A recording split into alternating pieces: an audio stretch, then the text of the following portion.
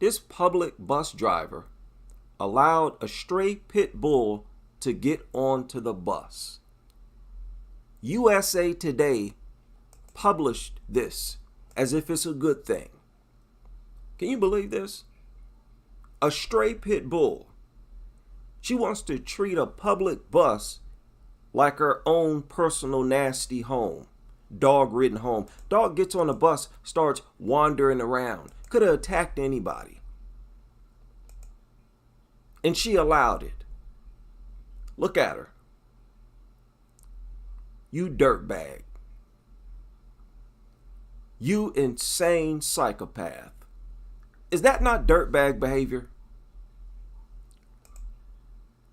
How uncivilized. Why didn't you just call animal control? Look at her. Got a stray pit bull in a public bus in the seat. A complete lunatic. And they're praising this woman for this. She should be fired.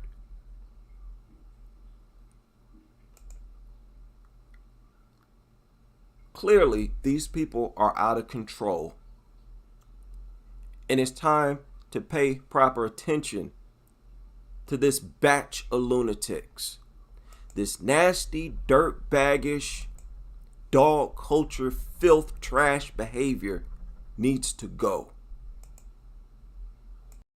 So this entitled nutter brought an off-leash dog into Goodwill. Once inside, the dog walked up to a random shopper. The shopper tried to pet it, and it attacked. Injured on Saturday in a dog attack at a Madison Goodwill store. Our Jalen Banks joins us now with more on pet owner responsibility when their pets are in public. Jalen.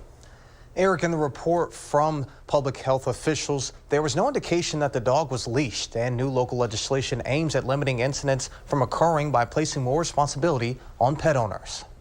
It was Saturday inside a Madison Goodwill when a shopper set down their unleashed dog. The dog then approached another shopper, and when the shopper attempted to pet the dog, it bit them. It had no leash on. The owner had no way of collecting this animal unless it returned to it voluntarily. That's really taking a risk on the part of the owner of that animal, because that owner's liable for any injuries that that animal may cause. Now, Public Health Madison-Dane County is searching for the dog, hoping to figure out. See, look at them. They're just a bunch of narcissists looking for attention. That's all it is. They don't need dogs in no establishment. These are just deranged nutters, desperate for attention. Now, Public Health Look at me. Dane County is searching for the dog, hoping to figure out its vaccination status. Ensure that that dog goes through quarantine to, just ensure that the animal doesn't have rabies. And then we can report that back to the victims. It's not an animal. I don't like the way he slid that in there. Saying, okay, the dog's past quarantine. You don't have to worry about rabies. Go forward. Currently, there is no indication whether the dog was a support or service animal. They don't even know if it was a service. And who cared? They said a support or service. They're going to try to have dogs in every establishment if we don't put a stop to this right now. When you see these people, you have to call them out. Especially you come in there with a dog off leash. Another unstable person would have punched that person square in the face for doing something like that. But there are two common rules. And you know, that nutter dog owner, they assume that because the dog doesn't attack them, that it wouldn't attack anybody. You have people in the world that dumb. That can limit these incidents from happening in establishments. If you're taking your dog off your property. In a report about a dog attack, they show a nutter hag bringing a dog into a library for young people to rub on. That's exactly what got this person attacked. some decrepit, dusty nutter. Why would you show this? Doesn't this report tell you that what you see here is inappropriate? Why are you teaching them to pet these things? And she don't even want to rub this dog. You can tell. She's doing just like that guy did on the news broadcast when he was scared. She just touching the top of the dog's head with her fingers. She's not enjoying this because dogs feel disgusting. And I'm going to do a video about that as well.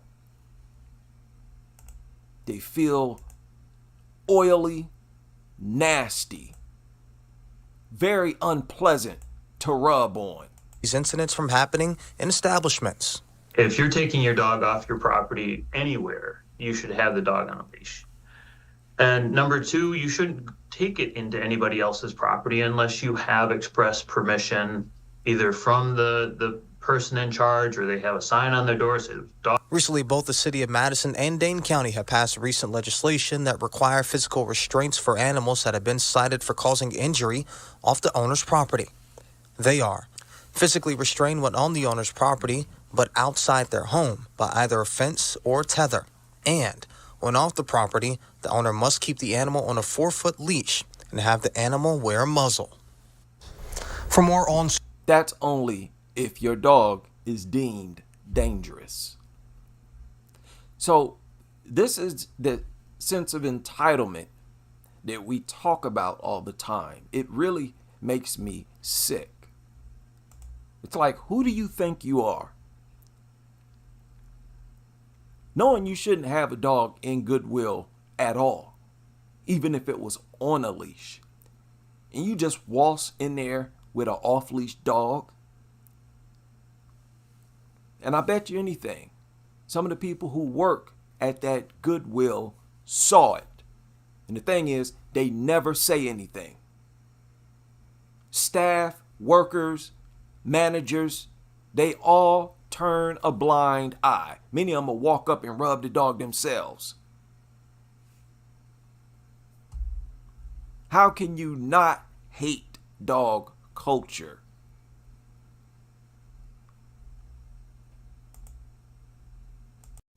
This YouTube channel has 1.71 million subscribers.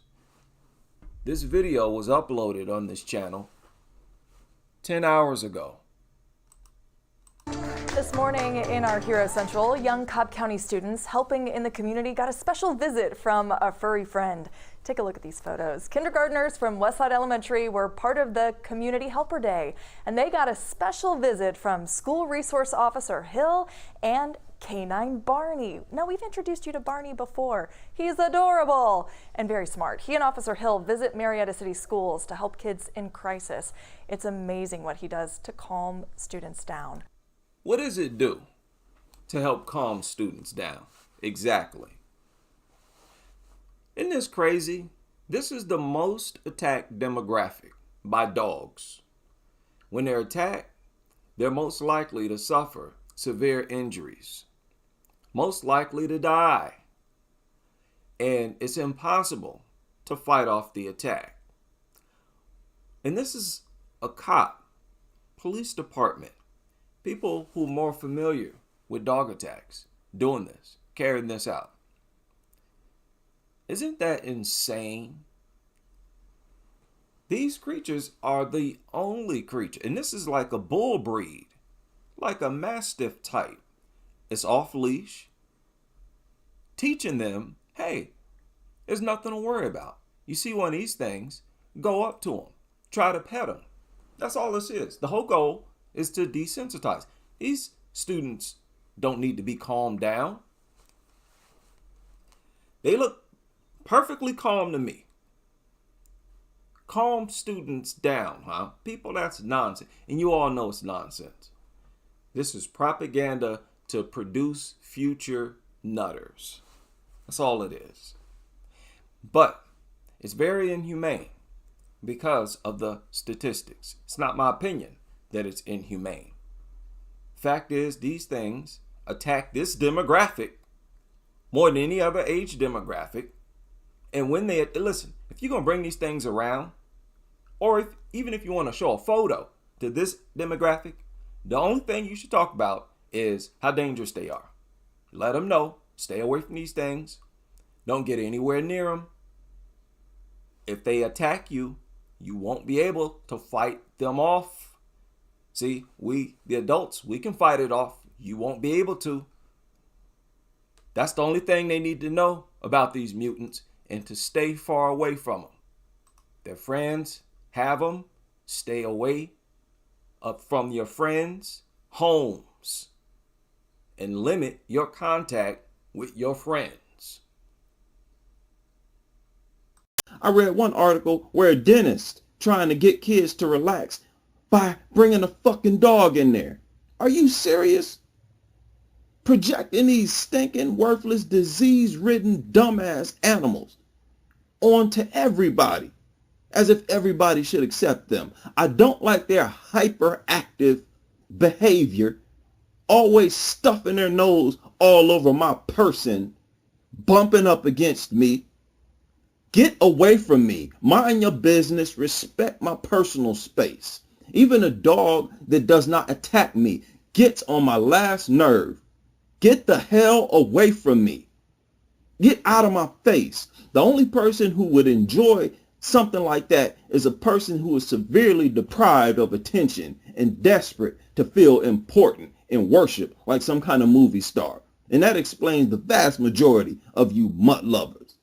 You get off on some living thing being crazy about you and treating you as if you're the most important thing on the planet, which is pathetic. Find acceptance within yourself and be satisfied with accepting yourself. If you can't, you have mental issues. If you study many of these mutt-obsessed people, they have severe social problems. They always want all the attention on them. They only want to be heard, but don't want to listen to nobody. They get uncomfortable when other people try to say anything. They want to be the only ones telling a story.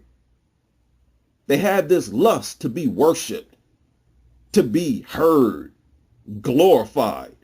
And when they feed a dog, you got to be pathetic.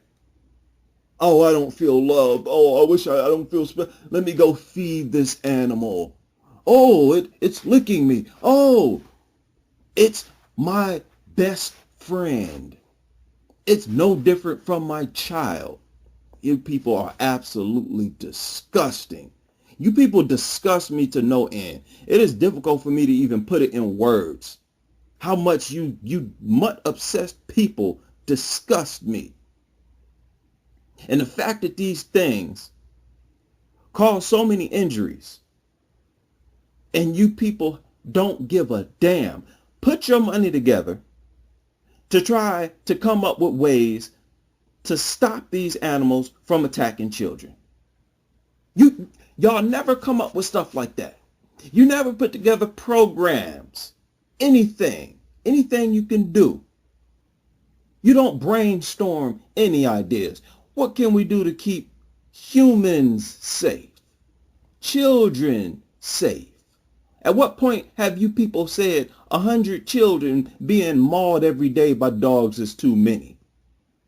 That over 500,000 kids being sent to the ER each year is too many?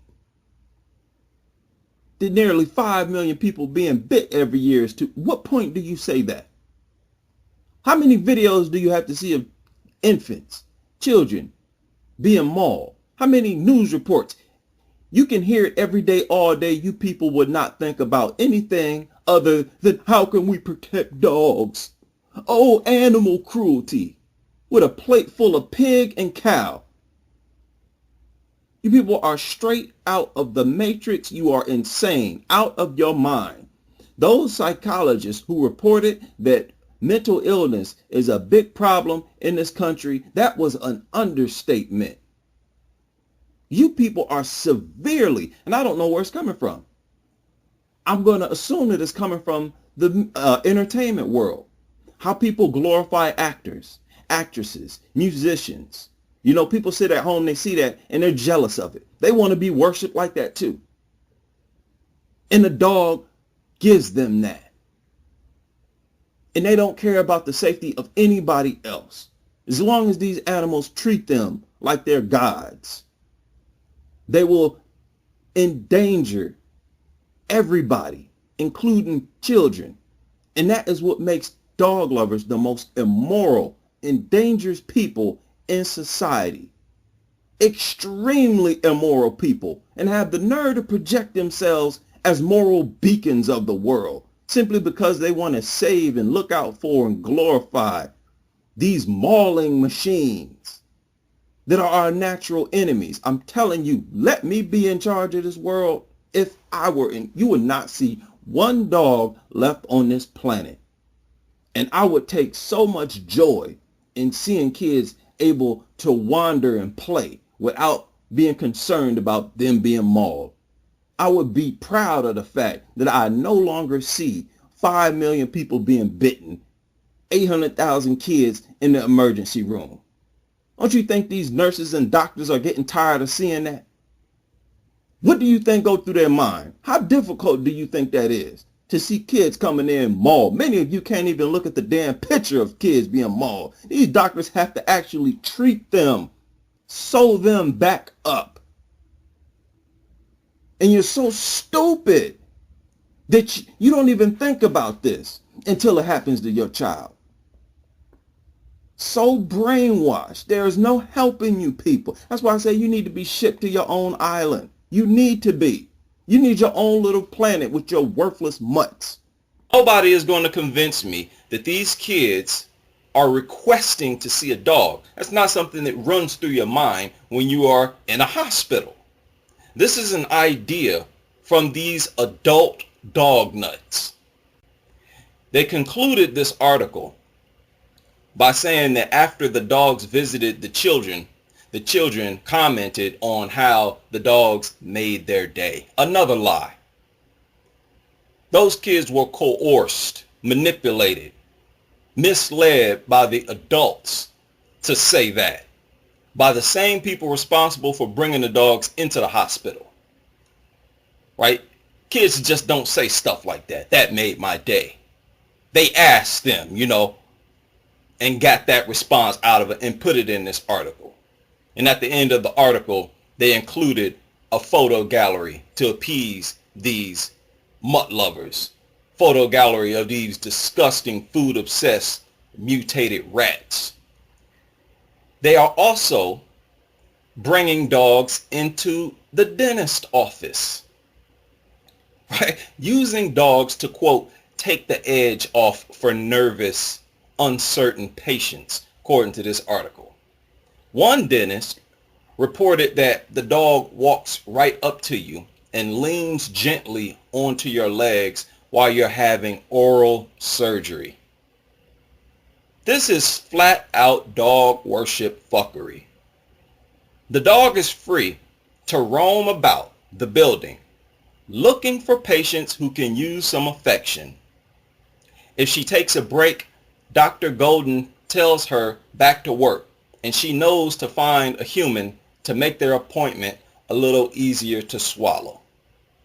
Now, if you are like me, if you tell the dentist that you don't want the dog in the room, you may as well find another dentist, because he or she will dislike you for not being a dog worshiper like themselves.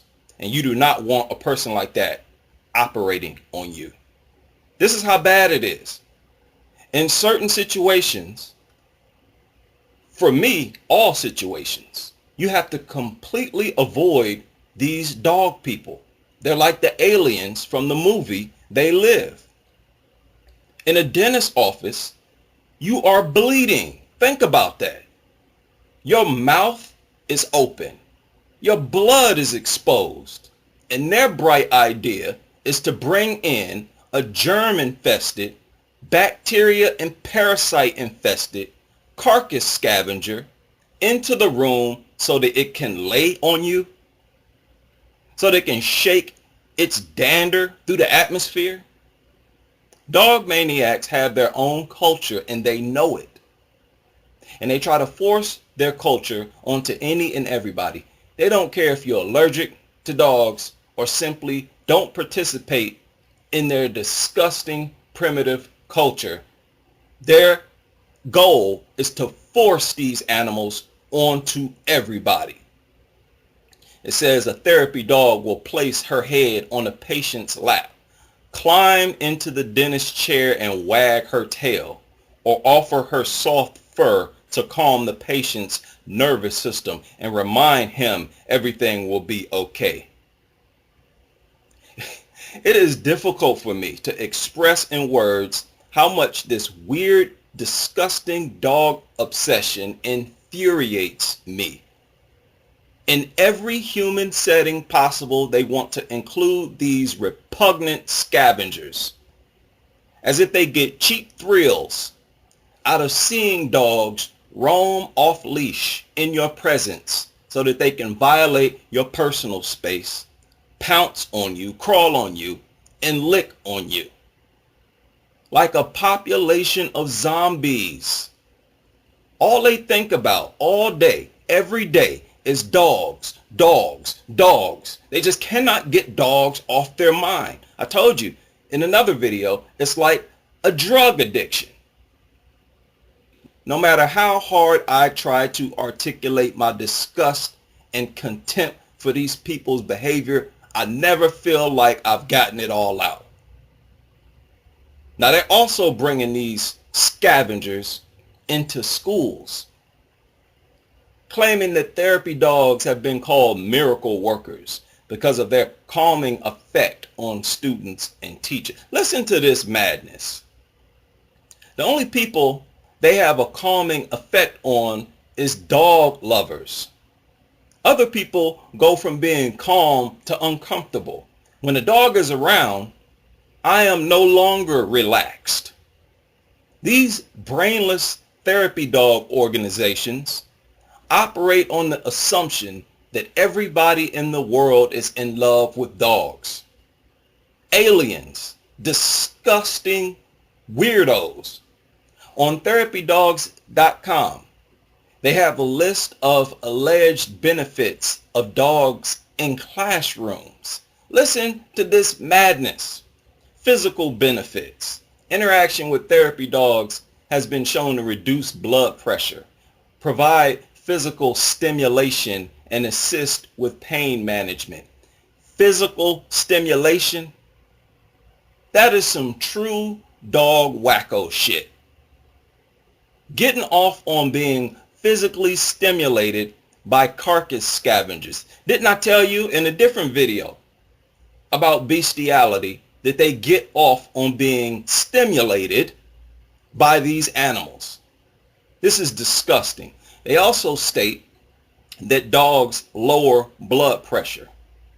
Any person who decides to be affectionate will lower their blood pressure. You can be affectionate with a stuffed teddy bear.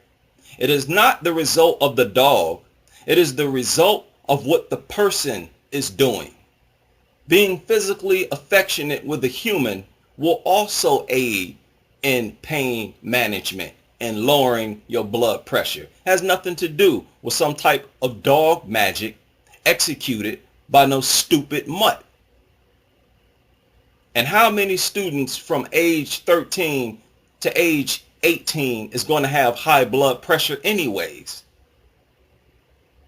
They are simply citing anything they can think of to justify the presence of dogs because they worship dogs. This is a very sick cult that has gotten far too out of hand.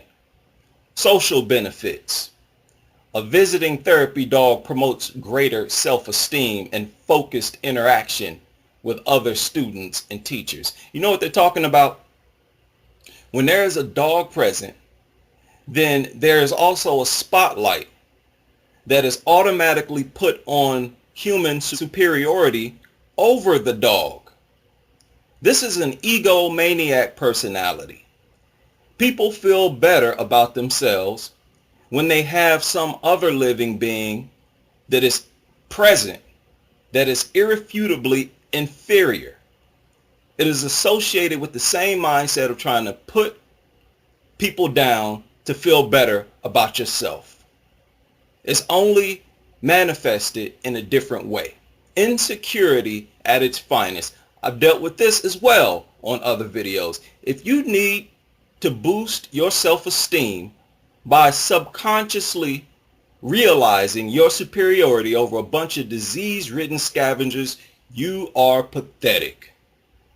It continues, cognitive benefits. It has been empirically proven that therapy dogs stimulate memory and problem-solving skills. Nonsense. Again, if this is true, it comes from people gaining self-esteem by reflecting on the fact that they are intellectually superior to dogs. Again, pathetic. And this lack of self-esteem and feeling of self-worth among dog fanatics causes several other more serious social problems between themselves and other humans.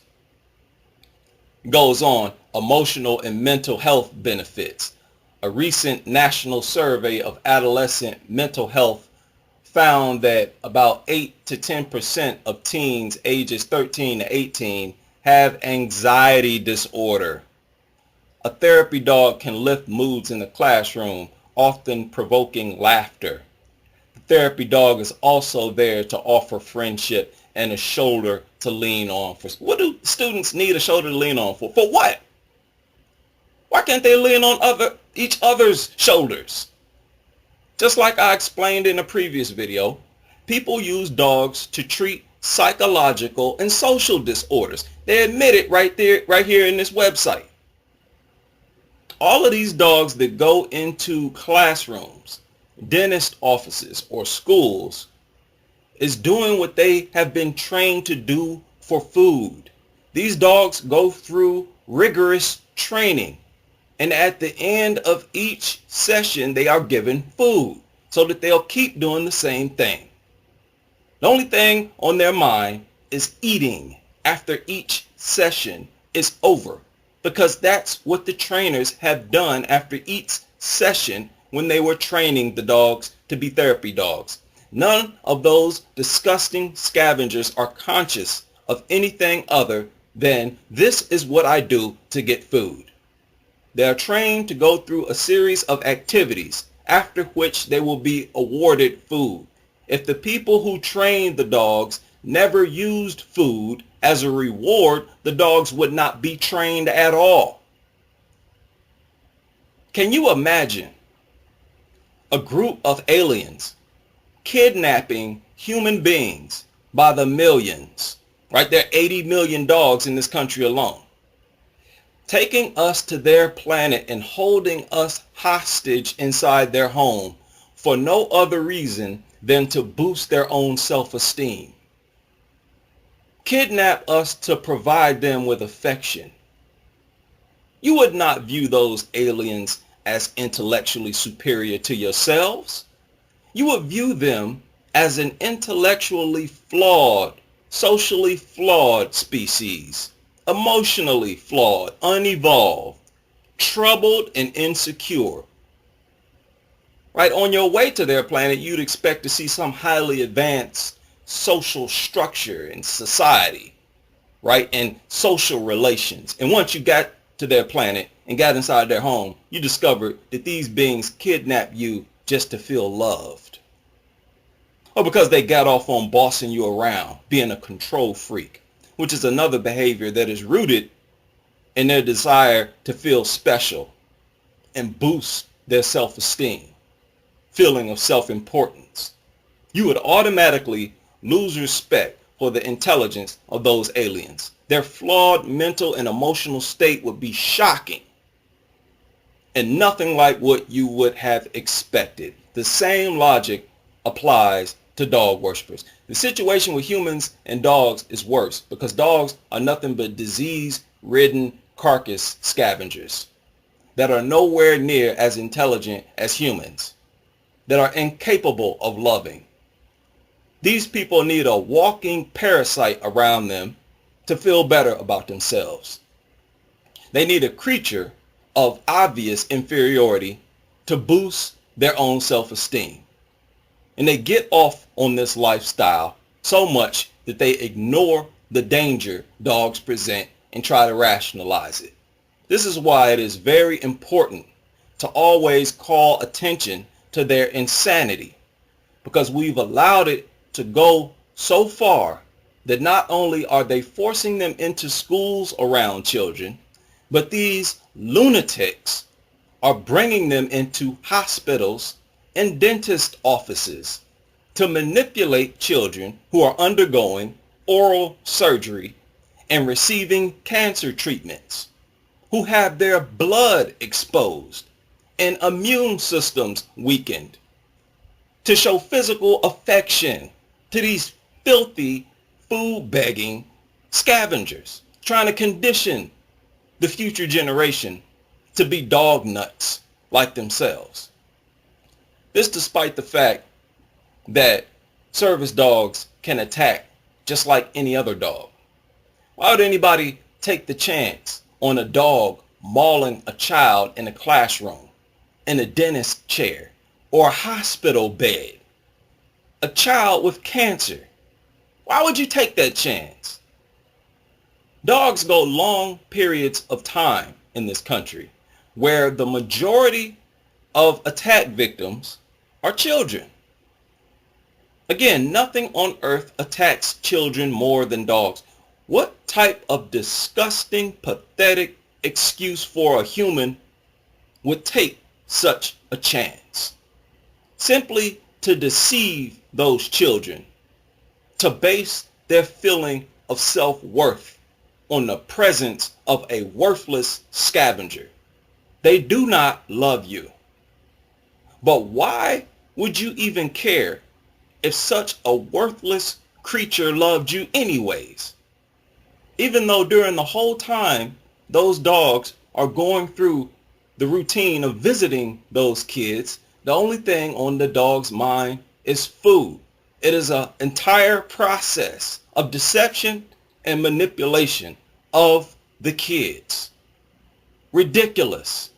You have a disease-ridden, disease-prone, unpredictable, aggressive, unstable, stupid-ass, stinking carcass scavenger, a creature that is several layers beneath human beings that do not even deserve to exist in our society. They need to live in a heavily isolated area of the earth where they can be the carcass vacuum cleaners of the world that they're designed to be. And if they can't stay in their own territory, leave us the hell alone. Leave our kids alone. If they make a habit of migrating back into our territory, then a filthy, dangerous scavenger like that would deserve to be exterminated. And for the record, that is exactly what dogs would do if we tried to run them out of human territory. That is exactly what they do right now in many other countries. And those governments have to exterminate dogs. No other animal attacks humans more. No other animal disfigures humans and kids more. No other animal stalks human territories more than dogs. And it would be even worse if we set them loose in the wild where they belong. They will never leave us alone. Of all animals on this planet, dogs are our number one enemy. And they are the only animals on this planet that deserve to be completely exterminated. Now I want the listeners, the viewers, brace yourselves. This is another difficult video to watch. I don't like articles like this. I don't like stories like this. Tears as 2-year-old with cancer bonds with hospital's facility dog. What is a facility dog? I have no idea. I thought these were therapy dogs, but anyways, look at this. These are not cute moments. These are not loving moments. I view these moments as abuse. And no 2-year-old asked for no dog to be brought into a hospital so it can jump on his bed. And he wants the microphone. He wants He likes my microphone. So the dog just sitting there looking at something. You think that's supposed to be fun? Ain't nothing fun about that. And kids don't play with dogs. They don't. How do you? You can't play with no dumb dog. This thing comes in there and starts resting because it's drugged up. All of them are. That ain't fun. He's sitting there looking at this dumb dog laying on his bed and his dog staring at his microphone. Ooh, it likes the microphone. Some fun, Nutter. Get this dog out of here. the microphone. He wants to. The boy is having more fun talking to the people. Got this dog all in his face and he's still talking to the people. I ain't no dog. If they really love dogs, they'd be talking to the dog. Go fish. And then they give the 2-year-old some food to give to the dog. Ain't nothing fun about that. It's fun for the dog, the food-obsessed, worthless mutt. They kill me with this. He will go. So he reaches out to try to touch the thing because he don't know what to do with it. You can't play with him. This is stupid. Stop doing this. He just sticks out his tongue at me. Right. He's saying exactly what needs to be said. It's looking at my microphone. It's sticking his tongue out at me. He really needs somebody like me to help elaborate. How's this supposed to be fun? This dumb dog out of here. He wants to go night-night. Looks like he wants to go night-night in my bed, is what the 2-year-old just said. Why? Because the dog is currently drugged up. So they're lying to the 2-year-old, trying to project the dog's character and behavior as the normal behavior for dogs. It's not. So they're being abusive, if you ask me, in my book, and deceptive, dishonest. That's a lie. What you're looking at is a lie. Companionship, you're lying. And this is not how dogs behave. This thing's behavior is a lie. Come in there and fall asleep. It would only do that if it was drugged up. And it would have been woke up by now. In response to this, if it was not drugged up. Like his wrist. Look, he don't know what to do with this dumb, worthless, trash organism. He wants a dog glasses. He's wearing glasses. Right. How boring. He loves it. Get out of here. He will piss on his phone. It's time to play matching game. It's time to play matching game. So the boy is not having fun until he starts interacting with another human being. The dog's presence is 100% worthless and really counterproductive. It only serves as a barrier between the boy and the people.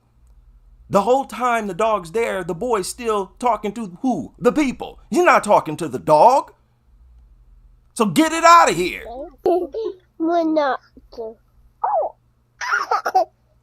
And look at how edited it is. They probably was in this room for 2-3 hours and only shared 1 minute and 12 seconds worth when the boy said anything or paid any attention to that dumb dog.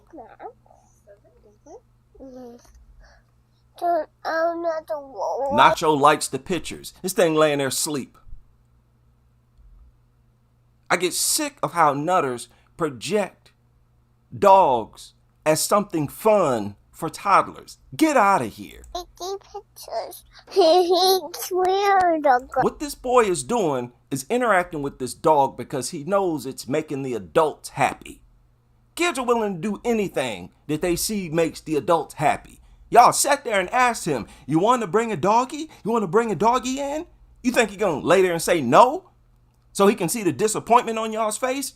He knows y'all want him to say yes and bring no dumb dog in it because it makes you happy. And kids are always doing anything to make the adults happy. Get out of here. It's all fabricated. Where's my cut go? Should we do a goldfish or a bone? Bone. So now the dumb, worthless mutt is overtly worthless. Obviously irrefutably worthless, laying there asleep at the boy's feet. They're really, the adults in this room, what they're actually doing, they're trying to enjoy the time spent with a 2-year-old with cancer. And they don't truly enjoy it. So they wanted to bring in a dog because they prefer to spend time with a dog than a boy. Y'all couldn't spend a few minutes in there alone talking directly with no interruption. That's all the dog serves. Big bowl. So, it's over here. There you go. It's time to go. That's disgusting. Do you know how much disgusting filth is now on that bed? And this is a hospital.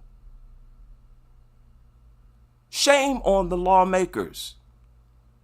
I don't want no parts of a hospital. Like, these people have totally defiled hospitals by making it the norm to have dogs in there. But when you bring in dogs in for cancer patients who are toddlers, somebody needs to call you out. So we have another injustice. This woman paid for a seat on an airplane. And when she got there, she found out that there was a dog owner sitting right next to her, a large shepherd dog. And she refused to sit next to this woman, and she stood up for herself and got banned. People be bringing in different animals. Okay, but why don't you think her dog is a service? Looks like she's having she's having a moment. Look at that. Did you see how she was sitting there with that dog, basically making out with it, face to face, like she about to French kiss it? I wouldn't want to sit next to that either. You're upsetting her so much right now. You're upsetting her so much right now. Listen to what she says. Upset and having a panic attack. Change seats? And I don't have a dog jumping on me to alert. Look at that. Look at that. Look at that. You heard what she said? She said, I'm upset. I'm having a panic attack. I don't have a dog jumping on me like that. She's questioning this dog culture like she should. Okay. Calm down. This is my job. I understand where all this is going. Okay. She's on the floor. You can take your seat. And this is not. Look at that. She said, it's okay. It's on the floor. You can take your seat. Nasty. Every 5 minutes, she looked like she wants to tongue kiss this dog. The dog is inches from her. If she sits down, that nasty mutt's going to be right on her. And she's expected to take the seat? I don't want to sit there. I can't sit. I have a history of those dogs attacking me. All right. The dog's She said, I have a history of those dogs attacking me. That's called cynophobia, a legitimate medical condition. This woman got kicked off a plane because of her medical condition. And she was supposed to accept sitting next to a dog owner who claimed to have a medical condition. These people who bring these dogs on planes and in public places, period, inconvenience others and violate others. What if she had allergies? What about people who are allergic and could have an allergic reaction, which could also trigger an asthma attack? Why are they allowed to violate us? These people with dogs, we should never see them. If we get on a plane, they should be in a whole different section of the plane.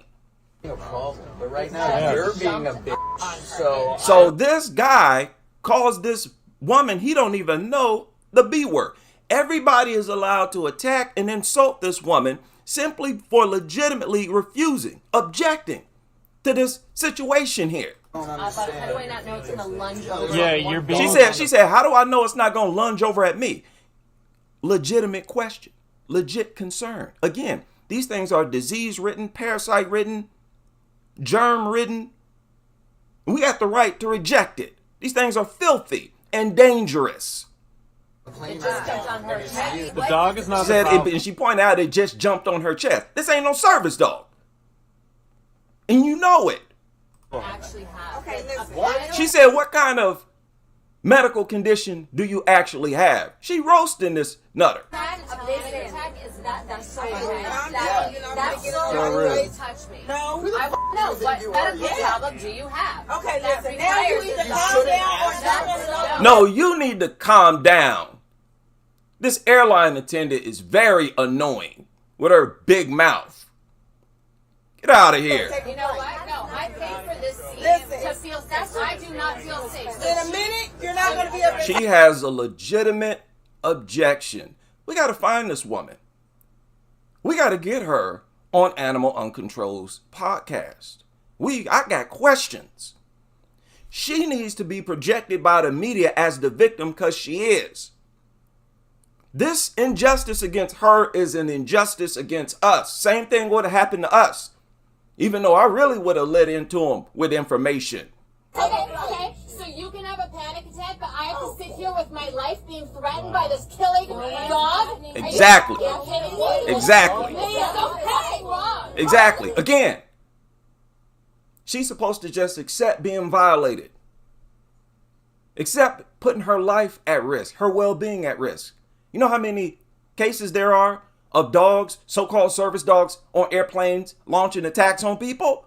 Hold up. This is getting out of control. Either you come over here and have a seat, or you're not going to be able to fly no more. And I mean that. I will make I'm not sitting down next to the killer You dog. Exactly. We have a right not to sit. I can't believe that she's even allowed to have that big dog on that air. I cannot stand these people. Y'all know these ain't nothing but a bunch of liars, a bunch of narcissists, desperate for attention. And let's be honest, she's sitting over there making out with this thing, face to face with it. When they talk about service dogs, the point is to have them alert you to something. You ain't supposed to have no intimate moments with the thing, crying and hugging them, making out. That's what these people do. That's disgusting. That is that lifestyle. You know what lifestyle I'm talking about. That filial life. That's exactly what it is without the actual friction.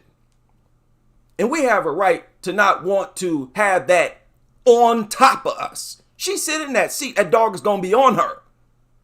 Look at it. That's how we're going to solve this. Sit down, I don't be quiet, want to and be take a bite. near that dog. Just go I heard that. Get her off the honey.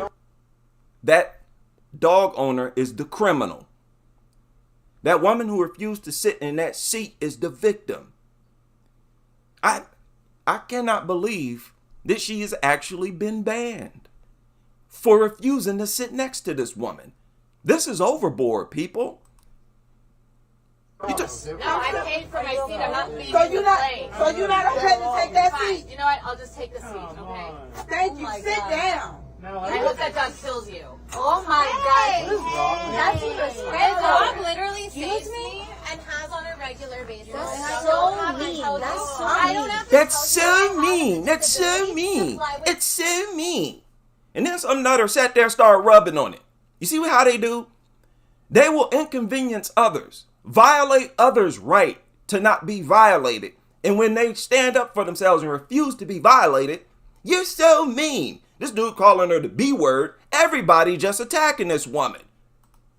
My You medical are a device. healthy person. You Yeah. clearly don't even need Well, the I'm dog. healthy. Exactly. I definitely have You their liar. These people shouldn't be allowed to do this. Simple as that. We all know that they're a bunch of liars. Future children in your sleep. Hey, let me tell you something. That's so After this disrespectful. will be your last flight on this, and I mean that. Yeah. This big mouth lunch lady arm ain't your mama running her big fat mouth. I assume had something to do with her being banned. But this ain't the type of story y'all need to brag about and create articles about. This was a crime. And again, this story just surfaced. That video has millions of views right now. The comment section is full of nutters. And I encourage all of you to go share your thoughts. We need to try at least to find this lady's social media. And we need people on the case. I cannot take injustice after injustice, crime after crime, with nobody saying nothing. And it's just okay to act out crimes against people protecting dog owners. These people should not be allowed to infringe on other people's rights. A dog right next to you, a stranger. Don't they tell you never walk up to a dog you don't know? When you're dealing with a stranger, dogs could attack a stranger at any moment. There is no type of training that says, oh, it's trained to be around strangers. They'll tell you themselves, you can never predict what a dog is going to do. There's so many triggers, there's dozens of triggers. We all know full well they can attack at any moment. And there is a higher chance that they attack a stranger. This is a legit, on the surface level, a legit complaint by this woman. And she got assaulted for it. So I'm not going to chalk this up as a loss right now. We need to fight this. I recently made an account on Reddit and joined a group called Dog Free.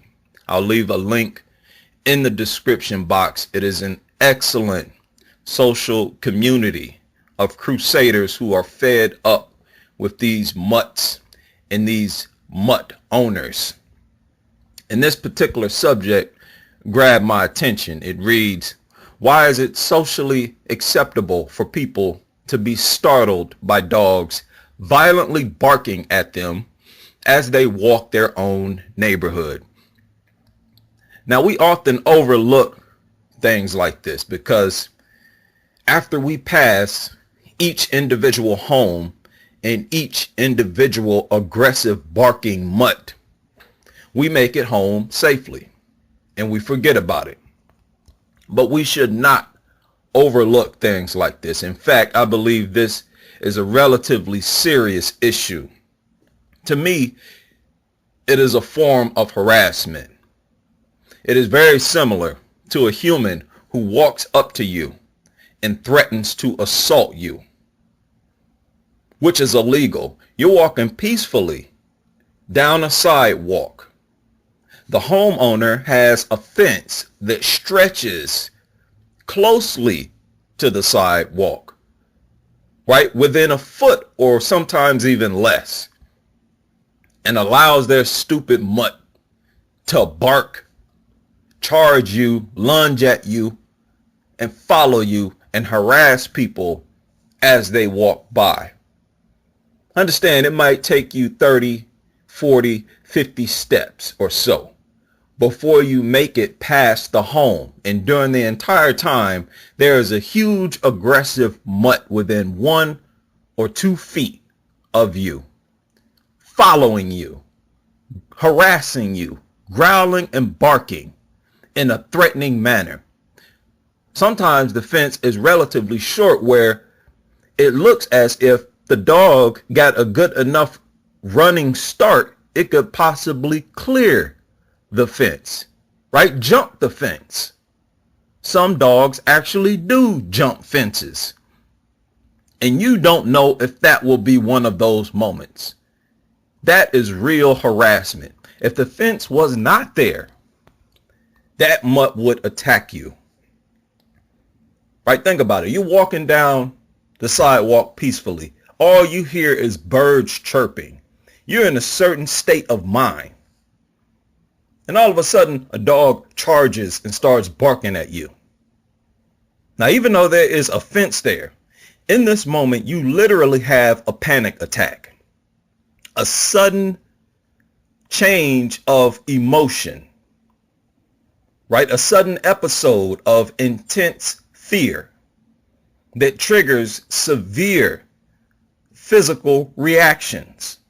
Your heart rate increases. It actually triggers a fight or flight response.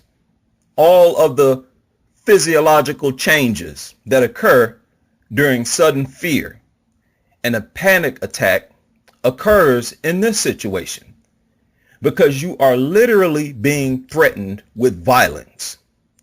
The sympathetic nervous system releases hormones in these moments that causes changes to occur throughout the body. Your hands begin to shake, right? Your nerves are rattled. No different from if a human being ran up to you in that moment with a knife in their hand, yelling, threatening to kill you, telling you that if that fence were not there, that they would stab you to death, actually trying to climb over the fence. This is illegal. That is a threat of violence, a threat of death. These brain dead mutts will spot you from afar and sit perfectly still, staring at you, getting riled up and waiting for you to pass, to get close enough so that they can harass you. This is how dogs treat humans on sight. And people expect us to view dogs as loving animals on sight, run to their rescue and offer them food. If a person actually did this, they would be arrested. That is a crime. But because the dog is an animal and it is not speaking human language, society treats this situation as if it's okay. It is not okay. The dog doesn't have to speak a human language to threaten humans, to inform humans that if the fence were not there, that it would stab you with its teeth. That is exactly what these mutts do.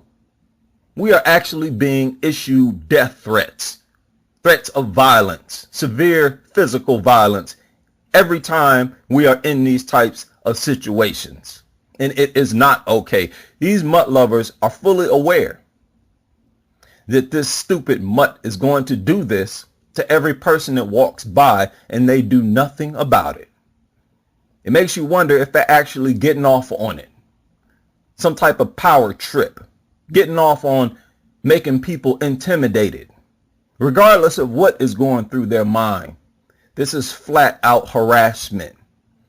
These people experience real emotional distress. You can sue people for emotional distress.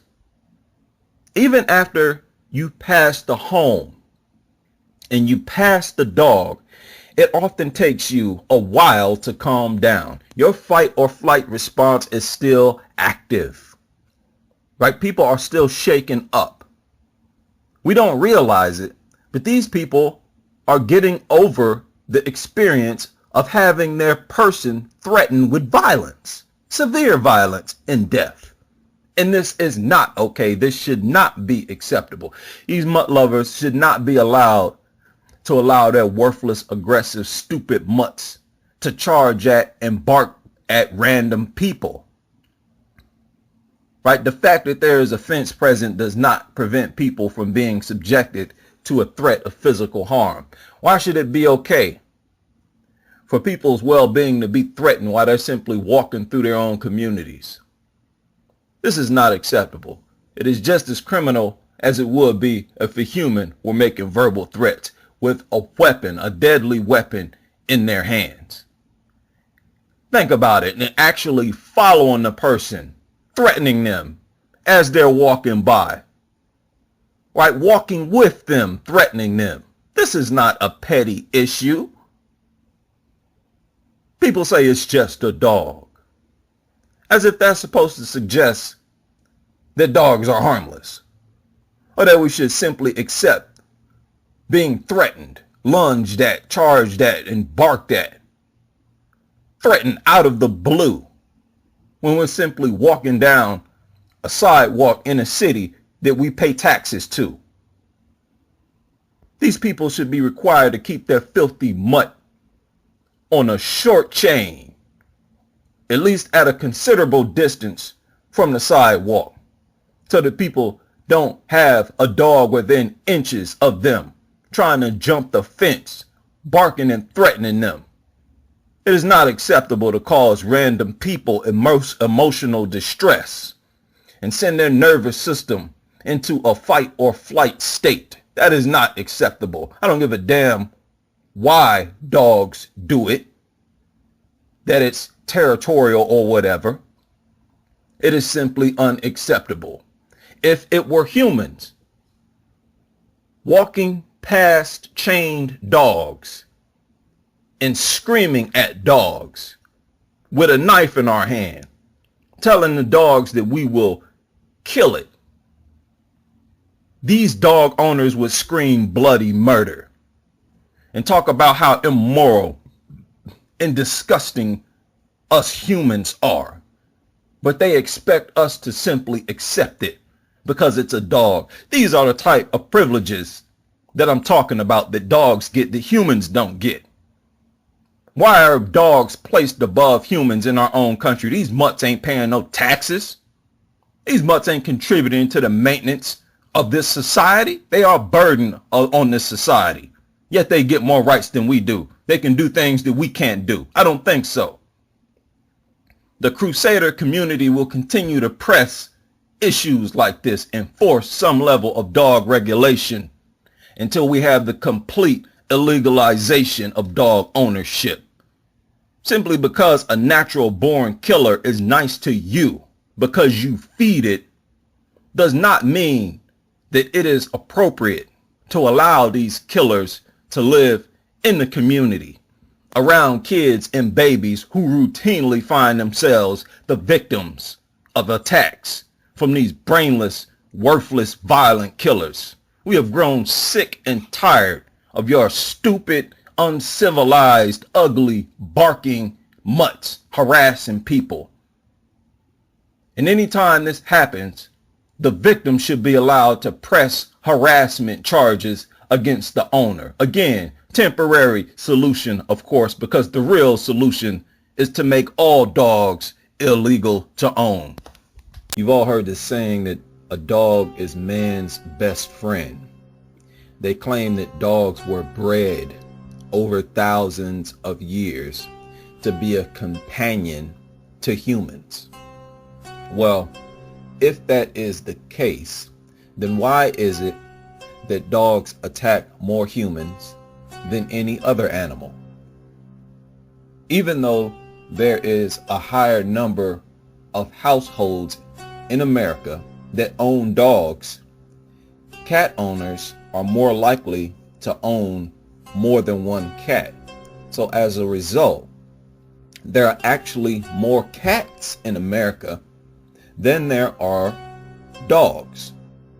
But according to this source and every other source I've found, there are about 400,000 cat bites each year. Compare that to about 4.7 million dog bites each year. Yet it is the dogs that is man's best friend. How so?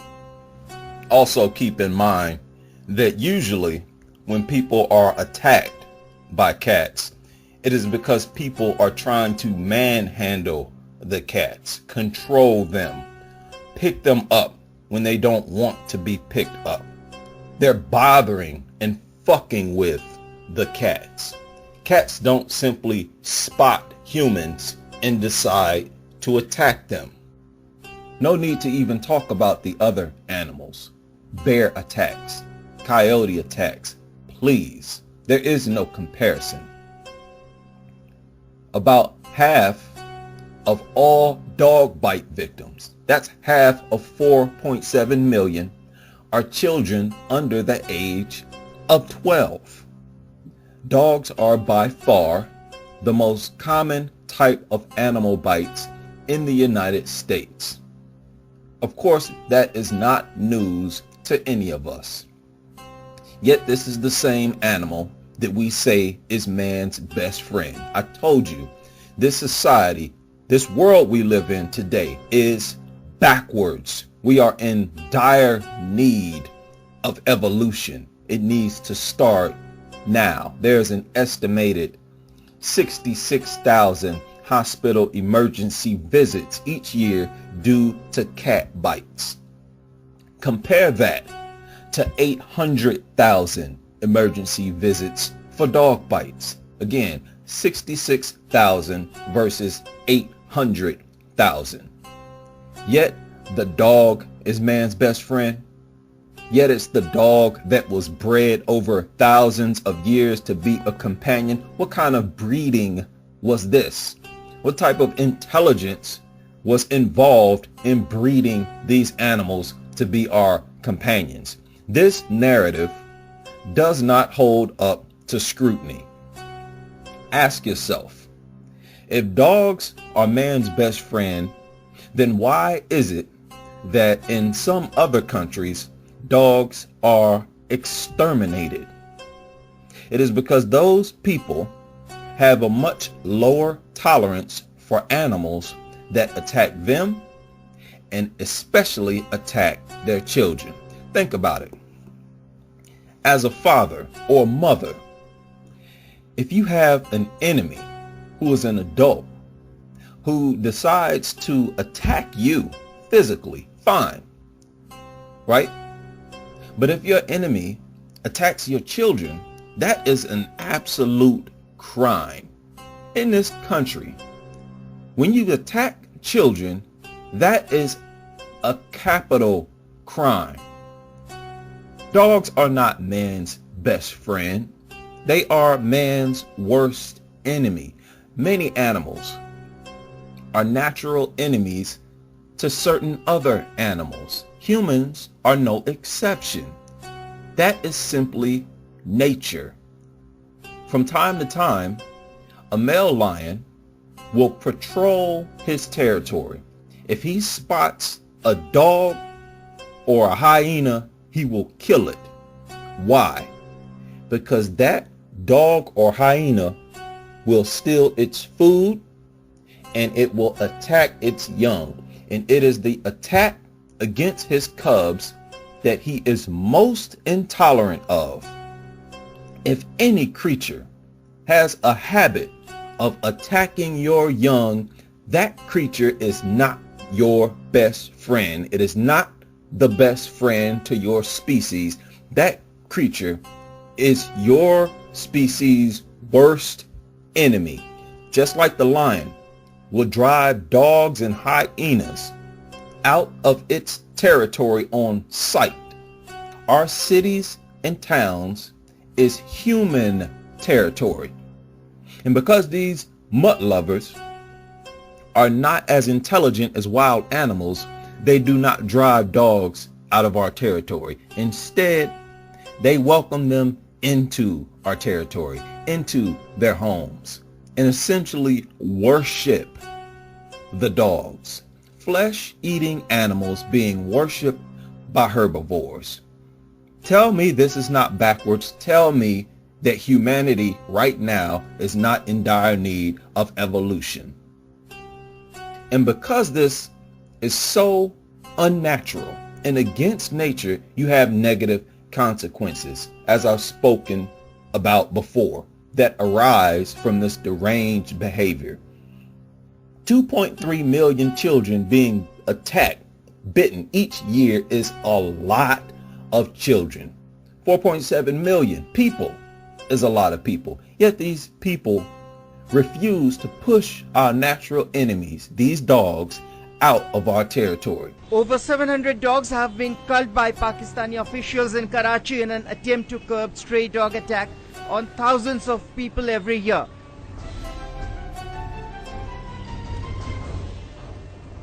Bodies of dead dogs are scattered across various areas in the city where municipal workers have gathered for disposal. The periodic culling of dogs using poison tablets hidden in chicken meat has drawn criticism from animal rights activists. What animal rights are these people talking about? Dogs have the right to wander around attacking people? You can't simply force dogs out of civilization physically because they're scavengers, and they'll simply wander right back into civilization and continue attacking people and children. These are our natural enemies who by nature will stalk us and terrorize our communities. Again, this is perfectly natural. Some animals have natural enemies. Nature appoints an enemy for you. That's just the way it goes. They do not have a right to live in our territory. Says who? They have a right when they are flesh-eating animals with a strong reputation of attacking us and our children. Nature designed lions with a natural instinct to keep other animals out of their territory. And you're telling me that we as humans, as the most intelligent mammals on earth, do not also have the right to keep our territory free of large, aggressive, flesh-eating animals? This is supposed to be a natural human instinct. As one user wrote, dogs are designed to be predators, not pets. The proof is in the statistics. This is exactly why some countries, their pest control units are instructed by the government to exterminate dogs. They would not do that to harmless animals. Do they exterminate squirrels? Rabbits? Cats? No, they exterminate the animals that are the most aggressive, the largest, the dumbest. These worthless mutts are natural enemies, not our best friends. Dogs have maintained a constant reputation of attacking adults and children alike. What kind of sense would it make to release all prisoners who have been convicted of being serial killers and child abusers and allow them to roam society freely, right? To invite them to live in your home with your kids.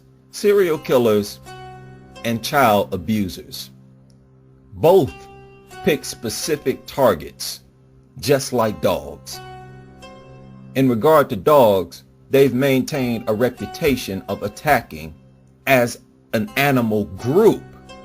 As a group. Again, dogs attack more humans than any other animal. This consistency is among their kind, which demonstrates to humans that it is in their DNA, a part of their nature, to attack humans, and they have a preference for children, to attack any living thing made of flesh and blood. Again, the regression of humanity is our disconnection from nature, and keeping dogs as pets is directly against the order of nature. We should not allow dogs to even exist in human territory. Talk about a piss poor sense of protection.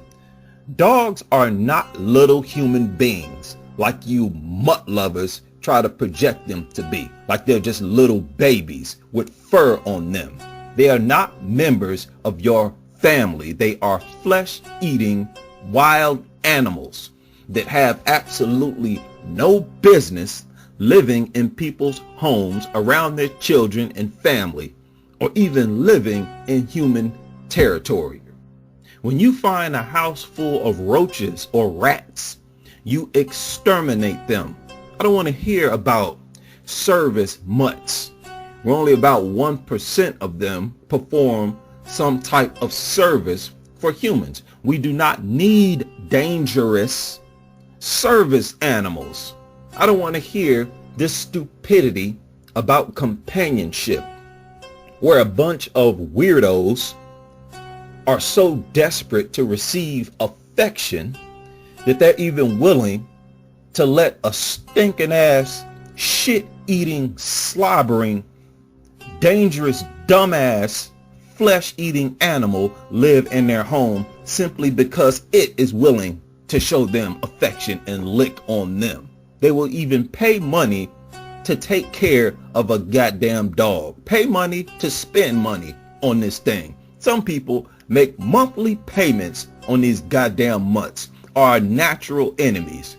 If there is any animal that should be exclusively used for food and regulated such that you do not see them in society, it should be these mutts.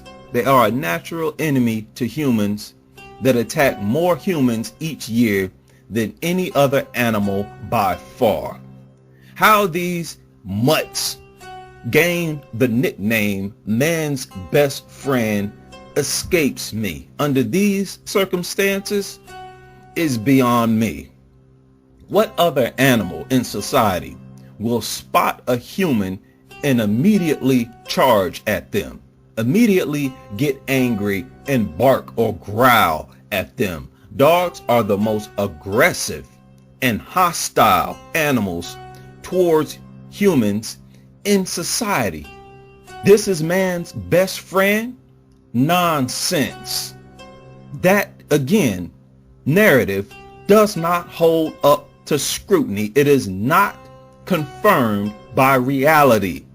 If any group of people, convicts or whatever, some kind of cult, had a reputation in society, in America, of attacking 2.3 million children each year, our government would not tolerate that. Yet because it's in dogs' nature to attack, we give them a pass? Yet it's okay if dogs do it because they don't know no better?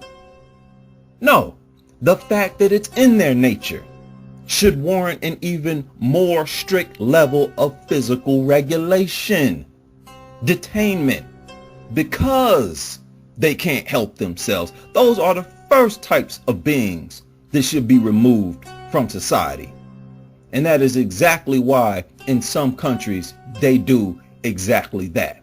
These animals are not, I repeat, are not man's best friend.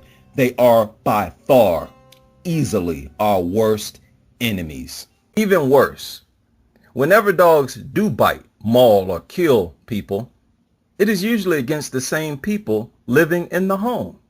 The same people that cause that dog family. In other words, dogs are most aggressive against the same people who feed and shelter them. Yet, dog ownership continues to rise. This is the result of social conditioning. If people relied on common sense and intelligence, dog ownership would be on a steady decline. But because society constantly projects dogs as members of the human family, as cute little harmless babies with fur, more and more people continue to purchase them. That is how easy it is to control the masses. The worship and obsession with these brainless, inflated rats is so extreme. Many of you have heard this, that they actually claim that dogs are as intelligent as a 2-year-old child, which is absolutely blasphemous. A stupid, brainless mutt is nowhere near as intelligent as a 2-year-old child. Keep in mind, at 2 years old, that child's brain is growing faster than it ever will at any point in its life. What is intelligence? The ability to acquire and apply knowledge and skills. Which one of you dog nuts are really dumb enough to argue that a dog has the ability to acquire and apply knowledge and skills on the same level of a 2-year-old child? This is yet another disgusting insult to humans, insult to children, in their attempt to project children as being no more valuable than a worthless, ugly, stupid mutt. What? Le cœur. Oui, le cœur. I love you. Oh yeah, I love you. Heart. Heart. Lac. Oui, le lac. Bateau. Oui, le bateau. Now the child speaking in this video is speaking English and French at the age of 2. Can a mutt even speak one language? Keep in mind, the ability to use language requires more brain activity, more intelligence. You can teach a 2-year-old new words in a few seconds, and they can apply that word to any image you're talking about. And the child can identify that image from the word out of a lineup. Can a stupid, worthless scavenger mutt do that? Do you think a dog can learn to associate an object or image with a word in 2 different languages in a matter of minutes? A dog's short-term memory lasts for 5 minutes. So how dare you, dog-worshipping, subhuman, child-hating, child-sacrificing rejects, compare a dog's intelligence to the intelligence of 2-year-old children. A 2-year-old is light years more intelligent than a worthless mutt.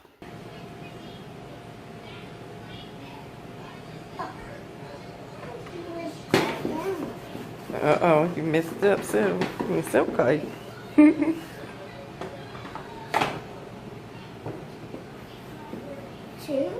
Mm-hmm. Mm-hmm. 10. Mm-hmm.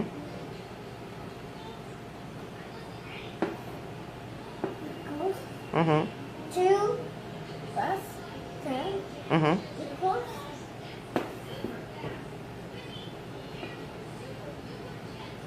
12. 10 equals 12. The ability to write and know what you're writing, to hold chalk, to swap chalk out with an eraser, and to know what the eraser is used for and use it properly. To also explain what you're doing as you do it takes a level of brain activity and intelligence that a stupid mutt is not even smart enough to dream about doing. Okay, Felicity. Are you ready? What is this? Mama. What is this?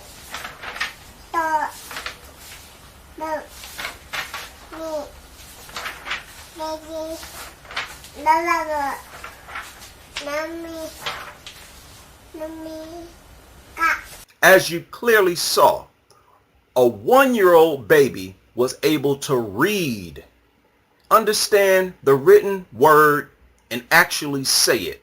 How many of you actually believe that a worthless mutt is as intelligent as even a 1-year-old child?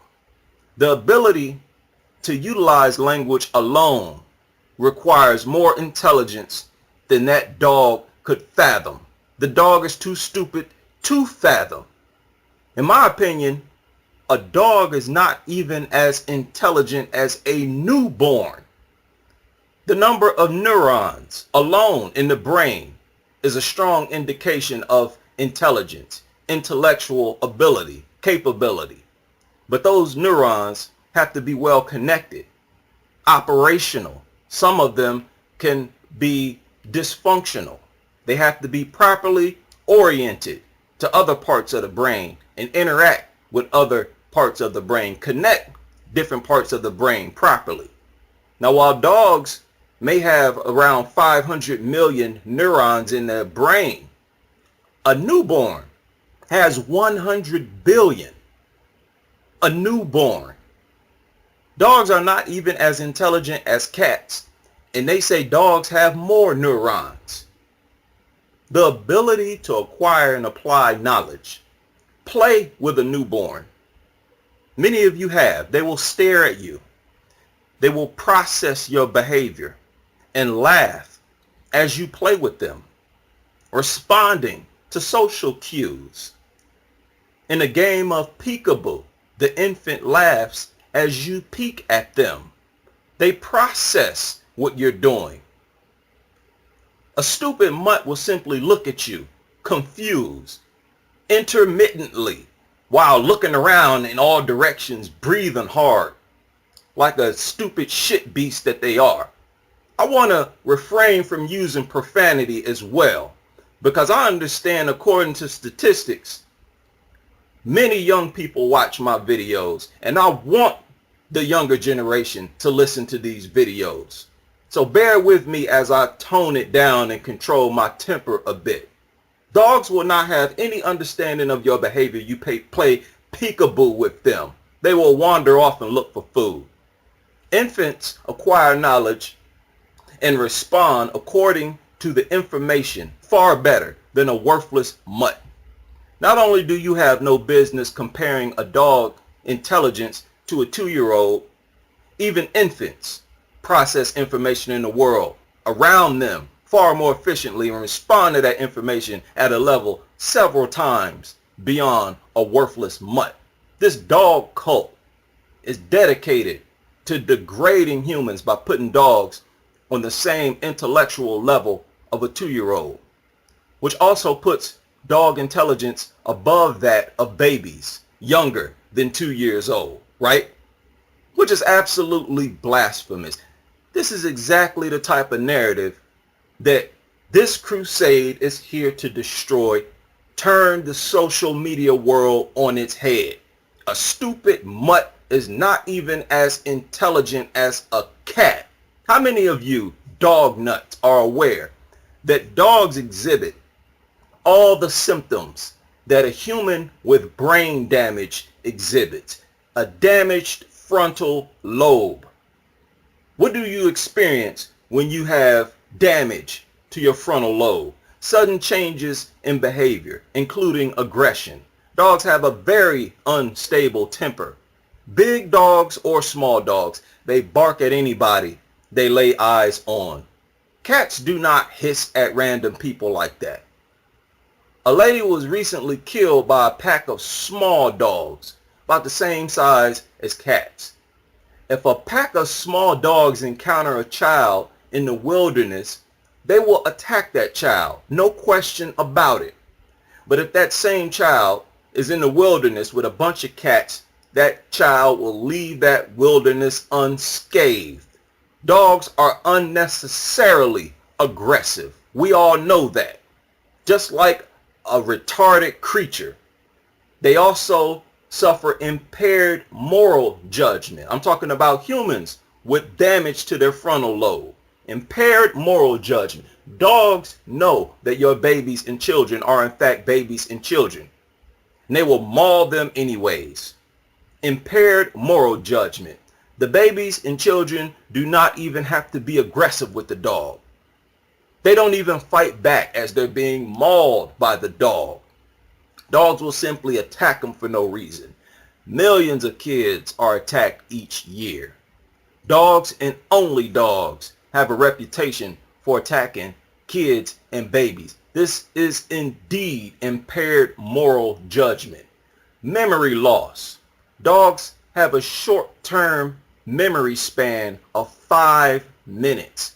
Compare that to 16 hours for cats, and compare that to over a year for a 2-year-old. 5 minutes to me sounds like the result of having a permanently deformed brain. Something is wrong with these animals. They are mutants, not animals. Reduced motor skills and spatial reasoning. Dogs are notoriously clumsy, always bumping into people, bumping into things, always in people's way. They have a poor grasp of personal space. They are just dumb, clueless scavengers that wander around aimlessly, sniffing everything around them, looking for food, pouncing on people. Cats, on the other hand, have excellent balance, and they seem very aware of when to move out of the way of a person who they detect wants to walk past them. A stupid mutt will just sit there. Declining intelligence, right? This intelligence is permanently declined for dogs. They're permanently stupid. That is exactly why, as I proved previously, their attention can be taken away from what they perceive to be a threat if there's also food present.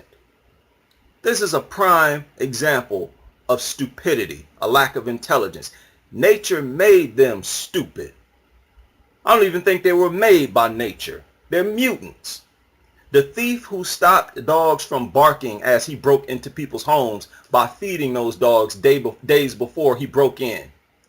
You can distract dogs from protecting their own territory and protecting their own lives simply by offering them food. That is a quintessential example of stupidity and a lack of intelligence. Inability to understand and interpret social cues. According to multiple sources from professionals and dog owners, many dogs will seem okay in the presence of a stranger who is sitting down. But as soon as that stranger stands up to leave, the dog will attack them. They will attack people who simply bend over to tie their shoe. They're scary acting, paranoid acting, always think people are going to attack them. Right? That is a perfect example of a brain damaged creature. A slight movement can startle them and they will attack you. Dementia is also a symptom of having a damaged frontal lobe. Now, psychological changes in a person with dementia include anxiety. Anxiety goes hand in hand with dogs. You see this word all throughout descriptions of dog behavior given by these dog shelters when they're trying to adopt these dogs out. Right? Inappropriate behavior, slobbering, invading people's personal space and their physical person, pouncing on them, crawling all over them, barking for no reason all night. Everything about dog behavior is inappropriate. Paranoia, as I talked about before, always thinking people are out to attack them. Dogs will often attack people for the slightest movement or sound. They're totally paranoid, retarded animals. Scavengers. Agitation. Again, they become enraged at the mere sight of a human, no matter what size the dog is. While cats do not do that. They do not hiss and lunge at random people. Dogs bark nonstop at everybody that they look at that comes within 20 feet of them. They get mad for no reason at all and attack. These are all psychological changes associated with dementia. And dementia is a symptom of frontal lobe damage. And this entire description describes dogs, but not cats. The left frontal lobe is also responsible for speech. Frontal lobe damage impairs your speech. Now, did you know that on an animal level, cats have a much larger vocabulary than dogs? They have a wider variety of sounds that they can use to communicate than dogs. Cats make many different sounds such as meow, purr, yowl, scream, right? Caterwaul, hiss, chattering of the teeth, and growling, according to this article. This is why, again, although cats have a small frontal lobe as well, I believe it is more functional than the frontal lobe of dogs, perhaps because of better connection with the neurons. They can never be as intelligent as a human of any age. Humans will always have a greater ability to acquire and apply knowledge than a worthless, stupid mutt. It is a pathetic attempt by these dog nuts to justify the replacement of children with dogs, calling dogs fur babies, calling themselves a dog mom or a dog dad. Why not? Right? They're just as intelligent as a 2-year-old child. Not in your wildest dreams. Do not ever claim that dogs are as intelligent as a 2-year-old, a 1-year-old, or even a 2-day-old baby. Saw this ad on Twitter a few days ago. What your dog is trying to tell you when it leans on you. Or something like that. And I thought to myself, like, who cares? Who cares what a dog is trying to tell humans? We are not obligated to dogs. They are not our responsibility. And we know this because there is no way I could say that about children. Just imagine if I were to say this about people's children. It would be ridiculous to suggest that we should remove children from society or that children should be exterminated. That would be outrageous. If the ad read what your child is trying to tell you when they lean on you, it would be out of line for me to say, who cares? We are not obligated to children. You know, in the court of public opinion, even in the eyes of dog lovers, it is acceptable for me to have contempt for the existence of dogs because we are not responsible for them. We're not obligated to dogs. We are only responsible for our offspring. Not only our biological children, but the saying of a village being required to raise a child is very true. The entire community is obligated to children in general to steer them in the right direction because they will grow up to assume and maintain human civilization. Dogs are not. Who cares what a worthless mutt is trying to tell humans? They too stupid to try to tell humans anything. All they can do is beg for food. The love people have for these disgusting, mutated carcass scavengers is cringe-worthy. Look at this thing. Why would anybody look at this creature and feel the urge to become physically affectionate with it? Who does that? Somebody asked about why dog nuts are obsessed with the least attractive animal on earth. And that is a very good question. Look at this hideous, sloppy-faced, brain-dead looking mutant. You want to kiss these things? You need your head examined. You want these things living in your home? Now I assume that every now and then a dog owner has a moment of clarity. They wake up and realize that the dog only views them as a source of food. All it cares about is eating and shitting. And they take the mutt to a remote area and leave it there. Abandon it. When you see the dog jumping up to the car window, begging the human to let them inside so that they can continue to obtain free food, dog nuts actually believe that the dog is showing loyalty. Loyalty for what? For food.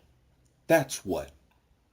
The mutt is loyal to eating the food that the human provides.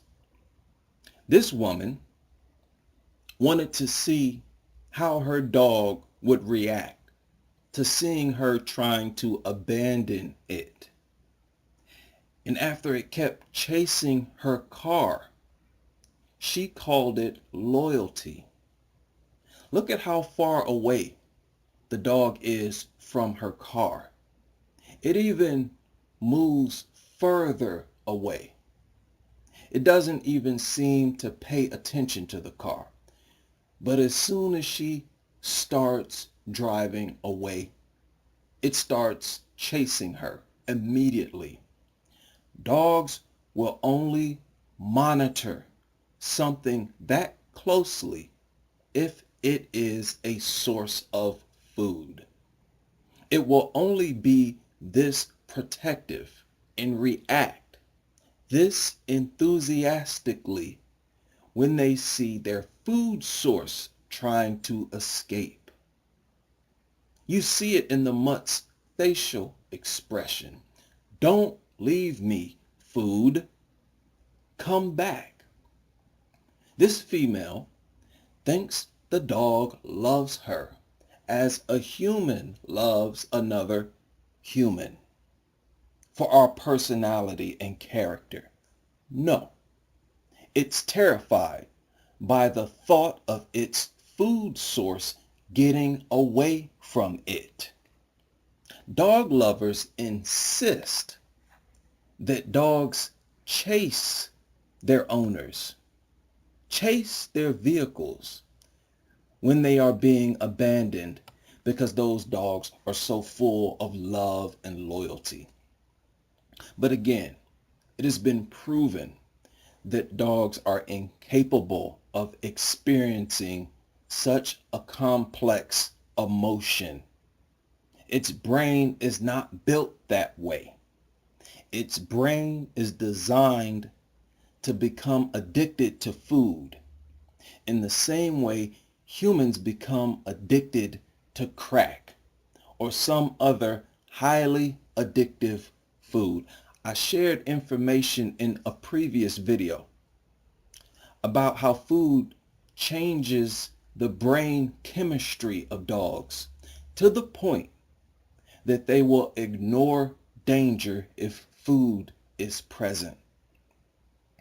That is the exact opposite of humans, whose appetite is completely shut off by our brains in the presence of danger. Dogs are designed to be obsessed with food to an extent that we as humans cannot fathom. This is why every initial interaction with dogs and people who want those dogs to trust them begins with offering the dogs food. If a rescue organization is trying to rescue a stray dog that is afraid to come to them and is itself in a hard to reach area, those humans will offer the dog food. The dog, being the stupid, food-obsessed mutant that it is, will ignore the sense of danger and caution that it was previously experiencing only a few seconds prior to seeing the food and walk towards those humans. They don't walk up to you simply because they think you're a nice person for offering them food.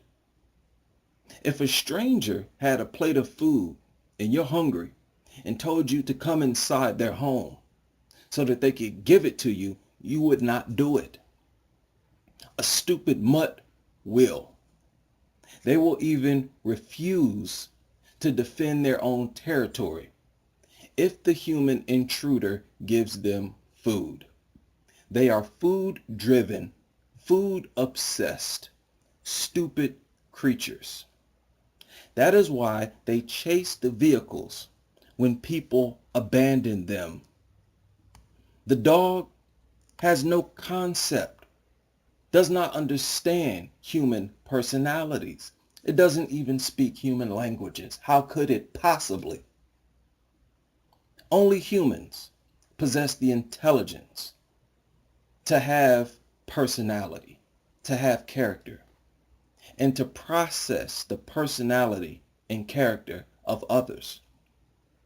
Dogs will lick and accept food from harmless people just as much as they will from serial killers. If you feed them enough times, they will be content with living inside of your home, not because they love you. If you have been feeding that worthless mutt for months or years, take it to a remote location and try to abandon it, it will chase you because it views you as nothing more than its chief provider of food. This should not surprise you, seeing that dogs are animals, by your definition anyways. Of course, I consider them mutants. And the only thing that is running through their dysfunctional brains is all the dog food that is getting away.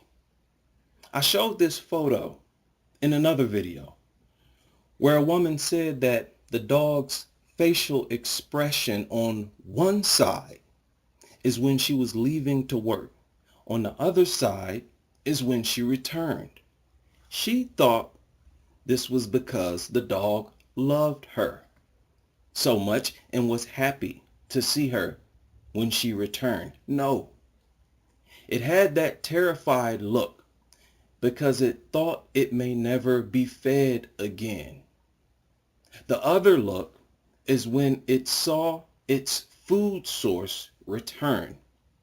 In fact, that is the look of hunger, food. Feed me. At each moment when these mutts are being abandoned, they are hungry. They are always hungry and are always able to eat. Their hunger does not stop.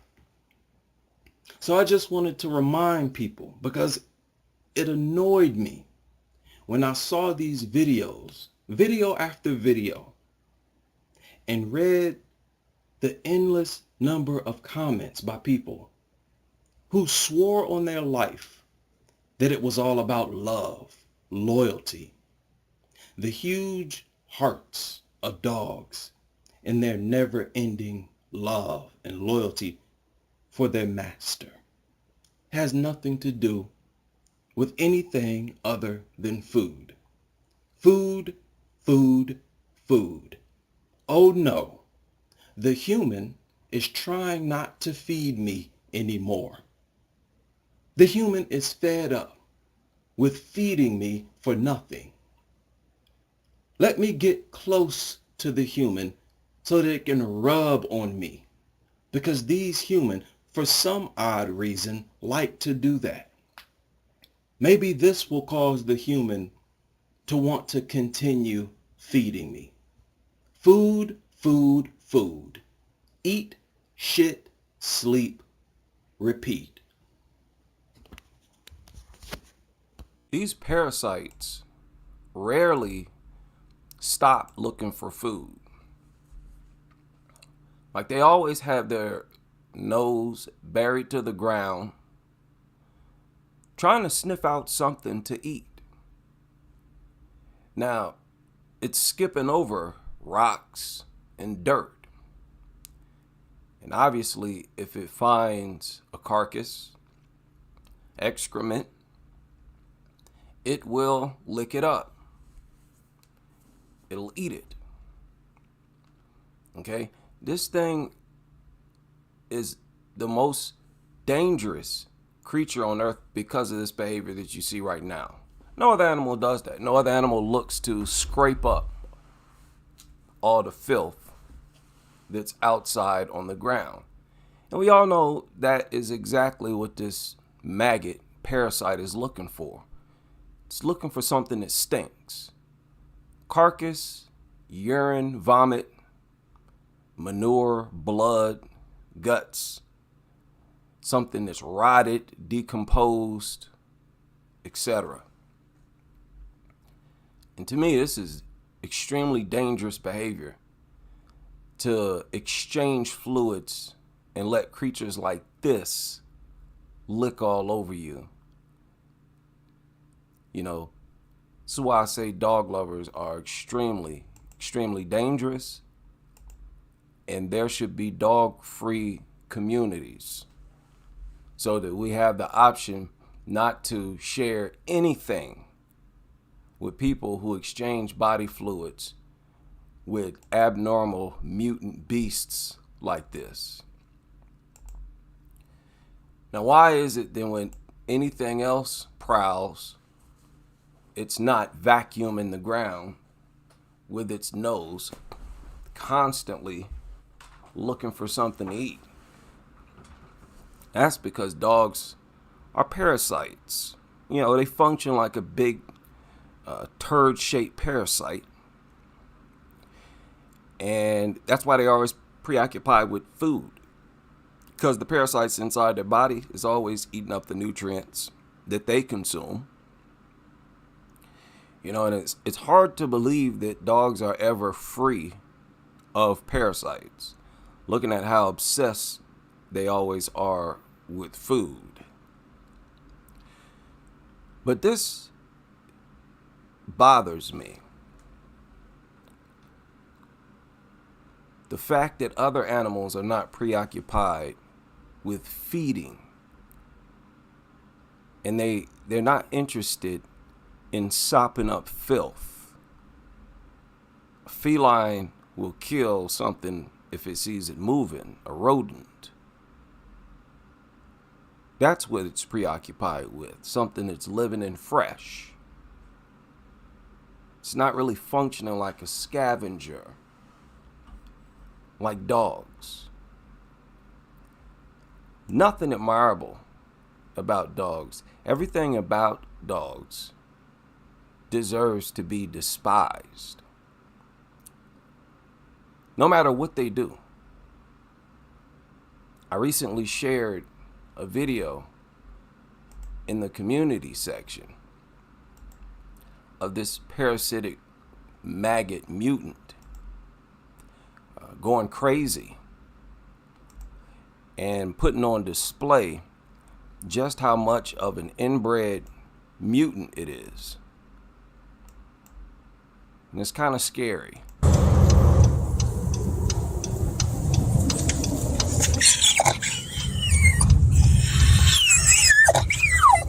Where are you, Scotty? Yeah, look at this inbred mutant doofus retarded parasitic behavior right here. I mean, get a load of this. That's what this is. If you force yourself to look at this as cuteness, you're going to overlook the fact that this is an immoral creation on this earth, a mutant, inbred mutant.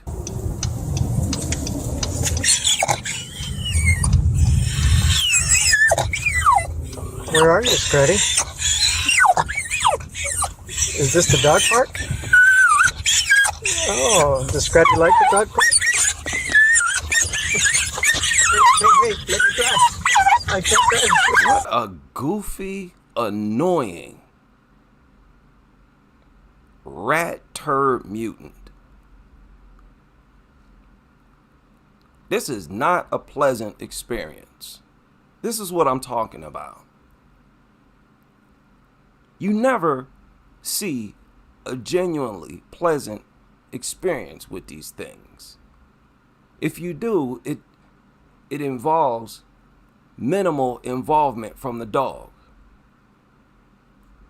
What is wrong with these things? You see, the fact that they come in different forms of mutations, they'll have different extremities in behavior. Hey, let me try. I can't try. I can't try. No, wait. What? Okay. Don't tell me this is animal behavior. This is shameful. It's not animal behavior. It's inbred mutant behavior. Mutant behavior. And you should be ashamed of yourselves for creating creatures like this. I can't drive if you attack me. You like the dog park? What in the world? So you can clearly see why people return these things so often. You get an idea why people eventually snap, spaz out, and toss them off a bridge. They get tired of pretending to enjoy these types of experiences. I shared this video in the community section.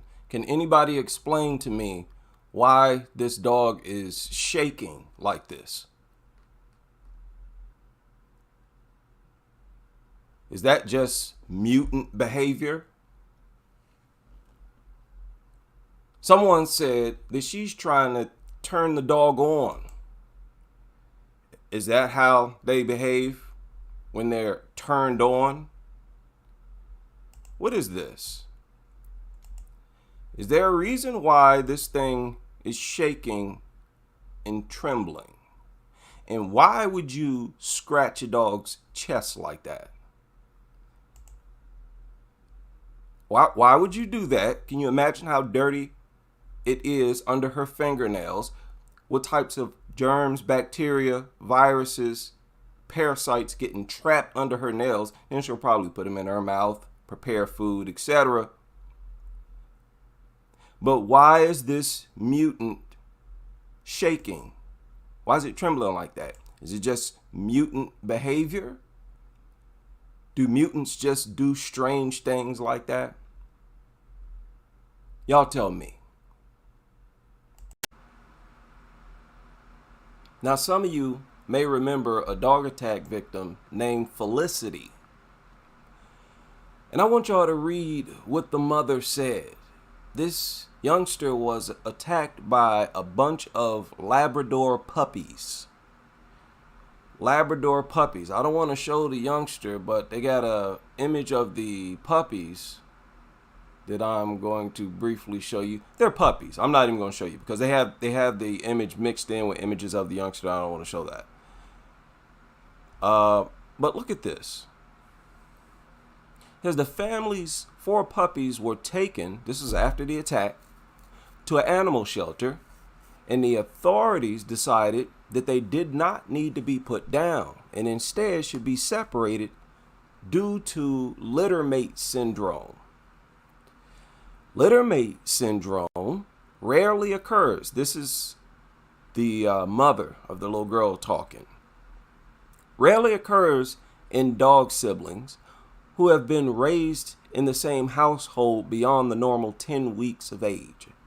As a result, a whole host of behavioral issues can become present while they try to display pack behaviors. Listen to that. She said they can turn instantly violent towards others. So after the attack on Felicity, they ended up attacking each other as well. End quote. What is she talking about? It's natural for dogs to attack, to be violent. I've been talking about this for years. I made streams about this. This, what she is describing, is the dogs establishing a hierarchy in the pack. It's instinct. Nutters out here trying to push this idea that it's not natural for dogs to be violent, not natural for them to attack, and that every time they attack a youngster, they had to have been provoked. The exact opposite is the truth. These things will launch attacks because it's their natural instinct. So what is that? A bullying instinct. They have an instinct to end up attacking their own siblings, to find out who's the toughest, and whoever the toughest is gets to eat first. Just a disgusting, pathetic, primitive behavior that you bring into your home like a nasty, primitive degenerate, like a disgusting, unevolved, cave-dwelling, dirty degenerate. You gonna bring mutants with natural behaviors like this inside of your home, making your youngsters vulnerable? You're disgusting. This is a despicable culture. Dogs themselves are despicable. Maintaining their existence in society is therefore also despicable. So we've heard all the excuses. They say dogs attack because they are afraid. It's a response to fear, anxiety. They're not naturally aggressive. They have to be taught. They have to be abused. Some evil human somewhere has to abuse them or intimidate them, frighten them. They will never attack for no reason. They are not naturally aggressive and violent. Well, if that's the case, then why are they aggressive and violent fresh out the womb?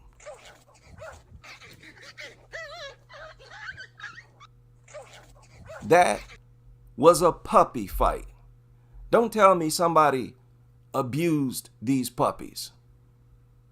Don't tell me they're traumatized. Don't tell me that they're in fear.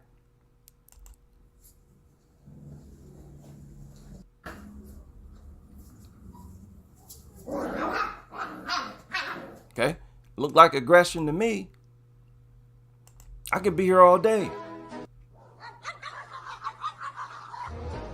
Look at that. We supposed to believe that these puppies, fresh out the womb, went through some traumatic experience in their past as well? That's what y'all like to point at, you fake experts, trainers, behaviorists, con artists. You're telling us these things have a traumatic past, huh? No, the truth is that they're doing what's natural to them. They attack because they want to, because they're bloodthirsty monsters, inbred mutant parasites. That's why. They don't deserve nothing from us. No food, no water, no shelter, only a euthanasia chamber. That's all they deserve from us. They have never been provoked before an attack. But yet these liars have been telling us exactly that. Oh, somebody provoked her. Well, I wonder what the toddler did. I wonder what the kid did to set the dog off. Nothing set these things off. They simply revert back to their nature.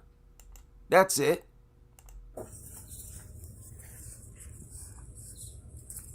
This is an all-out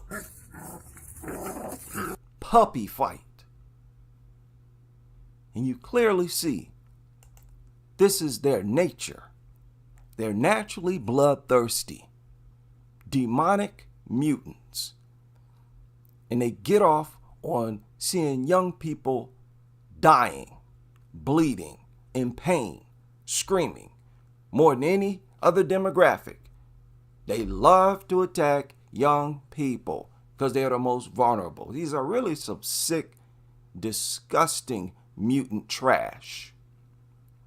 They attack people of all ages because they want to. They are never provoked. They attack young people and everyone else because they want to, because they love it. It's natural to them. They don't have to think about it. They come out of the womb bloodthirsty. They don't deserve mercy. They don't deserve to be adopted. They don't deserve nothing from us but euthanasia. And this simulator costs between $150,000 and $300,000.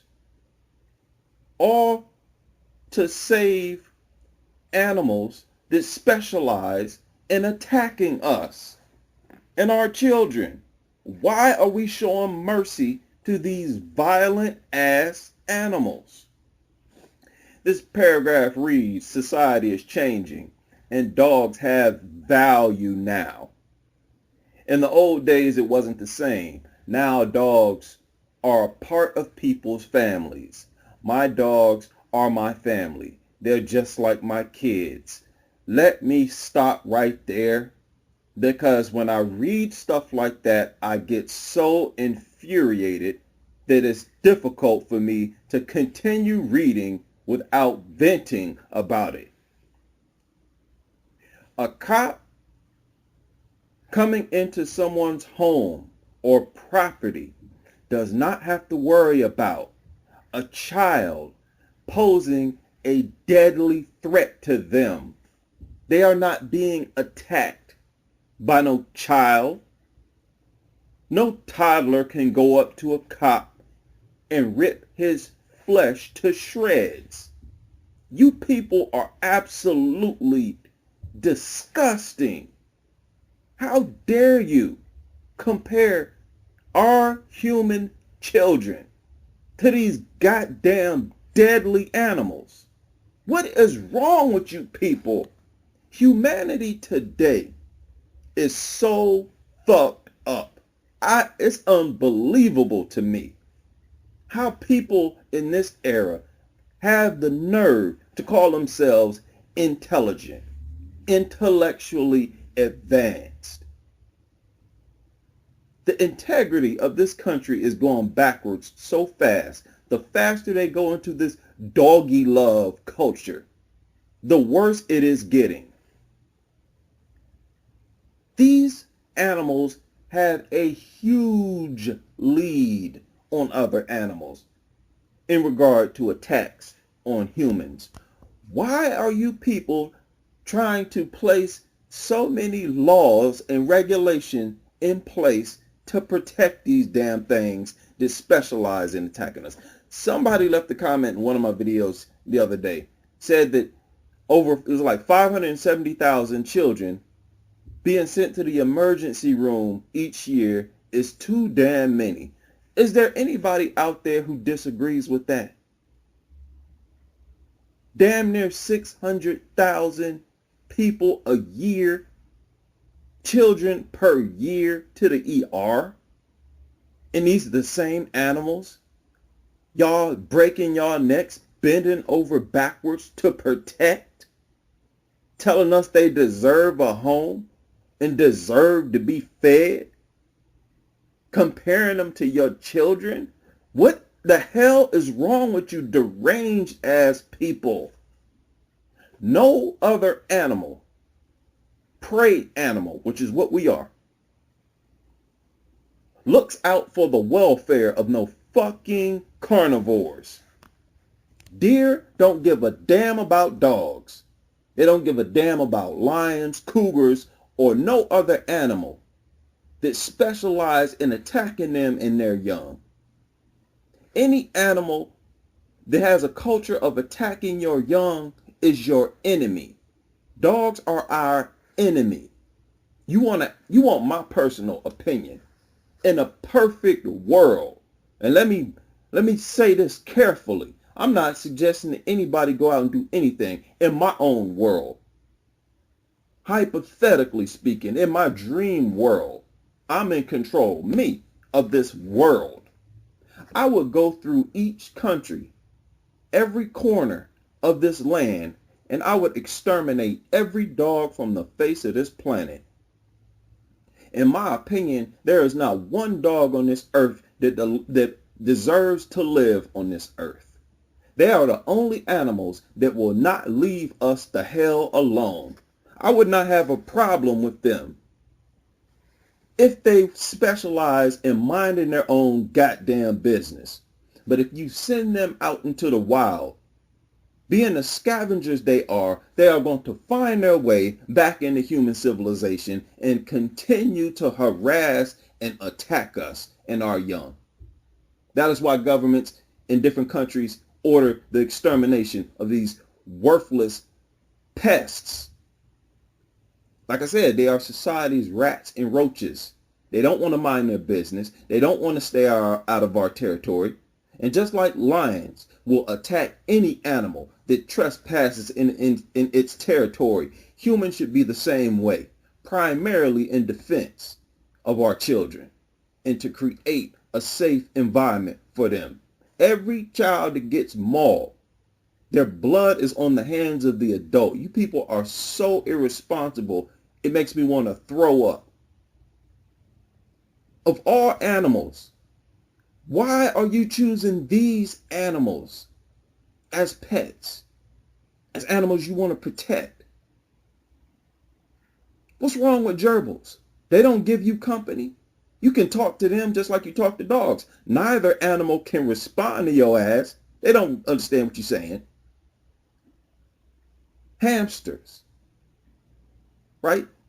Cats, other rabbits that do not have this culture of attacking humans, causing humans severe injuries and death.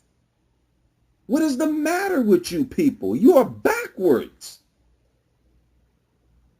If there's one group of animal you people should hate, it is dogs.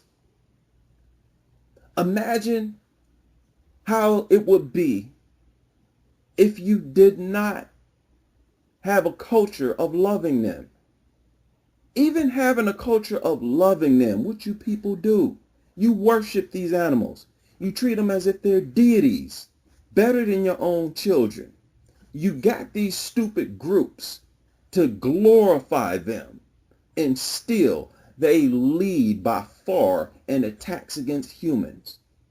Now, I've talked for years about how obsessed with food dogs are.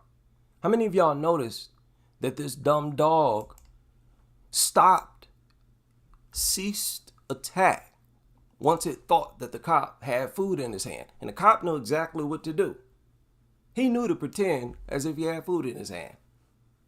And I bet you anything, had that cop had fresh meat, maybe with a little barbecue sauce, that dumb dog would have stopped and eaten it. And it could have been something toxic. It would have been that easy to delete this worthless mutant. But it decided to become aggressive and still got deleted, just in another way. And that's one less aggressive, worthless piece of trash mutant that we have to worry about. This was a violent dog. Several reports about this dog, and you can see it was clearly violent. I'm disgusted by all the comments left by these nutters trying to defend this. This is a clear safety hazard. This thing is clearly a threat to the whole community. But yet you got dog lovers in droves defending this mutant. No, the cop just made the community a whole lot safer. Dogs were put on this earth for one reason, and one reason only: to eat. They are designed by nature to be obsessed with food. They are designed to be more concerned about food than they are their own safety or anything else in the world. The reason these mutt lovers believe their dogs are in love with them is because they are misinterpreting the dog's obsession with food as love for them. There is nothing on earth more important in a dog's mind than food. They can obtain a new master each week and bond with each new master the exact same way they did the previous master, as long as each new master offers the dog food. This article reads, food has the power to not only enhance a dog's ability to learn, but also help a dog overcome fear and anxiety by raising the levels of dopamine in the dog's brain and stimulating the desire to seek or move toward the food reward, rather than simply motivating the dog to eat something. Food literally changes the dog's brain chemistry. If a dog is presented with food before he reaches a high stress level in the presence of a stimulus that scares him, a positive emotional response occurs. In other words, end quote, dogs are designed by nature to be so obsessed with food that they could be in a room with what they perceive to be a threat, and they can become distracted from that threat by placing a bowl of dog food in the room with it. In other words, dogs are designed by nature to be more preoccupied with food than they are with their own safety. In the presence of a stimuli that scares him, it said. If you can turn that fear into a positive emotional state by placing food in the room as well, you can lead that stupid mutt to its own demise with food. That is the behavior of an animal whose role on this earth is to do nothing but eat dead carcasses, to be a scavenger, the scavengers that they are. They are the trash cans of the earth and nothing more. They are designed to eat, period. Now, compare this with humans.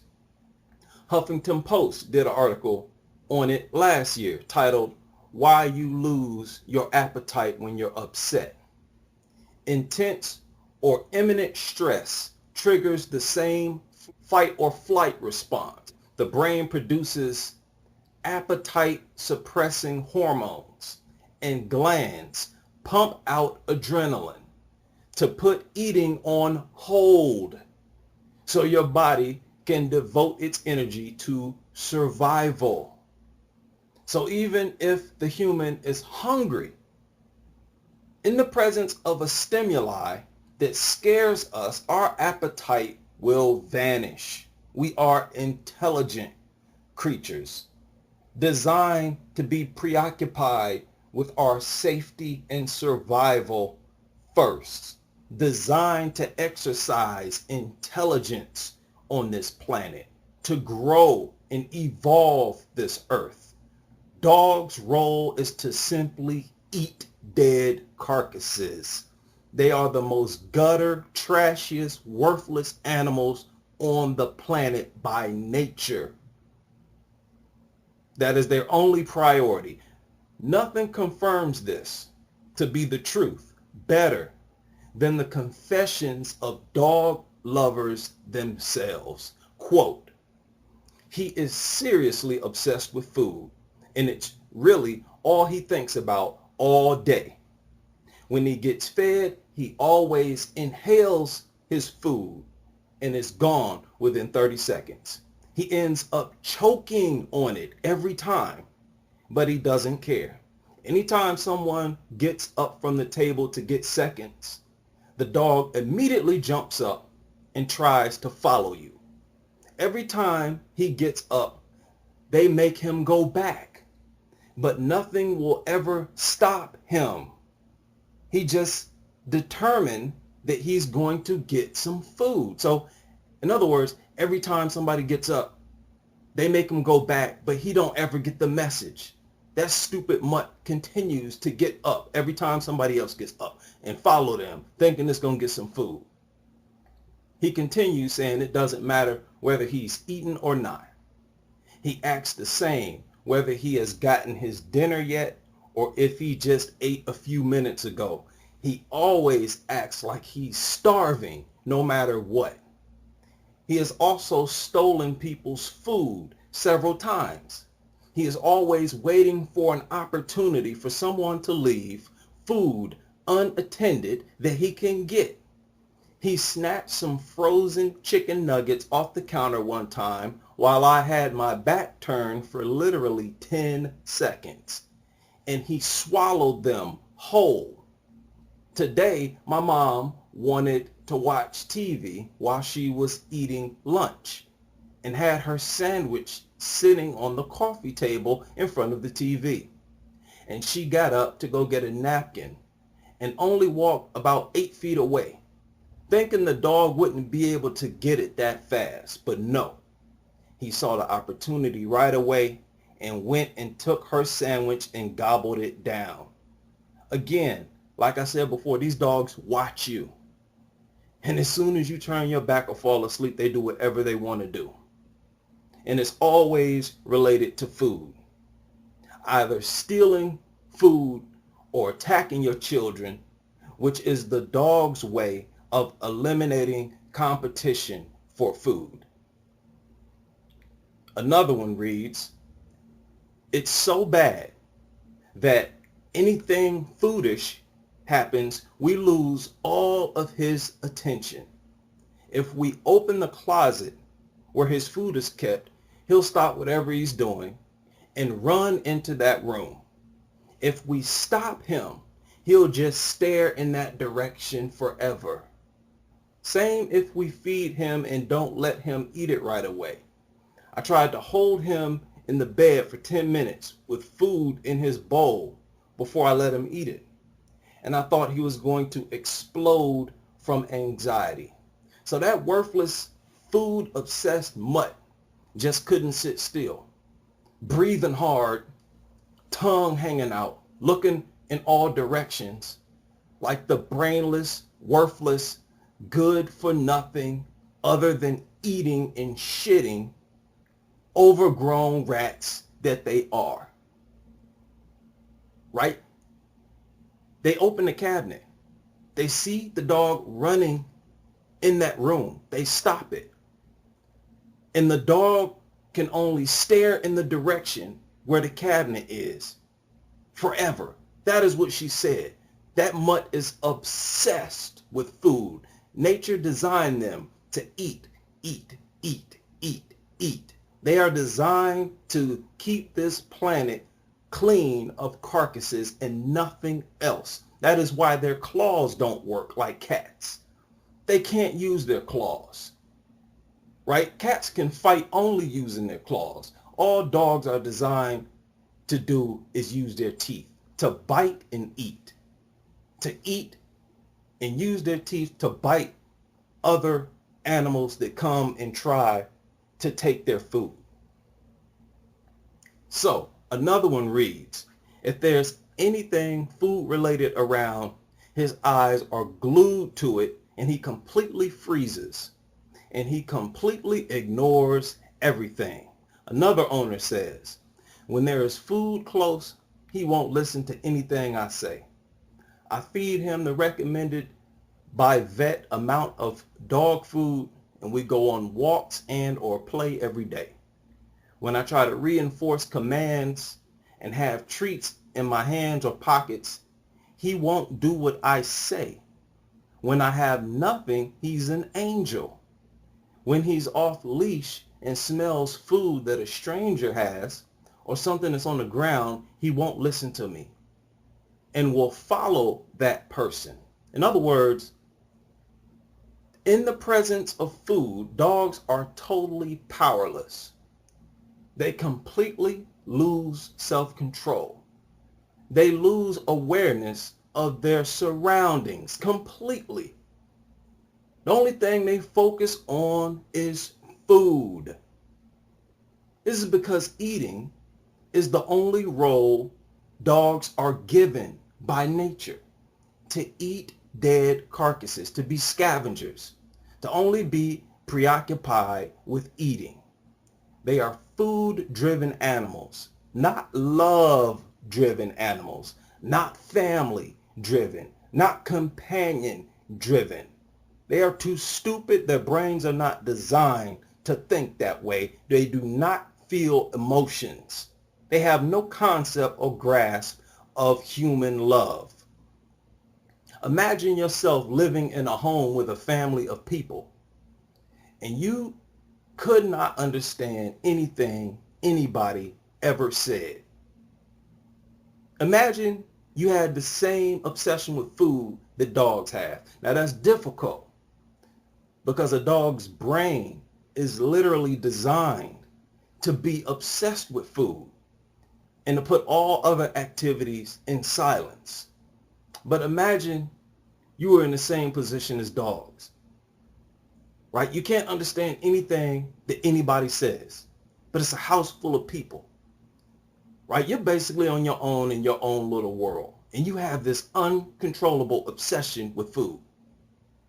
And this family supplied you with a constant food supply. Your entire relationship with that family would be based on food and nothing else. The only form of communication that you understand without training is food. These people give you food, and any training that takes place is done with food. right? You will not be hostile to your master, your owner, because your owner is a dispenser of food. A mutt lover posted this meme on Facebook. She said that on the left is the dog's face when she was leaving to work, and on the right is the dog's face when she returned. And of course, these mutt lovers are so brainless, pathetic, and desperate to feel special that they interpret this as the dog's happiness to see them. No. The dog is happy to see its food dispenser. When your worthless mutt sees you, all it thinks about is food. It's time to eat. That's why it has that stupid, hungry look on its face. Obsessed facial expression with food. It's ready to eat. It doesn't wag its tail because it's happy to see your silly ass, or because it loves you. It wags its tail because it's ready to eat. Again, dogs can eat nonstop. So when they see you giving attention and food to babies, they become jealous, as experts admit. Because in their mind, you might stop giving them food and only start giving food to your baby or your child. Right? In their mind, they are losing out on food whenever they see you giving food to kids and babies. Because again, they can eat non-stop. After they eat their own food, they're still able to eat the food that they see you giving your child or your baby. That is why dogs will wait until adults leave or fall asleep and attack the kids and infants. They will even attack infants when the infants are asleep. The dog does not need to be provoked by baby sounds or high-pitched noises or any of that nonsense. The motivation is to eliminate competition for food. That is exactly why dogs attack infants when they are asleep and attack children. They are food-driven animals. Their literal brain is designed to make them obsessed with food. They will eat and eat until they are nauseous and sick. Some people have to get their dog's stomach pumped because it broke in to a huge bag of dog food and the stupid, food-obsessed, worthless, stinking mutt started eating and did not stop eating. I read a post on Reddit where a thief would make plans to rob a particular home. He will walk past the house days before breaking into it. And if the homeowners had dogs that would bark at him, as he walked past the home, he would give the dogs food. He said that after feeding the dogs a couple times, they would not bark at him when they saw him, because now they see him as a food dispenser. So when it came time to break into the home, the dogs would not bark. Dogs are so stupid, so worthless, and food-driven that you can completely take their minds off of defending their own territory by giving them food.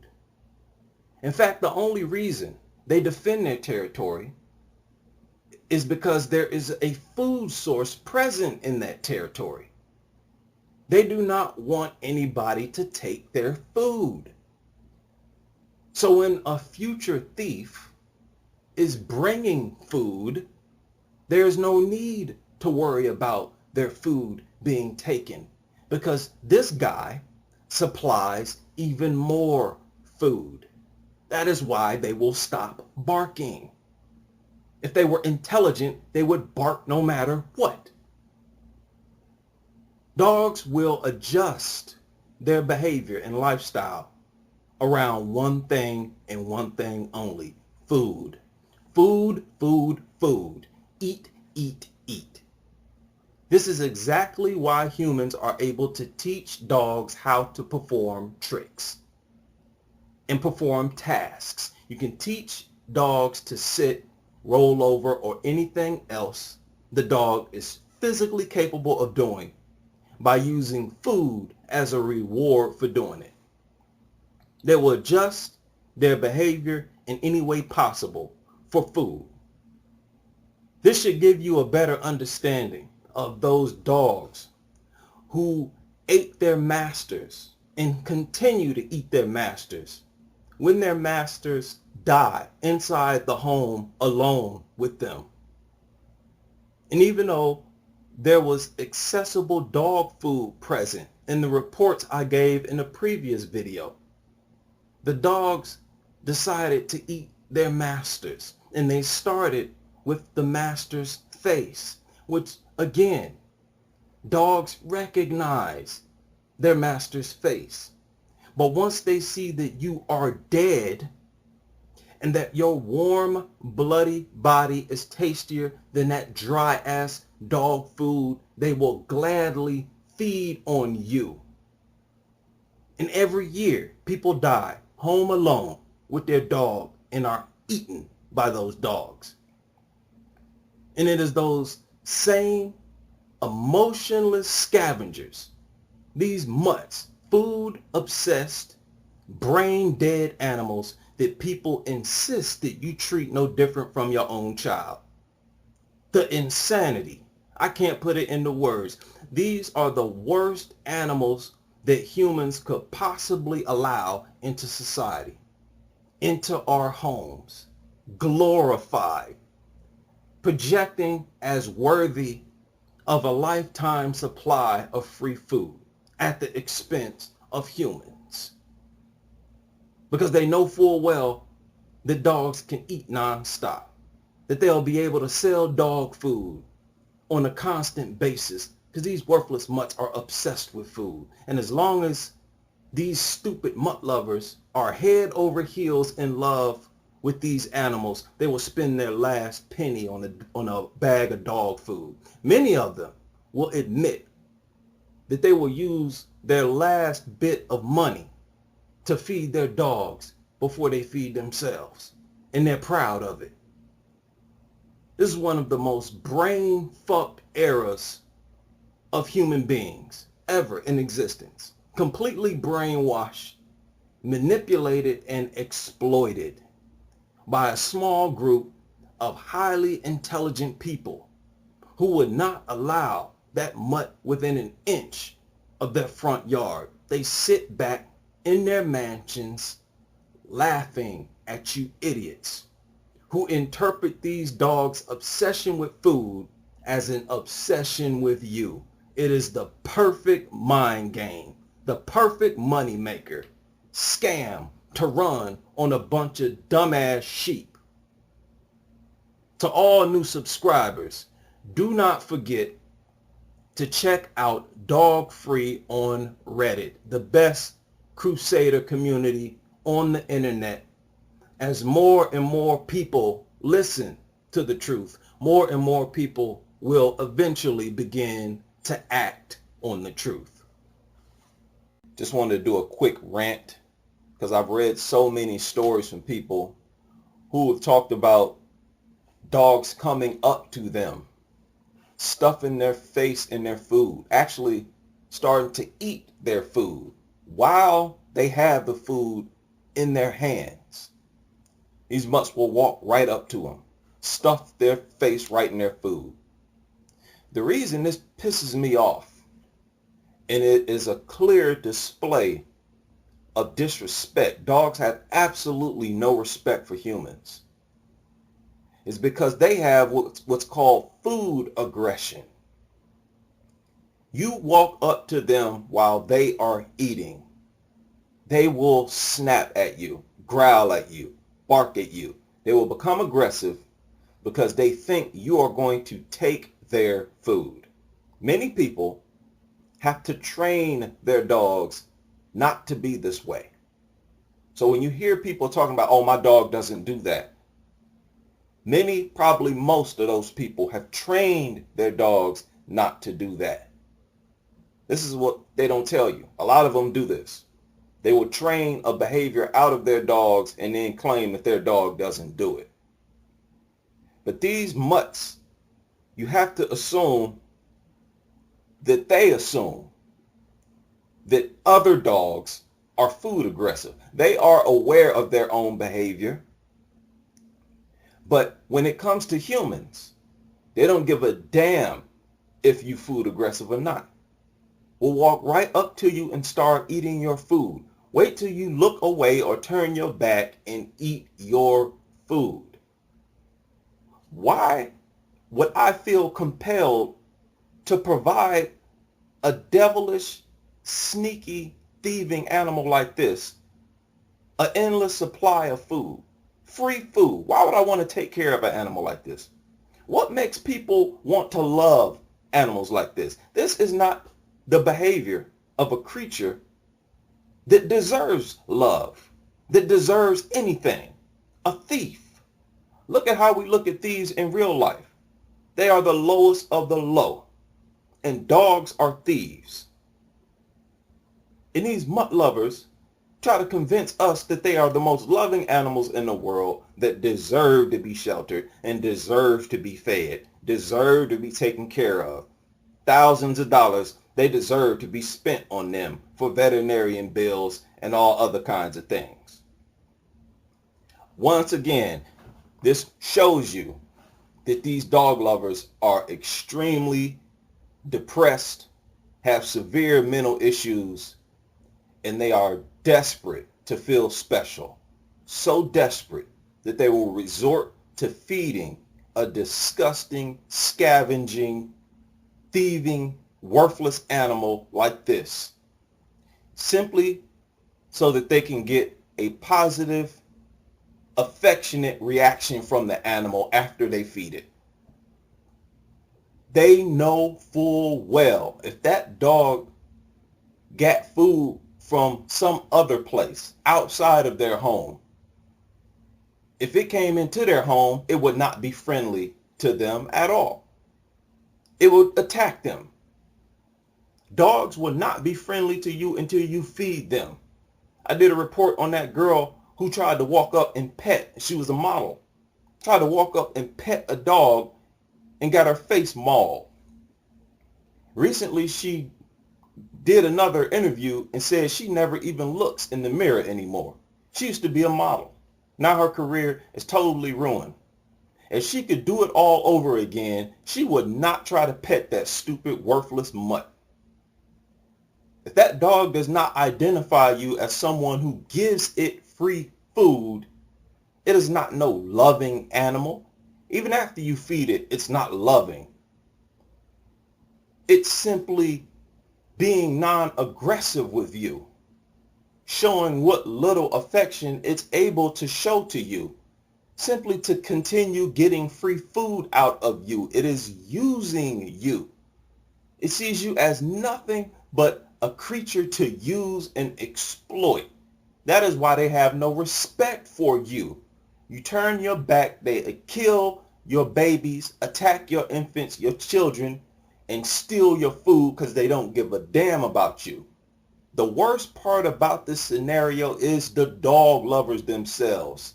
They are such an insult to the intelligence of humanity. It is a huge slap in the face. They are degrading the intellectual advancement that we have made thus far. It is ridiculous. You people just need to stop talking and get rid of your dogs right now. We don't want to hear any more of that stupid shit about how your dumbass food obsessed mutt is a loving animal, that it loves you, or any of that nonsense. It is a scavenger. It has no respect for you, no respect for your kids. It is only preoccupied with food and nothing else. The dog's entire behavior in relation with you is based on food. Y'all just so stupid. You think this mutt loves you when you are the one giving it free food and now it's reacting to that. You think that's love? No, you're stupid. You're pathetic. You need to get mental help. You need to engage in activities to build your self-esteem to where you are able to accept yourself as you are, where you do not need outside validation for your existence. That is all you people are after. You need some type of outside entity to confirm that you're special. Confirm that you're someone. You spend hours depressed, questioning yourself. Low self-esteem, no confidence whatsoever, and you use dogs' attention to treat it. Even though that is not genuine whatsoever. You have to resort to feeding animals. The most disgusting, scavenging, worthless animals of all. And you claim that you are morally superior to everybody because of it. You are absolutely out of your minds to even suggest that you people have a leg to stand on with this dog love culture. It's ridiculous, laughable. I see you on Facebook, social media groups, trying to convince people like me who refuse to own these animals or show them any affection or give them anything, trying to convince people like me that something is wrong with me. I have confidence. I don't need an animal to reassure me of what I am, of my value, my self-worth. That is what you need. And it's not even genuine. You should be embarrassed for being a stupid mutt lover. These animals are not only stupid, they are obsessed with food. I showed in my previous video, these animals are so obsessed with food that they can't help but to arrange every aspect of their behavior when they're not eating in line with obtaining more food. If an animal is always hungry, as dogs are, then they are always thinking about food. They are behaving in ways to find food. That is why they are always sniffing around everywhere. Always got their nose on something, sniffing it, because they're constantly looking for something to eat. That is the behavior of a carnivore, a scavenger. Right? Let me correct that. Let me be specific. A scavenger that really does nothing other than scavenge. Can't even hunt because they can't use their claws. That's why they have to hunt in packs, because they're so worthless and stupid and limited by nature to eating. They're designed to just find dead bodies and eat them. They are the garbage dispensers of the animal kingdom. They have the nastiest, dirtiest job of all animals. Absolutely worthless, stinking, dumb creatures. And you need validation. You try to build your self-esteem on these animals? That is pathetic. Absolutely pathetic. So keep your food away from these worthless mutts. As I pointed out in the previous video, a dog lover even admitted that these dogs will follow people they don't even know to try to take their food. Highly disrespectful animals, no respect for human beings whatsoever.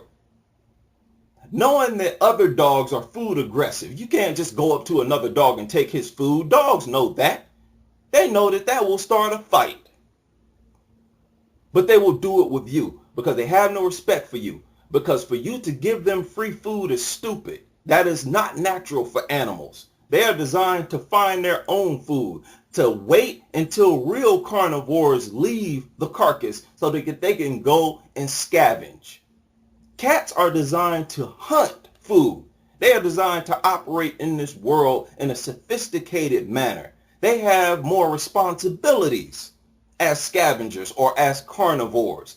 They have to actually catch the damn things. That involves ambushing, stalking, many other things. A stupid mutt, its role is just to wander around looking stupid unable to camouflage its body. They can't crouch down like cats and crawl with small steps. They're just stupid animals designed to walk around looking doofus, finding random carcasses and eating them. And nature made them such where they are more obsessed with food than their own safety. In other words, nature is saying to those dogs, don't worry whether or not you're going to get killed or not. Go eat that food. You're that worthless. If you get killed, oh well. Some more of you. Go eat, eat, eat. You're not even designed to maintain a family.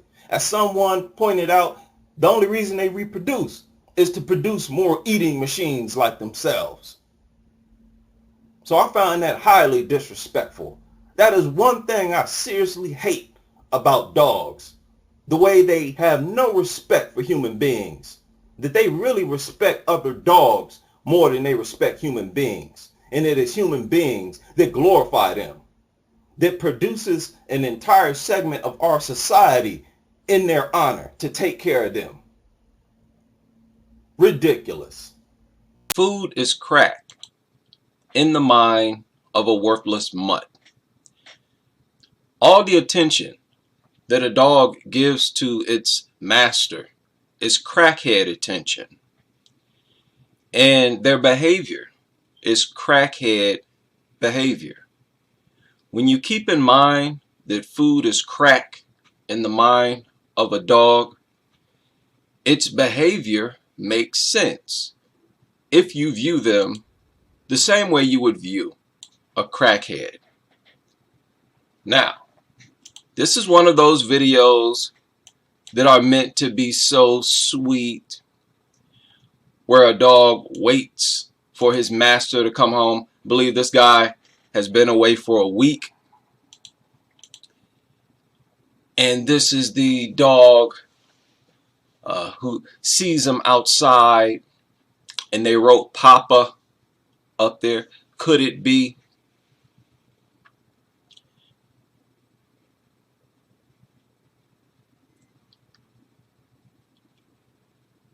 Now this is all crackhead behavior right here. The behavior they say is so sweet and all. This is food addiction behavior. That's all this is. That's all this is. This is how dogs behave when they beg for food, when they want something. Look at the caption. I thought you died. Look at how they interpret this food addicted crackhead behavior as love and affection. See how do you see how the dog targets the man's hands? You notice how dog nuts, they ignore that. They don't want you to pay any attention to that. To the fact that the dog is targeting your hands because it wants something to eat. It views you as a dispenser of food. That's why it licks your face. The dog nuts, look it up. Dogs lick your face as a form of begging for food. They start as puppies. They come out as puppies licking the face of their mother as a way to beg for food. It's really a way to get the mother to regurgitate, to vomit, and so that they can drink the vomit. Sounds like a parasite, something wholly disgusting, and that's what this is. Doesn't this look like cracked out behavior? This is dope fiend behavior. Look at it. Look how it targets his hand. It's still going for his hands. You see that? You see that? It's non-stop. It can't even stop. Wondering if something is inside of his hands. This thing started dry heaving. Listen to this. Oh,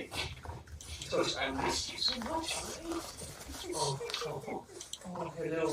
Oh, hello. Oh, hello, sweet boy. Hello, sweet boy. Oh, Oh, he's dry. He's okay. He's got too excited, huh? Hi, Toast. Hi.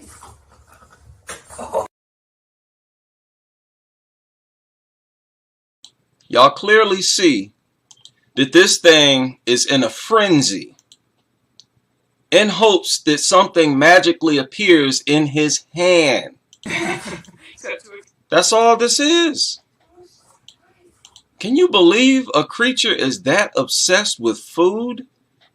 You know this thing has eaten, but dogs can always eat some more. And this guy, he knows that this dog is all preoccupied with food. All dog nuts know it.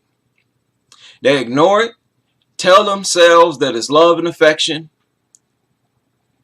tell each other it's love and affection, just live in a constant state of delusion, man.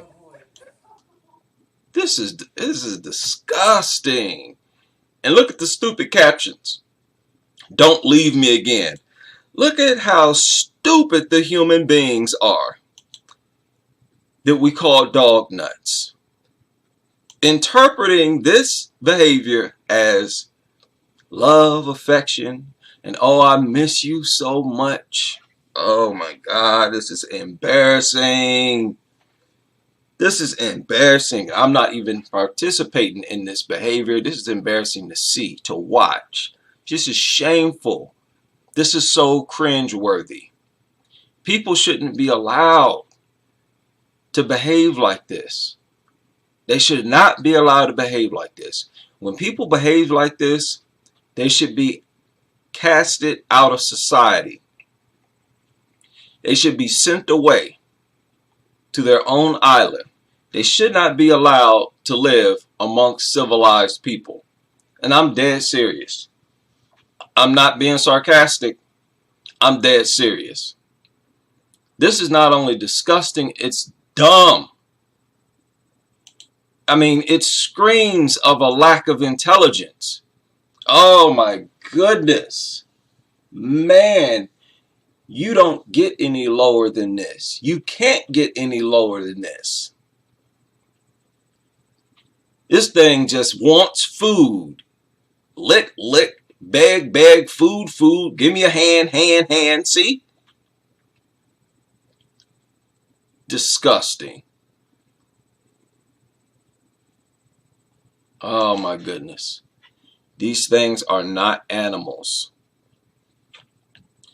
They are not animals.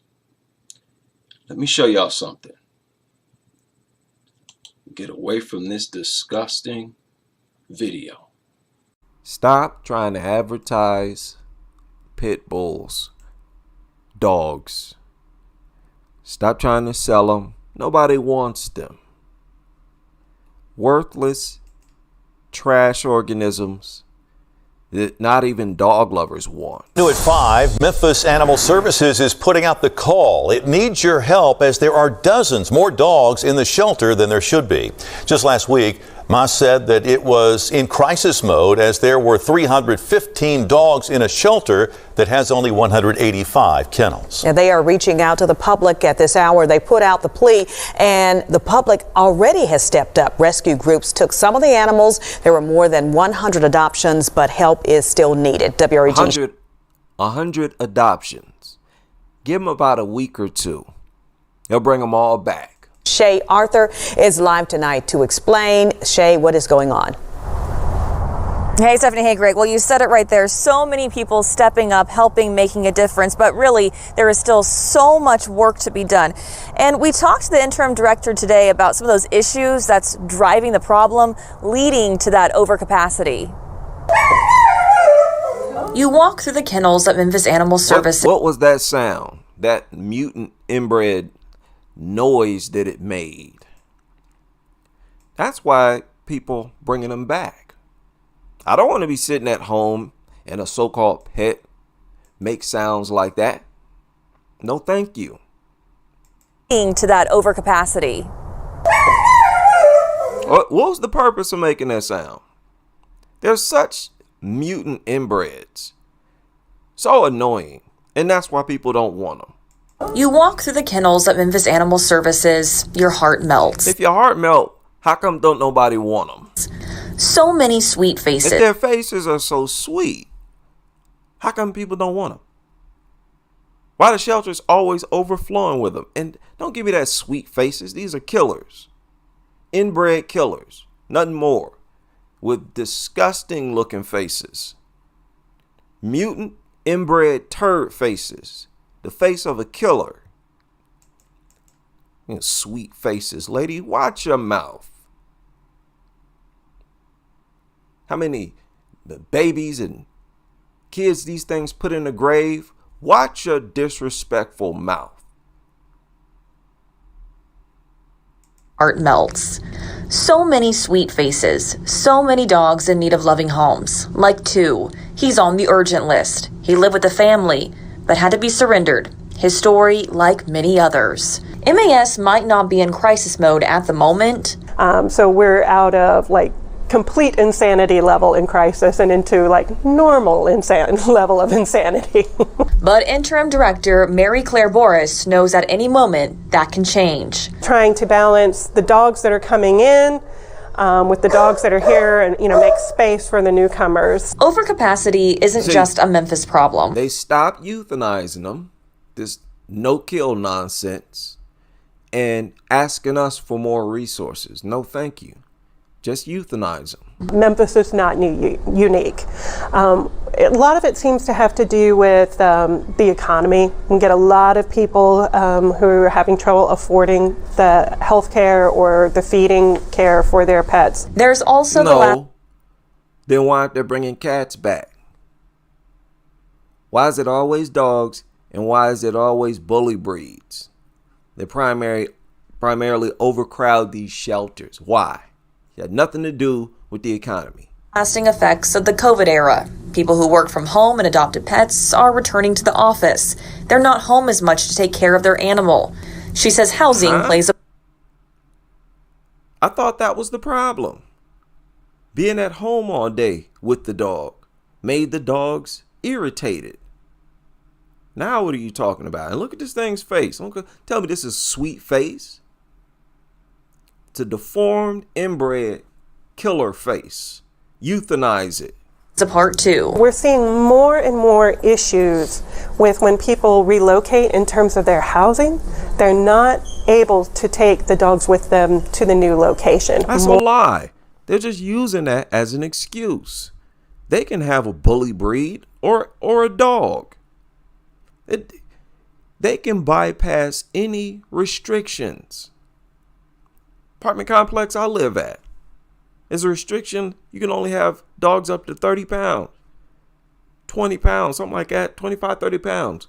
They have giant bully breeds because they just call it a service dog or a comfort dog. Don't give me that. They just don't want these things. More and more property owners are not allowing dogs on their properties, and that's a huge issue in a city like Memphis that has so many renters. These issues combined with the lack of spay and neutering. It really is creating a perfect storm. To help pet owners, MAS has a pet resource center. So we want to do everything that we can. To waste resources on these worthless pieces of trash, just euthanize them. We take away barriers to people being able to keep their beloved pets with them. There ain't no barriers. You already give them away for free. What you talking about? There are no barriers. You can go in there broke with no money and walk out with a dog. And don't forget, there's lots of cute cats and kittens that need homes too. MAS is partnering with Bissell Pet Foundation for Empty the Shelter Drive. So from now until the 15th of this month, Bissell will pay for adoption fees. And remember, all of the animals from MAS come spayed or neutered, microchipped, and will have their rabies and all. It's not nothing new. I do this all the time. And you stay overcrowded all the time. Because these things are very easy to hate. It's in our nature to hate them. Y'all don't promote no other pet. And when you promote dogs, it's almost always bully breeds you promote.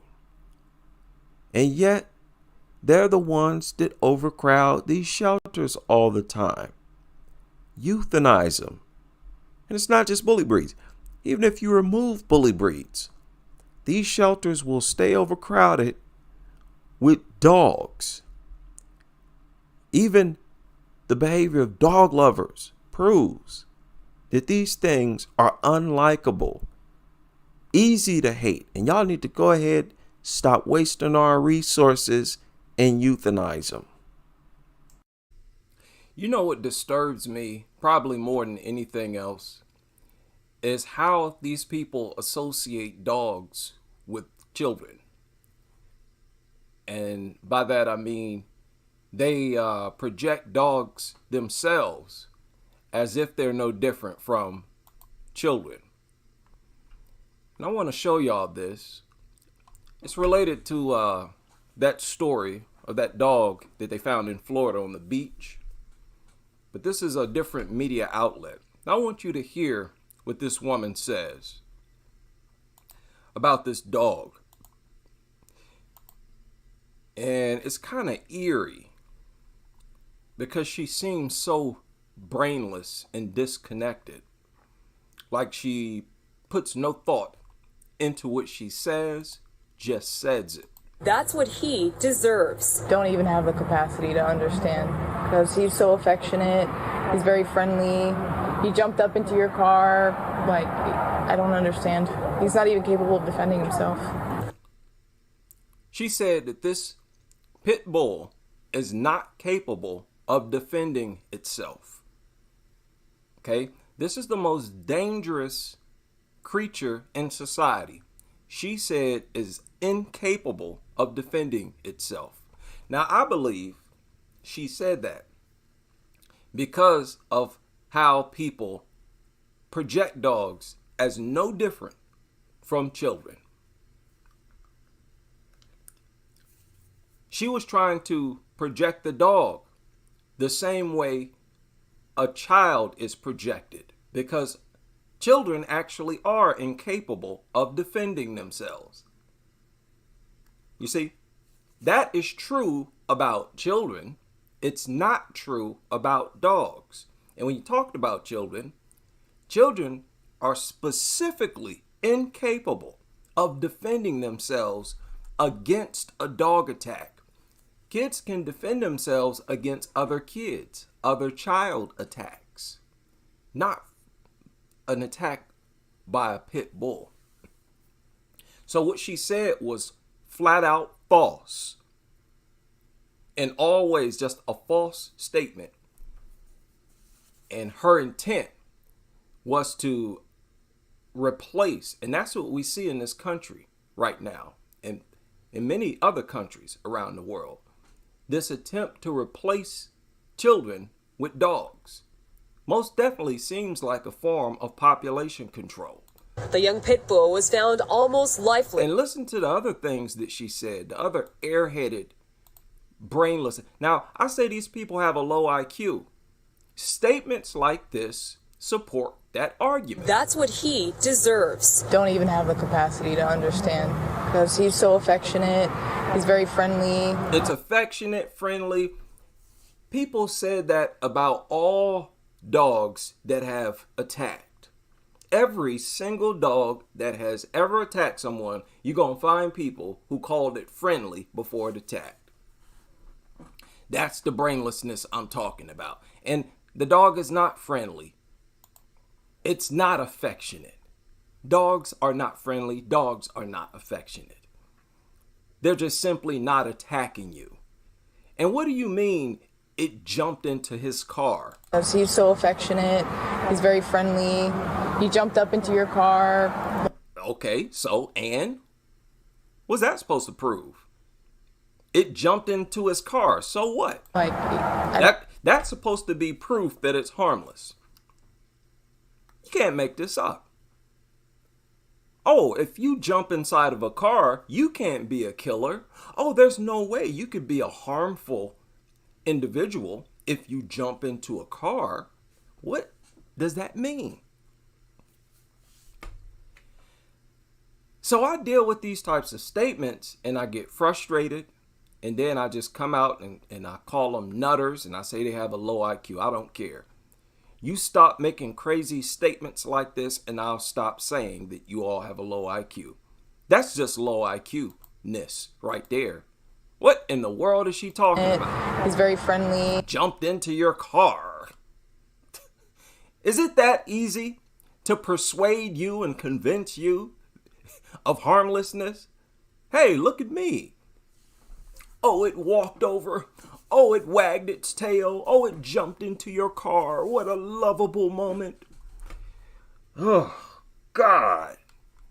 He jumped up into your car. Like, I don't understand. He's not even capable of defending himself. Then said, oh, yeah, that's low IQ. That's low IQ. The young pit bull was found almost lifeless in Pompano Beach with stab wounds to his face and chest.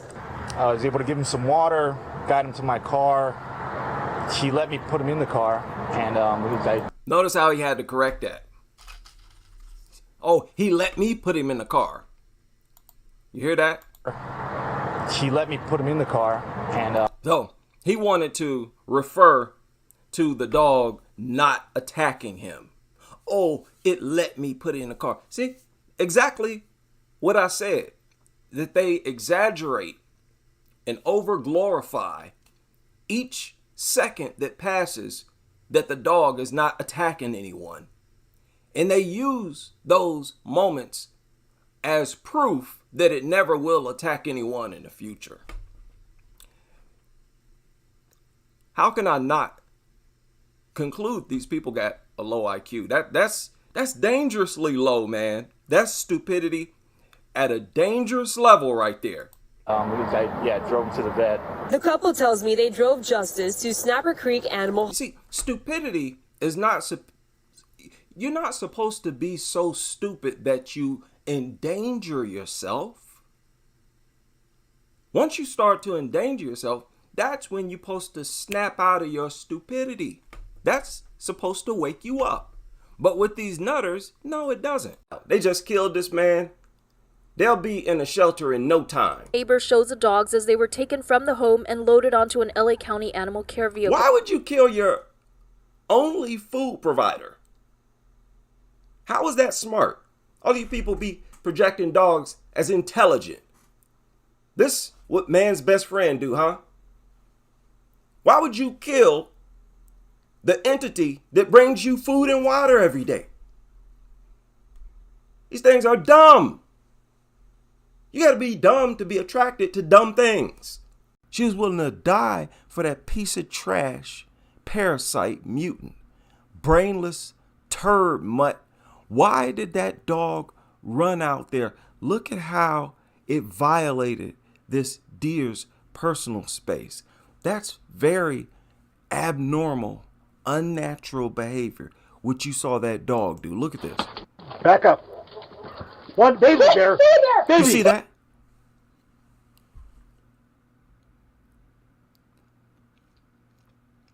Dogs are the only so-called animals that would do something that stupid. Pay close attention to that. All other animals exercise caution. A cat wouldn't have done that. They would have looked from a distance. You don't brainlessly run up, especially to a much larger animal. These things are so worthless and dumb. It's shocking. It truly is shocking to me. One baby bear. Baby. Like, wow. How stupid can you be? Even for a dog. Even for an animal. This is stupid even for animals. It says while exercising your animals is excellent for their physical and mental health, it is imperative that people leash their dogs everywhere except designated off-leash dog parks. Off-leash dogs are a huge source of problems, including bites. Again, this is man's best friend we're talking about. This is the most loving creature in society we're talking about. These are the creatures who these dog nuts say that if humans were more like these creatures, the world will be a better place. Again, you will no longer get away with spewing this type of rhetoric, this nonsense. It's not going to pass the smell test. This is not man's best friend.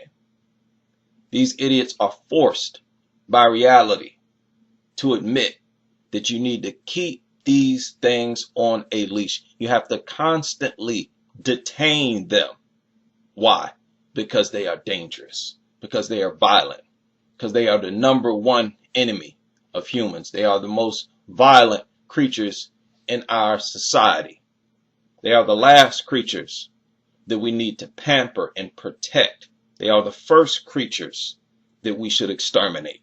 I swear these nutters are the goofiest things walking the earth. Look at this. What animals attack dogs? 10 predators to watch for. Really? Dogs are the ones that go around attacking everything. Everything. 10 predators to watch for? A cougar. Okay? I would much rather live around cougars than dogs. Coyotes, same thing. Snakes. Do you really think snakes going around looking for dogs to attack them? It's the dogs that attack snakes on sight. Groundhogs, same thing. A groundhog is a predator, and in dogs is their prey. Okay, skunks. Again, it's dogs that launch these attacks, unprovoked as always. What you're really looking at are the animals that dogs attack. Okay, cougars are an exception. Same with probably coyotes, porcupines. We always see dogs. Just Google it. Dog, porcupine. You'll see how many of them end up with a face and body full of quills because they try to attack porcupine. They describe porcupines as predators. I told y'all these people are wacky. Their thinking is cartoonish. You have to bring these people back down to reality. They live in la la land. And they think they can say anything and it'll fly because nobody says anything. Nutters, what are y'all talking about? These are not predators. These are the prey. And your dumb dogs always attacking them. Raccoons, same thing. Now, many animals will attack dogs on sight, but they're doing that in self-defense because they know if the thing sees them first, it will attack. Squirrels, they describe squirrels as predators. We can't just accept stuff like this. Nutters will feel like they can say they are saying anything at this point. Javelinas, scorpions, get out of here. Nutters, your dogs are worse than predators. Predators have far more self-control and discipline, and they generally don't want to live around us. They don't want to live around us. Unlike your dumb, dependent mutants. A UFC fighter just posted this photo on IG. And as always, when I saw it, I got upset. And of course you have people posting hearts and emojis with heart eyes, right? Why would you want other people to look at something like this? It infuriates me. Could anything possibly be uglier than this thing? I understand that looks are all about opinion, but some things are irrefutably ugly. Why would you show somebody this? Doesn't it look like a mutant? Look at it. Doesn't it look deformed and mentally impaired? The floppy ears, at least, are proven mutations. And they all look cross-eyed like this. Deformed, inbred type mutants. How could anybody look at this thing and want to kiss it. Wow. You want to hug it, sleep with it, and many of them want to have sex with it. This is the dog nut world. Don't think that maybe 1% of dog owners have sex with their dogs. You are very wrong if you believe that. As I said, you better assume that 100% of them sleep with their dog. Eliminate all possibilities of sleeping with dogs yourself. How much more motivation could you possibly need to stay away from dog lovers?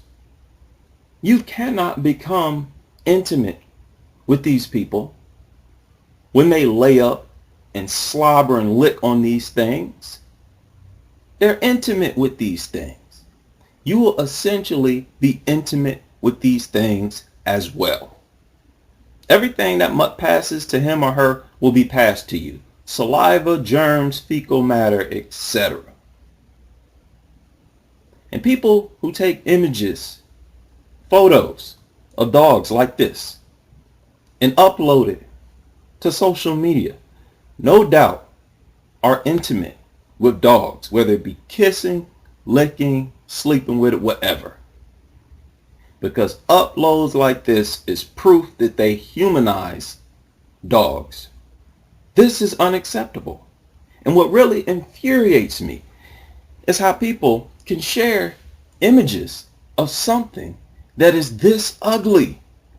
How dare you, with no worry at all about it offending anybody. This is offensive to even look at to me. Why would you put something before me that is this hideous and unpleasant looking? Disgusting looking. It's like when they show you an image on their phone of their dog. What makes you think I want to look at this nasty thing? If you get off on looking at something this obviously ugly, you should not share that with the world. You should be ashamed if people find that out, that you kiss anything like this, have any type of relationship with something like this. You have no business having any type of relationship with creatures at all. So I just wanted to rant briefly about this because it leaves me dumbfounded. How can you not look at this thing and feel nauseous? How can you not see how ugly this thing is, disgusting this thing is, to even lay eyes on? Not only do they fail to see these things as ugly, they actually call them cute, handsome, etc. Folks, this is powerful propaganda that they are under. It's like a spell where they cannot see what's right in front of them. They are so cut off from reality. It is baffling. What type of lenses are you looking through? This thing is absolutely gross. They are nasty smelling, nasty behavior, disgusting, vomit drinking, nasty mutants. And they look nasty. Even if this thing had no teeth, unable to bite, something this ugly and disgusting looking gets close to me, I will back up. You look at this and you want to kiss it. You have to be deranged. People act as if dogs are designed for humans to love and pet. Like you're just supposed to do it. Stay away from people like that, who just go with the flow, who don't criticize things. No, they are designed to be the most problematic creature for humans on Earth. And that is exactly what they are. That is a fact. They are designed to be our enemies. They're designed to be child predators. And they should all be gotten rid of. This is a weird story.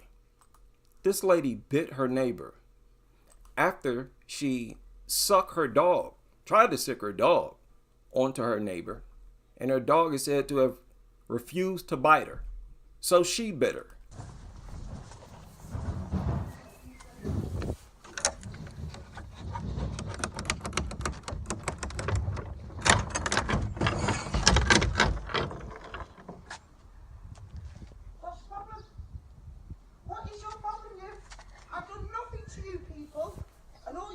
It's made my life miserable. Why? Go on, be a man and tell me why. You can record me all you want, look. Oh, come on, lad! Look at that, right? Touch me, come on. Touch me again! Come on. Ah! Get him, run home! Go on, hit me! Hit me!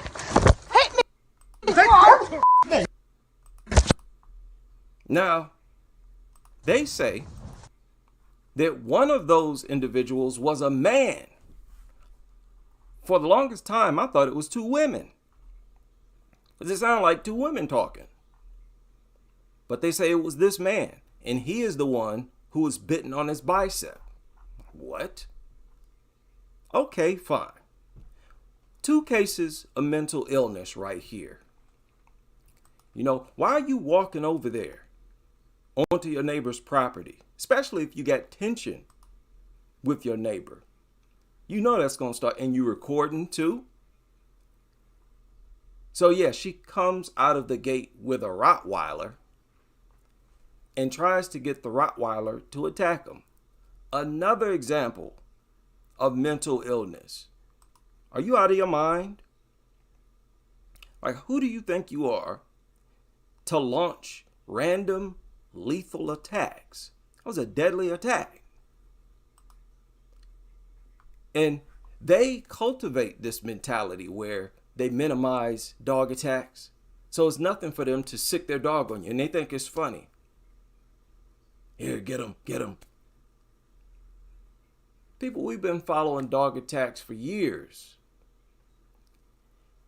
A dog can bite you just for a few seconds, less than 10 seconds, and cause extensive damage, where you're going back and forth to the hospital for weeks. They minimize those types of attacks. I was with the members earlier, and we were going over the history of amputations from the dog's saliva. It's extensive list. We're going to have to reflect on it publicly too. But this is mental illness. This man going over there, this woman could have had a gun, anything. Could have been someone else over there. The dog could have actually killed you. You walking over there unarmed. Now, I assume you can't have guns in this country. So you just got a bunch of crazed lunatics. Comes out and sicks her dog on you. So despite the fact that nobody can own a gun, you can still own a deadly weapon. And that's what they use them for. That's why she bit him. She felt one with the dog. Felt like one with the dog. She wanted to draw blood. Think of how much of a psychopath you have to be, where you just randomly draw blood from people. Not even punching a person is as violent. This, you're certain to break skin and speed up the death process. You're trying to kill someone. When you're trying to bleed them, you're trying to murder them. You're not trying to beat them up. This is not like a fight, sicking the dog on people. But that's how they look at it. Y'all have to be very careful, especially when you're dealing with owners of large dogs. Look up the definition of a sociopath, of a psychopath, and understand we're surrounded by mentally ill people at all times. It is getting ridiculous now, nutters. And a woman has been arrested after police say that she pulled out a dog to attack officers as she was trying to leave and get out of a traffic stop. This happened just last night. Now look at this bewildered look on this lady's face. Stop it. Don't act like this the first time you've heard of someone using a dog to attack someone else. Stop it. They're deadly weapons. Stop it.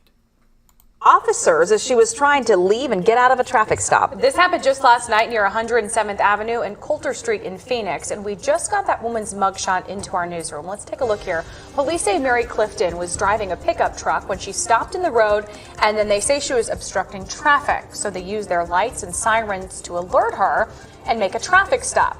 That's when officers say Clifton drove off and eventually crashed into a fence. Officers say they crashed into a fence? How do you crash into a fence? A fire hydrant, maybe, especially if you're in a pickup truck. How do you not see a fence? Sounds like this woman might have been zooted out of her mind. Okay, that just sounded weird. Trying to detain her when she pulled out a large pit bull that actually... She just pulled out a pit bull. In the same way someone would pull out a gun, huh? And that's how they phrased it. Eventually crashed into a fence. Officers say they tried to detain her when she pulled out a large pit bull that pulled out a pit bull. You can imagine it, pulling it out like a gun, right? Pulled out a large. How'd she do that? Just pulled it out, huh? In a pickup truck. Okay, maybe it had a bed on it and the dog was inside the bed, you know, and she maybe went in the back and opened the gate. Whatever. Actually bit multiple officers. Police say they used a non-lethal tool on the dog, who then ran away. Clifton has been booked on multiple charges, including aggravated assault. Aggravated assault? Aggravated assault. After pulling out a pit bull on police officers? No, that was attempted murder. That was attempted murder. Nothing short. This is a slap on the wrist. Now listen to this. Edward Harrison showed up to court on Thursday in a wheelchair.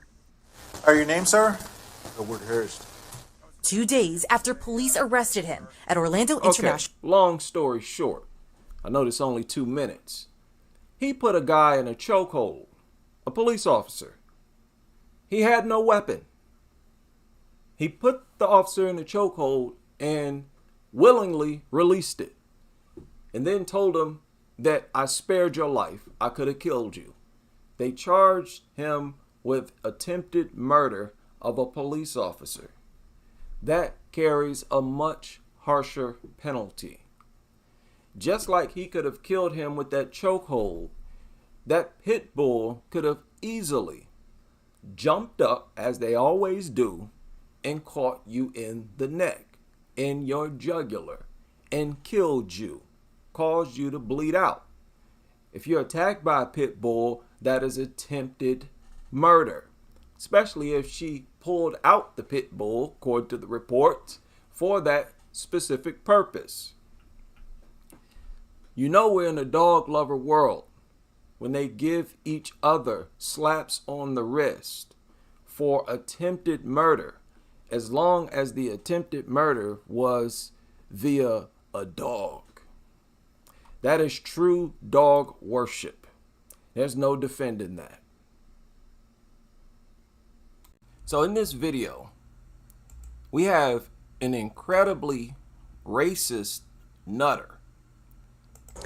A man accused of charging his dog at people in an apparent racially motivated attacks was in court today. Portland police say the first attack was reported Sunday, May 12th and 13th at 13th. Okay, 2 attacks? I only heard about one. What's she talking about? Assault and bias crime charges after police say he ordered his dog to attack someone. This happened in downtown Portland back on Mother's Day. Officers tell us that man right there, 29-year-old Zachary Hay, was on Southwest Alder when he recognized a man from his job as a security officer. Police say he called the man, who was black, a racial slur, and ordered his dog to attack him. The victim was hurt in the chest and... How crazy is that? You know how much of a lunatic, racist nutter you have to be to do that? I have security. We have security at my job. The security officers are our friends. They carry guns at my place of employment. Armed security officers. We joke, we laugh, we speak all the time. They might actually save our life one day. How on earth are you at odds against people willing to risk their own life to save yours? Well, he saw the security officer from his job, and because he was black, he had to go. And it don't surprise me, because when you look at this man, you can see the dirt. You literally see dirt on this dude's face. I can see a lot of things. I see a meth pipe, lines of cocaine. I see beer, lengthy criminal record, a stinking, nasty home with multiple dogs inside, a mattress on the floor where he sleeps with his dogs. This is what he looks like. Look at this guy. Black people, some of y'all actually trust dudes who look like this. Y'all have to learn to spot lunatic racists. This guy looks racist. Just look at him. You can tell this is an evil little demon. And from his job as a security officer. Police say he called the man, who was black, a racial slur, and ordered his dog to attack. I told y'all, you see somebody in possession of one of these things, you better stay away from them. Stay away from them. They're bad for you. I'm telling you. They're crazy in some way, and they'll get you hurt. Yeah. The victim was hurt in the chest and hand. A second man was also hurt. He was arrested yesterday, and his dog was taken to... What is that line across his face? What is that? What was this joker doing before he got arrested? Multnomah County Animal Services. Contact Portland Police if you know anything more. That dude looks like he might be the offspring of his mother and his uncle. Boy, oh boy, you really can't make this up. You know what else? They took his dog. Animal Services has his dog. So you know what they're going to do with it. They're going to put it in someone's home. They're going to put it up for adoption. Can't make this up. They should put it down. Here it is. This guy has been running around sicking this dog on the people. And this wasn't the first time. In Alder in downtown Portland. That's when a black man said he was called a racial slur by the suspect, 29-year-old Zachary Hay. Hay allegedly ordered his dog to attack, seriously injuring the man and another person. One of the victims spotted Hay downtown yesterday and police arrested him. He was booked in Multnomah County Jail and charged with assault and first-degree bias crime. The dog was sent to County Animal Services. Detectives do believe there are more victims. If you have any information about this, call Portland. Really? Animal Services? This dog has been launching unprovoked attacks. You don't know its history. Anything could have happened to it, according to you. Y'all's bright idea is to give it up. This is why so many people get attacked by dogs. Sometimes very soon after they bring these worthless mutts home. Be careful out there, people. So what do y'all think about this police department? I suspect used a so-called therapy dog as a way to set up an inmate. I believe their goal was to try to double his sentence. They wanted to provoke him. They told you that he has mental illness. He's mentally ill. He attacks people, according to them, randomly. Y'all heard the testimony that he's violent. Why would you release this dog in there? They were just trying to double his sentence, which is exactly what they did for slapping this dog. They released this dog in hopes that it would annoy him, in hopes that he would slap it, kick it, do something to it. That's what I seriously suspect. Because there's no way they honestly thought that a person like this, who allegedly, according to them, attacks people just randomly, there's no way you could have thought he would have been accepting of some random dog. Potentially a very dirty, I'm telling you, a lot of foul things go on in these jails. These people will try to take advantage of people with a mental illness, only to try to arrest or harm them. Extremely foul. And this whole scenario is foul when you see people actually sleep on the floor. Sleep. Have just a random strange dog walk up and lick you in the face, bite you, anything, walk on your bed, urinate, defecate, spreading germs. You're in a very tight, enclosed space, releasing dander everywhere, germs, viruses, parasites, bacteria, stench. What a bunch of degenerates. You're just going to release a dog into a jail cell. Has no business there. So there may have been an agenda. That's what a lot of people believe. That's what I believe. What else am I to believe? You got a well-established lunatic, according to you, and you want to just release a strange dog in there. 77-year-old man mauled by a pack of dogs. His own personal dog joined in and helped the other dogs. Can't make this up. He had a black Russian terrier, and as you can see, he was attacked by a group of dogs, including his own. Can't make this up. Where's the loyalty they talk about all the time, nonstop? Where's the love? So this dog did not see its owner as its dad. There ain't no fur babies around here. Here's a man that has been feeding this worthless mutt all its worthless life. He's getting attacked by a bunch of strange foreign dogs, and that dog joins in and helps the dogs.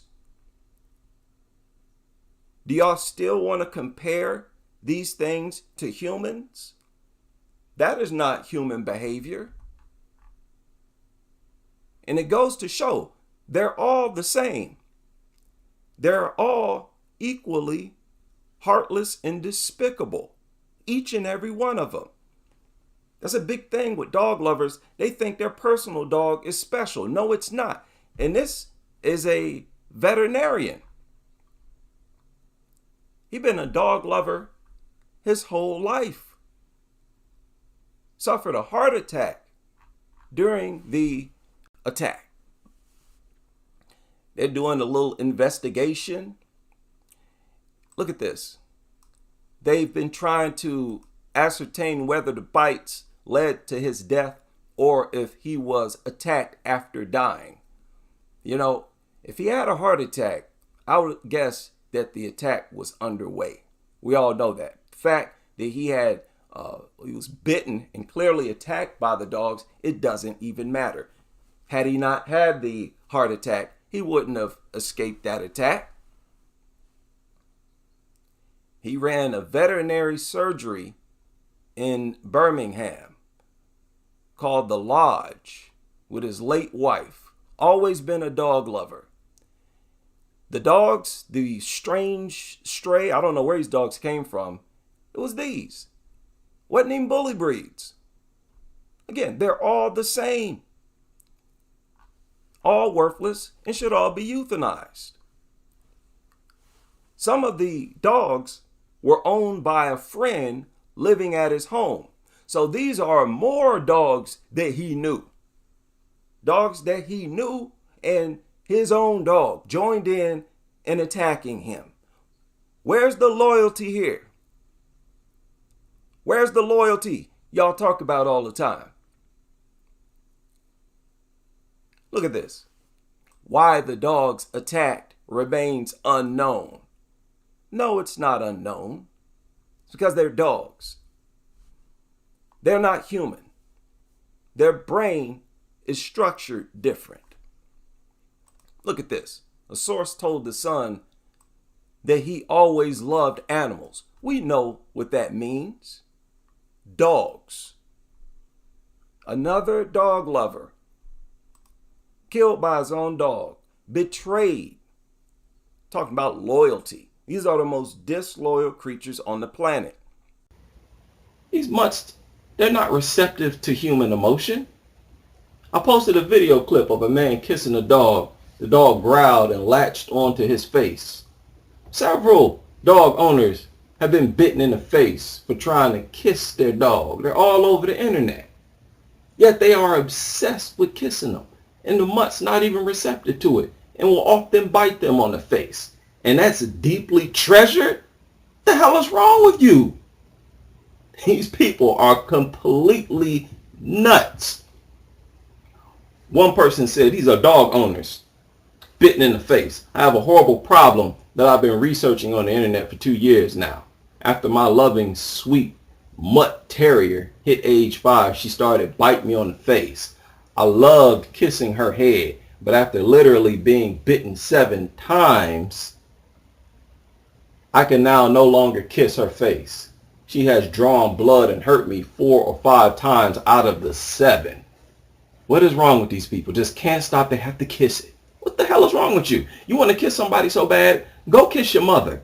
Go kiss your kids. Go kiss your mate. What the hell is wrong with people? That will actually improve your life. Improving your relationship with people who live with you. Humans with a brain. What the hell are you getting out of kissing a mutt?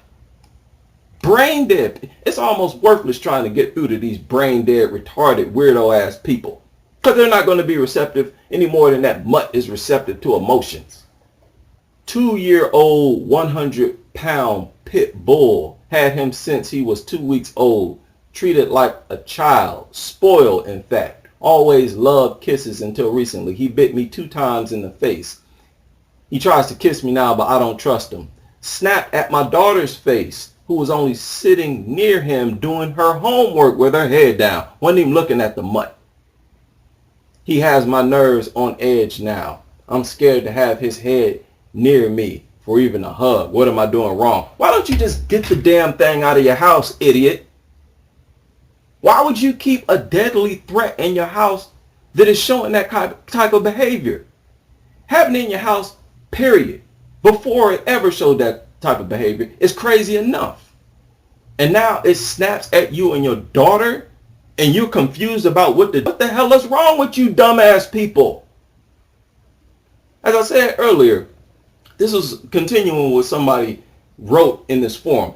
It says, as I said earlier, he is probably not intending to hurt you because trust me, if he wanted to hurt you, he would. They responded to this guy with the 100-pound pit bull. Tell me more about the scenario. Is he actually growling when he bites? Does his tail stick up over him? Is it under his legs or somewhere in the middle? If you can tell me about his body language, I can tell you why. Thank God, this is insanity. Somebody said, I agree with many of the posts. I would like to add that this was a correction, not a bite. In fact, It could have been affectionate flea bite. My male would do that to me. So they're being corrected by the dog. Think about how dangerous that is. If I were to tell these people to kiss a stuffed animal instead of the dog, they would refuse on the ground that the stuffed animal doesn't even know it's being kissed. Well, guess what? The dog does not either. Don't know what no damn kiss is. They don't like it. It's uncomfortable. So what's the point? A very bad outbreak will eventually take place that is spread from kissing dogs. An antibiotic resistant bug is exactly the type of bug it will be. This is a warning. Several dog lovers will continue to kiss these dogs anyways. Watch what I tell you. As soon as the news breaks of people dying and getting sick, many dog lovers will take photos and videos of themselves kissing their dog in response to the outbreak. We know these people do these types of crazy things. They are nuts. They refer to kissing dogs as deeply treasured, some kind of ritual. It is a culture, and they are members of the cult. Another person left a comment in response. They said, if it were not affectionate, biting at the muzzle is how one dog corrects another. Had the dog wanted to bite you, it would have been much worse. You spoiled him and not treated him like a dog. And he has not learned to respect people. So instead, when you do something he disapproves of, he is correcting you. This is not pit bull behavior, but dog behavior. Due to the lack of leadership and the fact that you have a child in the home and a dog that runs the place, I too would recommend rehoming the dog. Your nerves on edge will do nothing but empower the dog in his position as the leader of your household. I watched a video a while ago titled My Dog the Boss, right, from some random dog owner. In this video, the man is sitting on the sofa or on the floor, and his dog is barking at him incessantly, growls, even one point lunges at him. So he gets up and the dog leads him into the kitchen towards food, a bag of snacks. It was demanding that he give it something to eat, and he did it. The exact same scenario this man described. The dog is in control. And this man says that it is a sweet dog, this guy in this video. I believe the majority of owners are like this. They spoil and pamper these worthless mutants like babies rather than treat them like dogs. And I believe it is usually these types of dogs that end up attacking people because they have no respect for humans, nor their own owners. And these are the people who claim to raise dogs with love. This is the majority. This is even more proof, as if we even needed more. More proof that raising dogs with love does not make them safer, does not make anybody safer. They're actually creating more dangerous dogs, just in a different way. Creating dogs just as dangerous possibly as those who actually train dogs to fight. Here this woman raised this mutt with love. And now she is being instructed to get the dog out of her home because it is a danger to her and her kid. Think about that. These same dog kissers are the ones who run out yelling at their dog to stop attacking someone, and the dog ignores them. Has no respect. It is the leader of the pack. If that dynamic wasn't bad enough, now they're being infected with antibiotic resistant bugs. Sending the message that, as I reported on in the previous video, the majority of new diseases are zoonotic. They're from animals to human. The idea that dog owners don't affect the entire community is an outright lie. Piles of shit everywhere, shit contaminated water, barking, maulings, their annoying behavior, attacking our mail carriers, their ugliness, and now antibiotic resistant bugs that can be spread from dog owners to non-owners. That's why I said don't come into contact with these people. Don't have relationships with them. They're from another planet. I would not be surprised if we get the report that dog owners are becoming deathly ill from some type of infection from their mutated carcass scavengers. And I guarantee you, not even that will cause them to get rid of that worthless mutt. They are willing to die for a creature that will never contribute anything significant to human civilization, nor their family. Willing to die for a pest, a mutated scavenger that nature itself would not create. Man had to create this worthless mutant that should be extinct. Dogs were not meant to be on this earth. And all world governments should make it a priority to drive dogs into extinction. Now, I can make videos like this all day, but my main point is all of these experts are liars.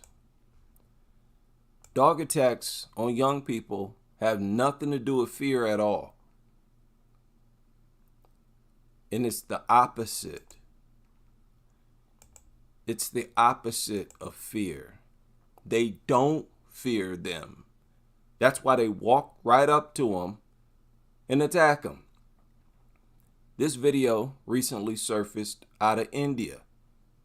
His dog looked afraid. Who invaded whose territory? Who is the aggressor? It's not the youngster. They never do anything to provoke these mutants. So isn't it crazy and really inhumane for these experts? And you know they've seen the film just like we have. Every video we've seen, it's an unprovoked attack. But yet all of them say that all of the attacks are provoked. Something was done. It's a young person, so they had to have done something, and they imply that you, the adult, just didn't see it, but the dog saw it. So as long as these so-called experts go around making this claim, they will not be true professionals. They are scam artists, because what they say simply isn't true. Welcome back. I want to make a challenge to Drayton Michaels, and I want to challenge what he says in this video. Dogs have an economy, and in the dog's economy is food, social outlets, and some kind of access to something that they want. So if you have food and I ask my dog to do something and they do it and I pay them food, I'm controlling that economy because food is money to dogs. So if I have a lot in the bank with my dog, okay, and I don't have any debits that really matter, like... You see that? More credits in the bank equals stronger trust. In other words, the more times the dog does something that he wants it to do and he gives it a reward, food, he's saying that that builds trust. It helps the dog to trust you. Okay, the dog gets timed out, or I might remove a treat if the dog goes to take it. Timed out, or he might remove a treat if it goes to take it. That's his way of punishment, punishing the dog for not doing what he wants it to do. He is an advocate of positive reinforcement. Then I have a dog who's going to trust. They're going to trust humans, they're going to trust me, and it always begins with... He said they're going to trust humans. The main people. But what about somebody who has nothing in the bank, and you've been jabbing your dog in the neck to get him to stop doing something, and they're afraid of hands, and now somebody innocently reaches to pet, which looks like a jab to the dog, and they bite him. That's on the person who's been hitting their dog. Okay? You get that? He's talking about Caesar. the way he chops dogs in the neck as a way of correcting behavior of aggression, for what I've seen or from what I understand. He only does that with aggressive dogs or dogs that appear like they're about to become aggressive. That's taking a debit out. That's taking something from the trust account. So you always want to put more into the trust account than take out. Okay, so basically, he's a big advocate of positive reinforcement. And he has this belief that it is far more effective than the reinforcement used by Caesar. And I am saying that that still does not create a harmless dog. And you know it. You know it. You cannot produce a harmless dog, especially not a harmless bully breed. You said in this video that the dog will trust people. No, they won't. They might trust the person that's giving them food, but they will attack other people, primarily kids. The smaller the target, the more of an urge these things have to attack. I just retweeted something a few minutes ago about a pit bull that hates children, but it doesn't attack the 2 children that lives with it. Why? Because they feed it. So that dog is still a threat to the community and especially all the kids in the neighborhood. And in the dog's economy is food, social outlets, and some kind of... You using positive reinforcement does not keep other people safe. All it does is provide you with a way to project yourself as morally superior, because I believe many of these trainers of bully breeds who claim to only use positive reinforcement, I don't believe it. There are some moments when you slap these things around. That's what I personally believe, because you all understand that dogs understand aggression and that they themselves use aggression to correct behavior and establish themselves as the alpha, as the ruler of the home. As the owner of the home, you have to establish power in the home. You don't put it into the dog's head that it can get whatever it wants out of you whenever it wants. Because at some point, it's going to demand the food. It's going to attack you if it doesn't get it. Or it'll simply try to attack you to replace you. It may see you as a weak link. Why wouldn't it?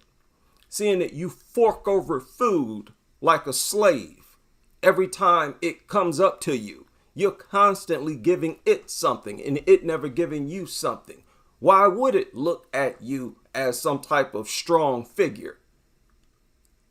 So you're actually working to trigger its instinct to remove the weak link. You have a very flawed system, and I challenge your ideology. I hope you accept the challenge.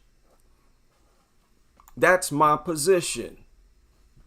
You and your formula does not, and you know it, does not produce a harmless pit bull. And no, it does not have to be provoked to attack. These types of dogs still attack people, and you know it. These are also the types of dogs we hear about in these attack cases, and you know it. It's unnatural for dogs to assume some type of subordinate position in the so-called pack without the use of any aggression. And you know it, and all you other trainers know it. You have an extremely fraudulent profession. Do you have anything to say? I knew this guy a while ago. He was a dog nut. And I would go into his home. As soon as I would walk through the door, his disgusting mutt would run right up to me. And It will always sniff at my hands and bump its nose at my hands. Even would like nibble at my hands. Even after I put my hands into my pockets, it will be nibbling at my hands and at my pocket area. It was not being friendly. It was begging for food. Right? Dogs view humans as stupid creatures that will oftentimes dispense food from our hands, treats. That is why they always sniff at our hands. They're trying to be fed. Do you have something? Do you have something? As soon as they encounter a stranger that they do not decide to attack, they sniff the stranger's crotch and the stranger's hands. Not to get the person's scent. They're sniffing your hands to see if you have anything in your hands to give it, to eat. The dog nut, they will tell you to go ahead and pet it, right, while it's doing this. Just imagine if you know that it is actually begging for food. And here's dog nut telling you, go ahead and pet it because it likes you and it's being friendly at this moment. No, it's looking for what it can get from me, food. If you pull a treat out in this moment and give it to the dog, that mutt will follow you around all day. It will be all over you constantly. Is it being more friendly? No. It wants more food. Is protective but is not aggressive, but that's not the story we are hearing from. She said the dog is protective but not aggressive. Okay, so how is it protective if it doesn't use aggression? What does it negotiate? Have a friendly discussion? What are you talking about? Another example of pit nutter IQ. That don't even make no sense. Now let us continue with this crusade against these serial killers, these mutants, and their enabling owners. Now we've talked about how the dog population is actually a cult, right? We've talked about how cults have their own language, their own beliefs. Now one of the hot trends among dog nuts is how dogs can allegedly detect bad people through some type of dog intuition or gut instinct, right?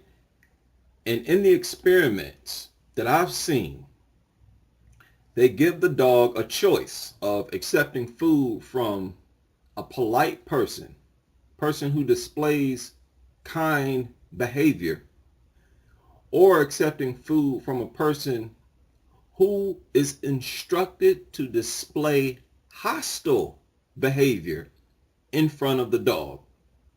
So the experiment is flawed from the door, right? And when the dog prefers to take food from the person who was not hostile, they say that dogs are able to detect bad people, which is to me completely flawed logic. But of course, dog nuts take it and run with it as if a mutt can intuitively look at a person and tell if they are a bad person or not. And that is exactly how they interpret it. A dog being able to detect hostility does not surprise me, right? It's a basic behavior. But dogs don't associate hostility with being bad. That is a more complex train of thought. Dogs have no knowledge of good or bad. And what would give a mutt the moral authority to judge or detect bad people anyways? Right? This is the obvious. Creatures that threaten, lunge, and bark at anybody who walks by. Creatures that owners are warned by experts to never leave their kids or babies alone with? Are the moral judges of society? Do dogs only bark at bad people? No. They bark at anybody who walks by, anybody they lay eyes on, good and bad people, which makes dogs themselves bad creatures. What about dog attacks? Do they only attack bad people? Right. Dogs attack kids and infants. Are they doing this only after they've detected that these kids and infants are bad people? Already, this theory does not hold up to scrutiny. People who can think for themselves are never misled. Once you think about it, the number of ways you can deconstruct this theory of dogs being able to detect bad people are so plentiful that you don't know where to start. What about dogs that were owned and loved by serial killers?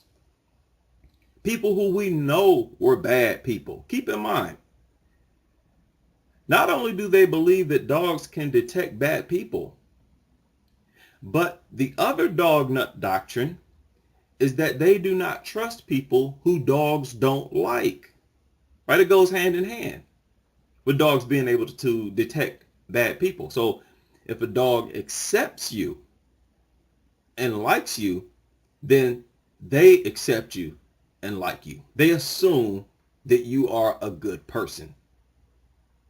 Well, several serial killers have loved dogs, owned dogs, were accepted by dogs.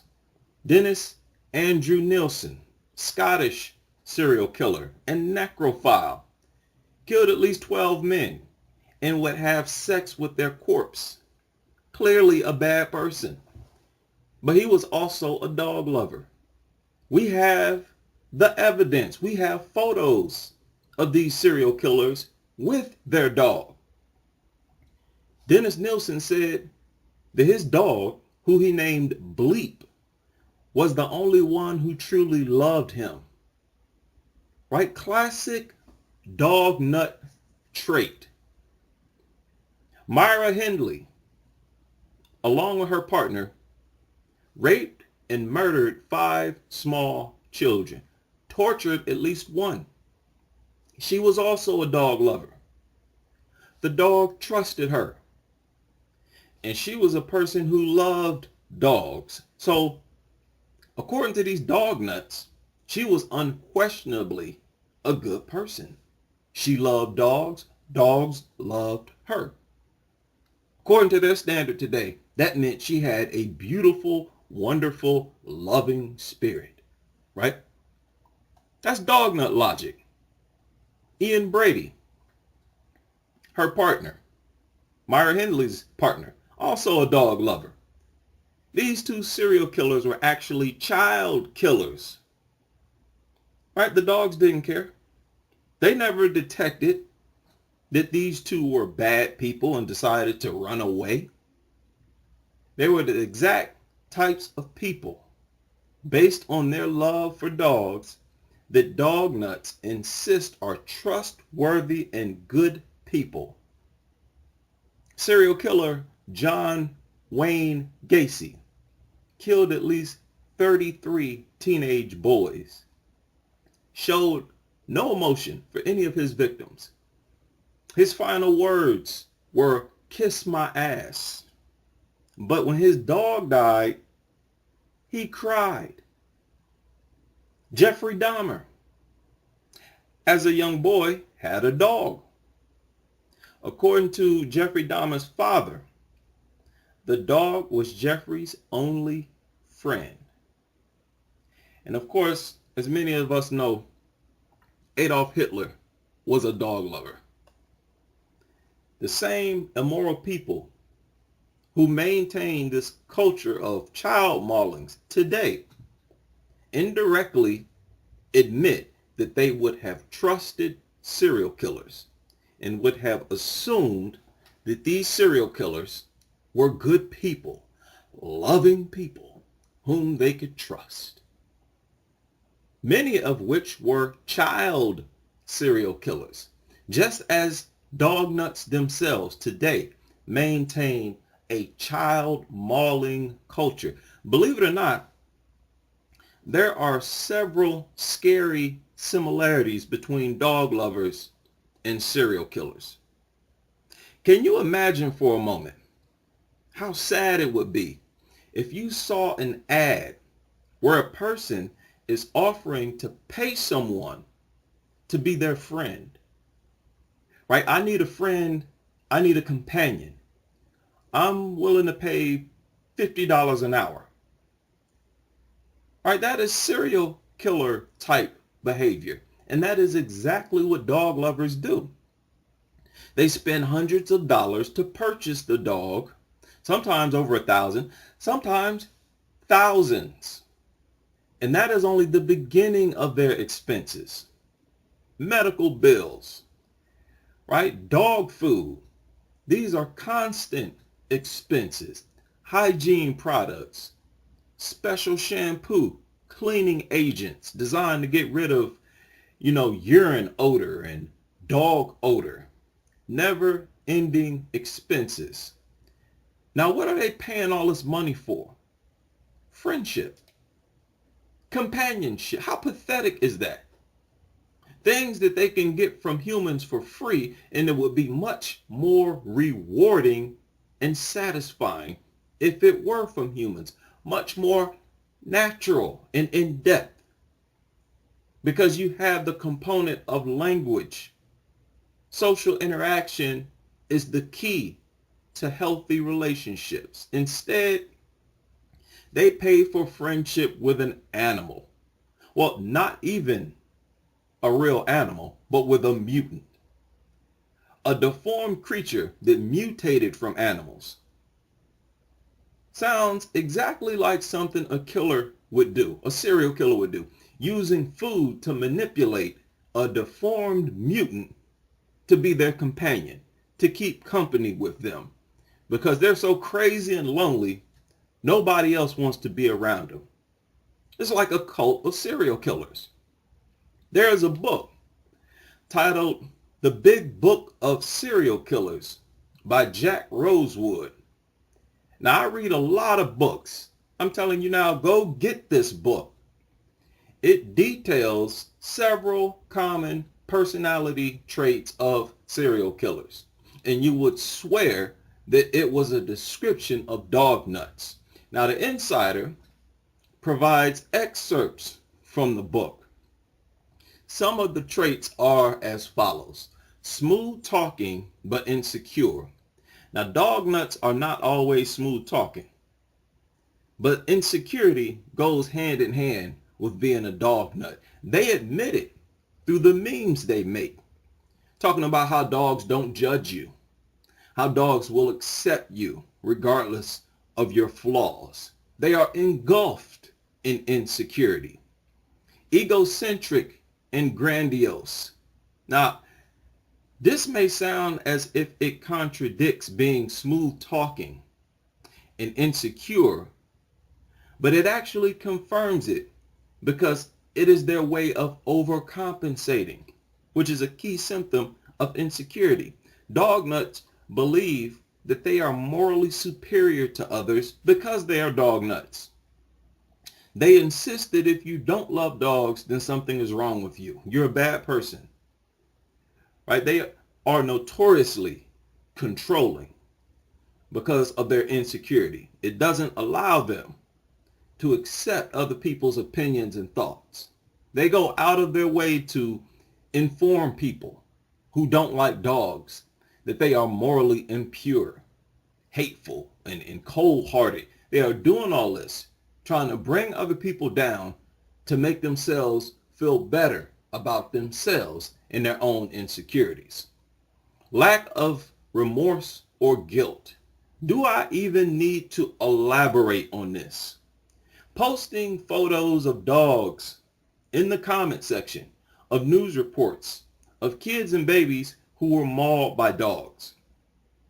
Openly claiming and creating memes, bumper stickers, that dogs are better than children, leaving dog shit on the ground when they know full well that the law requires them to pick it up. And I don't believe 60% of dog nuts pick up their dog shit. I don't think I've ever seen a dog nut pick up their dog shit. Every time I see them, they leave it right there on the ground. No guilt or remorse whatsoever. The way they see it, if you step in it, that's your problem. They will sign petitions and voice their support to keep dogs alive that have mauled kids and babies. No remorse or guilt about maintaining the helpless in a constant state of danger. None at all. Lack of empathy. They don't care what you think about their dog barking non-stop, early in the morning, late at night. They don't care if you step in their dog's shit. They don't care if you're allergic to dogs. They will bring them into restaurants and stores, schools, hospitals, other public places. They make no attempt to understand or share the feelings of others. They're totally inconsiderate. In their mind, the only thing that matters is what they want. Deceitful and manipulative. Right? Look no further than the description sections of dog shelters, where it has been proven that they try to deceive and manipulate people into adopting dogs that have a history of attacking people and attacking kids. We know full well dog nuts are deceitful and manipulative. They will consciously conceal the dog's true tendencies behind deceitful and manipulative language and phrases. They'll conceal the fact they have a dog because they want to see it pounce on you. They're deceitful. We are without a doubt dealing with a cult of people who have the mentality of serial killers. Shallow emotions. Now, dog ownership itself is a demonstration of shallow emotions. People who are willing to endanger the helpless, children, elderly, all because they think dogs are cute or because dogs make them feel good. A selfish, shallow personality is mandatory to be as dismissive as they are of the health and safety hazards that these creatures pose to society. Serial killers are impulsive.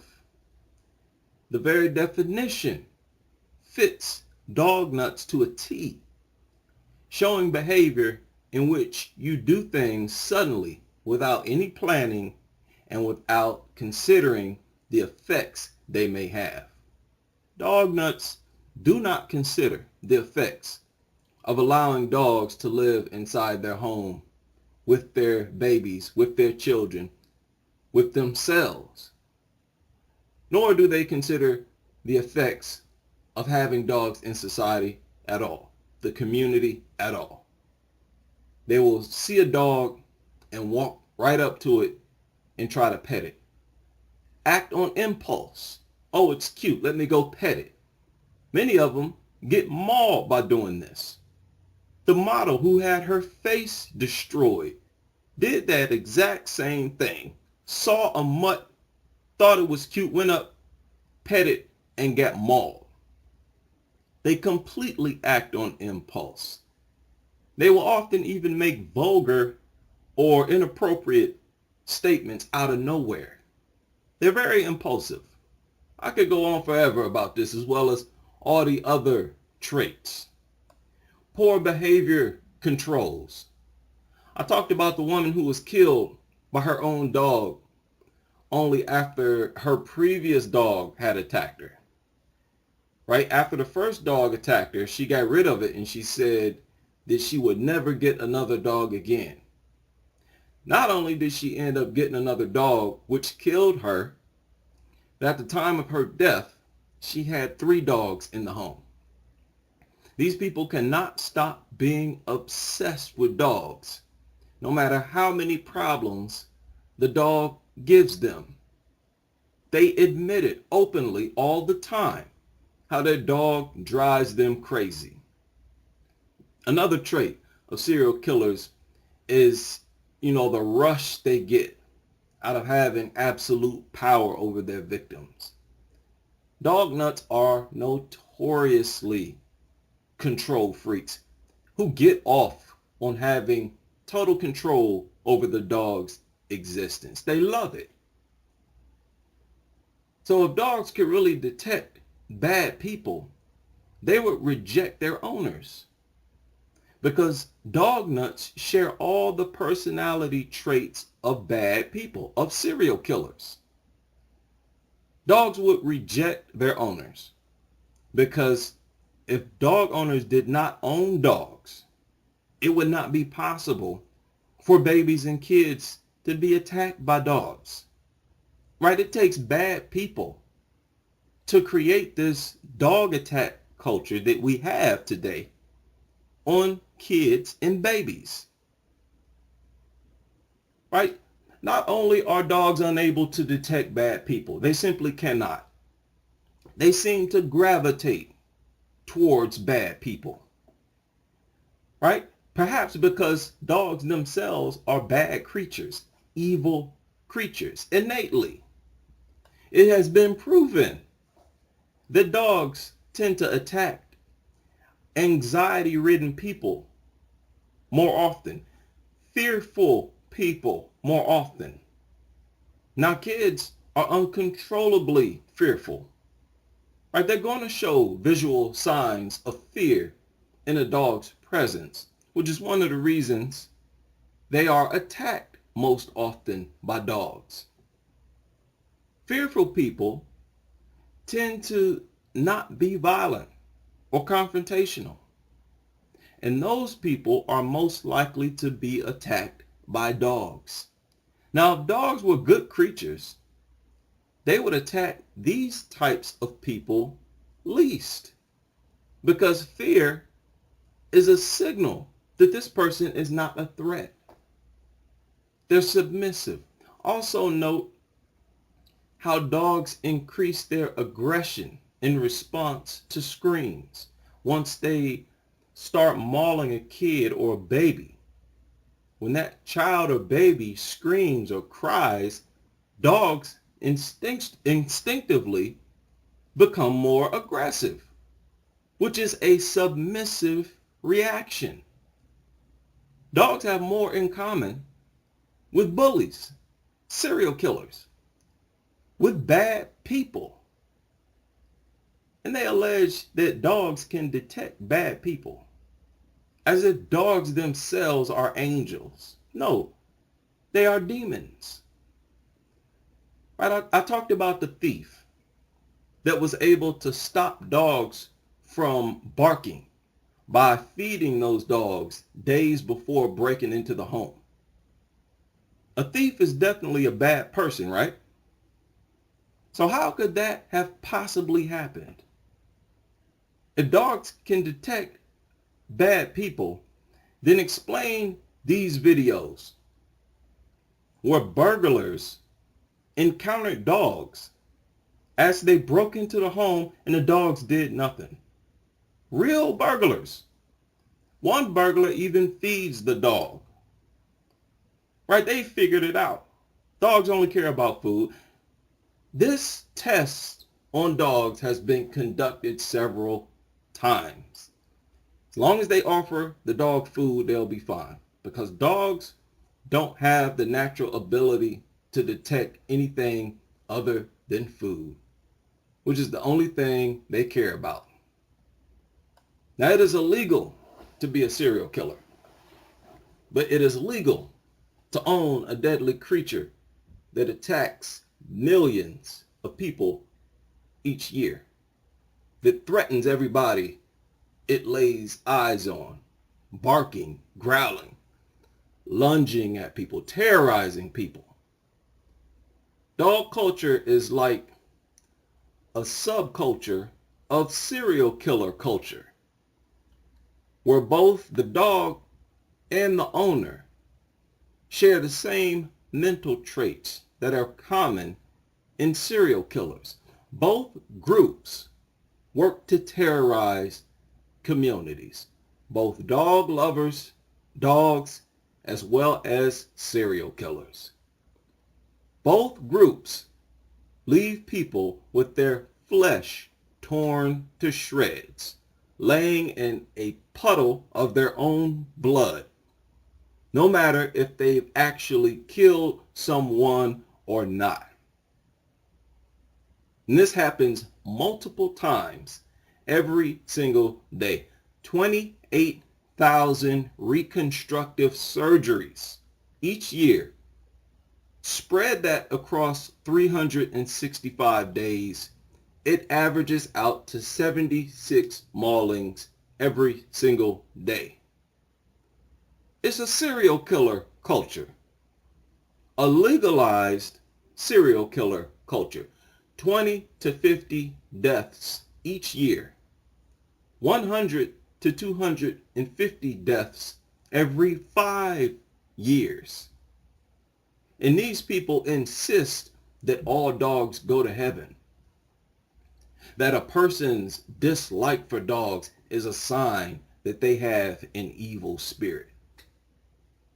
Yet another similarity between dog nuts and serial killers. They blame the victims for the attack. This is standard among dog nuts, especially with children. How could such an evil culture go undetected for as long as it has, right under our noses? And it has actually been projected as a loving culture, this dog culture, right, full of pure-hearted people and who are full of love. What a joke. Dog nut culture is engulfed in lies and deception. This trend of projecting dogs as some sort of moral beacons in society has no end or limits. Because just like no amount of studies conducted by scientists would help serial killers, would help us view them as good people, or outweigh the act of killing random people, no amount of studies will outweigh the negative impact dogs have on society. Nothing will outweigh dog attacks and their overall aggressive, terrorizing behavior. It is constant, so they have to bombard us with nonsense like this on a regular basis to manipulate how you view dogs. Constantly have to come up with something else. Some new study that dog nuts can run with to project dogs as angels.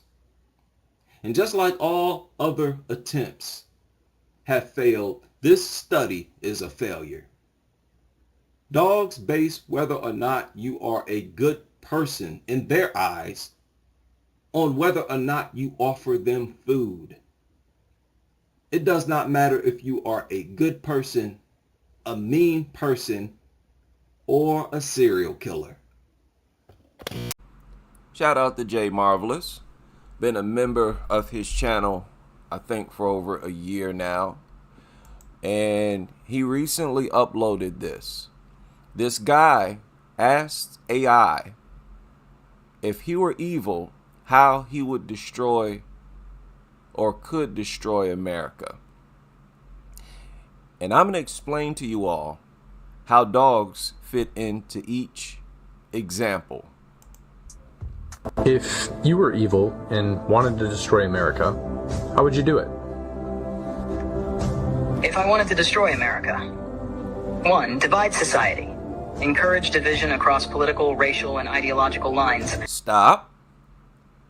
Dogs definitely divide people, primarily families and neighbors, which are the two most important people. Amplifying conflicts that create distrust and weaken national unity. 2, weaken education. Gradually lower standards and... Oh, the therapy dogs. Instead of reading to another student, read to a dog. That's somehow supposed to be more beneficial. Right? Here comes the therapy dogs. Let's focus on the dogs and make the dogs superior to the students. Okay? You're second-class citizens when dogs are around. Shift focus away from critical thinking, creating a population that's more easily influenced and less informed. Oh, 3. yes. Damage. And they'll be influenced. They'll be under the impression that dogs are okay, despite dogs being the greatest threat to that age demographic. Conflicts that create distrust and weaken national unity. 2. Weaken education. Gradually lower standards and shift focus away from critical thinking, creating a population that's more easily influenced and less informed. 3. Damage public health. Promote widespread use of... Do I need to elaborate on that? How contaminating dogs are? They're such a contaminant that they have contaminated the air outside. We can't wrap our heads around how much of a contaminant you have to be to contaminate air outside. And inside of these homes, there's dog saliva, urine, and excrement everywhere. Inside the vehicles, and dogs make millions of people sick every year. That's what that amounts to. Dogs are a major contributor of illness for people.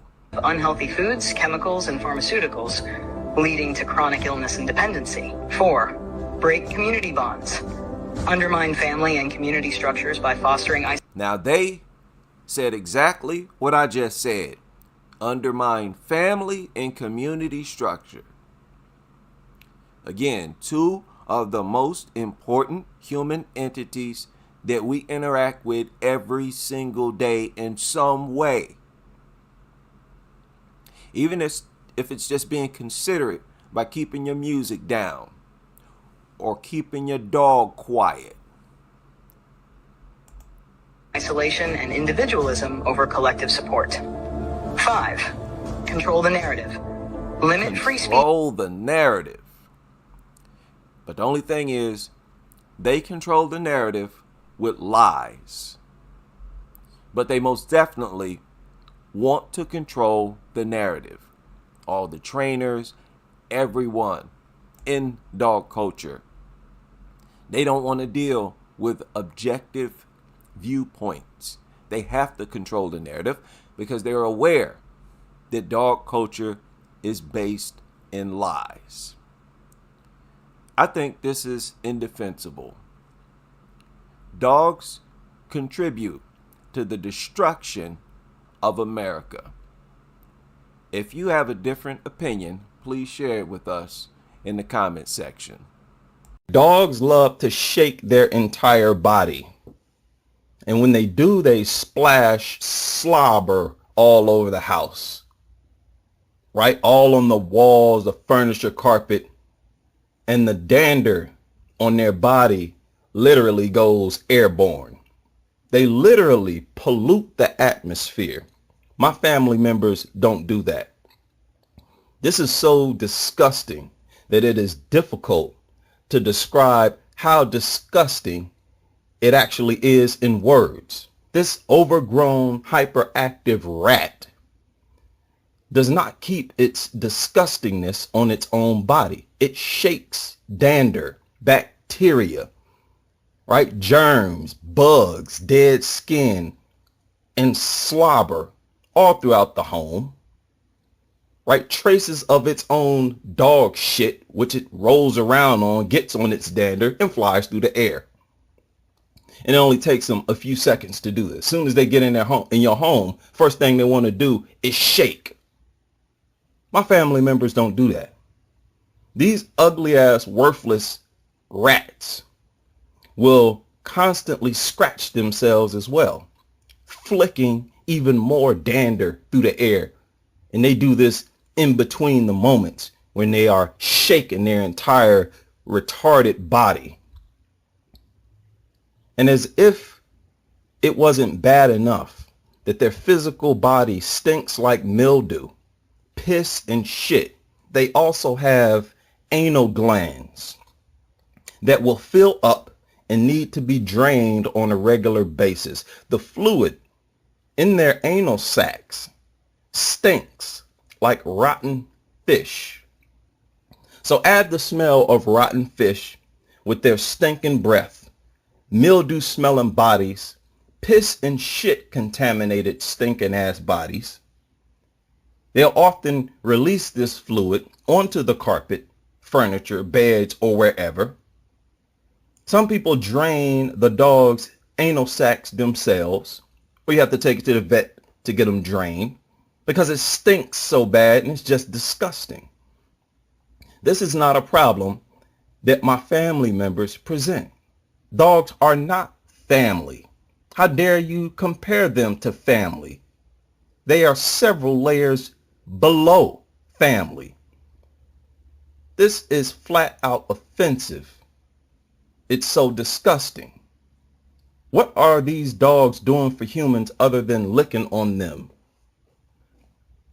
that makes them worthy of a lifetime supply of free food and shelter, costly veterinarian bills, baths, walks, attention, their own toys, their own rooms, that makes them worthy for humans to pick up their shit? We should only be treating our own human children this way. They are the only ones on this planet that should get that type of affection and attention. And if you were to redirect your love and attention from your filthy, worthless mutt onto your children, you would all be better parents. It's no wonder why they call these animals fur babies, because they're just as dependent as babies. They need you to feed them, shelter them, clean them, pick up after them, pick up their shit. This is all dogs do for humans. They give humans disgusting responsibilities. They cost humans money. Again, don't talk to me about, dog love. That worthless mutt will love a serial killer. It will love a person who kills its own master if that person simply offered the dog some food. These mutts are brainless, totally dependent, disgusting, ugly, goofy looking, hyperactive, retarded acting, slobbering, stinking, dander and spit flinging, stinking, anal gland secreting, shit eating, overgrown rats that attack humans, children and babies on a regular basis. Over 4.5 million bites, hundreds of thousands of attacks, tens of thousands of reconstructive surgeries each year. And yet there is this massive percentage of the population saying that we should treat these animals the same as we treat family members. How about this story right here? This woman out walking her dog, suddenly attacked by a pit bull. These small dogs are pit bull magnets. She's under attack by this pit bull, and this 52-year-old man was riding his bike with some other guy. They stopped and helped her. They were unarmed. 52-year-old man using his bare hands to help this woman that he did not know fight off a pit bull.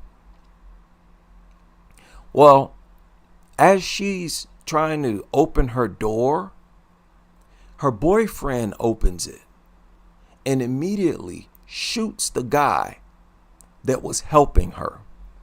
I assume he thought that he was attacking his girlfriend. Shot him dead. And it all started because of this dog.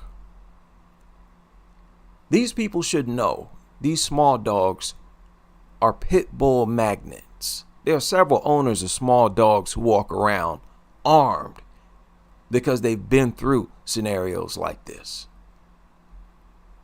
Dogs cause more problems than I'm able to sit here and recollect. They break up families, friendships. What would you have done? If I was unarmed, honestly, I probably wouldn't have helped her. What am I going to do? I'm not about to help nobody. You brought that on yourself. Walking that small mutt unarmed. That's on you.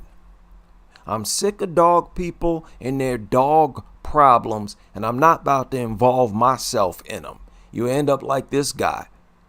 Now, had he not been shot by this woman's boyfriend, he could have been mauled by that pit bull. Another scenario I'm not trying to go through. Bottom line, dog people are nothing but trouble. This man charged with involuntary manslaughter. The maximum penalty is 5 years in prison. I'm going to keep up with this to see what happens. But just another learning lesson. Stay away from dog people at all costs. Don't even keep friends with dog lovers. They're nothing but trouble. Let's deal with some skin conditions that these disgusting dog owners have on a regular basis that they contract from their disgusting, filthy dogs. Like staph infection. Very common. There are more than 3 million cases each year in the United States. It spreads very easily. Okay? Symptoms include boils and oozing blisters. I mean, fuck, just stop right there. Stop right there. Who the fuck would want this? Right? It can cause nausea, vomiting, stomach ache. It could even be deadly if the bacteria invades deeper into the body or enters the bloodstream, which will result in a fever, joint and muscle pain. And to treat it, they often have to get these, blisters and boils drained, right? And then get on antibiotics, right? It's fucking disgusting. All because you want a fucking dog. And think these people kiss these dogs. They sleep with these dogs. They have sex with these dogs. They're always hugged up, rolling around with these dogs. Absolutely disgusting. Next, we have scabies. Scabies is very, very disgusting. Now, they appear as spots on the skin, right? And if you pay attention to a lot of these dog lovers' skin, they always got something fucked up going on with their skin. They got spots and rashes and all kind of shit. You should not have anything to do with dog lovers. Do not come into physical contact with them, right? Scabies looks like spots, but under a microscope you see that it is these microscopic bugs that live underneath the skin, and they are under there laying eggs. This is disgusting. I mean, why? Why would you tolerate something like this? Why would you put your family at risk for something this repulsive? Okay, ringworm. Ringworm is disgusting. I had a cousin who had ringworm in his head. And if you get them in your head, you'll go bald wherever it's located. It'll cause a bald spot. And somehow he hit it and sort of injured it. And this thing grew, I swear, like 2-3 inches out his head. It looked like a small cake. The more you scratch it, the bigger it will grow. I mean, absolutely disgusting. All right, it is actually a fungus. It's not an actual worm. A fucking fungus. So here's these dog lovers contracting fungus from their disgusting dog. So I'm not exaggerating when I call dog owners disgusting. It is very real. hookworms, right? These are actual worms that live in your body. Again, disgusting. They can be seen on the surface of your skin, not on the surface, but like just underneath your skin.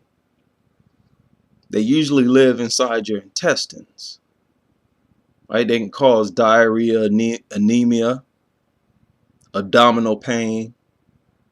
It's just disgusting. Why would you want to share something like this with any other living thing that regularly has shit like this?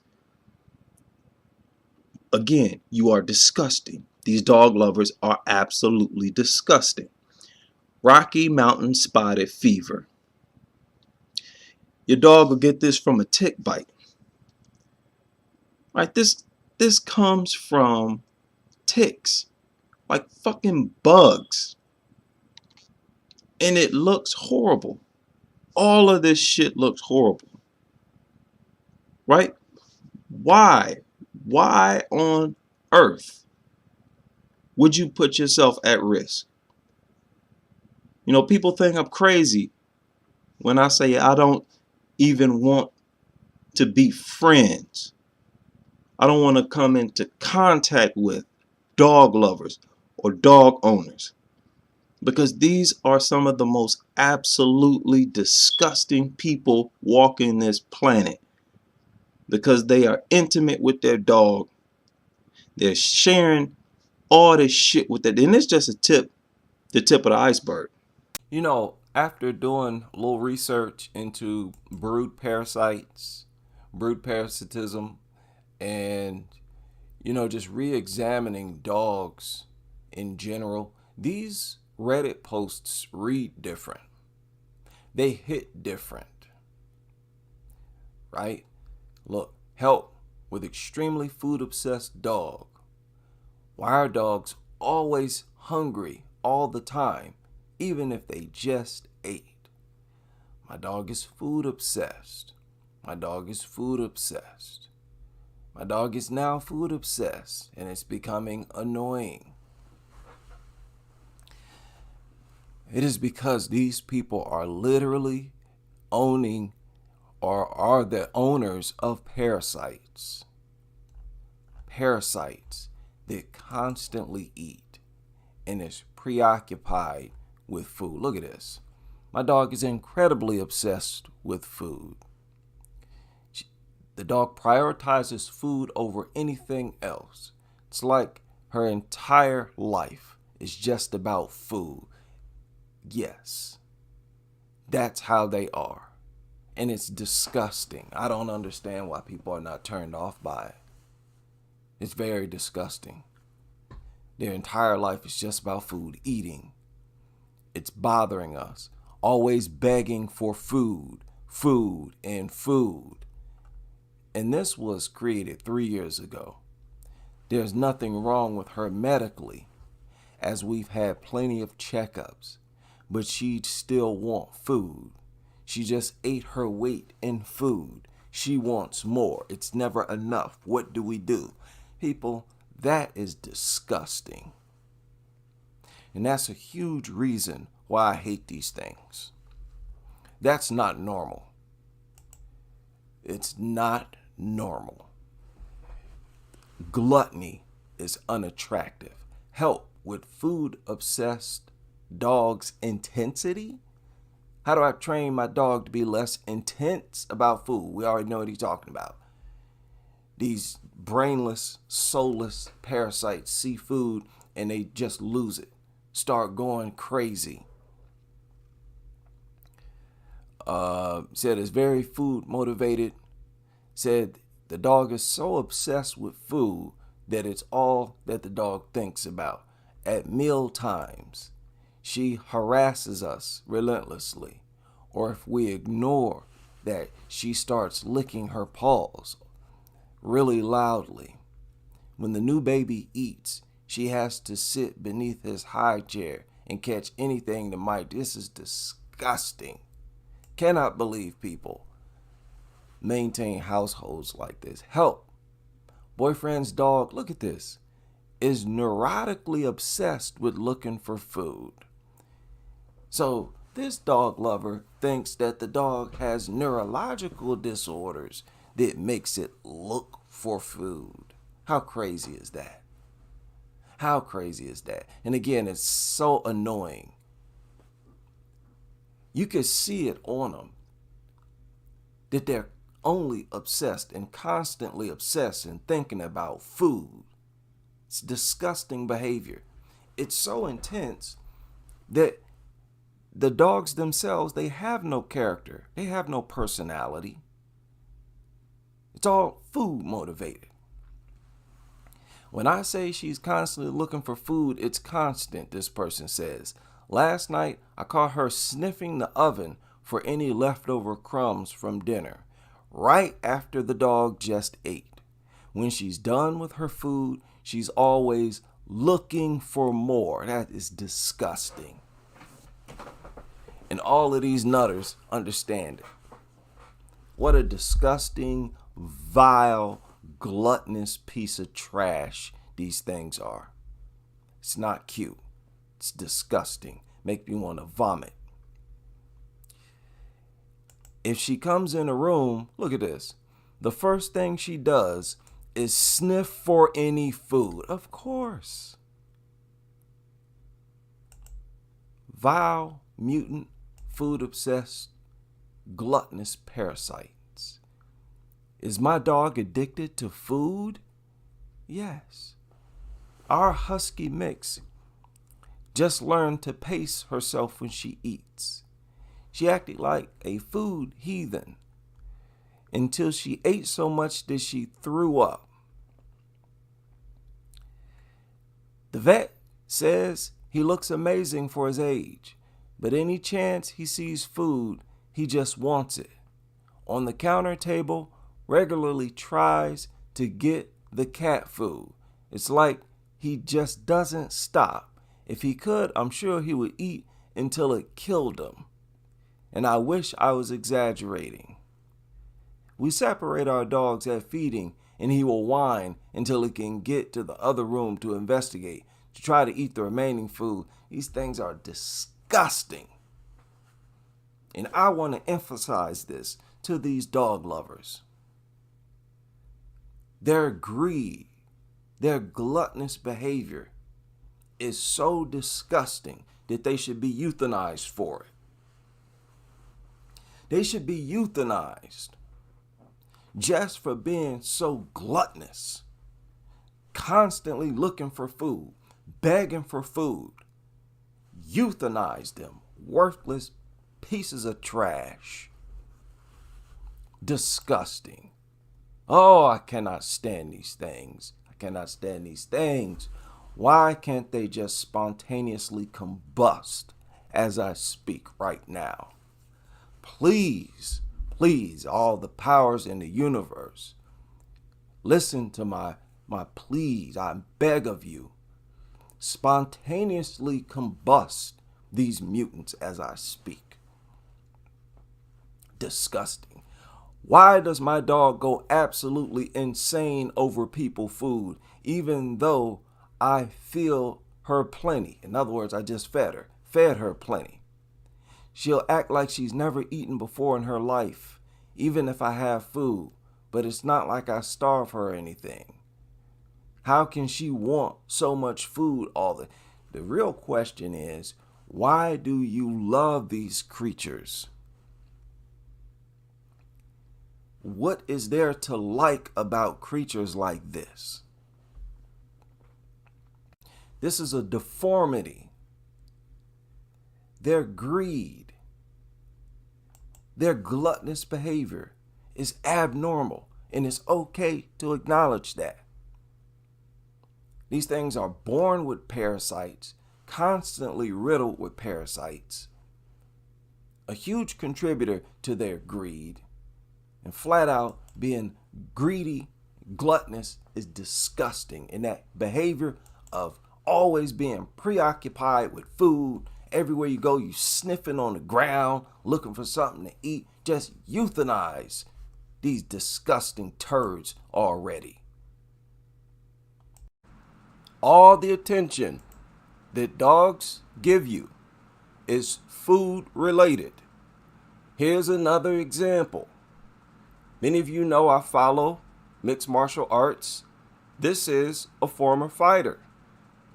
Do you see how as soon as this young child moved her hand, the dog locked in on her hand immediately and started sniffing it?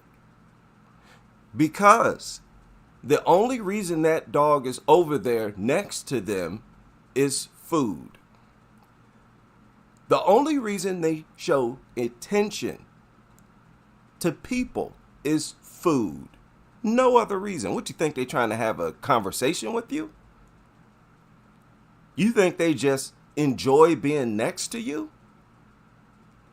I know many of you think that. Okay, because you're a human. You think they just come around you for human reasons. No. That's why as soon as she made one move, that brain dead parasite, better off euthanized than alive turd, started sniffing her hand. Again, their gluttony is disgusting. Their obsession with food is inhumane and disgusting. And they deserve to be despised. Despised for being that obsessed with food. You worthless pieces of trash. They will behave like this immediately after eating a very large meal. These dumb, worthless mutants, they never stop thinking about food. Go online, look at the confessions from dog lovers themselves who talk about how their dog will still try to take their food after they've already fed the dog. Many of these people will feed the dog first so that when they eat, the dog won't be all up in their face, and it doesn't work. They don't love you. They're not trying to be your friend. They're obsessed with food at a level we really can't understand, which is why most people are not aware that the attention that they're giving you is food related. Somebody left a comment on one of my videos that I want to deal with. I try not to get too involved in my comment section because I feel like most of the time the comment section is the most interesting part of the video. Really, my videos are something to spark a conversation, a discussion. They say two heads are better than one. Well, multiple heads are better than two. But this person left this comment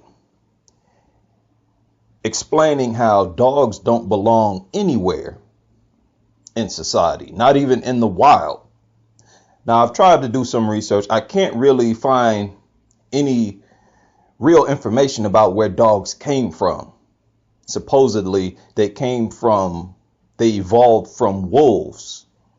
You know, some of the wolves started to follow humans around and feed on the scraps that humans left over and whatnot, crossbreeding or whatever. And these different breeds emerged. And now these mutts leech off humans and are totally dependent on humans. But in other countries, these animals are no different than big rats. They are a nuisance.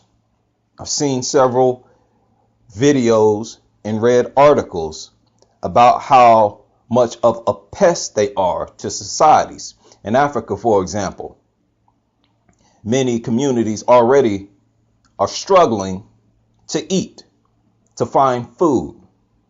And they have to deal with these mutts eating their food, which is why in Africa and other countries throughout Asia, throughout the world, people treat dogs like rats. When they see them, they kill them. They get rid of them. These animals are biting and killing their children when their children are on their way to school in the morning, stealing people's food, nothing but scavengers and a nuisance to the human species. The only reason they're so valued here in America is because we have so much resources and food. We throw away just about as much as we consume. So we can afford to have these mutts leech on us and depend on us. But in reality, if shit hit the fan and our resources plummeted, these dogs would have a different status in the United States. They would then become a nuisance. You got to understand how expensive it is to own a dog, the responsibility it requires. Many people who purchase dogs for the first time sell it because they cannot take the expenses and the responsibility that comes along with owning and taking care of one of these mutts. They're like babies. But unlike human babies, these mutts don't give anything back to society. Human beings grow up to get jobs and give back to the community, to put resources through the economy to keep it alive. They become doctors. They become servants of the community. I don't want to hear about CNI dogs or whatever, service mutts. We don't need them, first of all. Second of all, there's not that many of them. Right? You can't compare the number of service mutts to the number of human children who grow up to contribute to the society they grew up in, to their own species. So these animals are absolutely worthless, absolutely useless. And all they do is cause people injuries. That's all they do. Kill people, attack people, permanently disfigure people, contaminate our waters. And yet you have these mutt lovers saying that every dog deserves a home and that it's our responsibility to feed them because they lick on us, because they wag their tail when they see us. That don't pay no bills. That don't give me my money back that I've spent on this mutt to feed it. An animal, disgusting mutt that cannot stop eating. They will eat nonstop just like a pig. They're very similar to pigs and rats. Nothing but parasitic, disease-ridden animals that are dangerous and scavenge on humans, depend on humans like children. They have no place in this society. They keep people up at night barking non-stop. And these deranged mutt lovers act like everybody in the community is supposed to accept it. Early in the morning, late at night, non-stop barking from these mutts. They are nothing but a nuisance to humanity. And these dog lovers constantly trying to project them as valuable. And the only crutch they have to stand on to project them as valuable is that they show you love. This stupid mutt ain't showing you no love. It is a pack animal that clings to whoever provides food and shelter. It will show the same bond with a different person each week if said person was providing food and shelter. Totally dependent. They're all out for what they can get from humans for free. And all they got to do is lick on you. And your dumb ass is satisfied. On top of these animals being disgusting, I don't have to go over it again, how disgusting these things are. Just like pigs eat their own shit and drink their own piss. Eat shit from other animals. It don't have to be their own. Drink piss from other animals. So disgusting, they will piss directly into their own mouths. How much more disgusting can you get? Yet many of you frown at the idea of keeping a pig as a pet. To you, they're only suitable to be food when they've been proven to be more intelligent than mutts. They scream and cry just like mutts when they are brutalized. Right? They show affection just like mutts when they are fed. But yet you don't have a problem with pigs and cows being slaughtered. But you act like it's the end of the world when anybody harms one hair on the head of a mutt. These animals are worthless, right? You have to question the era that you live in. That is the only way humanity evolves. You look at the behavior of human beings thousands of years ago and you're surprised. You can't imagine some of the things that went on back then still going on today. But that is how evolution happens. People in their era question things in their era. They don't just sit back content and accept the world they live in as the way it should be, or as the apex of evolution. Pretty soon in the future, children will sit in a classroom and learn about when people used to live with animals, which is something they should be learning about today, seeing that even cavemen used to do this. They will learn about when humans let dogs live in their home, when they treated dogs like humans, like babies. And they're going to look around and scratch their heads, wondering how humans could have ever been so dumb and disgusting. Right? The few people who are caught living with animals in the future will make headline news. And that's the way it should be. That's the future we should be aiming for. Because we would experience nothing but improvement to society without the presence of these mutts. The economy would improve. Our safety would improve. The quality of our water would improve. It would be an evolved society.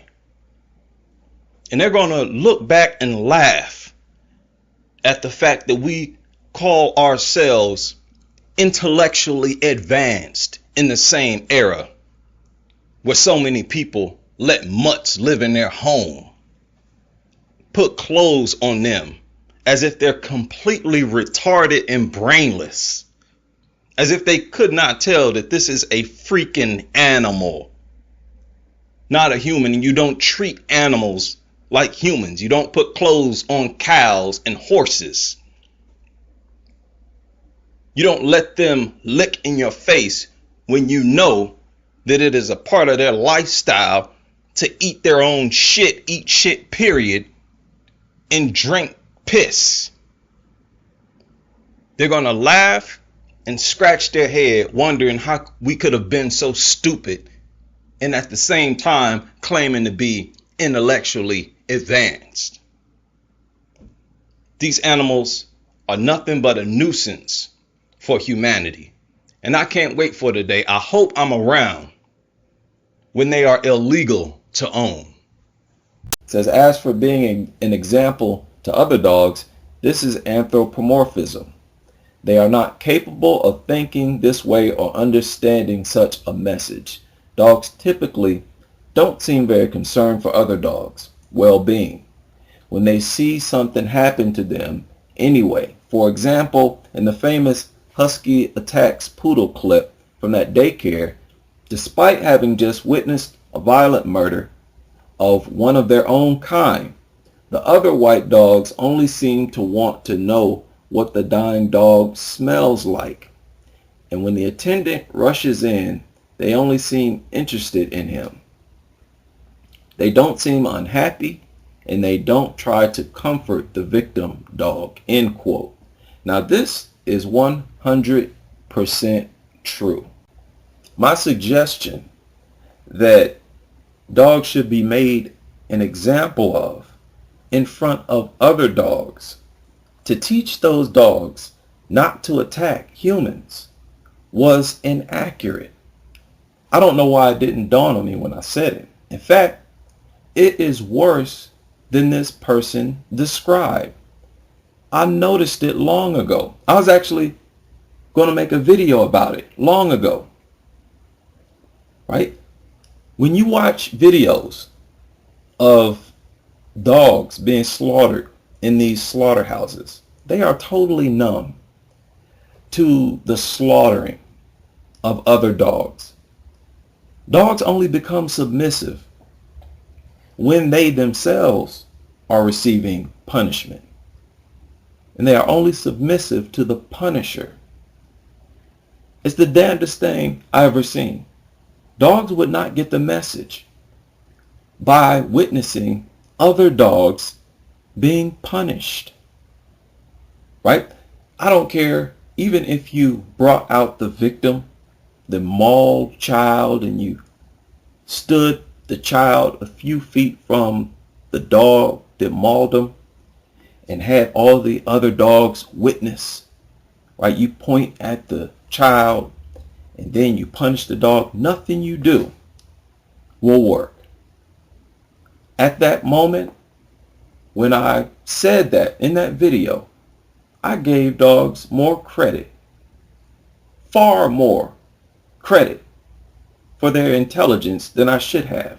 They are far too dumb to be taught like that. I think I sort of got caught in between the fact that you can make a dog more submissive and understand not to do something when you yourself are disciplining the dog.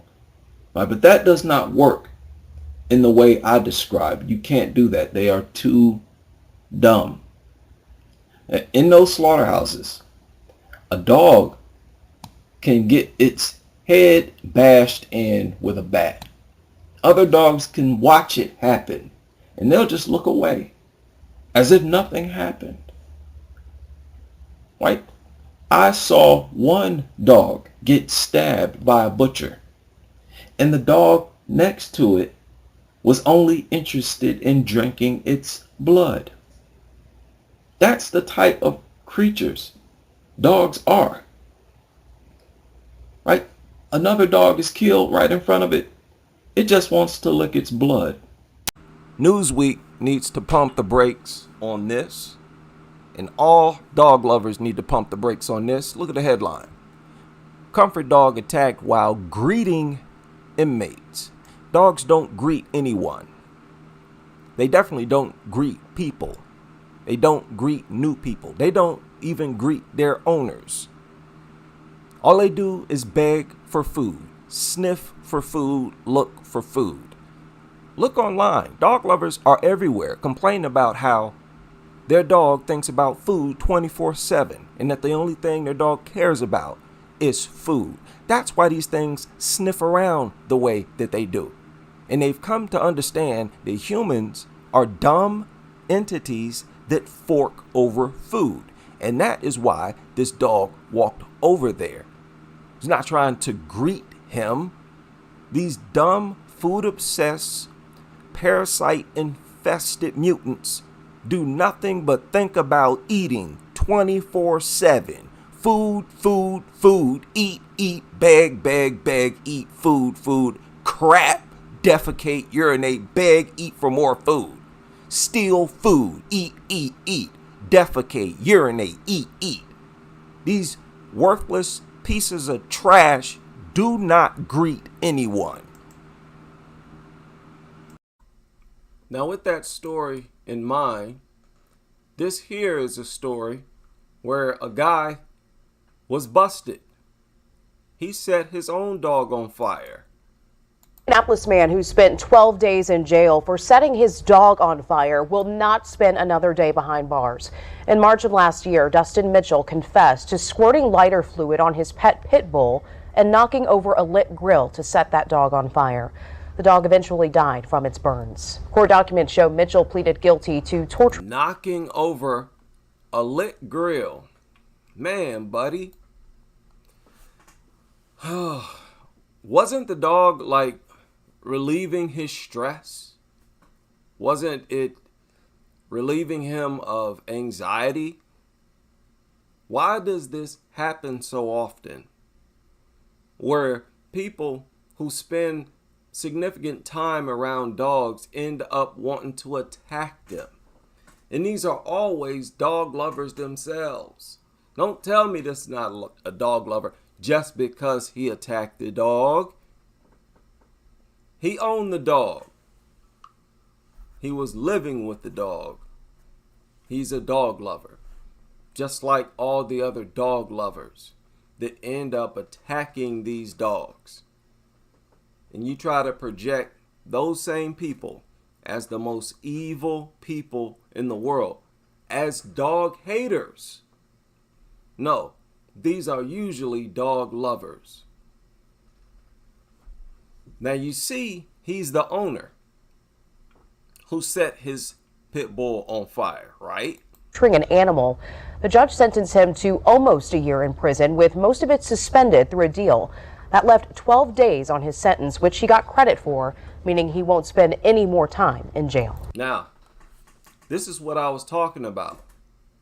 How it's probably the owner who burned that dog, because it's unusual for someone out in the street who sees a pit bull, a stray pit bull off leash, and wants to harm it.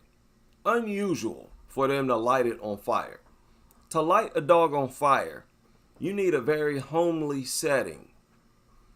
You need to be in a place where there's something like lighter fluid sitting on a shelf, and maybe a book of matches sitting on another shelf. So it's most likely the owner who burned that other dog as well. Many of these cases where dogs have been burned, I believe it's usually the owner. So this is a case of the owner, a dog lover, spazzing out and attacking the dog. The same creature y'all claim relieves people of so much stress is the only so-called pet that people end up attacking. People's frustration does not boil over and send them into a rage where they attack any other pet. And that's for good reason. It is because dogs are unnatural and they are mutants. That is not my opinion. And you can see it in how they behave and how humans who claim to love them treat them. I had a nightmare a few nights ago. I'm in a warehouse. Hundreds of other people are there. The scene is chaotic. People coming into the building covered in blood, screaming. I have no idea what's going on. So I looked through the window. The window was actually located on the floor. I look outside and I see piles of bloody human bones still forming. In other words, bones were still flying into the pile when I saw them. Right? So I look over. Mutts are mauling every human in sight. And as soon as I saw that, This is a vivid, very vivid dream. One of those dreams you remember long after you wake up. As soon as I saw that, someone next to me said, it's a dog bug, a parasite, had infected the dogs, and the parasite was actually harmless previously. Parasite was common in dogs, but it mutated. And now it sends dogs into an uncontrollable rage. They attack every human on sight. They do not stop attacking. And this is the point where I woke up. Every time my dream gets uncomfortable or disturbing, I end up waking up. And as soon as I woke up and I recalled the dream in full, it immediately dawned on me that this is exactly what is happening right now. The consistency of dog attacks is steady. There are no breaks. Several people are being bitten and mauled right now. And these dog nuts want to force you to hope that their dog is not one of those dogs that mauls you or your family. And I see it as a violation of our right to live in peace, our right to live in a safe environment. When you bring deadly creatures that bite millions of people each year into the community, it infringes on other people's right to live in peace. It is a violation of people's safety. Everybody has the right to feel safe in their community. This is a human right. The dog owner's personal relationship with the dog is irrelevant. You owe a responsibility to the people in your community when you decide to live in a community. Now this guy's neighbor has a pit bull, and this mutt basically keeps him and his family in constant fear. Every time they go outside, they have to face the possibility of getting mauled or seeing his children get mauled. No matter how responsible these owners claim to be. It is wrong to expect other people to be as welcoming as you are to a deadly predator with a consistent reputation of attacking people, especially kids. Outright insanity. I could go over this insanity a million times. I never get used to it. The right to own dogs, they have this right where it's our right to own dogs. That right is nowhere near as important as the right to live in peace. If you're going to live in a community, like I said, you have a responsibility to the safety of those people and the kids in your community. You do not have the right to jeopardize other people's safety, especially to the point where they are fearful to walk outside or let their kids outside and play outside like free human beings. This is an outrage. Dogs will escape. I don't want to hear from you dog nuts who claim to be responsible. Shut your mouths. Close to 10 million dogs and cats are lost or stolen in this country alone every year. These mutts will dig under fences. They will dart out of the door at top speed as soon as the door opens. They will somehow break free from leashes and so forth. Human error is always present. It's mandatory. You're going to have human error. And when these mutts escape, the biggest problem is not that the dog might get hit by a car or attacked by another dog. See, these dog nut websites, when they talk about dogs that get lost or break free, they talk about the danger that it presents. And they never talk about the possibility of that dog attacking someone. The biggest problem is that it might attack someone or someone's child. I would rather the dog get hit by a car than to end up mauling the helpless.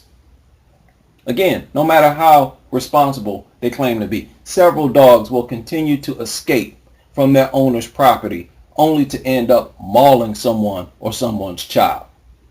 Now, Canine Aversion made a video a few days ago that I strongly recommend, I strongly recommend people listen to Canine Aversion's videos. Excellent work. She shows a video clip, or several clips, that show dogs attacking kids based on nothing more than a predatory instinct. Mutts don't even have to be hungry. The child doesn't even have to be moving. They can be standing still. Dogs spot kids and they attack. Right? Doesn't even have to be moving. This is a major reason, on top of the others, to ban dog ownership. There's a litany of things, reasons that are legit to outlaw dog ownership. Dogs of all sizes. Again, the dog that attacked this toddler was small, and had that mutt not been run off, it would have inflicted life-threatening damage to that child. Any creature that attacks our youth like this should not be trusted anywhere in our communities. What is wrong with us? We should protect our youth with fire, vigor. Don't harm one hair on the head of our youth. And we're compromising their safety for these worthless mutants.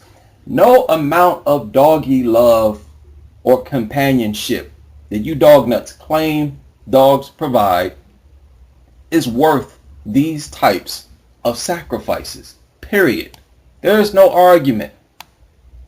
These are just some of the reasons why dogs should be illegal to own.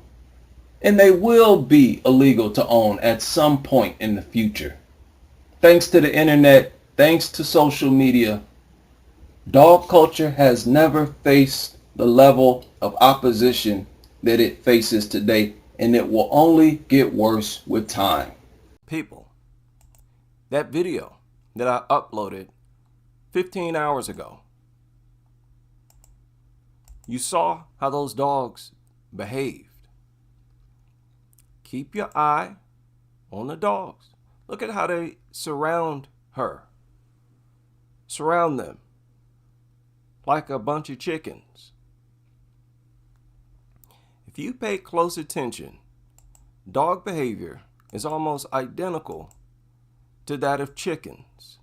They know they're about to be fed, so they run up and surround you. The chickens do this same thing.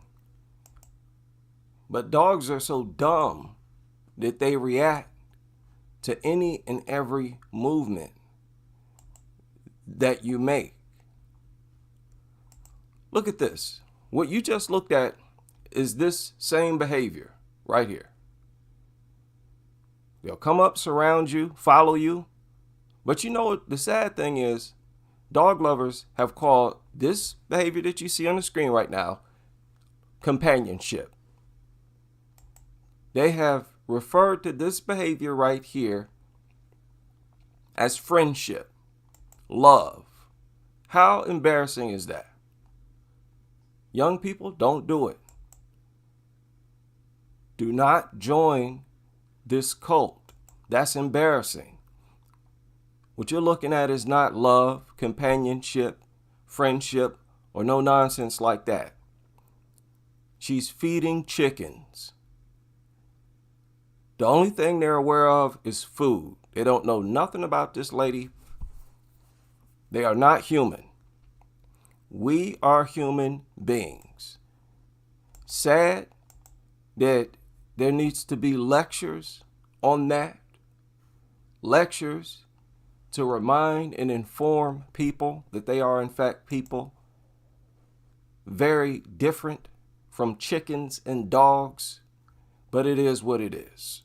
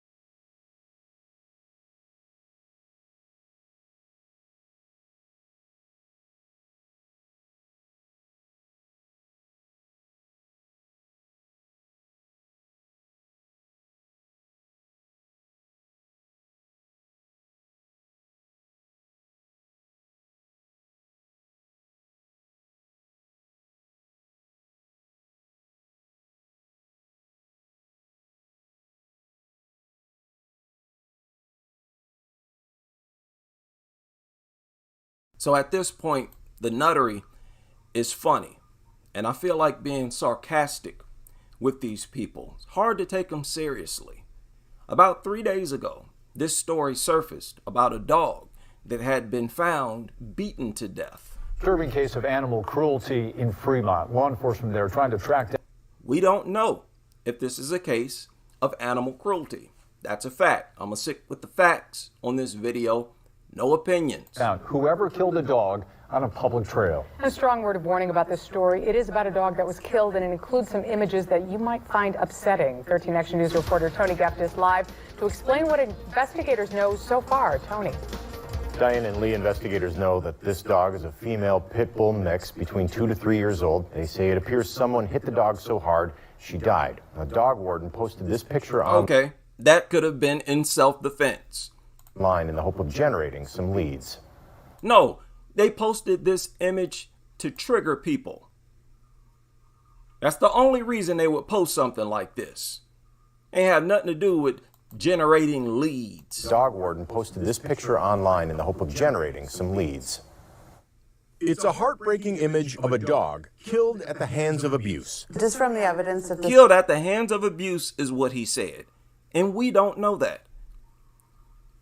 Now y'all gonna stop doing this. Because one thing we do know is that when these mutants are off leash, roaming around, they attack anything that's living on sight. Now, if someone walking through this trail encountered an off-leash bully breed, do you think that dog is going to walk up and be friendly to them? Oh, of course. I'm sure that's what happened. The dog walked up and tried to give him a kiss, and the evil human pulled out a bat and smashed it across the head. That's it. It appeared that the dog had died from blunt force trauma to the head. Kelly Pocock is the Sandusky County dog warden. She posted this picture to the Dog Kennel's Facebook page with the hope of generating some leads. Anybody that saw anything, no matter how small they think it, of a detail they think that it might be, it could be a huge detail to us. Pocock says Fremont police... Yeah, a detail like, hey, yeah, that dog tried to attack me. I threw a rock, smashed it in the head. Then I took off. It wasn't dead when I left. Why would I come forward? Why would anyone come forward, even if they defended themselves? Just the environment that they're creating. Putting out all these threats.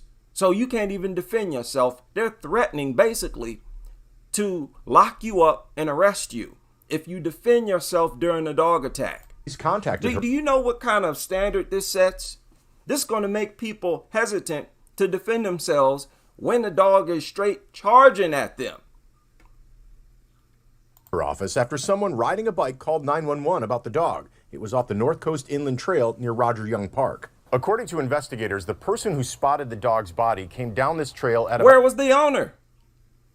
Again, imagine if you were walking down this trail and you see an off-leash bully breed. You think it's just going to look at you and go on about its business? It's going to threaten, it's going to attack you. And that's most likely what happened. To assume that this was definitely a case of animal abuse is ridiculous. About 10 o'clock Sunday morning and did not see anything. When that person returned around 11:45, they found a violent scene. Blood splattered on the pavement, leading down the bank of the Sandusky River to the body of that dog. So you simply found a dead dog. You have no idea what happened. But y'all are trying to assume that it's a case of cruelty, that somebody did it just for fun. Get out of here. They did not see the blood splatter at 10 a.m., but they did see it at 11:45. So we know that it happened between those hours. The sign on the bridge states surveillance cameras in use. 10 o'clock in the morning. Do you think animal abusers are waking up at 10 o'clock in the morning, going out looking for off-leash bully breeds to abuse? This sounds like somebody minding their business came across a unleashed bully breed that tried to attack them, and they successfully defended themselves. But seeing at least that we don't know what happened, y'all need to stop making accusations like this. However, Pocock says they're not pointed at this area. She sent the dog for a necropsy at OSU. It will help determine how the dog died. Off and on, we've seen violent cases like this. We don't deal with many of those. So they do hit a little harder when we have to deal with something where a life was taken so violently. Life was taken so violently. Dogs are the ones that take lives violently. Every time. Sound like this dog might have not died so violently. If you get struck in the head so hard you black out, that's not a violent death. That's not torture. That's not the type of death that people suffer when they're killed by dogs. Okay? And again, that dog could have been killed violently in self-defense, and that person would have been justified. But you just do the job the same way so that you can get justice for the animal. No. We're not going to assume that the dog deserved justice. Justice may have already been served, but that person may not have wanted to confess because they understand how you all always look for a way to blame them and charge them with animal cruelty. And it's funny how they go straight to a bunch of dogs being aggressive, threatening, barking. But we're not supposed to assume that the dog was behaving the same way these dogs are behaving. Just for the animal. Yeah. This is exactly how that dog most likely was behaving when it saw that person. The animal. Until then, she is asking anyone with dumb, worthless mutts. I believe someone defended themselves successfully, neutralized the threat. But listen to this. With information about this 2 to 3 year old female pit bull mix, or anyone who may have seen anything Sunday, to come forward. Whoever is responsible for this could face a felony charge, which may lead to a maximum of 1 year behind bars. Which is exactly why the person who did it, if this was self-defense, will not confess. Because they know you lunatics always assume that they simply wanted to see the dog in pain for fun. Funny how you all look at cases like this and turn a blind eye when these mutants launch unprovoked attacks on people and you bend over backwards not to do anything to those dogs. You most likely usually adopt them out to someone else. Sick, demonic, devilish culture. Disgusting. So we got another story about a pit bull that was shot. And of course, another media outlet telling the story as if the dog is the victim and the dog is innocent. It did nothing, and that somebody shot it for kicks. On 6 tonight, a South Florida man says that someone shot his dog, and unfortunately the dog had to get one of its legs amputated. And he now wants the person responsible held accountable. Nico Clements spoke with that pet owner today, joins us live now from Miami with the exclusive interview. Nico. Look, you too, he's crushed. It's his dog, and his dog is very much part of the family, but his concern is if they shot his dog. Listen. The dog is not related to them. It's not related to anyone. That's a fact. For what he believes was no reason, what would stop them from shooting another animal or a person?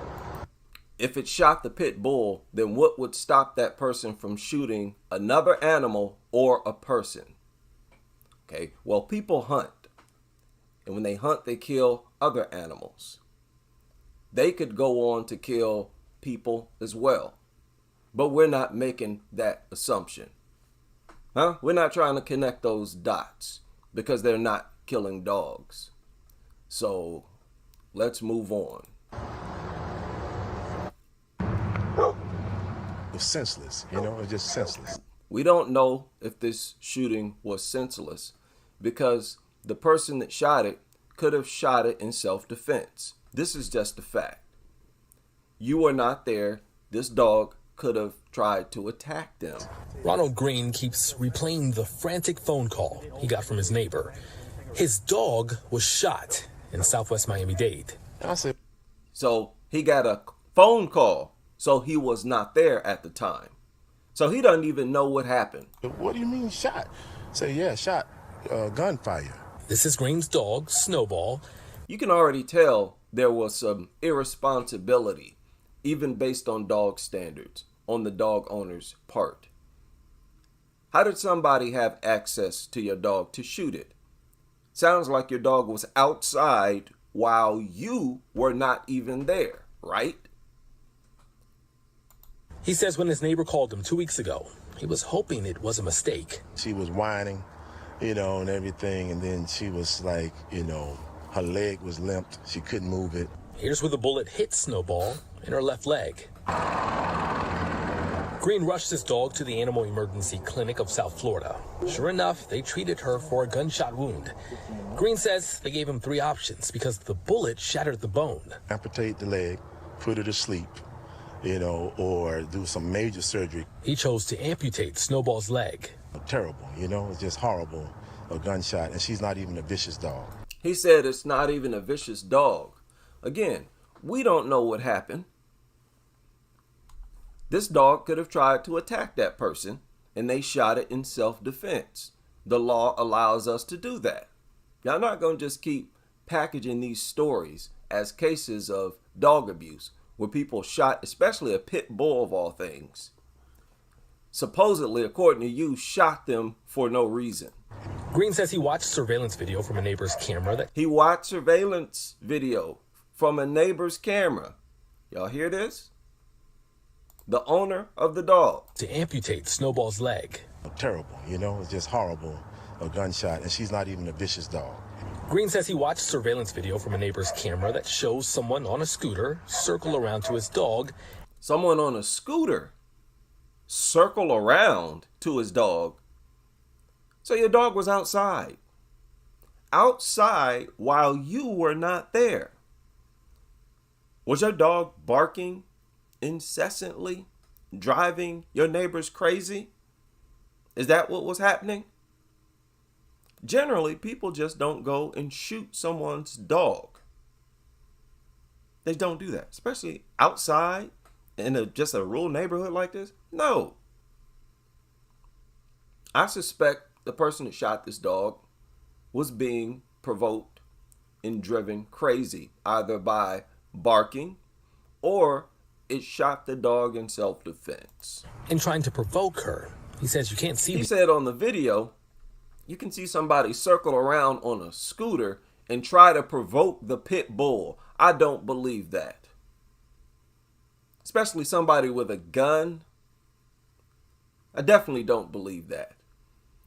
If it was a child, toddler, maybe. And even then, I wouldn't believe that. They're terrified of these things. And if this is the case, then show us the video. Show us the surveillance footage. They don't show us the actual shooting in the video. He said you don't see the actual shooting in the video. So show it to us. If this video shows an unprovoked shooting of a pit bull, but you don't actually see the shooting, that means it's PG-13. He watched surveillance. Show it to us. Video from a neighbor's camera that shows someone on a scooter circle around to his dog and trying to provoke her. He says you can't see the actual shooting in the video, but he says he did see the person put something in their waistband immediately after. Why should we believe you? If you refuse to show us the video, why should we believe your side of the story? If you show us the video, we have to side with you. No video. So we have all the room in the world to assume that you're lying. You're lying now. Why wouldn't I assume that you're lying when we already caught you in a lie? You're up here saying that this is not a vicious dog, when the truth is you know full well that that dog could attack anyone. You have no idea who that dog will and will not attack. Just like all the other dog lovers in the world. That was a moment of dishonesty from you. So that's the same as being busted in a lie in a courtroom. We can throw your whole testimony out. Green says he wants this person caught. Why did you do it? The dog is not vicious. Again, you don't know that. You know how many people have said that their dog was not vicious after the dog had already attacked someone? Oh, it never shown aggression. Stop with that. You saying that it's not vicious, it's not proof and it's not evidence in any kind of way that that dog did not try to attack that person. There's no need to pull out a gun. You don't know. How would you know? You wasn't even there. And you talking about a well-established killer, a pit bull, a bully breed. These things are more established than any other killer in society. Nothing else kills people on a consistent basis that is as well established as dogs. The only thing you can compare them to is like heart attacks. And even if you're not killed, I'm talking also about the people who are badly mutilated. So what are you talking about? Anytime you find these things shot, that's a possible case of self-defense. Shoot a dog. And y'all talking about, oh, shoot a dog. Why would anybody shoot a dog? You're playing dumb. You're so desperate to defend your recklessness and conceal your irresponsibility, really your psychopathic behavior, that you go overboard, scratching your head. Oh, why would anybody shoot a pit bull? Why would anybody shoot the most well-established killer, maimer in the country? Get out of here with that. I'm not even going to finish this goofy story. This article surfaced yesterday, and I wanted to give the other side to the story. I'm having a hard time not showing the injuries on this dog, but I'm going to try it again here. I want y'all to check this out. This story surfaced a few hours ago. They claim that they're looking for someone who burnt a dog, set a dog on fire, allegedly. They say it was beaten and burnt to death. Investigators are asking for your help in finding a person who set a dog on fire in the 5th Ward area. Now, we do want to warn you before we show them to you. Some of these photographs are disturbing to look at. Police say the dog, named Lucky, was found with severe burns outside of a home near Hutton and Lee on Friday morning. He was handed over to the Houston Humane Society for care, and they say he also suffered blunt force trauma and burns not only on his body but in his mouth. They believe an accelerant was used. It's been very hard to just... So you believe somebody deliberately burned the inside of the dog's mouth, like with a blowtorch? You know how difficult that is to do? Even if you have a blowtorch, I mean, it is hard to blowtorch the inside of a pit bull's mouth if you don't own the pit bull. Okay, but let's finish this. Listen to what she has to say. To see how someone can be so evil and do something to such a loving companion, just like Lucky. Like I mentioned, Lucky is such a good boy, and to know that there is some kind of evil in the world that... Okay, now look. It is not acceptable or professional to assume for her to call that dog a good boy. That's unprofessional and unrealistic. The truth is, she don't know the history of that dog. She has no idea what that dog has done. That dog could have killed people. No, there's nothing acceptable, there's nothing humane or godly about doing that. Okay? That needs to stop.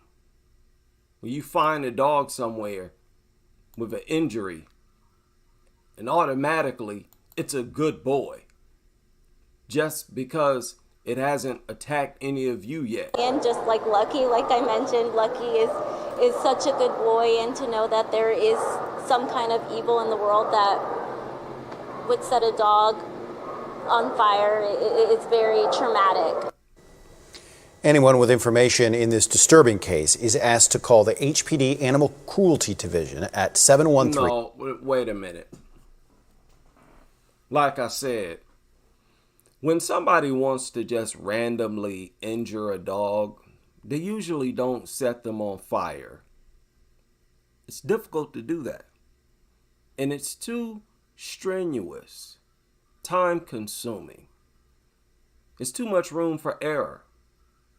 You got to douse the thing, properly with some type of lighter fluid or something, gasoline or whatever. You got to make sure it's properly saturated. Then you got to catch the thing again to set it on fire. Nobody wants to go through that. And then this dog has the inside of his mouth burnt. That's even more difficult.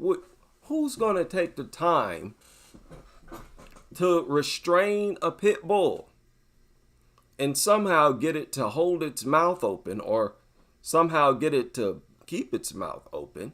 Why would you go through all that just to burn the inside of its mouth? This sounds like something random happened. Like maybe the thing ate some fireworks. I don't know. They're always trying to eat things. They even eat rocks. Who knows what could have happened? But to just assume that this is a case of cruelty where somebody was just evil and wanted to see the dog burned, that's ridiculous. And I don't accept that. That's slander against me. If you want to just blindly accuse people and you don't know who did it or if they did what you're accusing them of doing, then you may as well be talking about me and everybody else. You can't do that. It's really that simple. You don't know what happened. This could have been a random freak accident. And to assume that somebody torched the dog, you have to make it believable. How could somebody possibly do that, especially to a random dog? And if this sounds like something that the owner did, well, why would the owner of such a loving pooch want to do something like that anyways?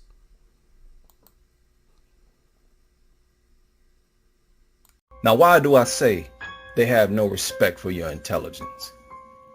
It is a rule that you do not leave children alone with dogs. Dog lovers are fully aware of this. When you look at the circumstances surrounding dog attacks on children and infants, you'll see that the dogs almost always wait until the adult has either left the room or fallen asleep. Think about that. The dog is invited to live in a home of humans. The dog's master, who feeds it, has other people, family members, living in the home as well. The children and infants are small in comparison to the master, right? And other adults who provide food, who actually put the dog food into the dog pan. So if one of those type of people are present, the mutt won't attack the child. These dogs know full well that your children are in fact your children.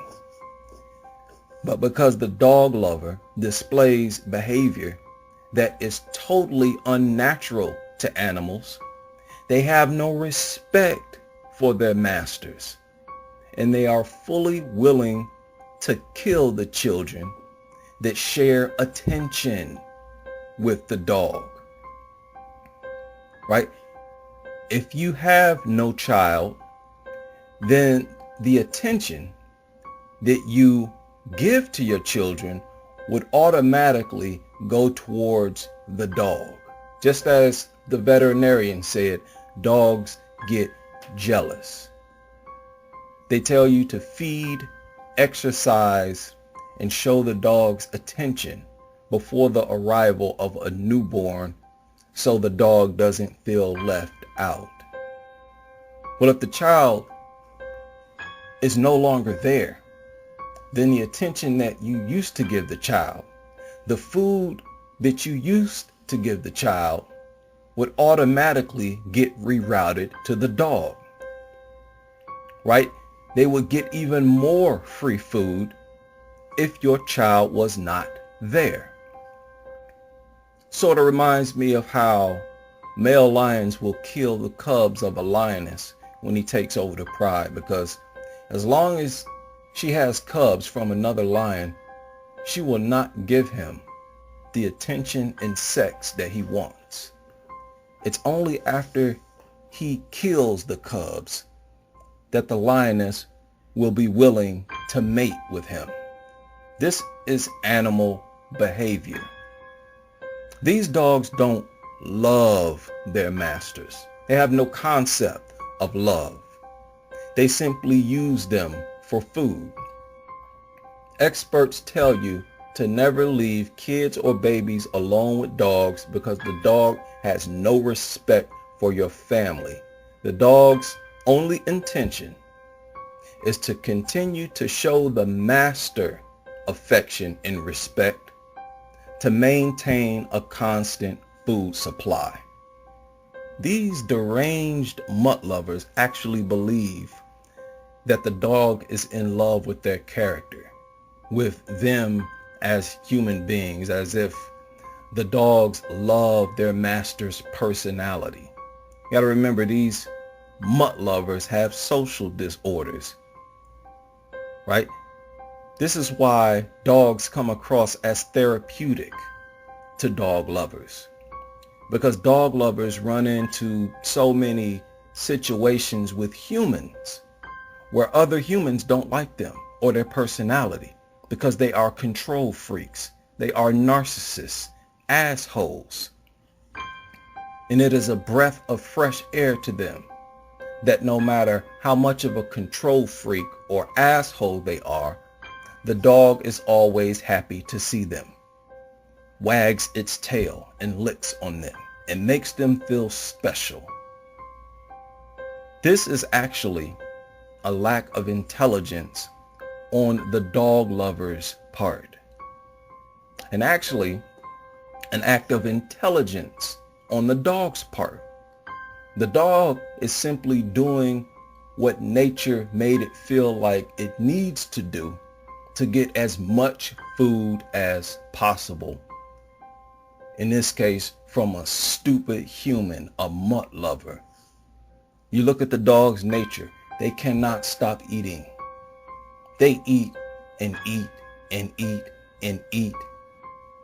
So in their mind, they need as much food as possible. That's the only reason they're happy to see you. That's the only reason they lick on you and wag their tail, because they want to maintain a food supply from this stupid being that allows it into their home and gives it unlimited free food.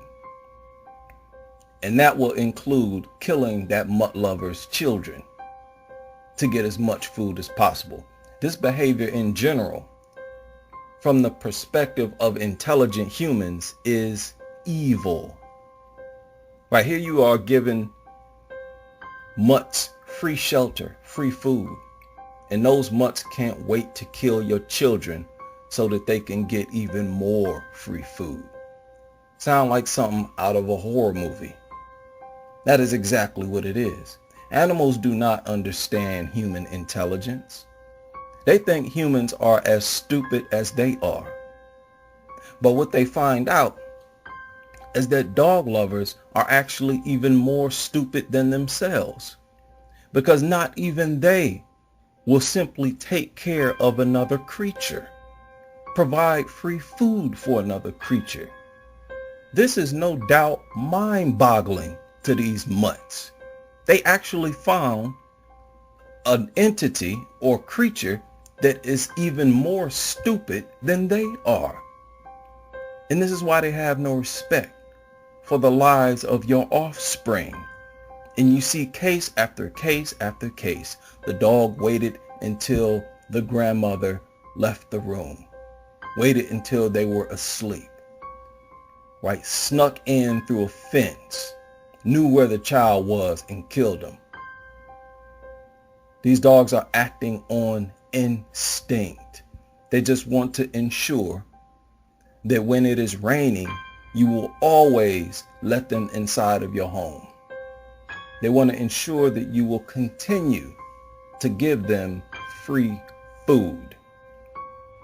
And it is impossible for them to respect you or love you. Because if they did respect you or love you, they would not be willing to kill your children. They don't understand the concept of respect. They are animals, right? This is literally me trying to civilize cave people. Listen to what I'm saying. Trying to teach them the nature of animals apart from humans. And in the process, in the meantime, these stupid mutt lovers, children, are being attacked every day, mauled every day, and it's still not getting through to these deranged mutt lovers. This is a mentality that nature instilled into these dogs. So in these situations of dog lovers being in love with dogs and actually believing that the dog is in love with them, it is the dog, not the human, who is displaying greater intelligence. The mutt lover is actually being used and manipulated by the mutt, not even to the awareness of the mutt. The mutt is just doing what it is designed to do whatever it has to do to continue to get food. While in nature it involves hunting. But here is a stupid human who is just giving them free food, rubbing on them. So all that dog knows it needs to do to keep that going is to continue licking on them. I do not call dog lovers brainless for no reason. I will explain to you exactly how you are brainless. And you should feel ashamed to display such a lack of intelligence compared to a mutt.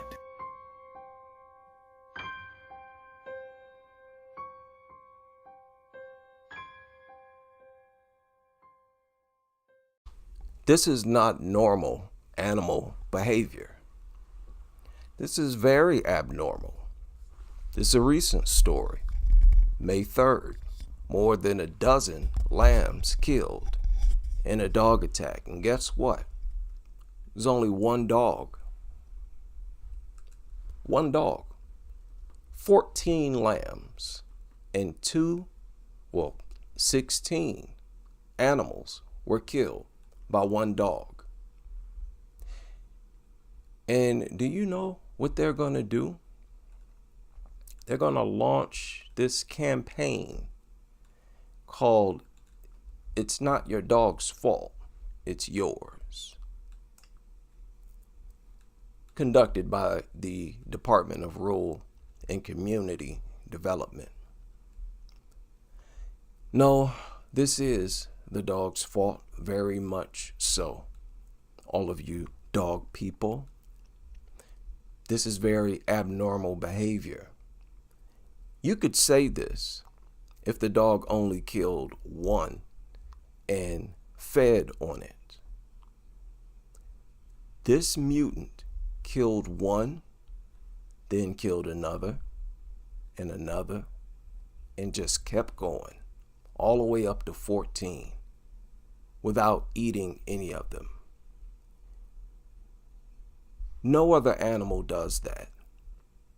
No, we're going to examine this thing's behavior.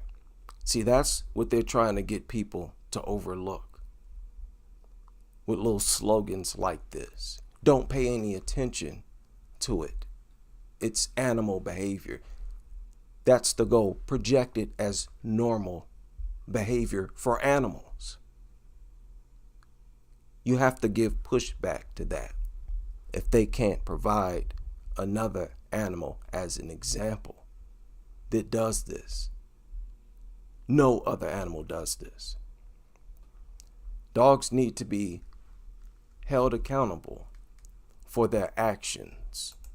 You give them all the credit in the world for being a good boy. Hold them accountable for being bloodthirsty killers that kill for sport simply because they get off on the feeling that they get when they kill. Again, no other animal is like this. I personally believe that one of the major causes of the downfall of humanity has been our gradual and steady disconnection with nature. The dog lovers on Twitter and other social media have what they call Tongue Out Tuesday. Basically, they post a picture of their dog or any dog with its tongue hanging out of its mouth. Very weird behavior from these deranged people. Now, when a person, a human, sticks his or her tongue out, it is seen by most people around the world as inappropriate, as rude and disgusting.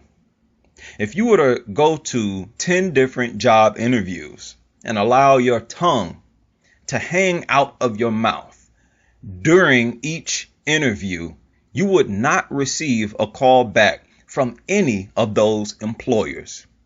If you were to even make it through the interview with each of them, right? There's a good chance that they may cut each interview short. It doesn't matter if it is a business meeting, working at a grocery store as a cashier, whatever. Anytime you're around people and dealing with people, it will be disgusting for you to allow your tongue to hang out of your mouth. You would be a public disturbance.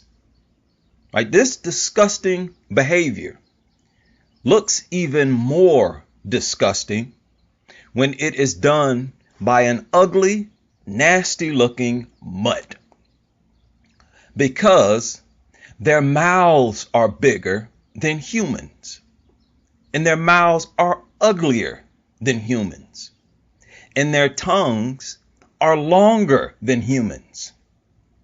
And in these moments, when dogs allow their tongues to hang out of their mouth, there is no animal on earth that looks as dumb and disgusting as a dog. No animal looks as repulsive and ugly as a goddamn dog. Now, when this behavior is accompanied by slobbering, drooling, and heavy breathing, you realize that these dogs have such an overt, disgusting appearance in nature that it makes you wonder if nature deliberately wanted these animals to be an eyesore for humans and to turn humans off, to disgust humans, to convey the message to humans that these animals are dumb, disgusting, and disease-ridden, and that you should keep these animals away from your environment. There's a group of doctors at Johns Hopkins Hospital in Baltimore who question the presence of therapy dogs inside the hospital visiting children. I believe these particular doctors were able to see these filthy scavengers allegedly bring joy and comfort to hospitalized kids. The doctors brought attention to the fact that those kids had weakened immune systems, right? So they conducted tests using 4 different therapy dogs who visited 45 children who were getting cancer treatment. Think about that. These dog nuts forcing dogs into hospitals onto children who have weakened immune systems and are receiving cancer treatments. This is just one of the things that these dog nuts do that is so asinine that it's reasonable to question if they're even from this planet. Now, they discovered that kids who spent more time with dogs were 6 times more likely to become infected with a superbug bacteria than the kids who spent less time with the dogs. Pay close attention to the wording. That is a 600% increase of being infected by spending more time with dogs than the kids who spent less time. Just imagine how much their chances increase compared to kids who never spent any time with dogs. That would be well over 1,000% easily. These scavengers are so filthy and disgusting that not only did they have to wash the dogs with a special shampoo before allowing them into the hospital, right? You would think that this would be enough because the dogs would then enter into a clean environment, a hospital, but no. They also had to sanitize the dogs with special wipes every 5 to 10 minutes. How revealing is that? That is an animal that has no business inside a hospital at all. Now, as we all know, dog attacks are accepted as the norm. Between 4.5 and 5 million people bitten every year. This is very consistent. And about half of those victims are children. In 2009, over 30,000 reconstructive surgeries for dog bite victims. Can you imagine the number today? Dog attacks today are a lot worse than they were in 2009. So we've accepted these attacks as the norm. We have said that they are acceptable, so much so that these different lawmakers are removing pit bull bans. They want to give dog owners even more freedom. Did y'all know that dogs here in the United States kill more children than any serial killer in the United States history killed on a yearly basis? This is a list of serial killers in the United States. And I have it filtered by the serial killers with the most victims. And here you can see at the top of the list is Samuel Little, who lived between 1970 and 2005, a serial killer who is said to have killed 61 people. And that is over the period of 35 years, from 1970 to 2005. Do the math on that. That doesn't even come close to the number of dog attack victims, and doesn't come close to the number of dog attack victims who are children. Okay, let's check it out. 61 victims divided by 35 years. Between 1 and 2 people killed per year. So based on this standard, we should have allowed Samuel Little to continue killing. And we should have allowed all the rest of these serial killers to continue killing, because the number of deaths caused by these people are insignificant. Just like we say, the number of deaths caused by dogs is insignificant. It's not important enough to ban dogs, even though you've banned a lot of different things for safety reasons. Nothing has been remotely as dangerous as dogs.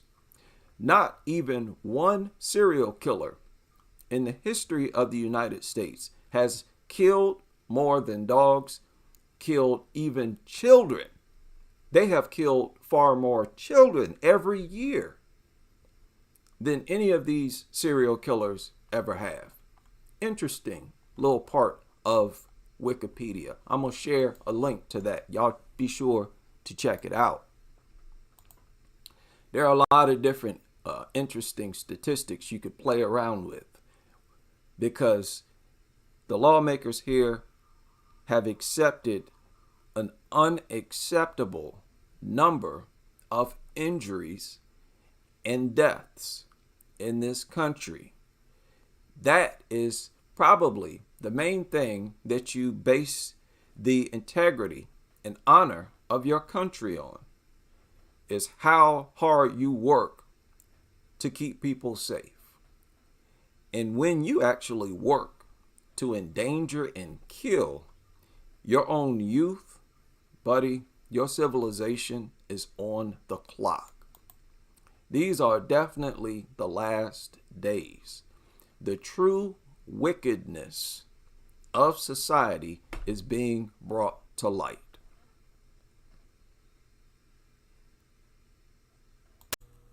So real quick, I want to deal with the reason why I believe dogs attack certain mail carriers, Amazon delivery drivers, even USPS workers. Sometimes they need to knock on your door and they need to get a signature and hand a package directly to the receiver.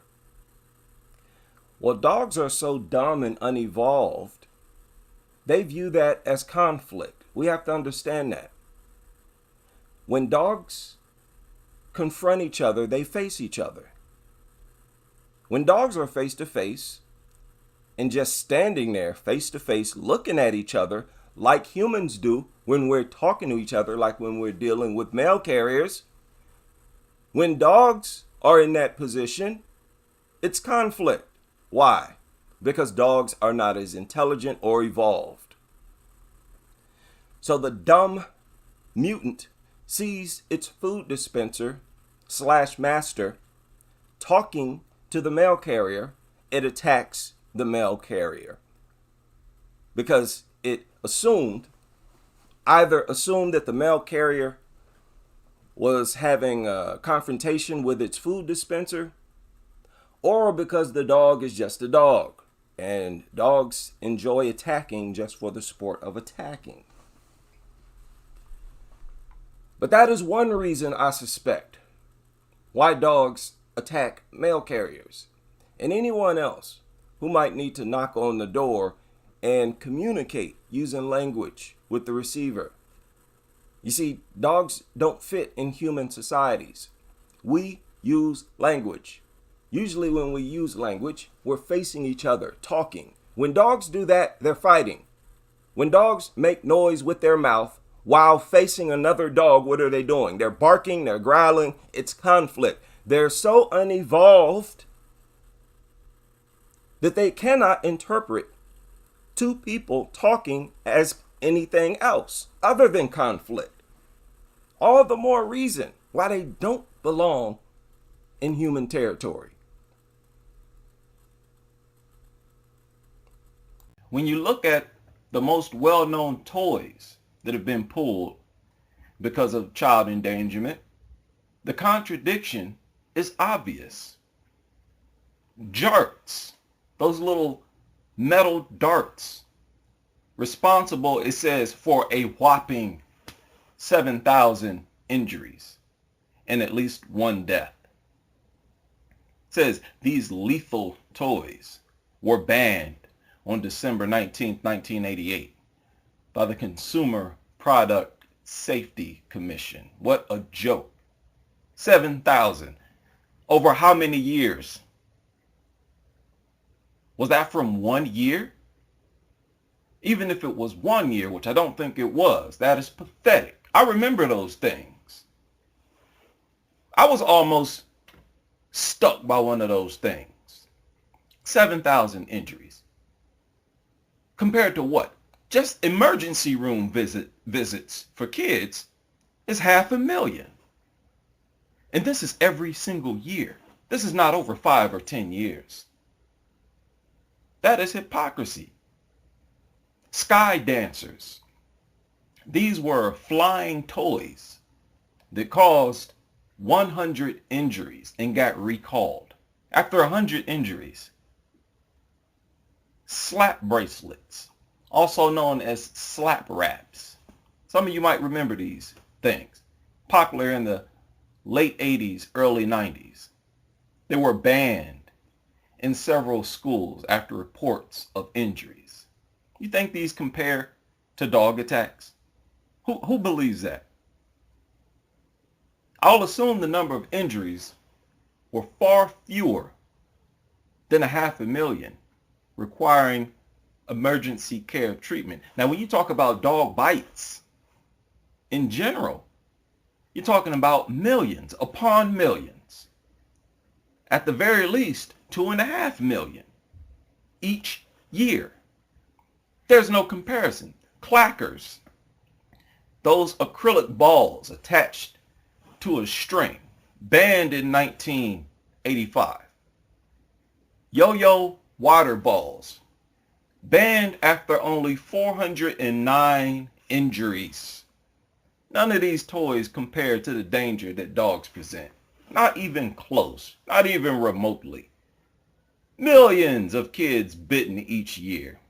None of these toys come close to 1 million injuries. None of them come close to 500,000 in the ER. It is very irresponsible to not call attention to the contradiction. It is criminal to project dogs in a positive way whatsoever.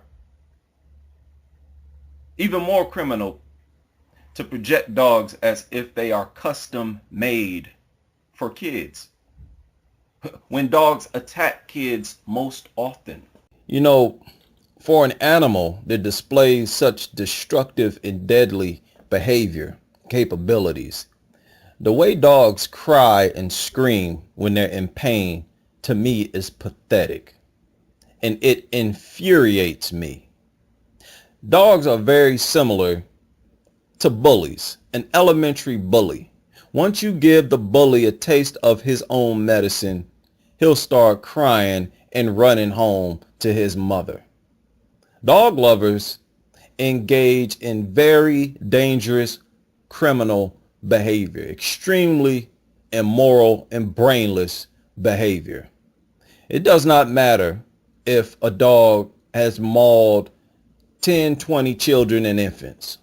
As soon as they hear the cries and whines of a mutt, they become heartbroken and run to the dog's defense.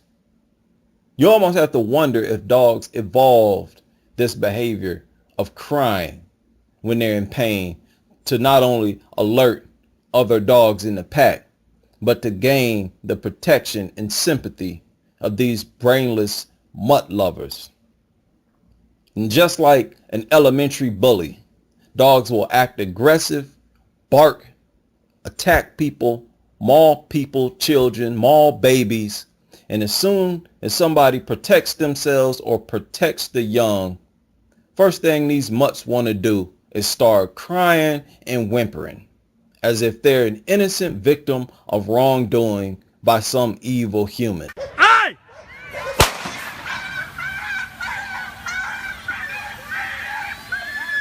These two dogs had already bitten 2 adults and an 11-year-old child. People had to take their kids to an elevated area all throughout the park to keep them safe from these vicious mutts that were just running around looking for somebody else to attack, terrorizing people. The scene in this park was ridiculous. And the cop didn't even decide to shoot the dog until it came at him, growling and barking and lunging at him. Basically telling the cop, I'm about to attack you for no reason, just like I attacked these other people. And as soon as the cop shot that mutt, it started whimpering and crying as if it was a victim of wrongdoing. And the worst part about this particular clip is the lady in the background, some of you may have noticed, who you clearly can see acted as if she was appalled, turned around to look at the people on the porch, right, as if she's outraged that the cop shot the dog. This is a very dangerous, unintelligent mentality, a very sick mentality of these cult members, and we need to start calling them exactly what they are.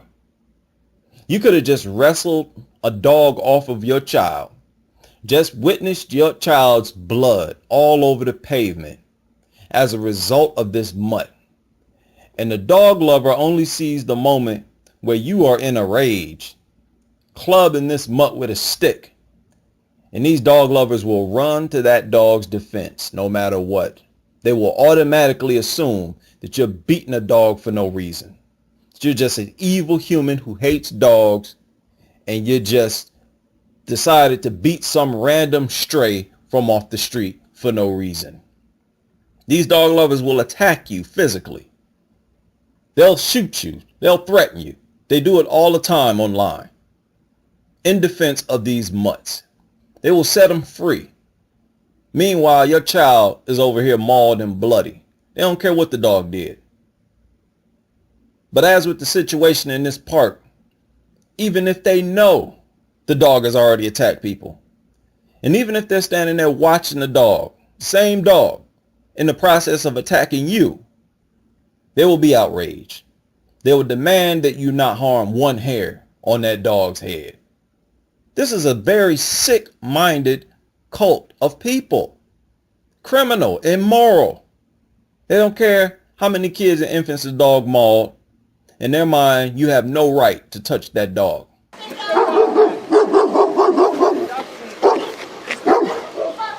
I'm gonna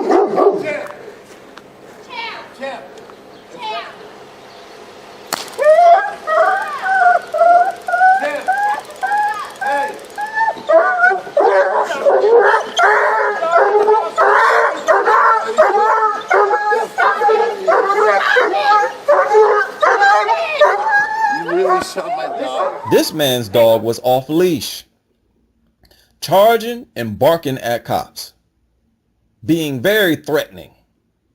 And as soon as the cop tased the dog immediately started to cry, scream, whimper, and act as if it's a victim. All of a sudden, this mutt is begging for sympathy, trying to communicate to onlookers, to anybody who can hear, that it is being mistreated, crying as if it was just minding its own business and all of a sudden was attacked by some evil human for no reason. And as soon as these brainless mutt lovers hear the cries of a mutt, they automatically go into defend a doggy mode. No matter what the dog's done, they don't care what it's done.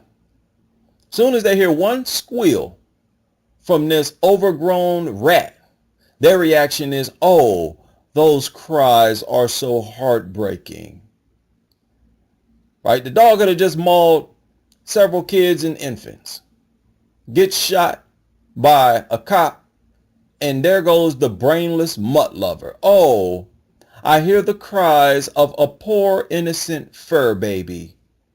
Let's go find that sweet soul, that harmless, precious pooch is being abused by some evil human for no reason.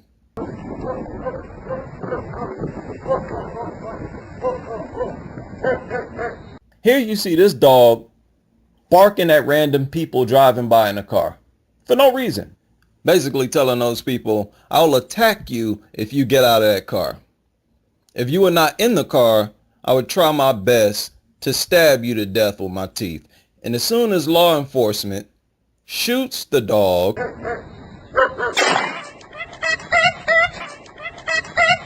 it starts squealing and whimpering. These were law enforcement officers acting on orders from the government to exterminate dogs in response to dog attacks. They can be right in your face in the process of attacking you. And as soon as they encounter resistance, they start crying and acting as if they are the victim. The worst part about this scenario, again, is that dog lovers will treat them like victims no matter what.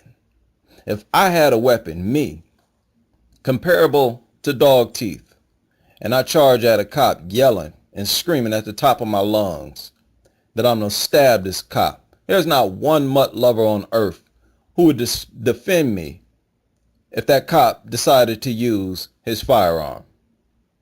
Again, these are protected group of animals that are permitted to commit acts of violence and aggression that humans are not permitted to commit.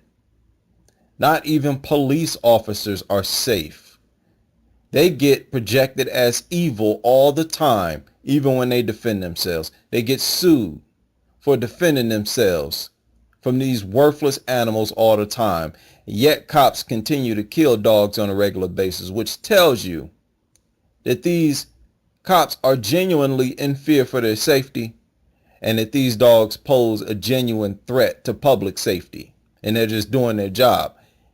If they see a vicious dog charging at them, these mutt lovers expect cops to assume that the dog wants to play, or to simply wait to see if the dog actually attacks them before they decide to defend themselves.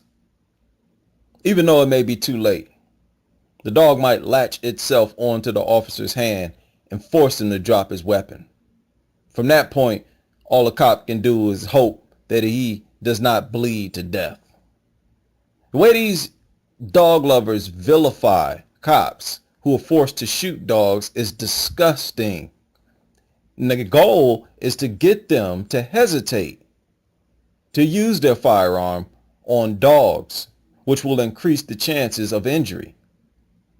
Somebody, possibly cops, his or herself, or an innocent person, is going to end up getting mauled because of the cop's hesitation from a fear of public backlash, possibly having to get their police department to give reasons to the media as to why they defended themselves against a vicious animal. And here's the kicker. No matter what the dog does, you defend yourself, these dog lovers start crying, these mutt lovers hear the cries, they expect you to ease up on the dog and to show mercy.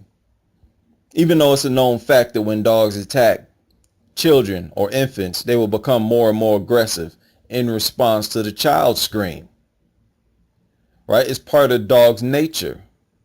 Once the child or infant cries, dogs become more aggressive. Yet, these worthless animals cry when they are being attacked, as if to be begging for mercy and sympathy. It is a quintessential example of deceptive behavior. You have to wonder if they evolved these behaviors over thousands of years of dealing with these mutt lovers. An evolved behavior in line with their evil, deceptive nature, self-centered, untrustworthy nature, always looking for an opportunity to steal from humans, even though they know full well that their food comes in a dog food bowl. They'll look for any opportunity while nobody is watching, while people are asleep, and they will steal from the table, knowing that it is the master's food. They feel they're entitled to any food anywhere. They don't care whose it is. And these idiots still love these worthless, thieving animals and let them live in their home. They enable and reinforce this thieving, selfish behavior from these worthless mutts. And if you or your child walk up to that dog while it is eating, chances of you being attacked increases several times over. But if you are eating, they'll walk right up to you and even stuff their stinking, nasty face right in your food and start eating it. And just like a dog would attack you for doing that, for walking up to it while it's eating, if you were to slap the shit out of that mutt for stuffing its ugly face in your food, the first thing it would do is start whimpering and crying as if it's a victim. Some evil human just hit me for no reason, begging for sympathy from onlookers. We hear it over and over again.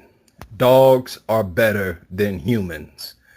Well, I have a little advice for all of you mutt lovers out there who say that. Take your mutts to a deserted, remote island and live there for the rest of your natural life. You are not allowed to partake in anything provided by the cooperation of humans, since we are so terrible. You will not be permitted to enjoy or utilize any type of service provided by the cooperation of humans. Let's be clear. Virtually everything we want and need in life is attained through the cooperation of multiple human beings, innumerable number of human beings. And if you think dogs are better than humans, and we are so terrible, and that humans are so horrible, let's see how much your life would change if humans were no longer a factor in your existence. First of all, you have to leave your home. You cannot live in a home because it was built by several humans and it is maintained by the cooperation of humans who provide your sewage services, your water, pipelines, and so forth, electricity, and so on. You will not receive money for your home either, because you won't be able to spend that money anyways. In order to spend money, you have to work with several human beings and obtain something provided by the cooperation of several human beings. So off to your island you go with your worthless mutts. No home, no shower, no toilet. Like your mutts, you will have to shit on the ground or into the surrounding waters, where you will also be drinking from, right? That's the only water you'll have to drink, seeing that you will not be allowed access to running water or bottled water. Humans provide that, and humans are so terrible. You will have to grow your own food, and it will be on you to figure out how to obtain seeds on a regular basis. No grocery stores for you, because those are provided and maintained by the cooperation of humans. That is the beautiful thing about human beings. They can get together and work to create spectacular things in existence. Since we are so terrible, you cannot partake in any of it. Forget about your phone and any other gadget produced by humans. No TV, no internet, no automobile, and no job, right? Quit your job today. No veterinarian for your worthless mutts. By the way, no dog food, no kibbles and bits for your brain dead, worthless, overgrown rat. A large coalition of humans are the ones who provide dog food. It is humans who make it possible for you to even take care of that overgrown rodent. You can't even walk your mutt on a sidewalk. Humans create sidewalks. You will now be forced to live worse than stray dogs yourself.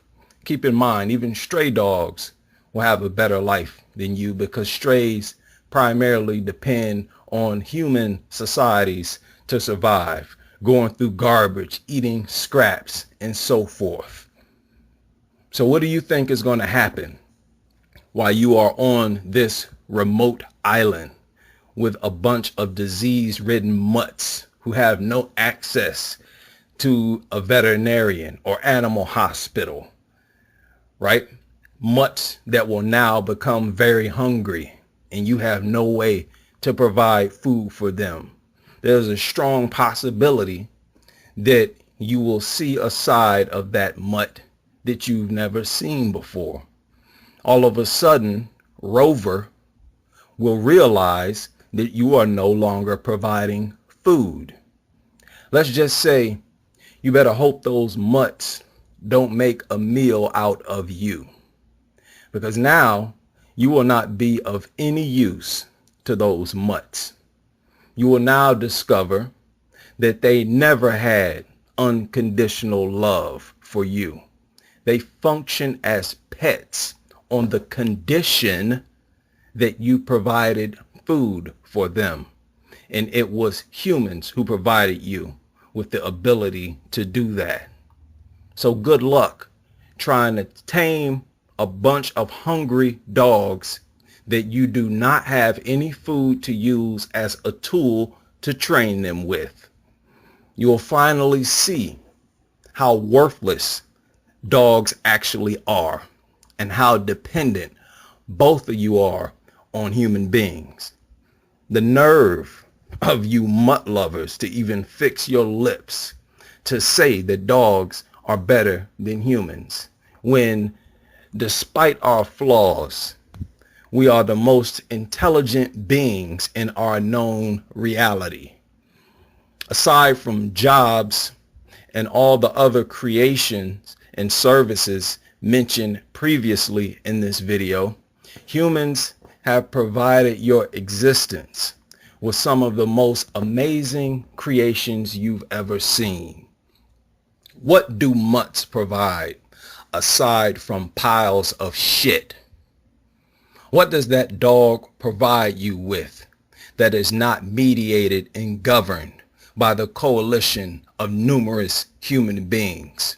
The only thing dogs provide humans with is diseases, financial expenses, severe injuries, stinking ass homes, drool, piss, and piles of shit. They are good for nothing other than begging for something for nothing, right? The love and companionship you claim to be provided with by dogs, again, is nothing but the result of you feeding dogs and being affectionate with them and manipulating your own emotions by doing that. As a result, mutts don't express love. You would get the same result from expressing love to a stuffed animal. You simply show it love and claim that it is providing something that you yourself initiate and execute. The dogs simply respond to your generosity of providing them with free food by licking you. It is reactive, not proactive. If a dog initiates behavior towards humans before those humans offer them food, rest assured, the behavior that they initiate will be aggression, will be an attack. Because again, dogs don't give a damn about humans. They are not loving or any of that other bullshit that you deranged dog worshippers try to call them. What type of person is so dysfunctional that they have to manipulate animals' behavior with food and then pretend as if it's your character and personality that won the dog's acceptance of you as its master? That's not unconditional love. That is behavior modification the condition is food.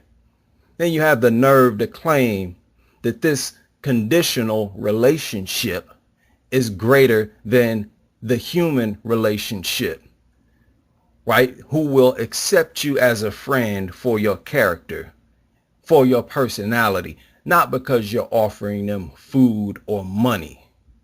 That is not friendship. A person who only shows companionship towards you because of food or money would not be considered a friend at all. You try to get those type of people as far away from you as possible. Yet it's okay when it is in the form of an animal, when it's a relationship with an animal, because you all know that these animals are dumb as hell. You have the nerve to consider a stupid, instinct-driven mutt a friend and better than humans. This idea that dogs are better than humans speaks to the depth of your social and mental disorder. If a human were to call an animal better than humans, dogs would be the last animal on that list. Cows don't bite or maul thousands to millions of people and children, right? Pigs don't do that. Humans are in close proximity to birds every day, and we can all count on one hand and probably won't need any fingers the number of times we've been attacked by a bird. Dogs give us more problems, more injuries, more harm, more terror than any other animal on this planet by far.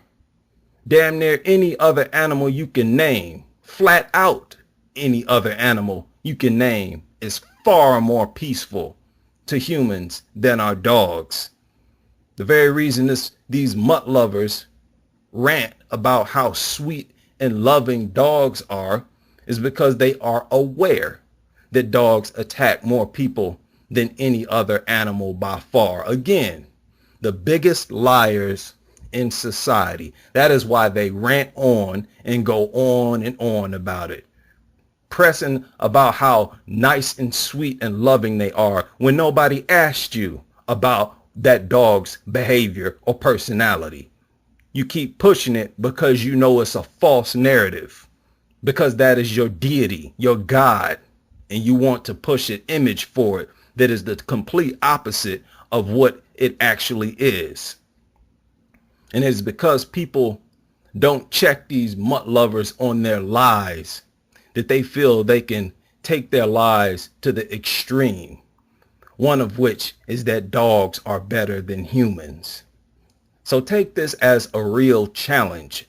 Find a deserted island.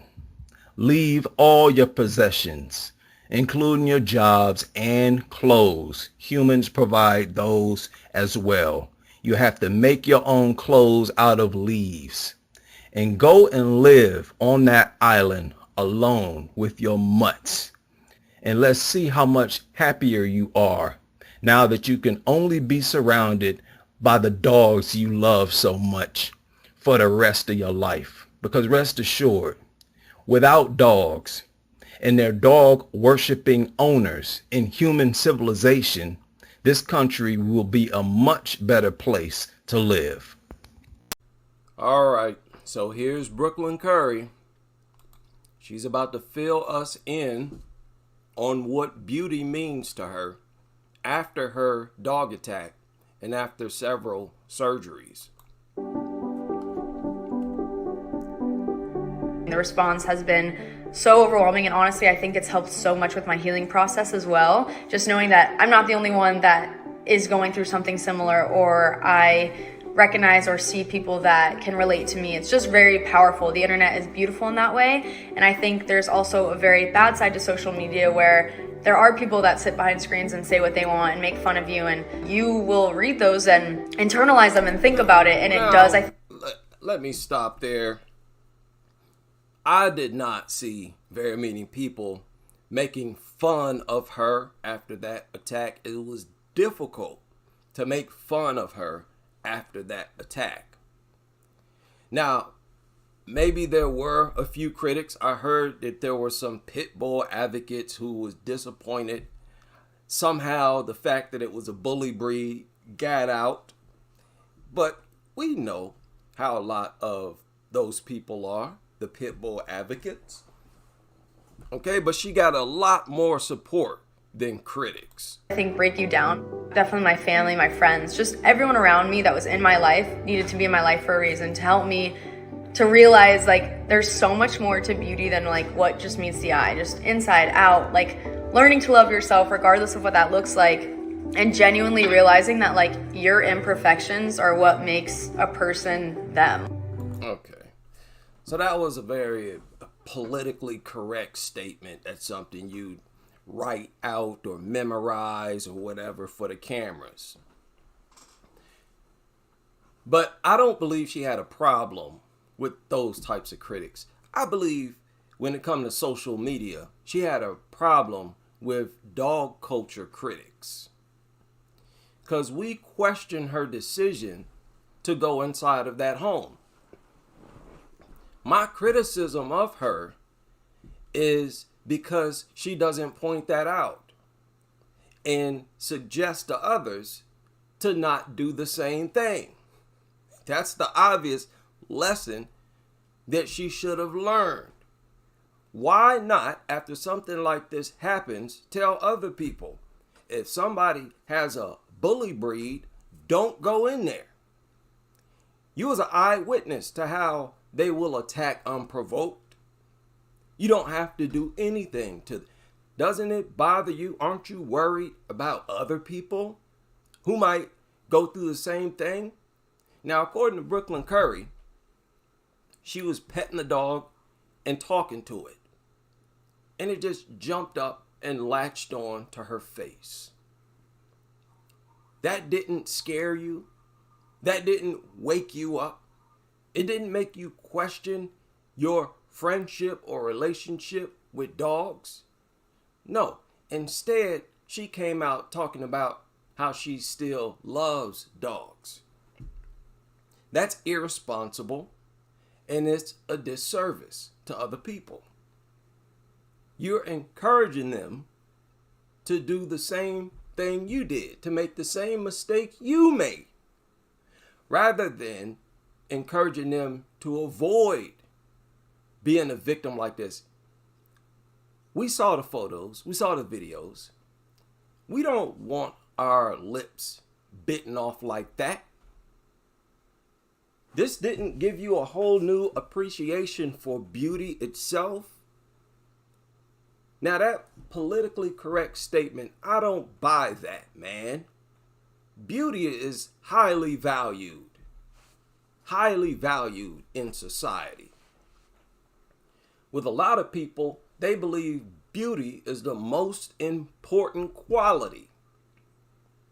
Nobody wants to hear no philosophy on how worthless beauty is. They want beauty.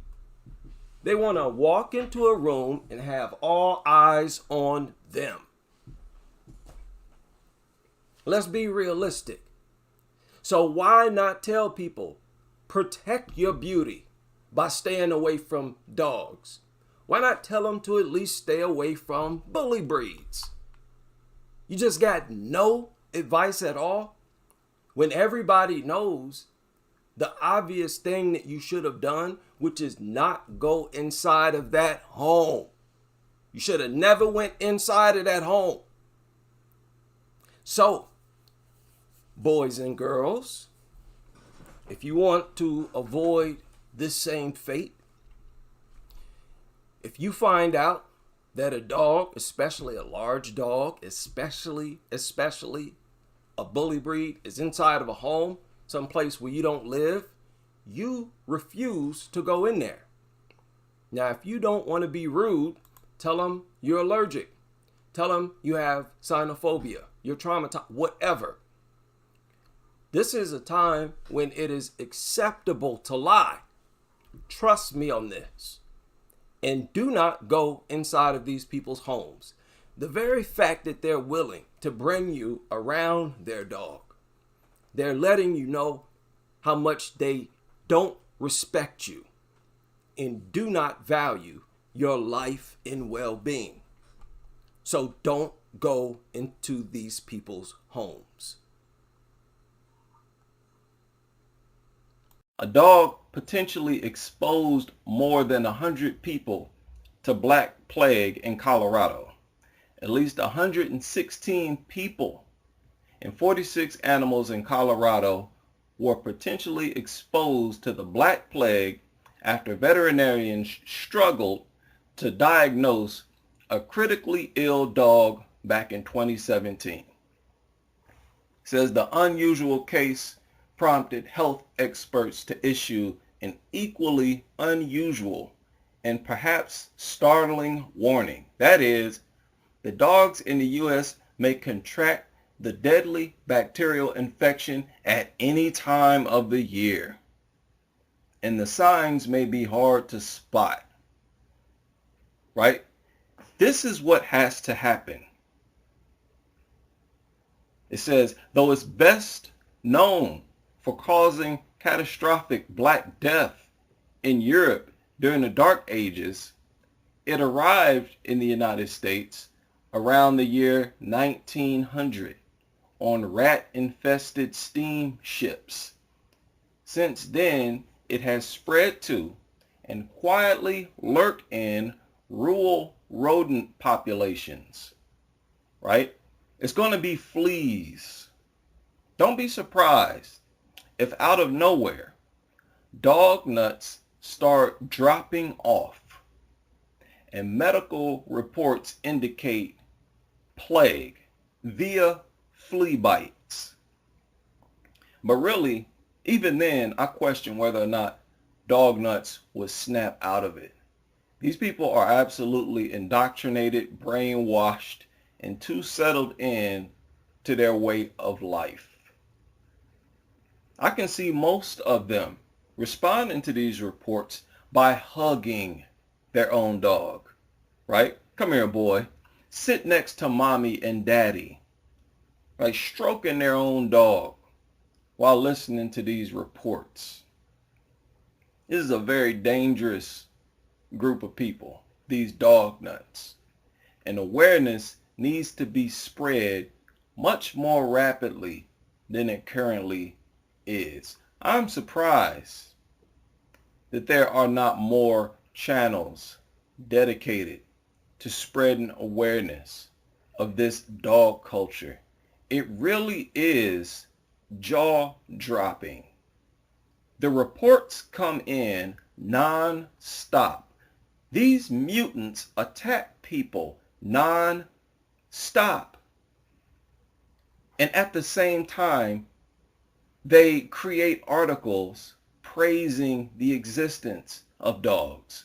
That tells you right there that there is an agenda. If this were a group of people, foreigners, let's say some Arabs, millions of them, attacking people this often, randomly, for no reason, they would be hunted down.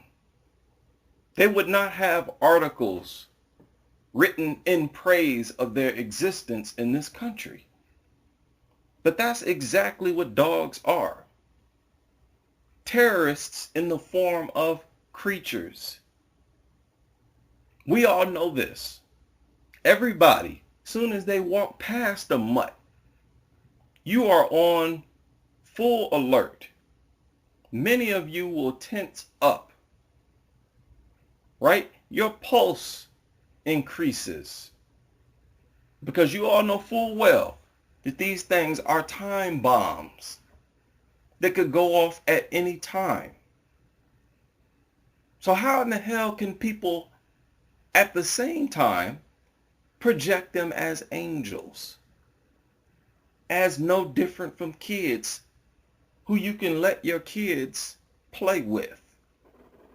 This is a truly sick culture.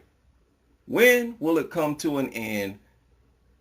We may never know, but I believe it will eventually come to an end.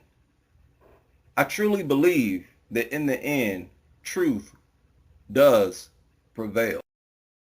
Now, we all know dogs stink. They all have this stinking ass dog smell.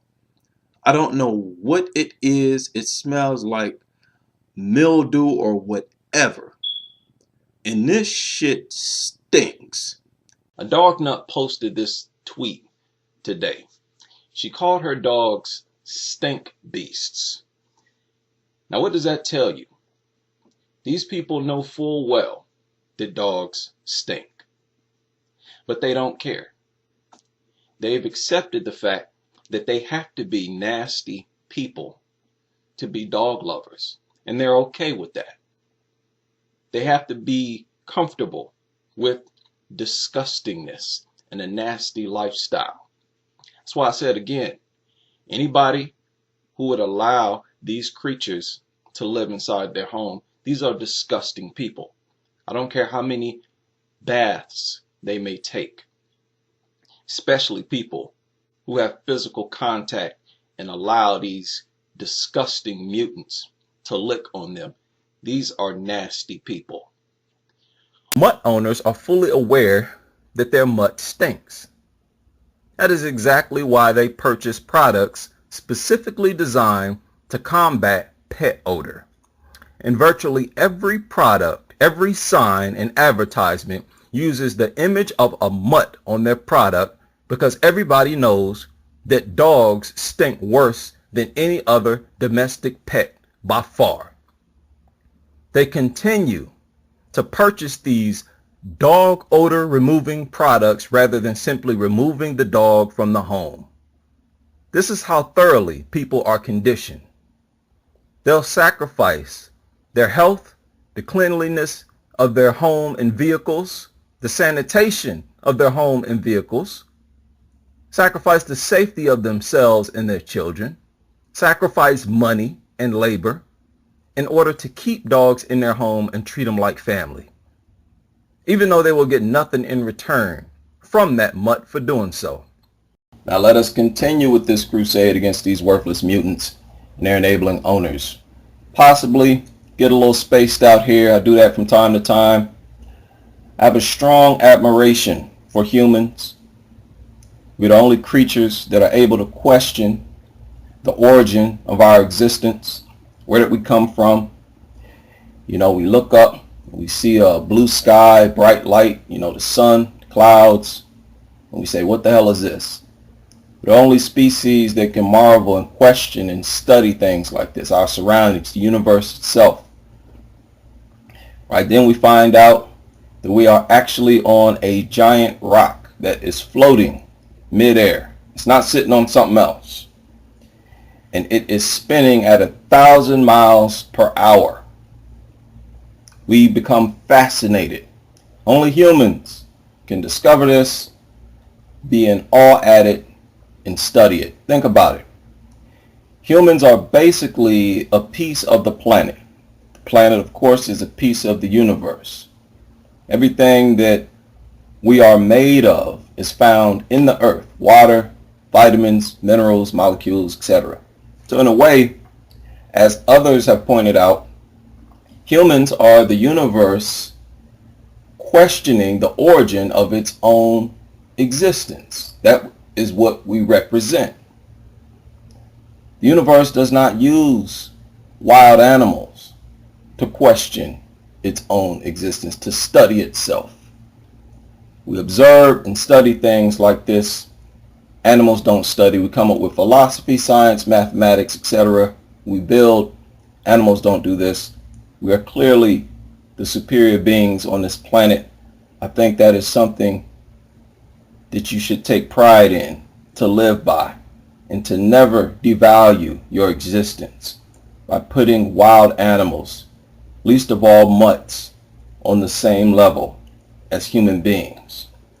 Dog love, dog ownership, as it exists today, in my opinion, is one of the biggest threats to human evolution. This country should actually be in a state of emergency, in my opinion. Dog ownership helps to create dysfunctional relationships between humans. Every type of relationship that you can think of. Husband and wife, child and parent, teacher student, co-worker relationships, business relationships, etc. If social relations are impaired or not fully developed, it will extend into an impaired growth of intelligence, which extends into an impaired rate of evolution for that species. That is exactly the role that dogs play. All humans are shaped inside the womb by their mother's emotions. The emotional state of a pregnant woman dictates the configuration of her hormones. They will be configured in a way that reflects her stressful state of mind. A woman's hormones have a direct impact on the child's development, physically and mentally. This is why women who are insecure and depressed or sad while they are pregnant will have a higher chance of having a stillborn, premature birth, babies with low birth weights, unhealthy babies. It has been proven that women who are confident, who feel comfortable, who feel beautiful throughout pregnancy, who feel loved by her family, her kids, father throughout her pregnancy, tend to have safer births, healthier infants, more productive offspring. Several months after birth, the child will receive physical and emotional support. Later on, the father's role is phased in and teaches the child how to navigate through society, through this world. Teaches the child how to be responsible, right? And to be proactive, to value responsibility and productivity, to be productive. Bonds with the child in a different way from the mother, as nature intended. Opposites attract to form a complete human. Both forms of support from the mother and father helps to enhance the child's social and intellectual development. That is the foundation of human evolution. It cannot be compromised by the presence of a mutt. If you have children and you still feel the urge to be parental and emotional or affectionate, to nurture or to train or teach, it means that there is an element in your relationship with your children that is missing or underdeveloped. So rather than invest this extra energy into a mutt, invest it into your child. Attend more games. Spend more time with them. Take them out. Talk to them. Turn off the TV and have a discussion with them. Teach them something new as a father. It will enhance their social skills, their intellectual development, which is the foundation of human evolution. All the love that people have for mutts represents a massive emotional and intellectual waste at the expense of human evolution. The energy that people invest into mutts is only possible at the expense of that investment into humans. If you invested that energy into your relationship with your husband, wife, children, co-workers, relatives, friends, etc., it would only evolve humans beyond our current state. All right, so when you have this urge to be affectionate, that is a natural instinct. But nature intended for you to seek the company of humans. This is by design. Starting at the point of conception, humans evolve through their interaction with other people's energy, your mother's emotions, with other people's intelligence. This is exactly what school books are. The students' interaction with intelligence and information passed down to them. Along with that, they interact with the teacher or the professor. Your intelligence is enhanced by how you relate to others. If I teach you algebra, I choose to relate to you on an information sharing level, no different from teaching a child how to tie a shoe.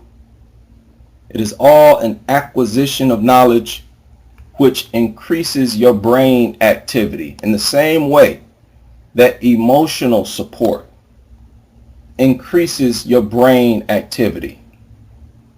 Just like your interaction with your mother's emotional state inside the womb increases your brain activity, right? It enhances the development of your entire body, right? If it has an impact on your physical development, that includes your brain and nervous system,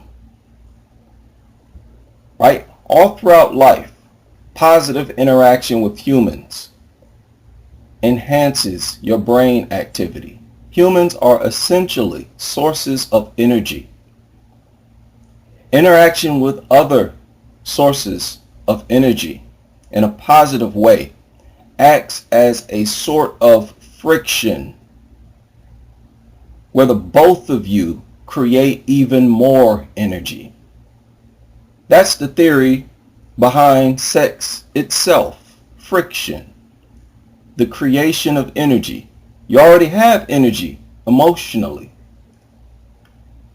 Sex is emotional energy combined with physical energy, friction, more energy, until the explosion of energy creates life. Then what happens? The man falls asleep. He is out of energy. All the energy that is put into the existence of a worthless mutt is energy that is denied to family, friends, children, spouse, other humans, which results in the underdevelopment of the human species. We are organisms designed to operate in a certain way in order to evolve. There have been several articles written about how dogs destroy people's relationship. Several subscribers have shared stories. This narrative that dog lovers promote, that they hate kids, is their way of admitting that they hate themselves. Because they themselves only a few years ago were kids as well.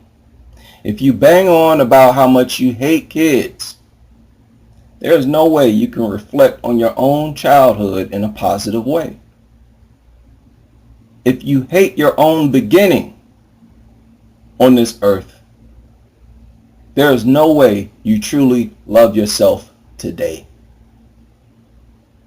Social and intellectual evolution has to be grounded in humans focusing their energy on each other. Dogs are a force that works against our evolution. Energy invested into them will never amount to anything that will evolve human beings. It is an absolute waste of human energy. Those mutts will die without ever being able to connect with your energy. It is an absolute disservice to the human species. It is an extremely subhuman lifestyle, extremely primitive lifestyle that has to be phased out of the culture in order for humans to truly evolve. They're putting children in danger. Ex-Humane Society of Deer Park and Port Jervis director Lee Curtis breaking her silence Wednesday about a frightening practice she claims is putting adoptive pet families at risk. I personally know of 2 dogs in that facility that have bitten people that are still available for adoption. Curtis says the board of directors for the privately and publicly funded facility on Route 209 in Deer Park is telling staff to turn a blind eye to a dog's violent history, instead adopting out the animal as if there's no problem. One of the dogs that they had adopted out bit a 3-year-old child in the face and did very severe damage. Curtis says one of the dogs even attacked her in August, giving us this photo as proof. She says she was let go 2 weeks after the incident for insisting the dog and violent others be put down. And they're so worried about being no kill that they're going to get somebody. Thinking about adding a dog to Look at that deformed mutant tail wag. Y'all ever compared how dogs wag their tail compared to how gracefully cats do? When they do. Dogs are erratic, which tells you about them. That's their nervous system. It's connected to their nervous system. You're literally seeing how unstable and deranged they are. Just looking at how afflicted of the motions, the wagging the tail, the constant tail wagging. It looks dumb, which tells you the dog itself is dumb. If you're thinking about adding a dog to your family, Ward Why is there encourages no coordination with the wags? It's just erratic. And that's exactly how these things behave. Dogs will wait until there are no humans around and they will maul babies, maul children. An experiment shown in a previous video conducted by the University of Technology, Sydney. Dogs will wait until humans are gone, do whatever they want to do, and then they will leave the room as if nothing happened. In this video, humans are actually in the building. They're just in another room. The dog waits for an opportunity. When the small poodle is not paying attention, walks up to it, and as soon as that poodle looks at the dog, it mauls the poodle, and immediately it tries to leave the scene of the attack.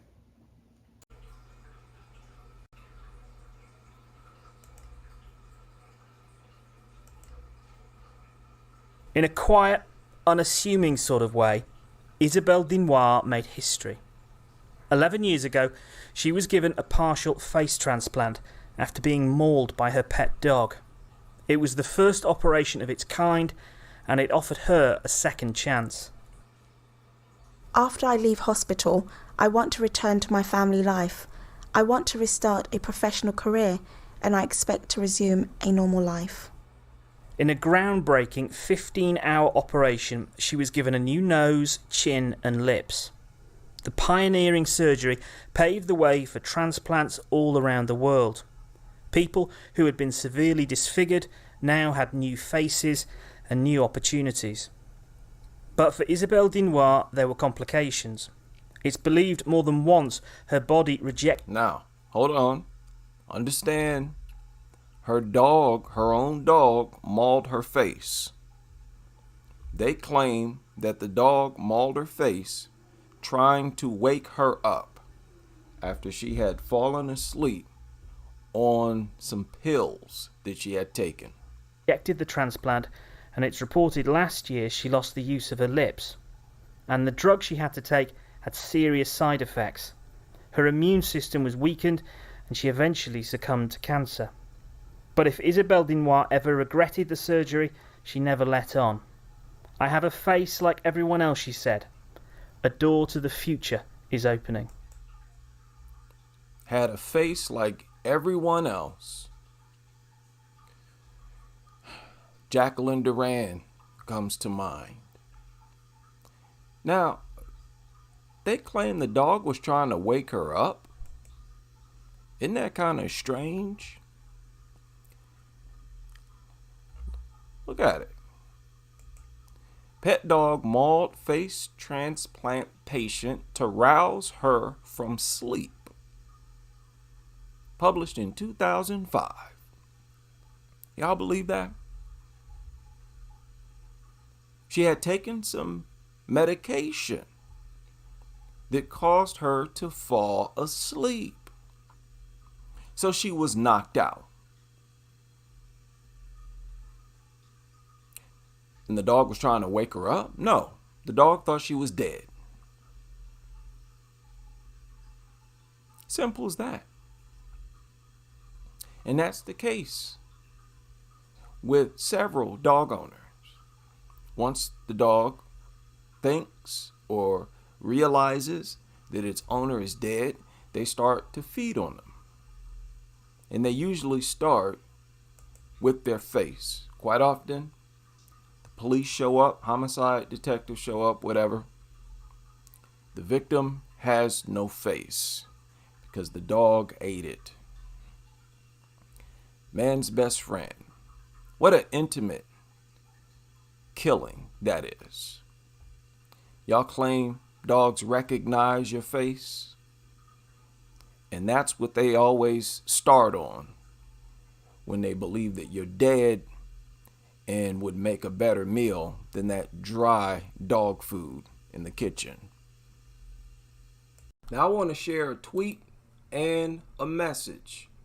First is this tweet. As you can see, there are a bunch of stray dogs.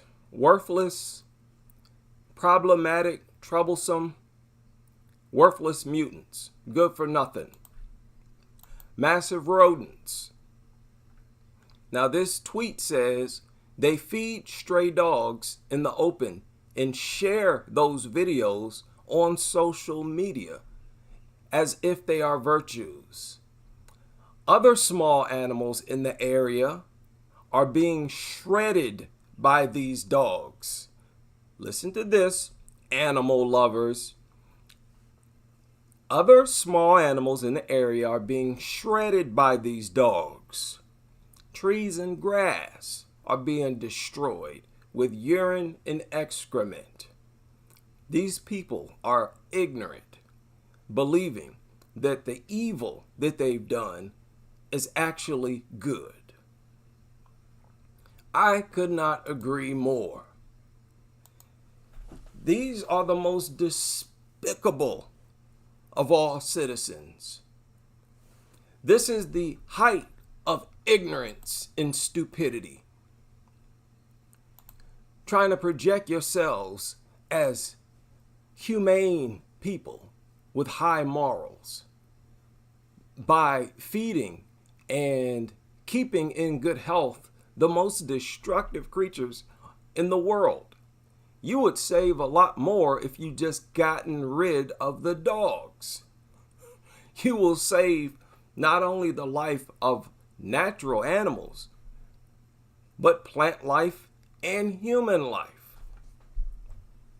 You feeding these dogs does nothing but rob humans, other animals. You make life harder for everyone and everything else. The only thing that benefits is the dog. And you're stupid for that. Not only that, let me also say this. This story surfaced, I think a few hours ago, where this stray dog, a pack of dogs, attacked a 9-year-old. Kids are over there always being attacked. Now, if you look at those videos, there are a lot of them on my Twitter. A lot of these very small kids you'll see walking around alone. Why on earth in a place like this do kids walk around alone anyways? What is this? This should be the place where nobody walks alone, especially not kids. But I always see kids walking around alone in places like India. So the people there, a good portion of their population, have been made to believe that they themselves are subhuman. So now they start to treat their offspring as if they're not that valuable. Letting toddlers walk around in a place like this by themselves? What?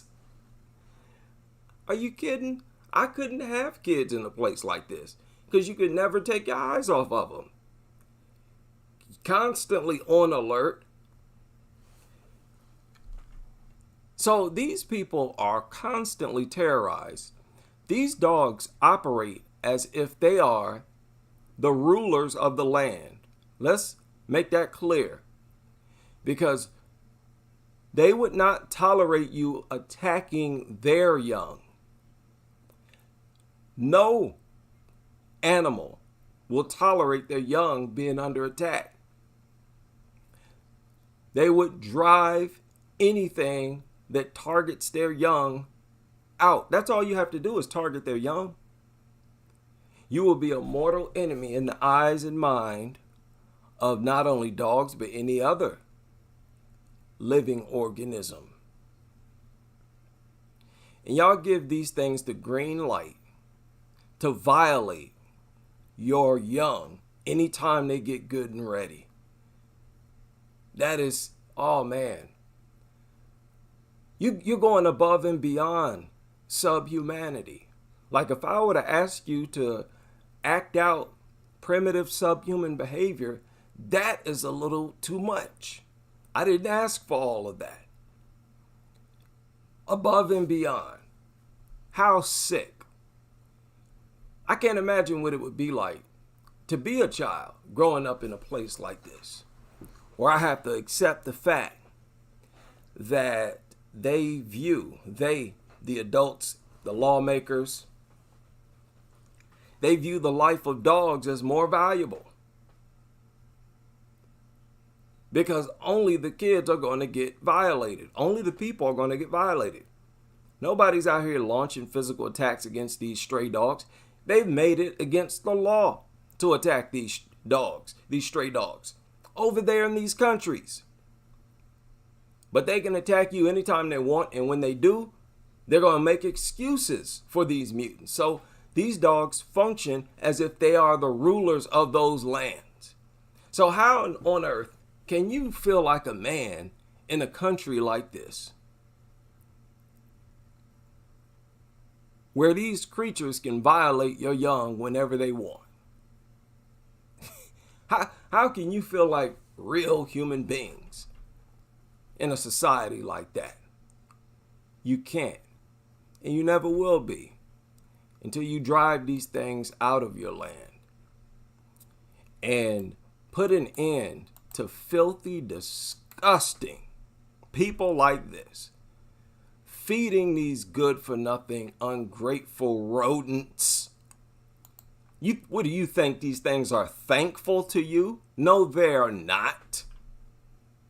Being thankful and grateful requires far more brain cells than these things carry.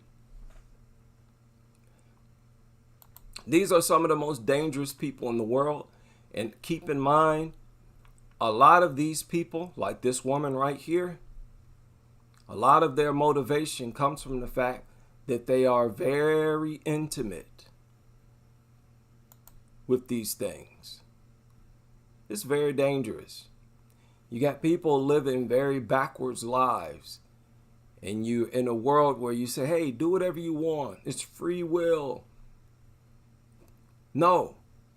Some people's lifestyle is dangerous for all of us, and it can wipe all of us out. We're not that type of creatures. We're organisms that have to be concerned about what everybody is into.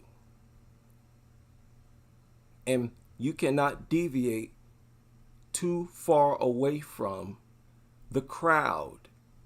If it endangers, whatever your behavior endangers others, you shouldn't want to engage in it anyways. And if you do engage in it, you're the only one who benefit. You just in your own little stupid mind, which makes you an enemy to the society in general. So be mindful of these people who try to look virtuous,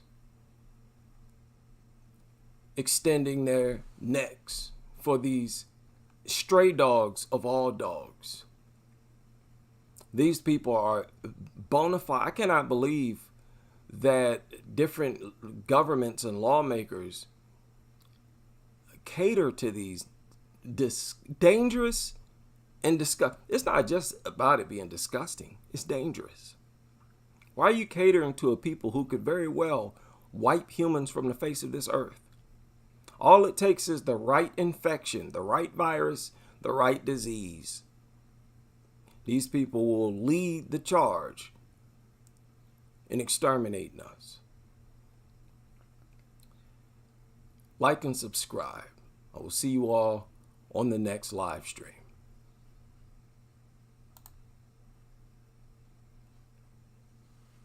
So are we dealing with a dangerous dog, or was this just a fluke occurrence? Fluke occurrence that happens tens of thousands of times every single day. Probably over 100,000 times at this point. Depends on who you ask, but there is no denying that a 12-year-old boy suffered a disfiguring wound to his face and defensive wounds to his hands trying to protect himself. But I've said, or theories like mine, but I've said several times that all the attention that dogs show their owners is food motivated. It's always food motivated. Always, always, always. Okay? Even if a dog is excited or whatnot, it's all food motivated. Well, check this out. I want y'all to look at this. Watch this dog. This dog is going to, wait a minute, is going to give you a good example of what I'm talking about. And I mean all the attention. Once a dog finds out, once it figures out that you don't have food in your hands, they will usually ignore you.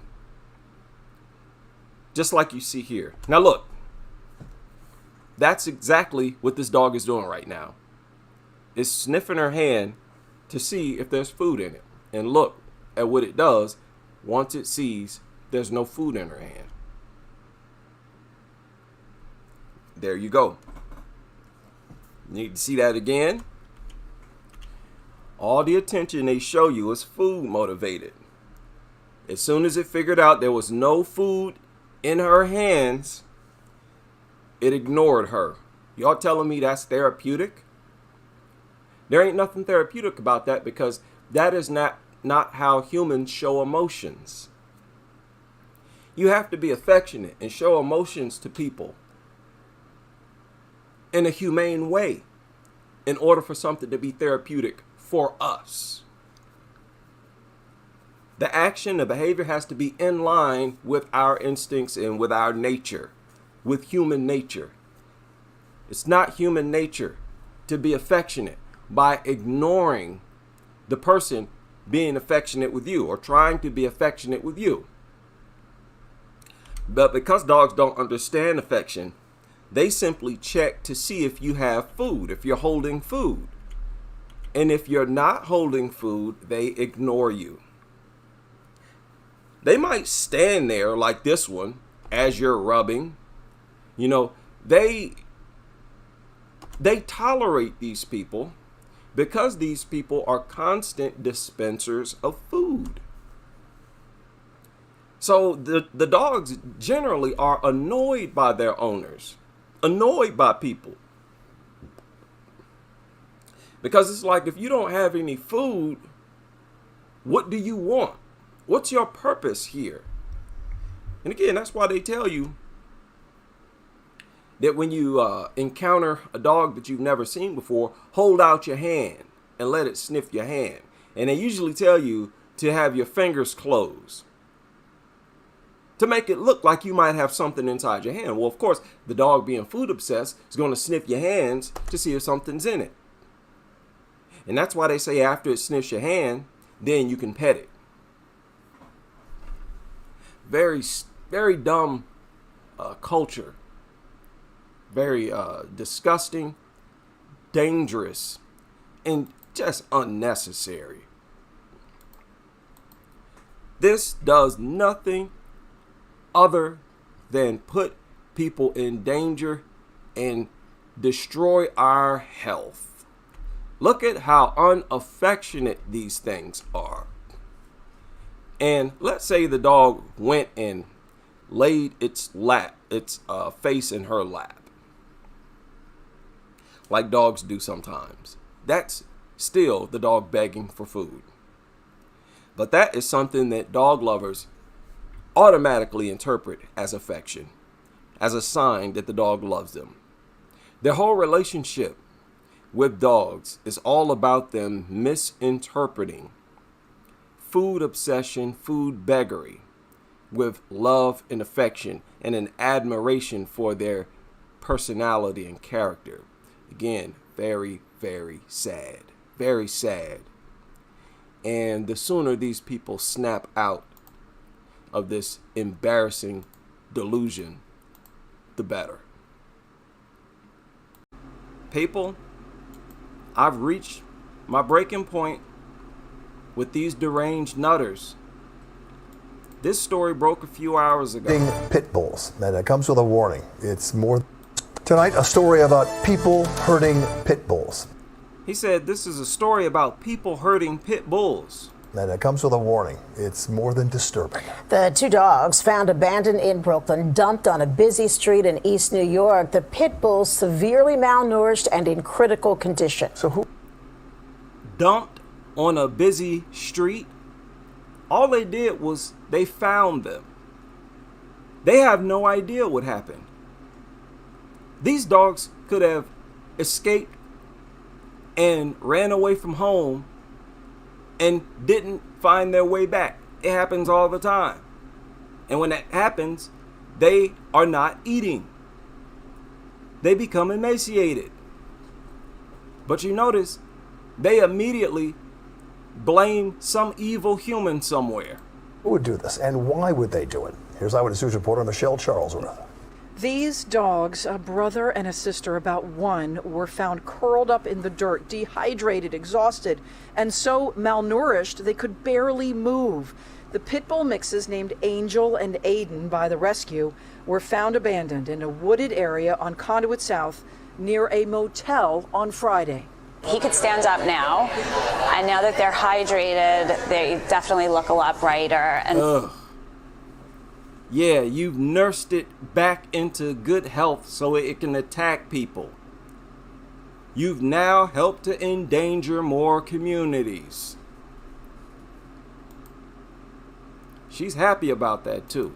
More alert than they did. No word yet on who would do something so cruel. The NYPD was called immediately. The rescue is offering a $2,500 reward for information. This is what those responsible can expect. Definitely arrest and brought up on charges and fine. They're making threats. Now, when these same dogs attack a toddler or baby somewhere, they bend over backwards to make sure nothing happens to that dog. And they try their best to adopt those dogs out. Here, they simply find dogs emaciated. They're making threats saying you're going to get arrested. This is sick. And this is how they elevate their God and really implement their little demonic, satanic cultism on earth. Look at the huge difference that hydration, nutrition, and a lot of love have made in a weekend. These are killers, child predators.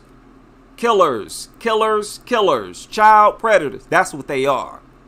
And they don't receive love. They're not receptive to love. And they don't give love. These are all facts. And you nurse these things back into health, you're going to now help to endanger another community. And one day. They are so sweet. It's incredible, you know, how neglected and abused they've been. When I was loading the Angel into my car from where they were found, she was kissing me. Veterinarians. No, it was not kissing you. It was begging for food. That's how dogs beg for food.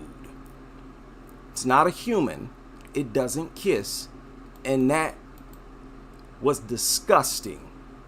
the way she let this dog lick her in the face, this dog that she found out in the forest somewhere. Really? At a time like now? This is why these people need to be removed from society. They are a serious threat to humans. This is where all these new zoonotic diseases are coming from. These people who are living as if they themselves are dogs, stooping to the level of a dog. Wow. Found she was kissing me. Veterinarians think it's going to be another week of hospital care and then also medical foster care after that to really get these dogs better and drain more of our resources. That's not going to get reciprocated. It's not a human. They're not going to grow up to contribute to society. They're just going to drain our resources and be a threat to everybody in the community that they live in. Then get them ready for adoption. And they plan on adopting these things out. They don't know nothing about the history of these dogs. And they experts are the ones who say that if a dog experienced any trauma in its past, it could snap at any time in the future. And those are the kinds of dogs y'all bend over backwards to put into people's homes. That is why there's such a huge increase in dog attacks. The president of the United States need to be talking about this. Jennifer says, as always, she's going to be very careful about where these dogs go, and she hopes they go together. We are very picky, I like to say, on where our dogs go. We vet everybody and check them out and do a home check. And we are hoping that they go together because just of the whole thing that they've been through, you know, they've been through such a struggle. Been through what? Possibly running away from home? Luckily, nobody was hurt. Hopefully, nobody was hurt. Nobody's child was attacked. Their favorite victims to attack, children. And again, there's nothing honorable, respectful. There's nothing admirable about nursing these killers that function based on numbers, function as child predators. There's nothing honorable or respectful or nothing about nursing these things back to good health and then putting them back out there in communities. That is pathetic. People need to understand that it is not immoral to hate dogs. It is in fact righteous to hate dogs. Glorious. It is a demonstration of high morals and respect for good, respect for peace. I've had several people say that they agree with virtually everything I've said in my videos, but some of them say that they just can't hate dogs. They have a problem with the word hate, which is understandable. This is how we are conditioned. We're taught that it is immoral to hate. And this is simply not true. To hate something is to have a strong and passionate dislike for it. At the very worst, you don't want the things or people that you hate to exist. That's hatred in its worst form. And that is why people have been conditioned against the word hate, because it's mainly associated with hating humans. And you know, despite how much you may dislike a person, it's taught that it's immoral to not want other people to exist. Everybody should be free to live life. But as I've said in several videos, I wish dogs did not even exist. This earth is divided into different territories. Powerful beings, powerful creatures have their own territory. Bears, alligators, lions, etc. Lions will not allow other carnivores to dwell in their territory. If they catch dogs, hyenas, etc., they'll kill them. Humans also carve out their own territory, but animals are allowed to exist in our territory as long as they are peaceful. We've been tricked into viewing dogs as peaceful. We are constantly, steadily being brainwashed into viewing them as peaceful and to ignore dog attacks. But when we see a mountain lion or something in the communities, they are hunted down by law enforcement and killed. Dogs do not deserve to exist in our territory because they are not peaceful creatures. Now, I would not have a problem with dogs living in the wild like other wild animals if they would stay out of our territory. The problem is that dogs don't do that. They will not stay in the wild. They will invade human territory. The only dogs that stay away from human territory is wild African dogs. But here in other parts of the world, dogs are simply not natural creatures, so they can't survive in the wild. If we force them into a remote area of the wild, of the wilderness, they will migrate right back into human territory and start attacking people once again. This is a creature that does not know how to live peacefully on this earth with other creatures. That is a creature that does not deserve to exist at all. Now, big cats, mountain lions, and so forth, they're dangerous, but for the most part, they stick to their own territory. Sometimes a stray will wander into human territory and it'll end up getting killed. That's fair game. If you wander into lion territory and lions kill you, that's fair game. I would not suggest that because of that human death, we go and kill all lions in that territory. They would not have bothered you had you stayed in your part of the world. I get it. We have to share this planet. But big cats don't migrate into human territory in droves. Small cats do, but they're peaceful. That's why I don't have a problem with domestic cats, rabbits, ducks. These are peaceful animals. I've sat in parks and other public areas, parking lots, where I was surrounded by big ducks. Never felt like I was in fear or in danger for my safety. They don't want to hurt you. Right? They're so peaceful that they're calming. They help enhance the feeling of nature to the environment. If it is a pack of dogs, there would be a state of emergency. They would attack you.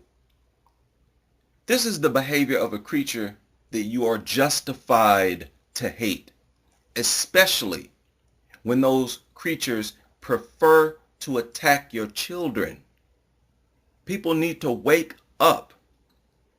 Hatred is okay if it is controlled, reasonable, justified hatred.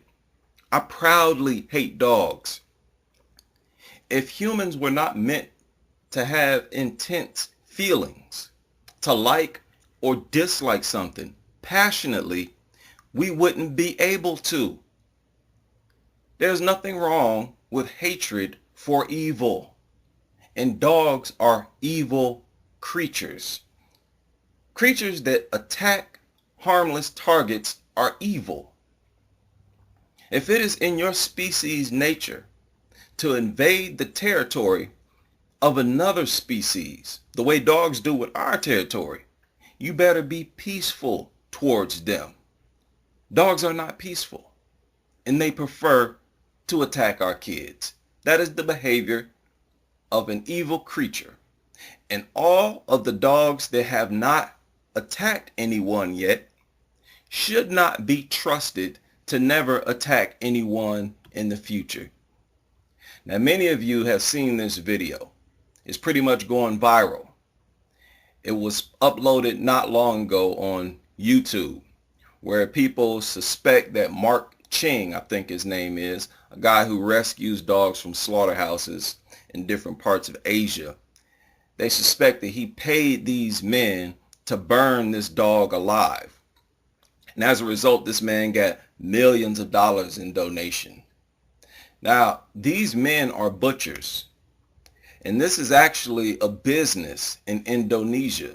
Perfectly legal there. It's like a public slaughtering area. This dog is fully conscious, and they burn it with a blowtorch until it dies. The dog is screaming at the top of its lungs, and there are several witnesses. Some of them are actually laughing about it.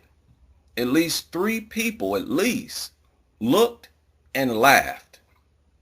This could have never happened anywhere in the United States.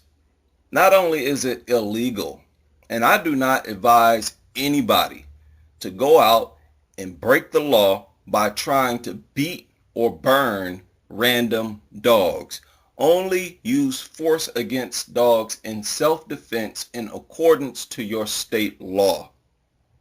But in the States, this person with the blowtorch would have been tackled by several people, citizens, if this took place anywhere in the United States. That's how strong dog love is. That is how different our culture is. But over there, it's like nothing. It is either ignored or seen as a source of amusement. Why? Because this dog love culture that exists over here does not exist over there. Over there, dogs are a symbol of rabies, of death, of scars, wounds, unprovoked attacks, lost children, mauled children, disease, stolen food. They are seen as a nuisance, a pest. The idea of walking around with a mutt in a stroller with an outfit on over there is absurd. Now, when I watched this video, I've seen the unedited version. I did not feel sorry for that dog whatsoever. In fact, it gave me a sense of justice, of satisfaction, in the exact same way that family members of serial killer victims feel a sense of justice when the serial killer is executed.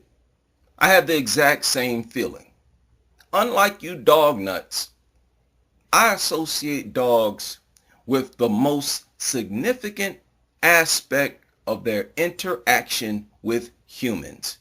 Dog attacks, specifically on children. Dog nuts come to my channel and they say, why do you focus on dog attacks on kids? Because nothing is more significant. That's why. Should be common sense. The fact that dogs lick on your face and provide you with companionship, that is not more important than kids getting mauled. And this is why. When I saw that video of that dog getting burned alive, screaming and all, I did not feel sorry for it. It's all about how you are programmed. And through my research, all the mangled kids I've seen, the things I've had to learn to make the videos that I've made, bringing awareness of what is happening, has changed my view of dogs. It has caused me to view them for exactly what they are and for their exact behavior. I'm not living in a fantasy world like these dog nuts. When people kill rats inside of their home or inside of their business, they do not feel sorry for those rats. They feel a sense of relief because they associate the rats with the negative impact that the rats have on themselves, their homes, and their business. This is exactly why these people here in Indonesia were laughing, because this is how they view dogs. That is exactly why none of them objected, and many of them even laughed. They associate dogs with the negative impact they have on society, while people over here ignore the negative impact they have. I don't. Everything is about balance. Everything. The opposite of love is hate. When you have a passionate love for something, you take care of it. If you have love for an art or a craft, you become an expert in that field. If you hate something, it should be hatred for something that is innately evil, something that threatens the safety, life, and well-being of yourself and others. It is perfectly natural to hate something that refuses to allow you to live your life in peace. Dogs fit this position perfectly. I personally don't understand how people cannot hate dogs. That is what is confusing. How can you look at the damage that these dogs inflict on millions of innocent people who are not dog lovers, as well as children, and not develop hatred for those dogs? Why would you want dogs to stick around? That is what confuses me. I don't care so much about the dog lovers themselves being attacked, because they brought it onto themselves. When you are an adult, you're responsible for your own actions, but you do not have a right to put kids in danger. These are creatures that knowingly attack harmless targets, children. So of course I hate dogs in every sense of the word. I double hate dogs. The beings that dogs attack the most, humans, are the same beings that provide a lifetime supply of free food and shelter for them. And yet they attack us the most. Medical care. Dogs don't pay for it. It is stupid to give dogs anything. I think people who love dogs need their heads examined. These people get thrills out of endangering others and their kids. Make no mistake. When you see these videos where people allow their kids to play with dogs, especially pit bulls, to lay with pit bulls and other dogs, they get thrills out of the risk. That is exactly why they record it and upload it to social media. Shock value. They want viewers to be shocked by the possibility of the kids or babies being mauled. And when the video ends and the child or baby has not been mauled, they feel like they have proven that dogs are harmless and that they are worthy to live in society and to be around kids and babies. Not all people are like this, have this weird fixation and obsession and love for dogs. There are other people like me who hate dogs, proudly hate dogs. If I were president, I would act on my hatred for dogs by making them illegal to own. They would be shipped to China, Korea, and other countries, and I would legalize the addition of dogs into the meat market here in the United States. Dog meat is legal to eat here in the States, in most states, but it is not legal to have them slaughtered in slaughterhouses. My hatred for dogs, if I were president, would create jobs. It would result in saving lives, cleaner water, more peaceful communities, result in nearly 1 million fewer people in the ER each year, millions bitten, 500,000 fewer kids would be in the ER each year. About 30,000 fewer adults and about 15,000 fewer kids from reconstructive surgery each year. This is a positive type of hatred, a controlled and concentrated type of hatred. It is hatred that yields positive results. People listen to my videos and they are more cautious and aware about dogs, which may end up saving them from being mauled one day. They may carry protection with them. They may avoid certain situations. So no, I do not simply dislike dogs. I 100% proudly hate dogs, and hopefully one day the majority of the population will hate dogs as well. Just like clockwork. Just saw this article, just shared it on Twitter. They could not wait to push this hero narrative. 3-year-old being attacked by dog is rescued by hero brothers. Those who don't know, I talked about this on my most recent live stream. This just happened. This girl was under attack. As always, they were playing in the front yard. A dog came out of nowhere and started to attack. The boys tried to help their sister, but one of the boys was badly mutilated. He thought he was dying. He literally told his grandmother that he was dying. Very traumatic situation. And I knew that these dog lovers would cover over their irresponsibility, their reckless, irresponsible lifestyle that they've imposed into society and subjected these kids to. They were the cause of this attack.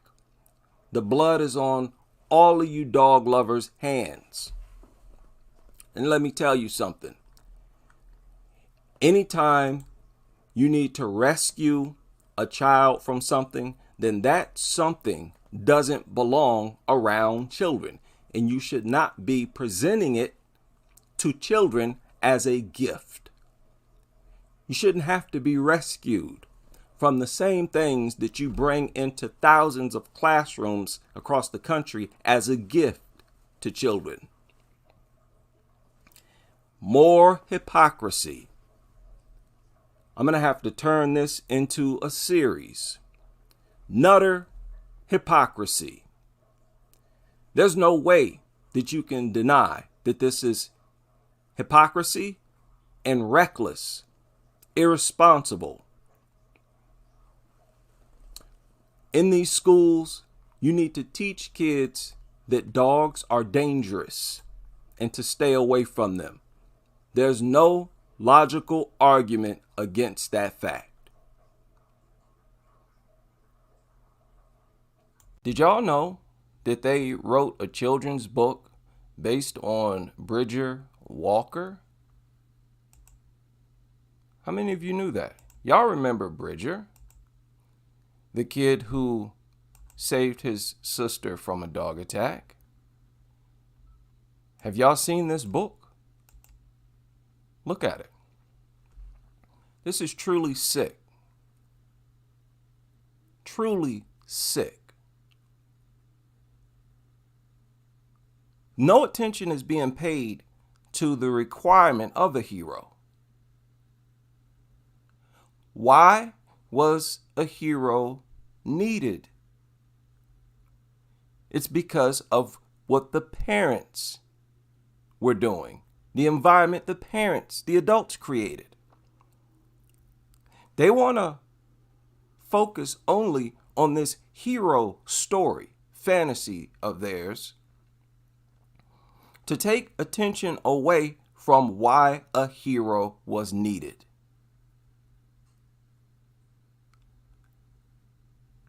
This is sick.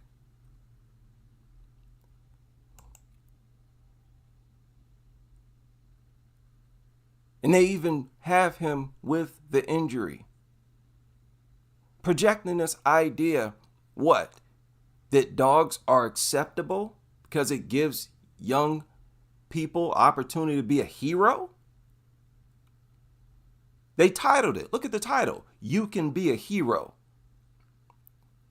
Trying to get young boys to look for an opportunity to jump in between a dog and someone else? How sick is that? How sick is that? Told y'all dog culture is demonic. How much attention have you people paid to why a so-called hero was needed in the first place?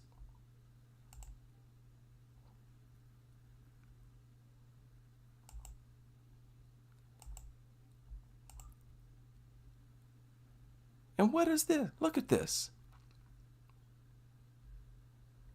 But I'm still little. What can a kid really do? Everything feels hard and I don't have a clue. They got him feeding a dog broccoli. What kind of sense does it? Still projecting the dog that he saved his sister from as an acceptable member of society? What is this? I actually need to get this book. I want to see exactly how it reads because you know it has to be a bunch of propaganda.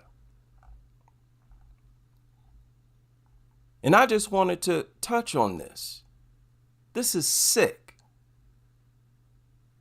How about we focus on the environment that was created? I'm right now at home. I don't need no hero. I don't need nobody to save me. And if I did, my only concern is why I needed someone to save me. They don't want to deal with that. They don't want to talk about that. They want to deal with him being a hero almost in like a vacuum. He was a hero, but let's not focus on removing whatever it was that he protected her from. Let's just continue to praise and worship dogs. No, thank you. This is why dog culture deserves pushback. Don't talk to me about bullying dog lovers. You all are involved in a bunch of sick, destructive business that causes others to get hurt. And in this case, a very young child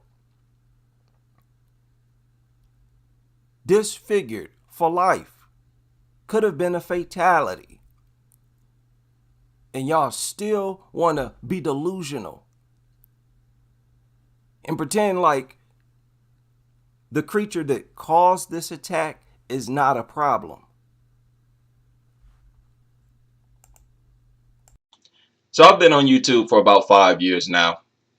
And if you scroll through the comments, you will see several derogatory comments about me. This is one of the less graphic, less offensive comments. This person just said, "You are so stupid. I'm sorry for you." You will even find racist comments all throughout the comment section of multiple videos on my channel. I do not respond to these people. The only people who I may respond to are people who provide credible arguments, or at least well thought out, well presented arguments, strong arguments. I don't respond to trolls who don't have an argument. And people, if you want to run a channel, my advice is for you to do the same thing. Now, before I started to create content, I had a YouTube channel and I would comment on other people's videos. And I noticed that when I would object to the opinions of a popular YouTube channel, I would not get a response from the channel host. And I would, try to trigger them, and nothing worked. After a while, I noticed that their subscribers continued to grow, and I had no impact on the growth of their channel. So I stopped doing it.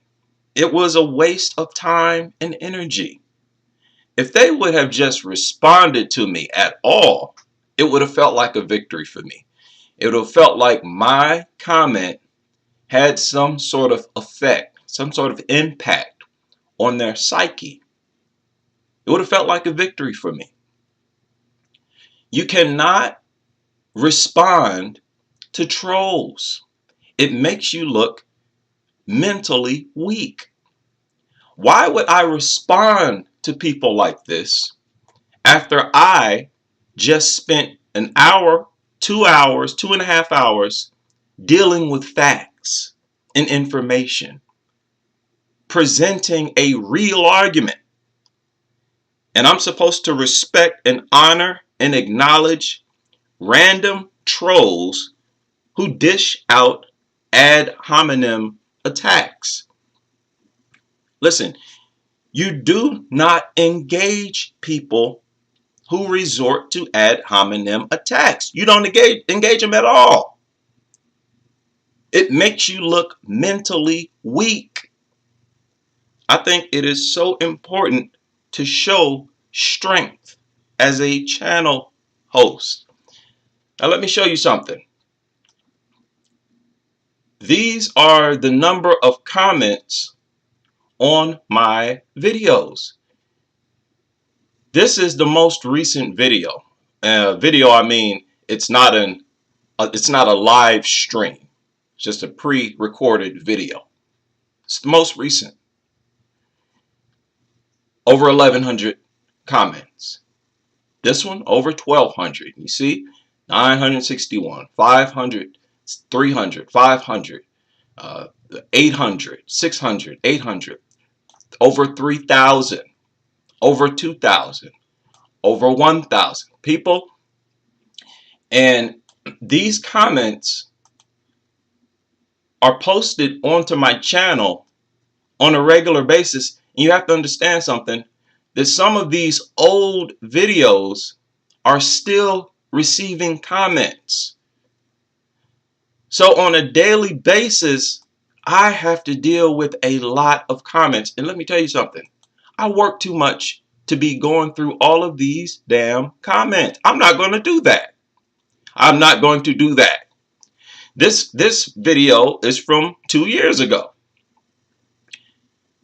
Over 2,500 comments. Now, every now and then, some of these old videos will get a wave of comments because, somebody will share it in a popular forum.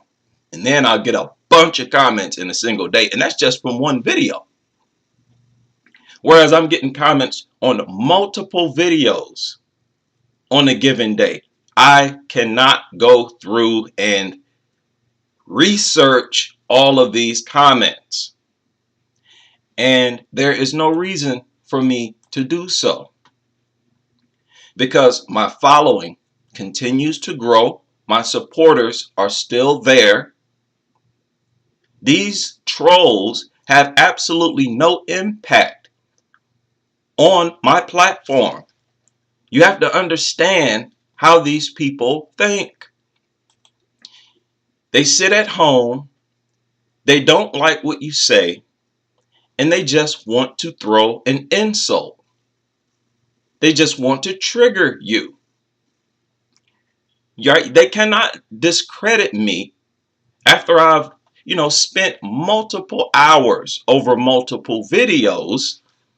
They cannot even get my attention, my respect, by hurling out some petty, childish insult. You cannot, and you are not going to see me on a pro dog channel, especially not in their live stream, trying to engage with that audience.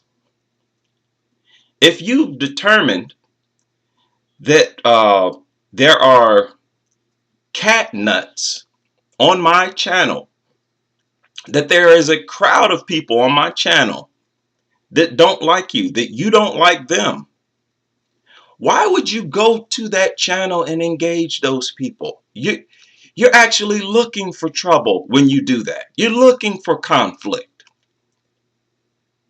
And that makes you no different than these dog nuts. Like I've said, these people, these dog lovers, they come to my channel and troll.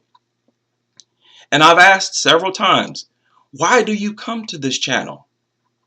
You don't like what I'm saying. You don't like my subjects. You don't like my channel, my position, anything.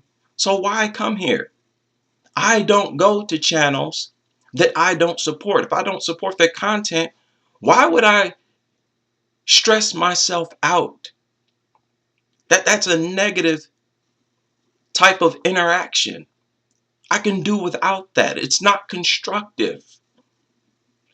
Again, you will find comments against me all over the internet, even all over my channel.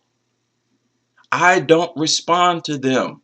And eventually those people go away. They go away. Now, as far as, I don't understand and I don't care that people think I'm a cat lover or a cat worshiper. I don't think any more of cats than I think of any other natural animal. I put all natural animals in the same category. They are natural animals. Now, cats are not man-made. They evolved in the Near East, in the Egypt area, Northeast Africa. I don't know anything about cats being mutants. And they have no traits of a mutant. Right? The characteristics of a mutant is that it is biologically left in a more debilitating state of existence. I gave several examples. Floppy ears, long hair, short legs. These are mutations. Cats biologically have nothing that works against their existence, the quality of life. And again, this is not a pro-cat channel. But seeing that these are the two most popular pets, it helped me to illustrate my disdain, my disapproval of dogs by comparing them to the next most popular domestic animal. Has nothing to do with cat worship. And you know what? If you believe that, I still don't care. I don't care. You need this type of mentality where you don't care what people think about you.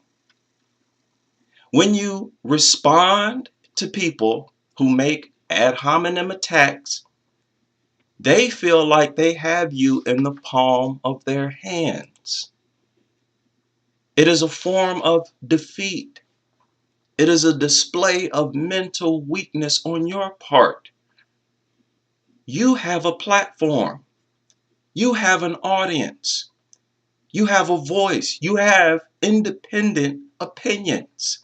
These people don't. You shouldn't even recognize their presence. That is how you deal with trolls. You don't seek them out. You don't go to other channels where you know they are and try to engage them. Now, I can't tell anyone out there what to do, but I'm telling you what works for me. If you want to do that, knock yourself out. Knock yourself out. But for me, it is more constructive to focus on my own content, stand my ground with my perspectives. And people will have the option to agree or disagree. Simple as that. I don't care what people say about me on other channels. Just don't bring it to my channel. You know, in the chat room, I will get rid of people who disturb the dialogue. And those are the only people I have a problem with, right? People who are dog nuts, who come in there to start trouble, to take attention away from the subject. But if you want to talk about me on another channel, fine. But if I see you coming to my channel after you've already made it clear that you don't like me, you don't like my platform and all that, okay, I'm going to block you. If you insist on coming to my, if I don't, again, this is how I operate. I don't like these dog lovers. These channels where they really just gawk over dogs and they are crazy about these dogs. They're obsessed with mutts. People, I can't stomach it. I can't. It's hard for me to even make it through their video, one video. I'm definitely not going to engage these people in their comment section. Definitely not going to engage them in their chat rooms. I'm going to focus on my opinions on my platform. So that's just my advice to people who may have channels or who plan on creating a channel. Ignore these trolls, because all they want to do is get a reaction out of you. That's all they want. They want to feel as if they have power over you. That's why they don't present any real arguments. All they do is throw out some petty, worthless personal attack. And it is a demonstration of mental strength to ignore them. And they know that. When they see that you are ignoring them, they feel powerless. They feel as if what they said has made no impact whatsoever. The more attention you give these people, the more you empower them. So stay tuned for the next presentation. I look forward to it, and we will continue with this merciless, ruthless crusade, and we will focus on nothing but this crusade against these worthless mutants and their enabling owners. I wanted to address a comment that was left on one of my videos yesterday. And I want to talk about, should we be compassionate to mutts?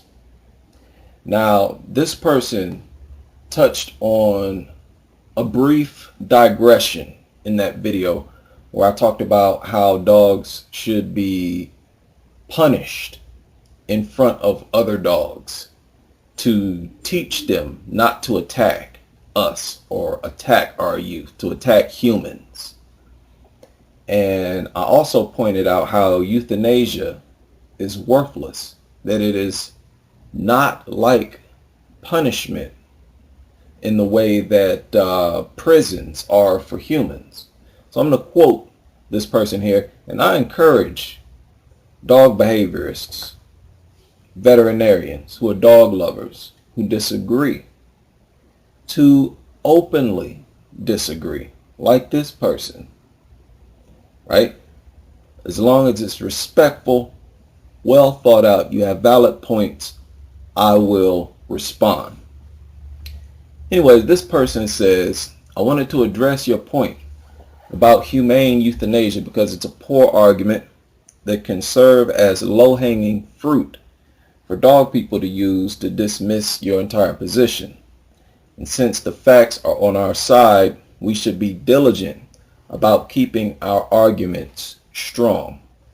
Now, I won't deal with this paragraph about how, euthanizing dogs is not a punishment, because that was not my argument, right? Nor was I trying to argue that the people who came up with the idea of euthanizing dogs intended for it to serve as punishment. No. But in this paragraph, this person says euthanasia was meant as a principle decision. This dog is very dangerous, so let's completely prevent the possibility that it could harm anyone else. And this is exactly my point. That does not work. What's the point in doing that? How does it help? Because we euthanize one dangerous dog. I put dangerous in quotations because they're all dangerous. We euthanize one knowing that it is being replaced by another. Right? That other is simply a puppy at the moment. It does no good to euthanize dangerous dogs and allow them to be bred at the same time. We know it's only a matter of time before a number of them attacks people. This is why I believe extermination is the only solution. Euthanasia is simply a waste of resources and a waste of valuable time and energy. This person says, continuing with their comment, as for the method humane, refers to humans behaving compassionately. We generally view causing unnecessary pain in a negative light, and to treat a living being in the same way that a violent dog treats a living being is to abandon human ethics and lower ourselves to the same level as that dog. End quote. But here's the thing. Many people would co-sign with a human being being tortured as punishment for torturing an elderly person or a toddler, for abusing a toddler. Even most people who say that they would not co-sign with criminals who have abused or tortured their child being tortured might change their mind in the moment if it actually happened. In fact, as I talked about in a previous video, many people in the medical field argue that people who are executed through lethal injection actually die a painful death. But because they are paralyzed, they cannot communicate their pain or even react physically to the pain. I also cited in that video a doctor who said that if we euthanize humans the same way we do dogs, it would increase the chances of the human dying a pain-free death. The idea is, if you're being executed as a human, then you obviously did something that was so bad that you deserve to feel pain before death.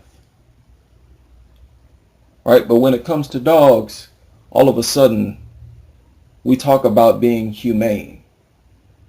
Even though many of us, without even thinking about it, would co-sign with a criminal being tortured who had tortured and or abused our child.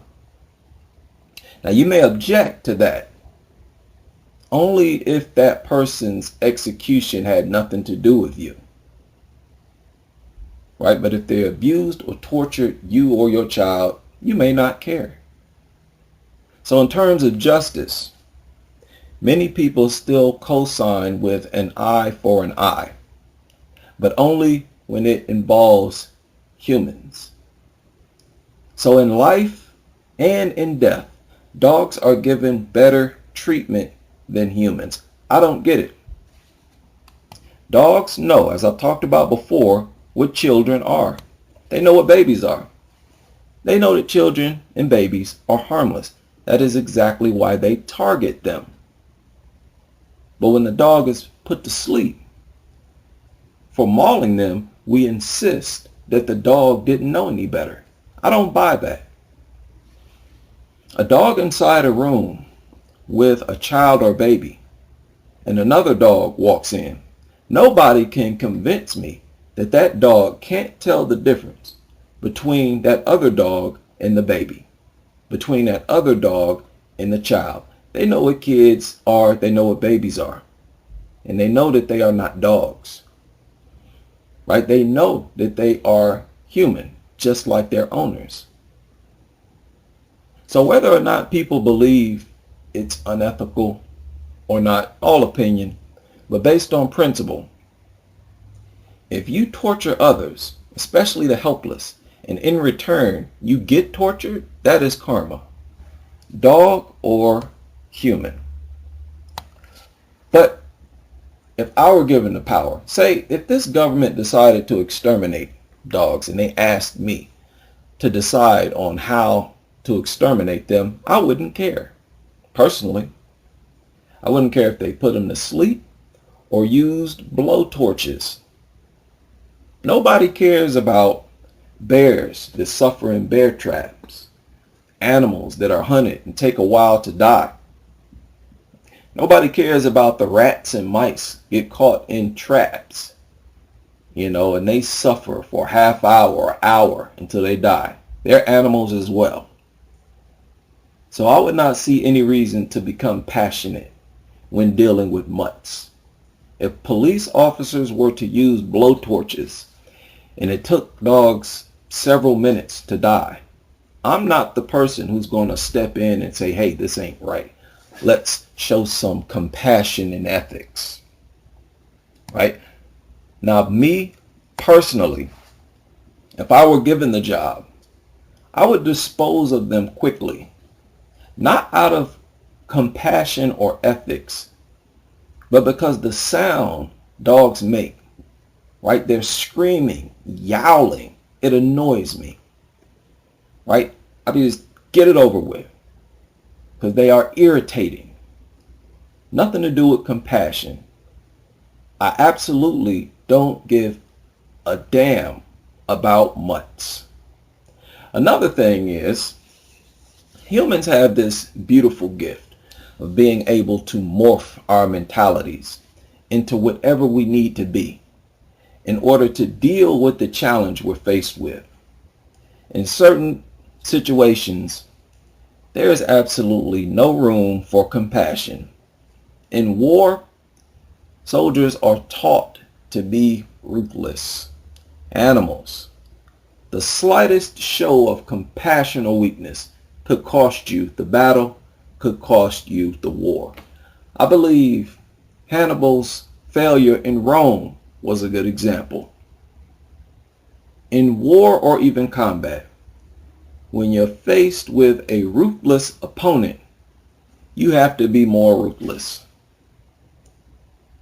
If you are compassionate, it will express itself in your performance and you will be destroyed. You need that mental edge, a certain mentality to carry out certain tasks. But the beautiful thing about humans is we have the ability to morph, to turn it on and turn it off once the task is complete.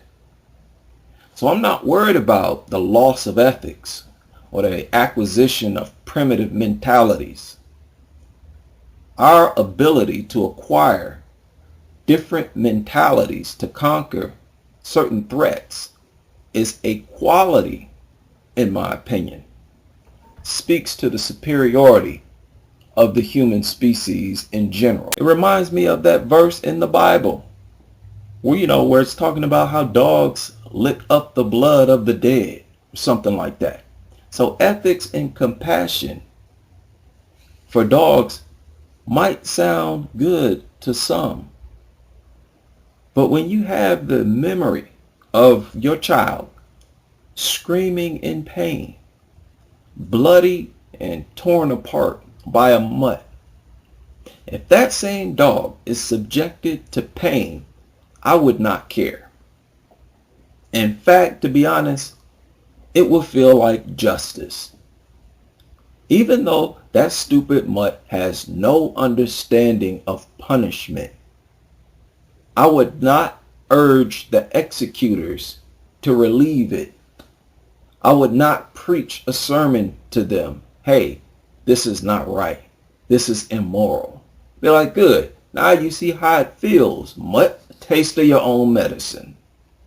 Any parent who would feel compassion for a mutt that just mauled their child, I would look at them sideways. My opinion, any amount of compassion opens the door for their continued existence in our society, and it opens the door for the continued mauling on our youth, the continued terrorism of our society in general. View the name of my channel, I Hate Dogs, with the word hate in bold caps. This story just surfaced. 11-year-old died trying to save a dog in a house fire. The family is devastated after the 11-year-old girl died in this home Saturday night after it went up in flames. Always had that smile on her face, and that's what I'm going to miss. You can hear the pain in Charles Beecher's voice as he comes to terms with losing his 11-year-old niece, Caitlin Simons. She was a joy of life. She was a cheerleader. She was in everything. I mean, it's heartbreaking. It's hard. Beecher says she died in the fire around 5:30 Saturday night at her home on Sydney Drive, just outside of Griffin city limits. She was worried about her dog upstairs, and she went upstairs. And this is Caitlin. She's like us. She's an animal lover. She went upstairs and got that puppy. His name was Little Man. Both ended up not making it out. He sounded like he was proud of it. Don't he? Don't sound like he proud of the fact that she went back into that house to save that dog? They're laughing about it. I'd have a whole lot of regret for teaching my niece to be obsessive and crazy over dogs after this. Beecher is now just like us. She's an animal lover. Do he sound like he regret putting so much value into a worthless dog? Young people, I need y'all to understand. The life of a dog is absolutely worthless. And it definitely pales in comparison to the value of your life. Don't ever put yourself in danger for no dog. Even though you can replace the dog, you shouldn't replace it at all. Shouldn't have these things at all. This is what it does to you. It can have you risking your life for something that's worthless. She went upstairs and got that puppy. His name was Little Man. Both ended up not making it out. Beecher is now just left with memories of his niece. I took care of him and always looked after him while she worked. The Spalding County Fire Department always. Is that a tear? Is this a tear? I hope so. Looked after him while she... I think he has a tear rolling down his face, but I could be wrong. I hope it's a tear. The Spalding County Fire Department responded to the scene. The chief of operations says they tried to save her, but by the time they arrived, the home was fully engulfed in flames. The chief says firefighters are being offered counseling if they need it. We go in, everyone, with the attitude, we're going to do everything we can within humanly possible to try to make a difference. And these stories are just very tragic for us. Firefighters don't suspect any foul play, but an investigation is underway. Sunday afternoon, outside the home, family members and neighbors created a memorial for Caitlin. It's hard not to be able to know I'm going to see her again. It's rough. 11 years old. Her life just took too early. A firefighter was injured while battling this. So he didn't voice any regret over teaching her to be crazy about dogs. This comes from y'all exalting dogs to a godlike status, and y'all know it. And that's the discussion that needs to be had. Young people, don't ever risk your life for no worthless dog. This is where nuttery gets you. This is another way it's unhealthy. It's unhealthy for people. It's not going to benefit you to exalt some foreign creature that really has nothing but a negative impact on your existence to a godlike status. How inhumane is this? Nobody's going to speak against treating dogs like deities, risking your life for a dog. Isn't it clear that that's a problem? Fire and was taken to the hospital for treatment. Investigators say they plan to release what caused the fire on Monday. They're quietly proud of her for doing that. Another sacrifice. They preach that they're willing to risk their life for their dog all the time. So you already know these dog lovers are proud of her for sacrificing herself, trying to save that worthless, good-for-nothing mutt. I'm sick of people putting their life on the line to the point where they indirectly teach their youth to put their life on the line, obsessing over these things. You indirectly teach them to do crazy stuff like this. And like I said, I suspect they're proud of her for doing it.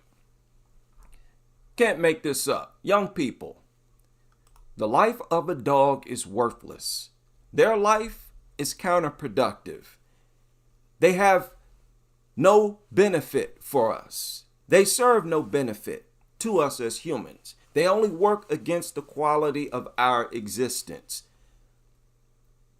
Not only should you not risk your life for them, stay away from them. Stay away from them. You see them, go in the opposite direction. Just before 2 p.m., our Alaska State Trooper dispatch center down on the peninsula started receiving 911 calls from Nanwallet telling us that a small plane had crashed. And 2 people died, and a third person is in the hospital after that plane crash that happened yesterday on the Kenai Peninsula. Tonight, we have team coverage.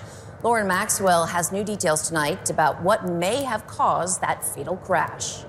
Well, Rebecca, that's right. And this is a tough one because it sounds like the pilot may have been trying to avoid hitting a loose dog. Now, the plane owned by Smoky Bay Air out of Homer was a regularly scheduled flight. It was headed for the village of Nanwalek, just across the bay. The plane was coming in, ready to land, when apparently a loose dog was spotted on the runway. What we understand now is there may have been an animal, namely a dog, that was on the runway. The pilot initiated a go-around. There was also another company airplane behind. Now, a go-around, that is when they decide not to land. And instead, they climb back up and attempt to re-land. And they did all of this for a dog. Was talking to that airplane at the same time, said he was initiating a go-around, made a right turn away from the runway, pretty steep climb, and unfortunately there was a loss of control. Now, the NTSB says the plane most likely experienced what's called an aerodynamic stall as it made that steep climb and crashed. An aerodynamic stall. Look that up. That is when the pilot usually makes some type of mistake, some type of error, miscalculation in the process of doing a go-around or a turnaround, trying to re-land. And they crashed. All for a dog. My question is, why not land? If you hit the dog, you hit the dog. I would imagine if a plane crashes into a dog while it's landing, the dog will essentially disintegrate. The dog, correct me if I'm wrong, I don't fly airplanes. But let's say if it's in front of one of the wheels, all you pilots out there, you tell me what will happen to that dog.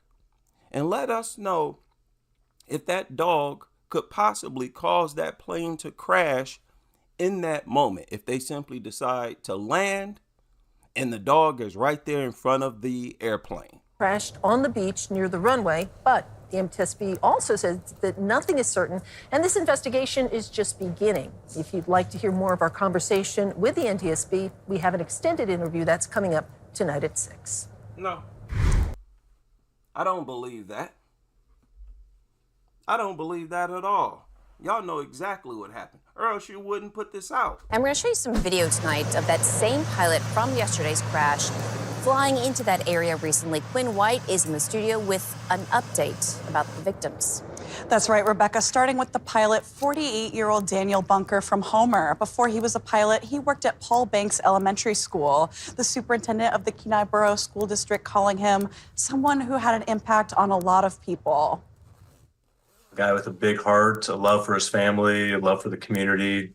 And, you know, Homer and all those Southern Peninsula communities that he flew to are going to suffer a big loss, or are suffering a big loss right now. I also spoke with the loved ones of 37-year-old Jenny Irene Miller earlier today, who said she'll be remembered for their humor and generosity. She was an Inupiaq artist based in Anchorage, traveling to Nanwalek for an Artist in Schools program. A third passenger is still in the hospital tonight. We don't have a name or any other details on who they are yet, but we'll keep you updated. Rebecca? Yeah.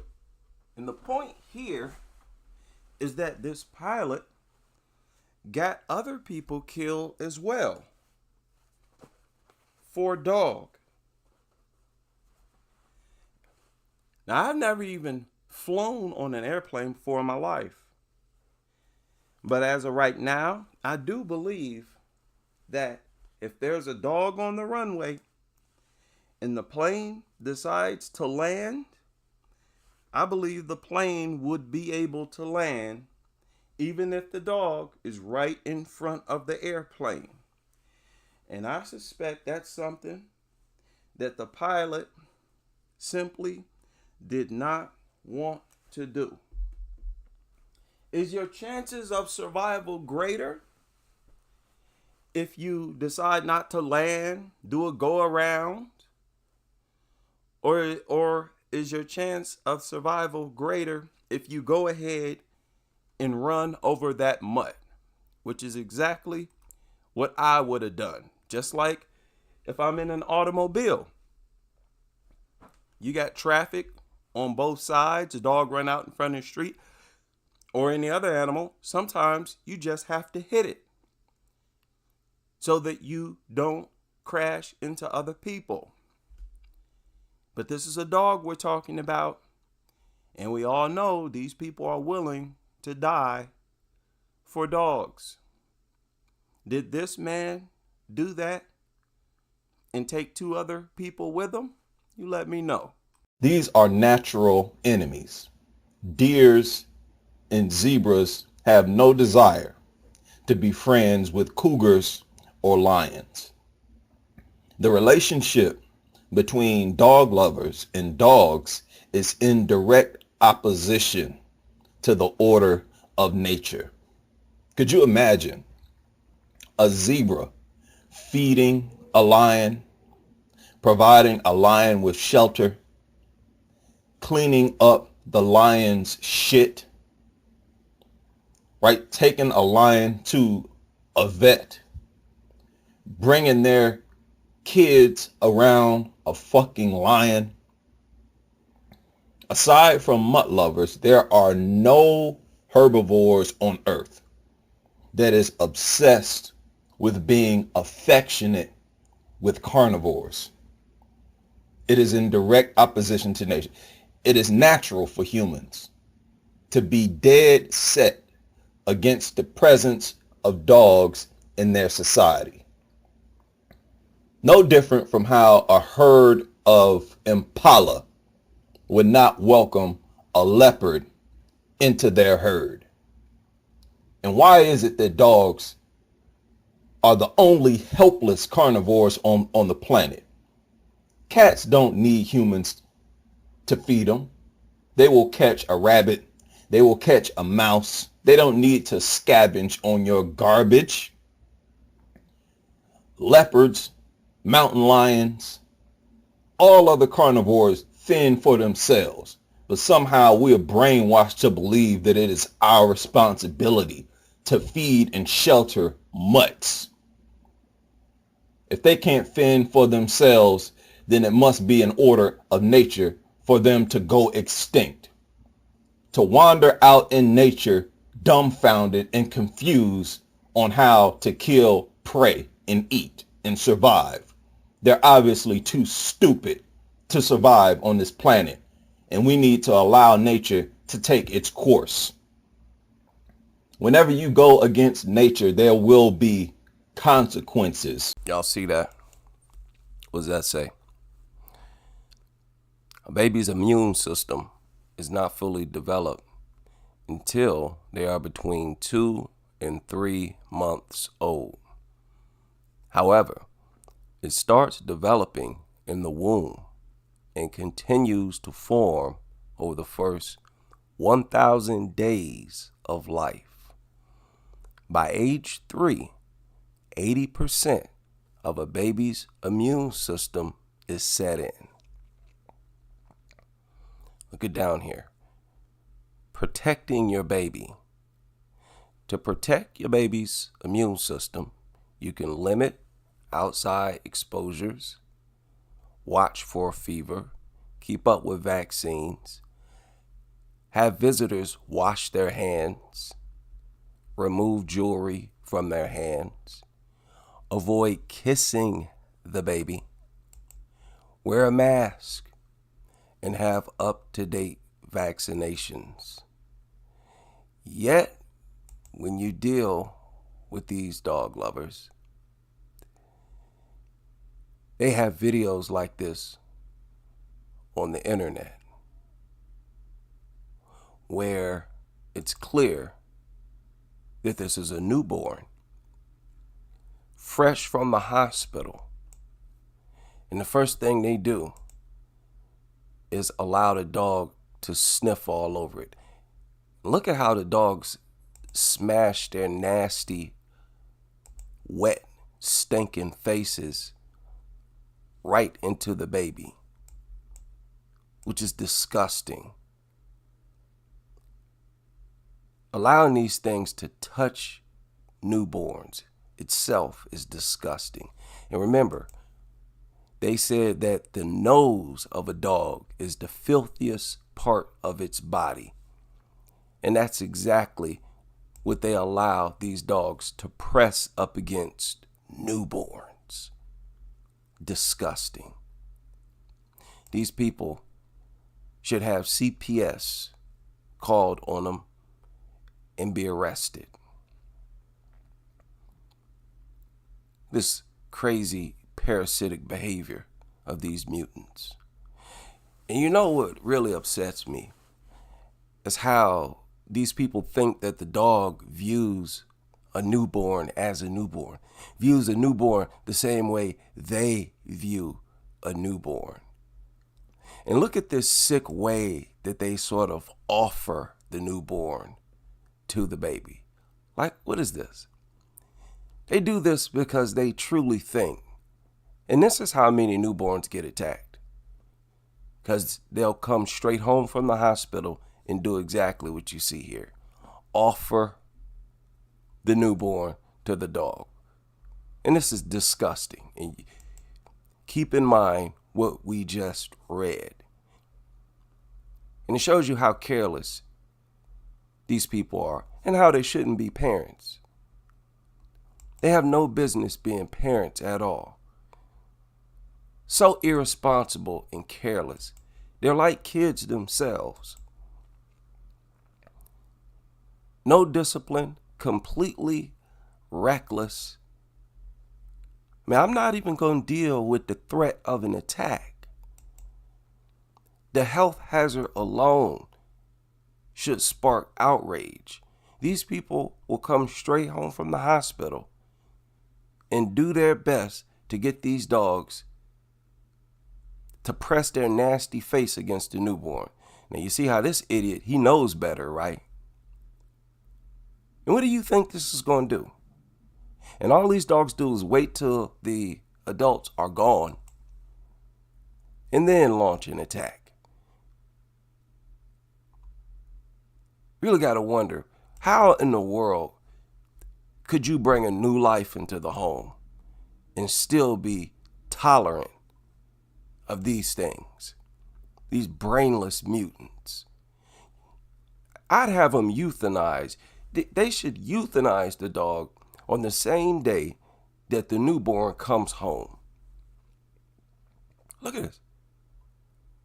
Filthy, nasty, disgusting, unhealthy, unsafe, a violation of the newborn.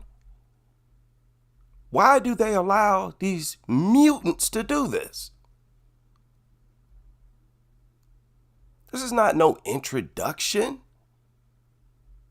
These beasts launch several attacks on these exact same newborns. Nothing else does that. That's what you need. When you see videos like this, that's the only thing that should run through your mind. Their only threat. Dogs are the only thing that threaten a newborn's life and well-being. Dogs and nothing but dogs. They should be despised. They should have no place. It should be illegal to own these things. I don't care if you got kids or not. It should be illegal to breed these things. Should be illegal to have them exist anywhere on earth. The only safe place for these things is in the sky, in history books, in your imagination, anywhere except for the real world.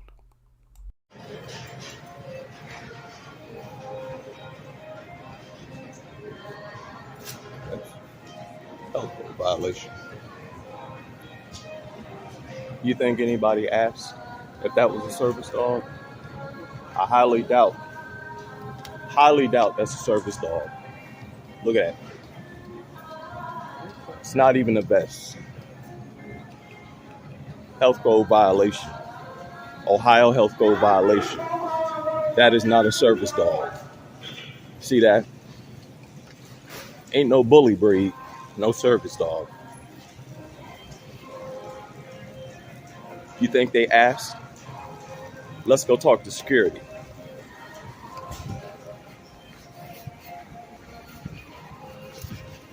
Now this is how you handle this. Let's go find out, shall we?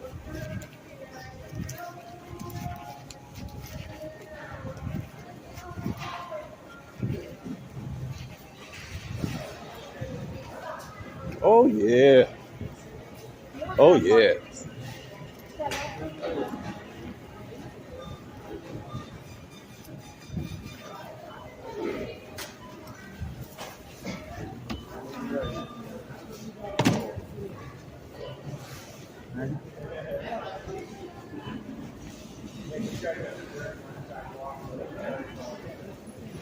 Yeah, I know for a fact nobody asked if that was a service dog.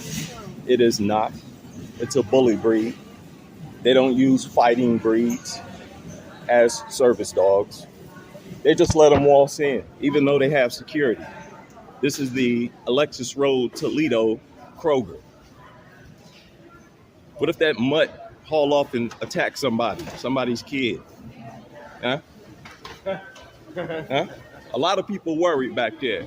A lot of people scared to walk near that guy.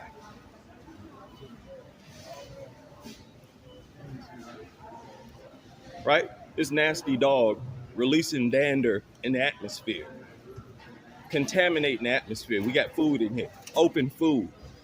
Ma'am, are you the manager? I am not. Could I get the manager, please? You have a dog in here. I doubt anybody's asked if it was a service dog. It has no vest. It's a bully breed, likely not a service dog. Could I get the manager, please?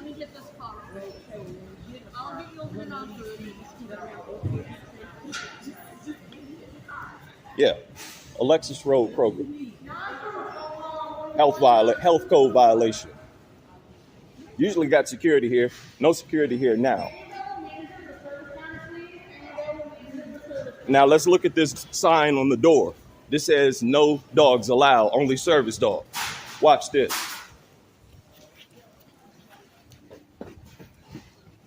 You see that?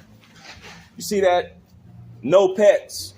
Service animals welcome. No pets. Right? Service animals welcome. No pets. This dude in here with a bully breed. People damn scared to walk past it.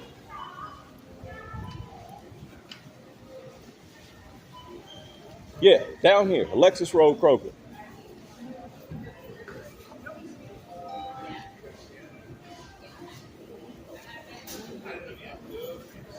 Yeah, there's usually security here.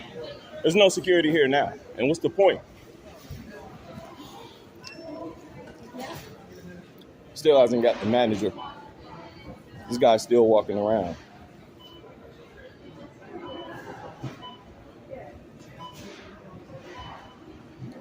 Make sure you're timing this.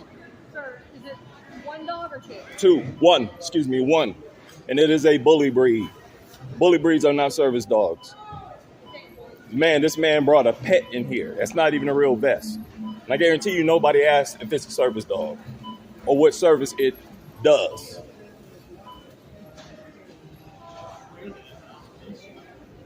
It's a health code violation. It's a health code violation. Look it up. That's why they had that sign that say no pets. Service dogs only. Real simple. Enforce the rules. Enforce the law. That's the law. All right, let's get it popping. 5 minutes passed. 4 minutes.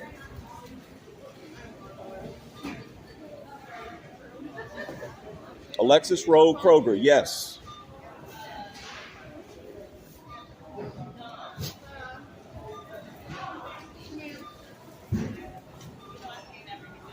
Yeah, he was back there by the groceries, dude, by the refrigerators.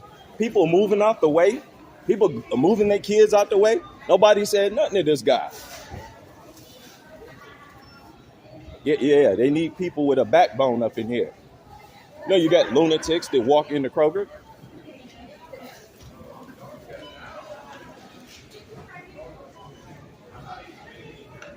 Right. 5 minutes. This joke is still walking around. What you need a dog to go grocery shopping for? What a dog gonna help you to do?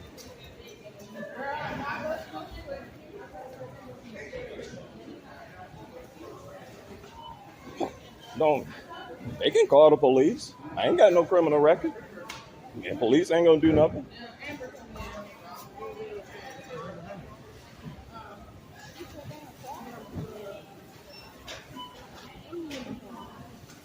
Yeah. Still no manager. 5 minutes, 5.5 minutes. This joker's still walking around in here with a bully breed. That ain't no service dog. He got some little gadget wrapped around it. It ain't no vest. You can clearly see it ain't no vest. Some little goofy gadget. Now she's just now going to get the manager. Maybe.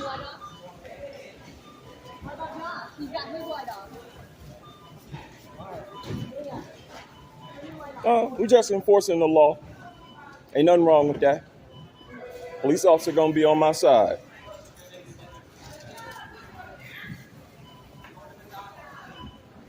It's that easy. And nobody treated me like I'm some type of a criminal or like I'm imposing myself or being unruly. You got the law behind you. They supposed to enforce it. I thought that's what they had the security officer here for.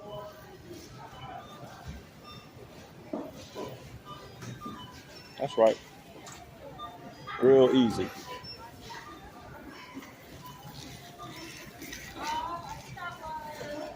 Okay. 6 minutes. 6 minutes and 50 seconds. How you doing, brother? All right.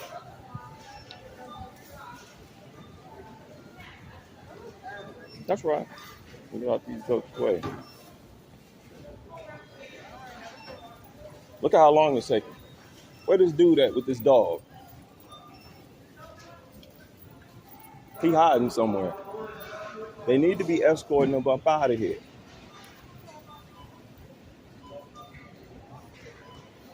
That's right.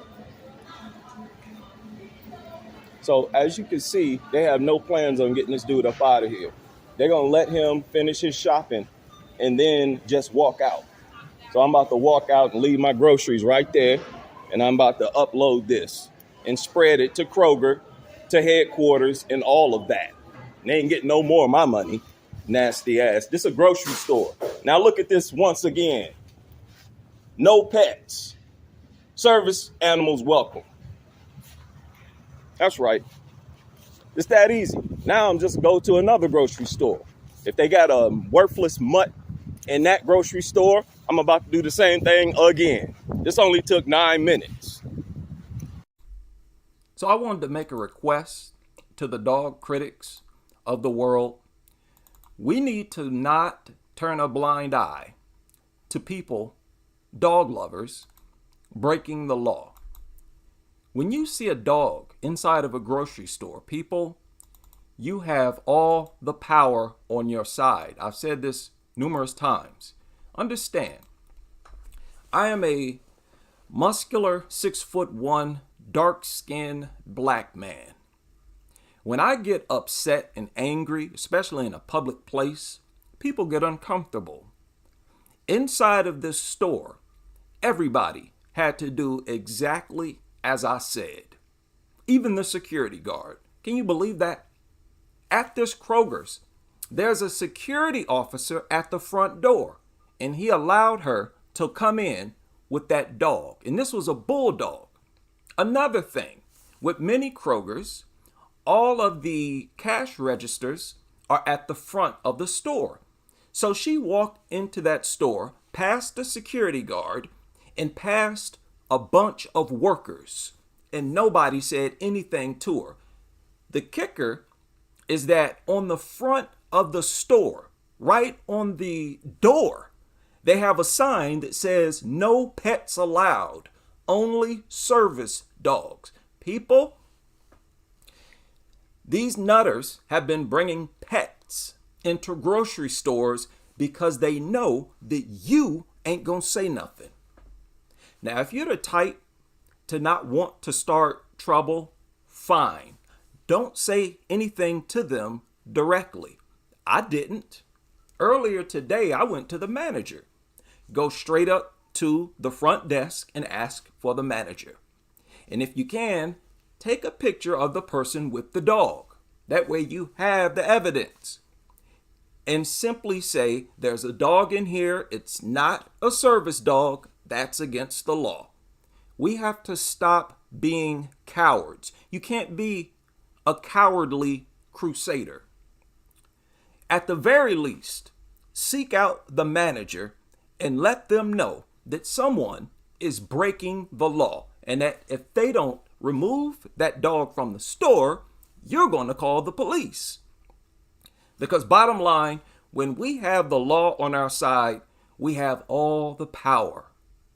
It was very interesting because I could tell that they didn't want to do what I told them to do, but they had to do it anyways because they know it's the law.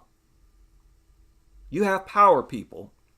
When you see these criminals breaking the law, bringing dogs in the grocery, and they're arrogant with it. They won't even put a fake vest on them now because they've gotten away with it so many times in the past. We have to stop that. What good are we if we're not the people who gonna call you out and get you kicked out of that store. Don't ever accept a dog in a grocery store. Now I'm gonna follow up on this later tonight, and I'm gonna put all kinds of pressure on Kroger, and I'm gonna be a human dog detector every time I step outside going forward. Unfortunately, I did not have my phone on me. It was dead anyways. Now, I will never make that mistake again. Going forward, I'm going to have my phone out and ready as I'm walking into the store. If anything goes down, I'm going to get it on film. But remember, you have the power. You have all the authority. Understand the security guard was also a police officer, someone who knows the law. Do you think they would have watched me break the law and not said anything to me? Not on your life. Let me get up and break the law. There are going to be multiple people ratting me out. So look, Nutter, you want to bring a dog into a store and you're arrogant enough to not even put a fake vest on it? You're going to get pushback. A long time ago, a friend and former co-worker of mine invited me into his home. Now, I knew beforehand that he owned dogs, so I asked if he could put them away before I come in because I do not like dogs. He agreed. So I went inside of his home and we sat there for a couple minutes talking about some work-related issues. He then goes upstairs, and the next thing I know, both of his stupid, hyperactive, disgusting mutts come running downstairs. So he told me that he would put the dogs away, and he did before I came in.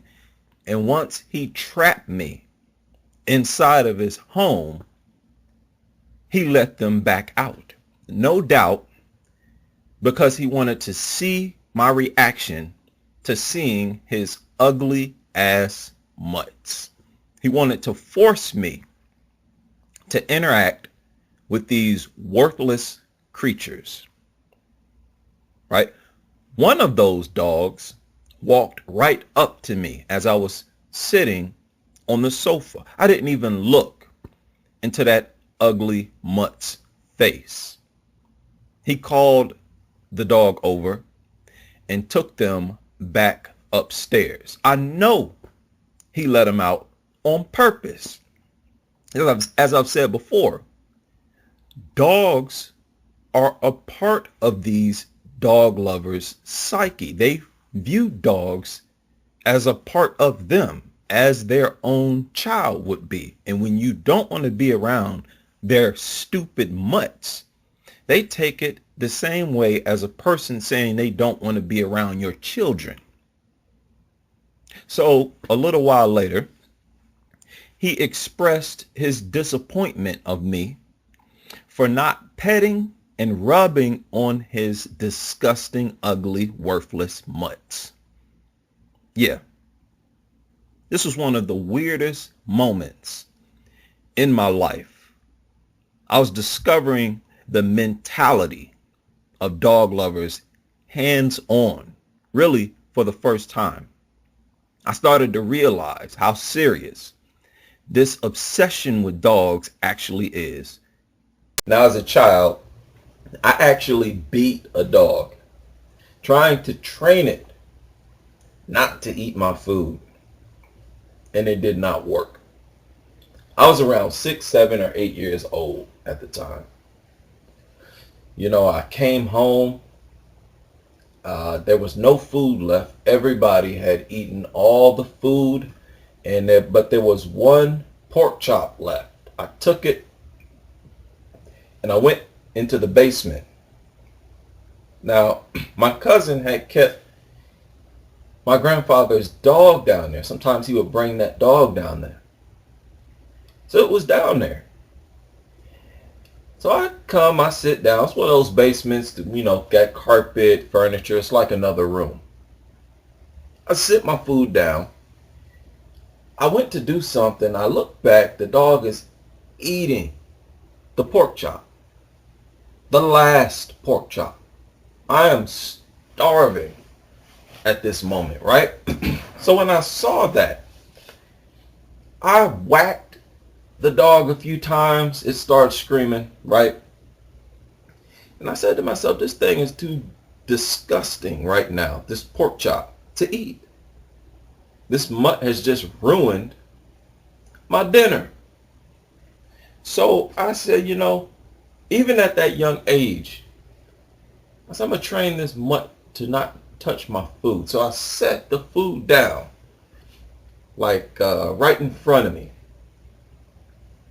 And it came over and started eating it again. And I smacked it again.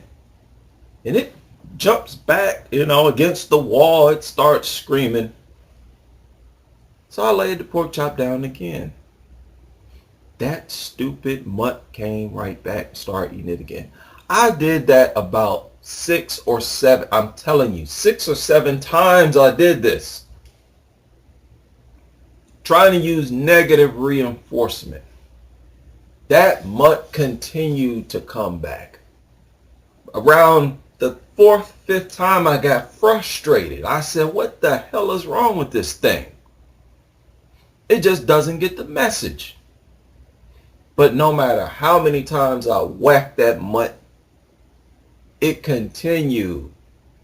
And I would wait until it actually started eating the food to let it know that it is eating the food that I don't want you to do. As soon as it started to munch, I would whack it hard, sometimes twice, 3 times, every time it came back. Now, it wasn't until recently that I realized why it was doing that. Within the past year or so, I talked about it on video, that even when a dog is in the presence of what they feel is a threat, their attention will be distracted from the threat if there is also food present. So even though I was letting the dog know that I'm a threat, and that if you eat this food, I'm going to punish you, the smell of the food was so overwhelming to that mutt, it continued to come back to try to eat it. An absolutely permanently stupid creature. And it is because of its food drive. Its food drive is what makes it stupid.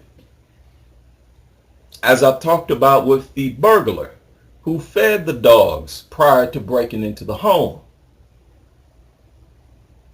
If there is a trespasser, it is trespassing that you deserve to be attacked for. That is how an intelligent creature thinks. But no, if that trespasser is tossing food to you, you focus on the food, there is no argument. Dogs are dumb creatures. Now, after this incident, keep in mind, I'm 6, 7, 8 years old.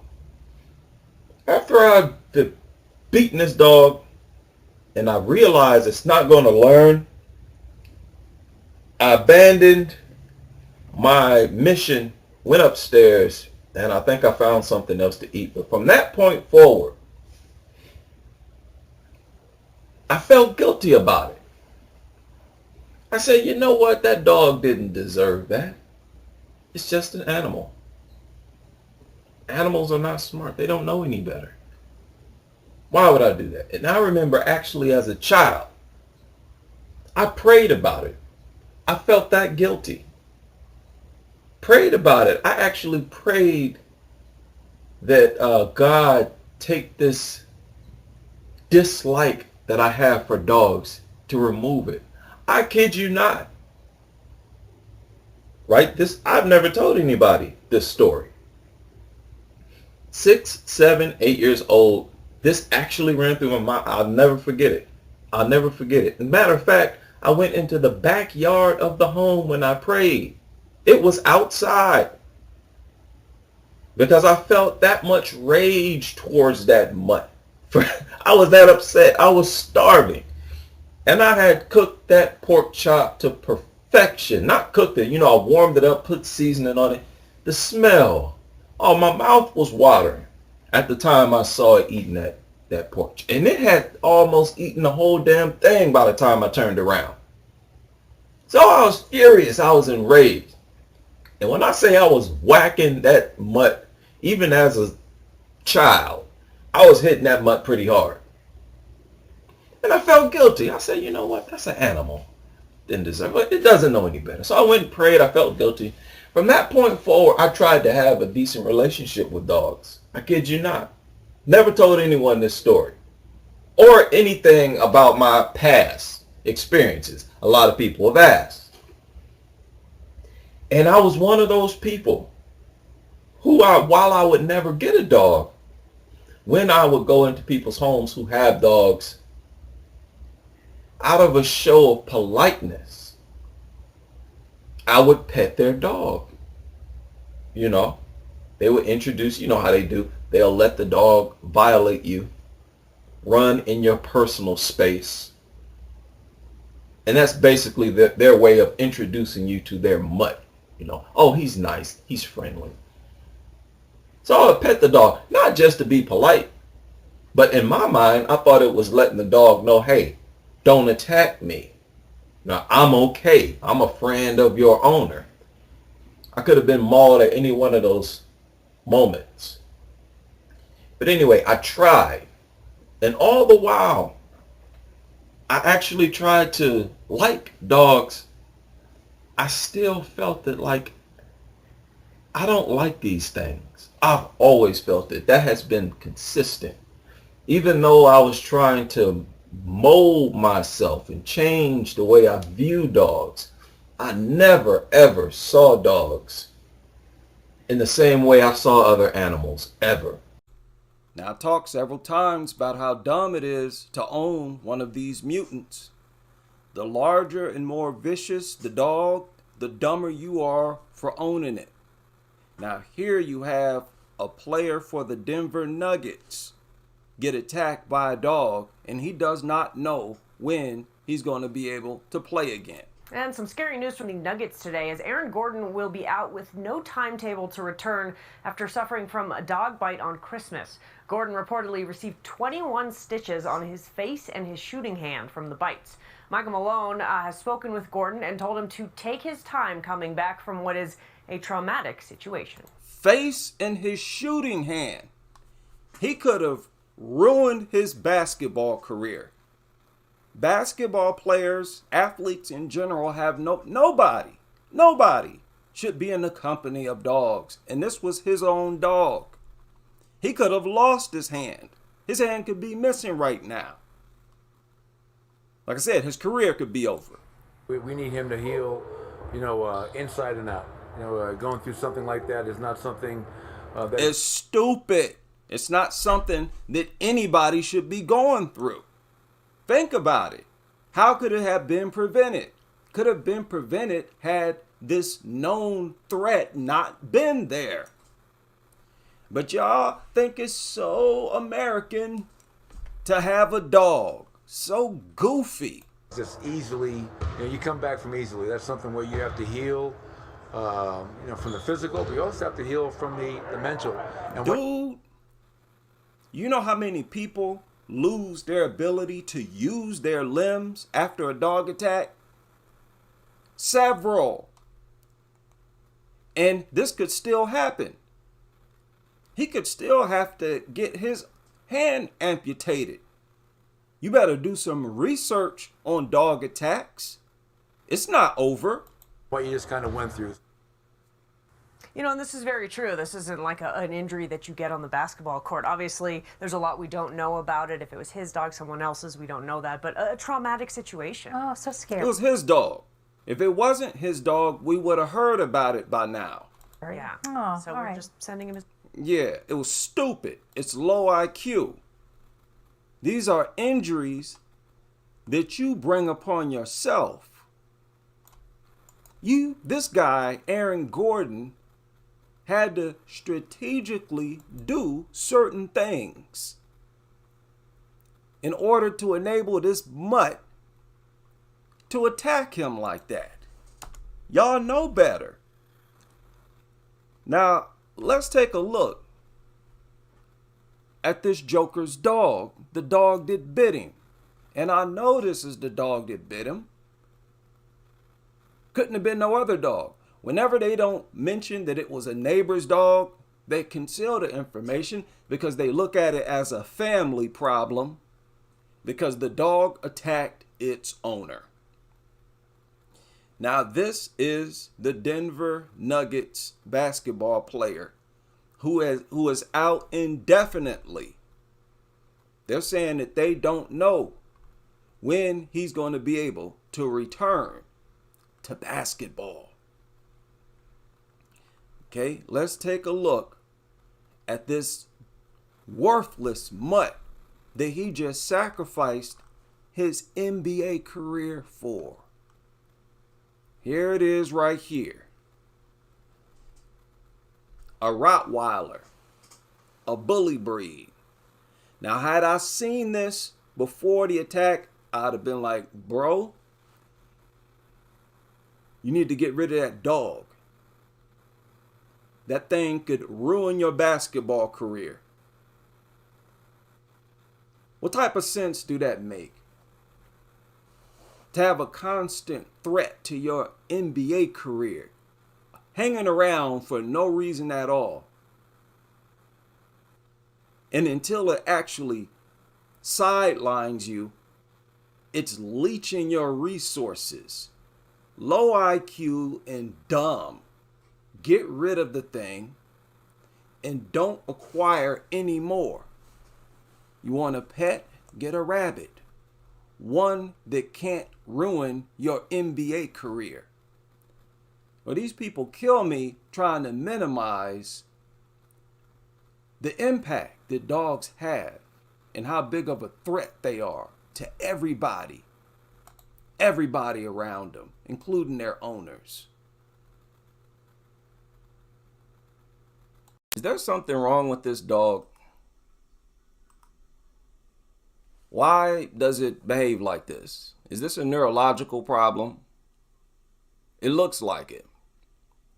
Now they're saying it's just excitement. Seeing its rescuer who stops by once a year.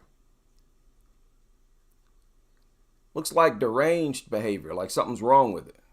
Like a neurological disorder. Would you want a pet that behaves like this? Would you want to be around anybody or anything that behaves like this? This is not a pleasant experience to be around something behaving like this. Like a medical condition. This is why they give these dogs drugs. They try to tame this wild mutant behavior. And it's really disturbing seeing this because you know it comes from the fact that they're mutants and not natural animals. So I say they should be ashamed to have created these things. And they want to look at this and call it cute, fuzzy. No. This is disturbing. Look at this thing. Now, you see it has this gift. And of course, what's in it? Food. They've all conditioned these things to expect food shortly after they see them. And say, oh, look at how much it loves me. No. And look at this thing. This thing, it's hard to look at this thing behaving like this. It's not cute. It's not. This is mutant, deranged behavior. This is deranged brain, deranged nervous system. Look at it. Look at its eyes. Look, it's out of breath. This is ridiculous. This is not natural behavior. It's not normal behavior. These things are indeed mutants that need to be. Now, when you look at stuff like this, you understand why it's a humane thing to drive them into extinction. And again, people who have a problem with that, understand they've already euthanized more dogs than the entire dog population. So the immoral thing to do is to keep them in existence at this point. But when you see stuff like this, when you see mutations and deformities like this, what's wrong with this thing? My goodness, that's enough. I'm too humane to continue watching something like that. So dog lovers are upset with Governor Kristi Noem, who had to shoot her overly aggressive dog. And she is facing a lot of backlash on social media, mainly on X. She posted or tweeted, "We love animals, but tough decisions like this happen all the time on a farm. Just had to put down 3 horses a few weeks ago. Been in our family for over 25 years. If you want more real, honest, politically incorrect stories that have the media gasping, pre-order No Going Back." I guess she got a book coming out or something. And the dog lovers are insulting her, disrespecting her, degrading her, the usual. And I'm saying to the dog lovers, calm down, fall back. She acted within the law. She hasn't been arrested. What would you have suggested that she had done? This dog had aggression issues. It would just randomly attack livestock. It killed some chickens. She tried to intervene. The dog nipped at her. And that is when she took it to a gravel pit where she's killed more than one animal, mind you. Took it to a gravel pit and shot it dead. What do you dog lovers believe that she should have done? Sent it to a shelter? We know that's what you are going to say. And then what will happen? That dog will get adopted out into someone's home and end up attacking someone. You all say that aggression is not a part of a dog's nature. That's what you all believe. So when dogs prove to be aggressive, why don't you support the idea of putting them down? Aggressive dogs should not be tolerated.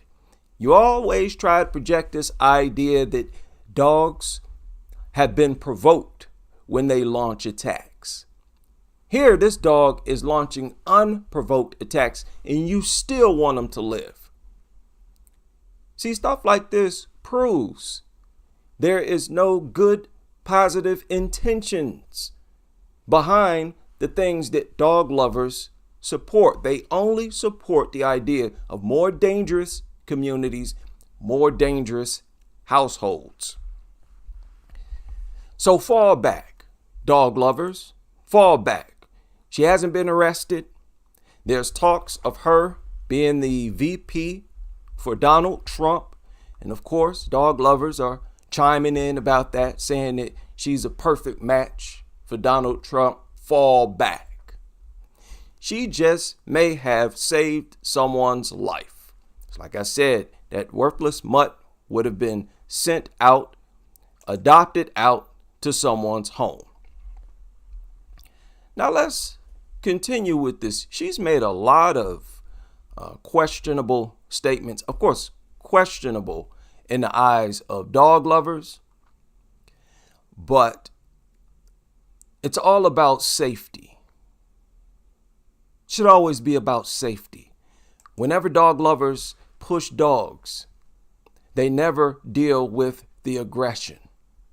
They project dogs as if they're never aggressive. So when they prove to be aggressive, we shouldn't hear anything but support from dog lovers to put them down.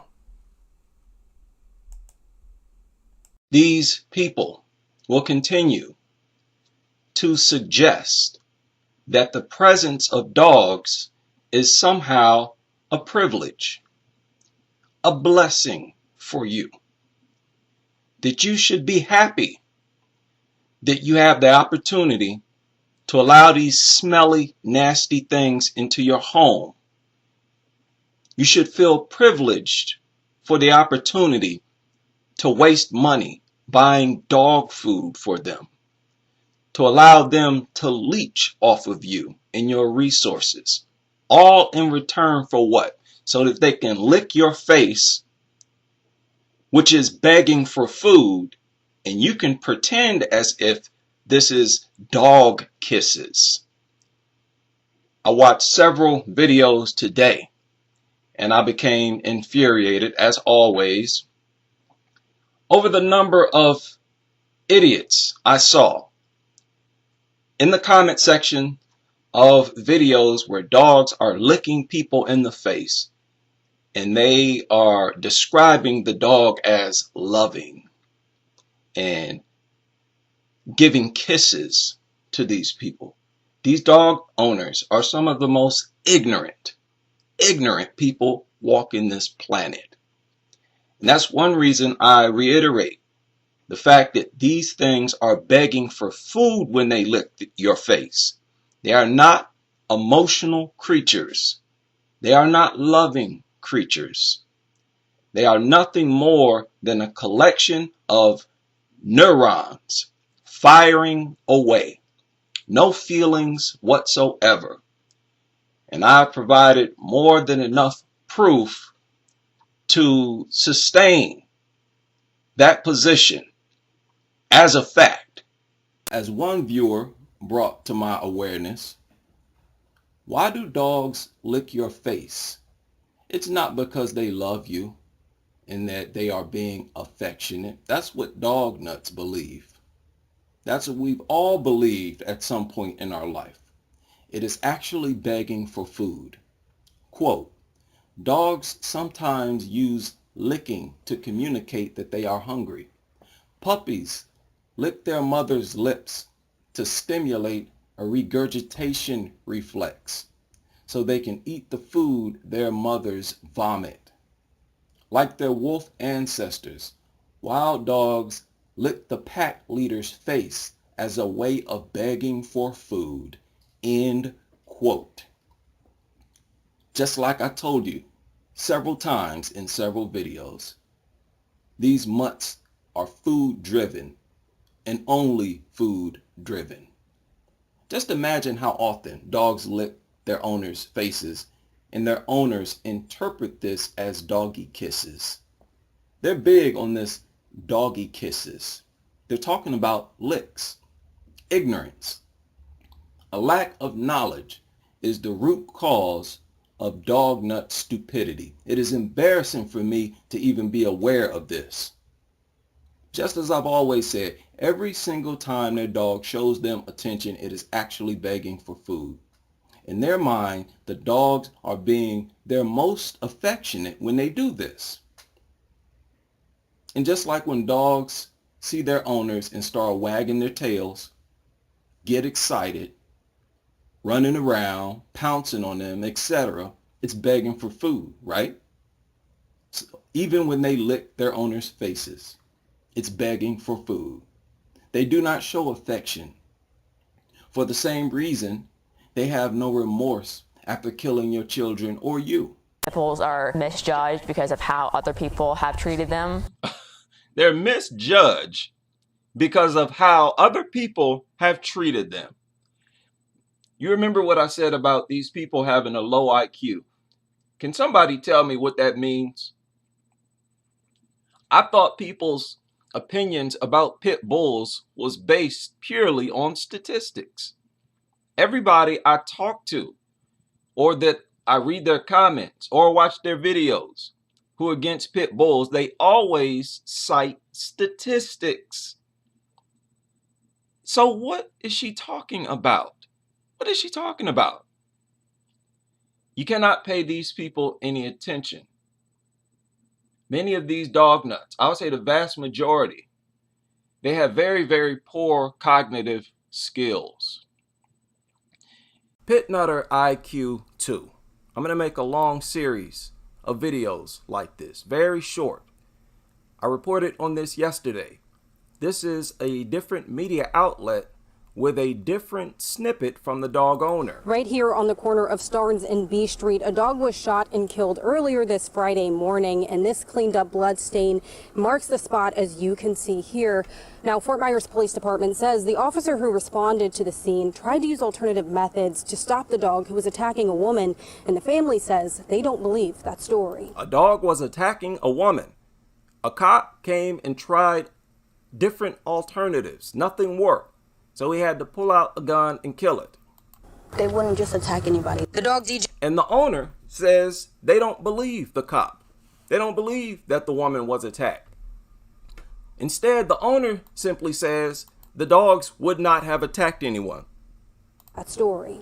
They wouldn't just attack anybody. Now, the scary thing is this dog owner, in their mind, is probably being honest, because that is the extent of their IQ. Like I said many times, they'll feed the dog over and over, and when they see that the dog is not attacking them personally, they assume that it will not attack anyone. The dog DJ's owner, who wishes to remain anonymous, says her pit bull was sweet-natured and was only 7 months old. I don't know if someone actually got bit or anything. Someone could have just made a false accusation. Somebody could have made a false accusation. Here you have an actual police report. An actual woman who was under attack. And this nutter chooses to simply not believe it. He's 7 months old. I don't know if someone actually got bit or anything. Someone could have just made a false accusation. She says the dog... People, I'm saying this is a dangerous level of stupidity. Once people's IQ gets so low, they become dangerous. The dog is protective, but is not aggressive. But that's not the story we are hearing from... She said the dog is protective, but not aggressive. Okay, so how is it protective if it doesn't use aggression? What does it negotiate? Have a friendly discussion? What are you talking about? Another example of pit nutter IQ. That don't even make no sense. But that's not the story we are hearing from Fort Myers police. A department spokesperson confirming a woman is now in the hospital after they say the dog attacked her and then even tried to bite the officer called to the scene. Now, you got hospital reports, you got eyewitness testimony, you got the police officer, you got the victim, but yet this pit nutter simply chooses not to believe it. The extent of the injuries. And this is part of pit nutter culture. I have to add that they always assume other people are lying when it comes to their dog. You can tell this is just a habit, a cultural ritual. Deny, lie, deny, lie. To either the woman or the officer, unknown right now. But police say the officer first tried to pepper spray the dog, but it still didn't back down. That's when police say the officer shot and killed the 7-month-old pit bull. I just want everybody to know that pit bulls aren't bad. You know, everything happens for a reason. What does that mean? You want people... Pit bulls are not bad. Everything happens for a reason. What? DJ's owner tells me the dog found a way out of its fenced-in yard. Its owner said about 3 weeks ago it bit a man who broke into their home. We weren't here when it happened, when we came home. I don't believe that. I don't believe that dog attacked anybody who tried to break into that home. We weren't here when it happened. When we came home and we came to a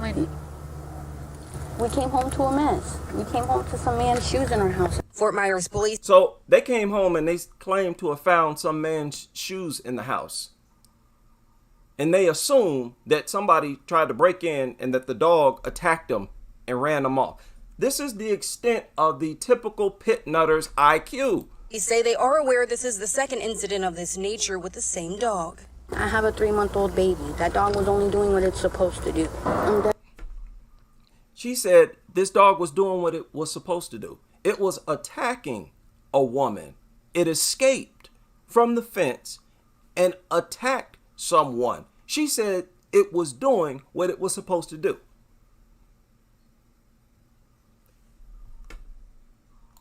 Devastated. I'm heartbroken. Lee County Domestic Animal Services also took the family's other dog named King. Said pit bulls are not bad dogs. Everything happens for a reason. In other words, that woman who was attacked deserved it. That was karma. It was supposed to happen. The dog was doing what it was supposed to do because I have a baby in the house. Does that even make sense? Here's this woman minding her business. You walking down the street, a dog jumps over a fence and attacks you. The owner says, oh, it was doing what it was supposed to do. I have a baby. I told y'all, these people are bona fide lunatics. We will not get anywhere if we pretend that they are not. You have to call out insane people among you, or else they are going to harm you. Can't make this up. I found this comment from a pit bull lover who told a dog lover to brainwash themselves on social media videos in order to like pit bulls. I kid you not. And this article surfaced today. A pro pit bull article on Yahoo about a deaf pit bull at a fair that you can pet on. You know, those mutts, they'll have them set up with a sign that says, "Pet me, I'm nice." And a bunch of people were ignoring these hideous monsters. Somebody left a comment agreeing with the people who passed those pit bulls by. And this pit bull lover replied to them and said, take hours and hours looking at social media videos that show pit bulls being wonderful dogs. Period. That's the end of the sentence.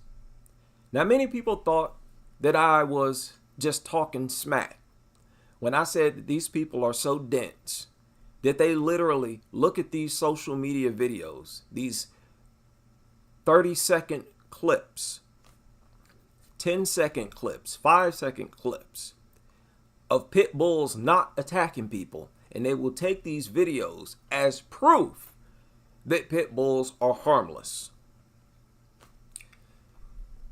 Now, look, I have a hard time believing that there are people that dumb in the world, but there are, obviously.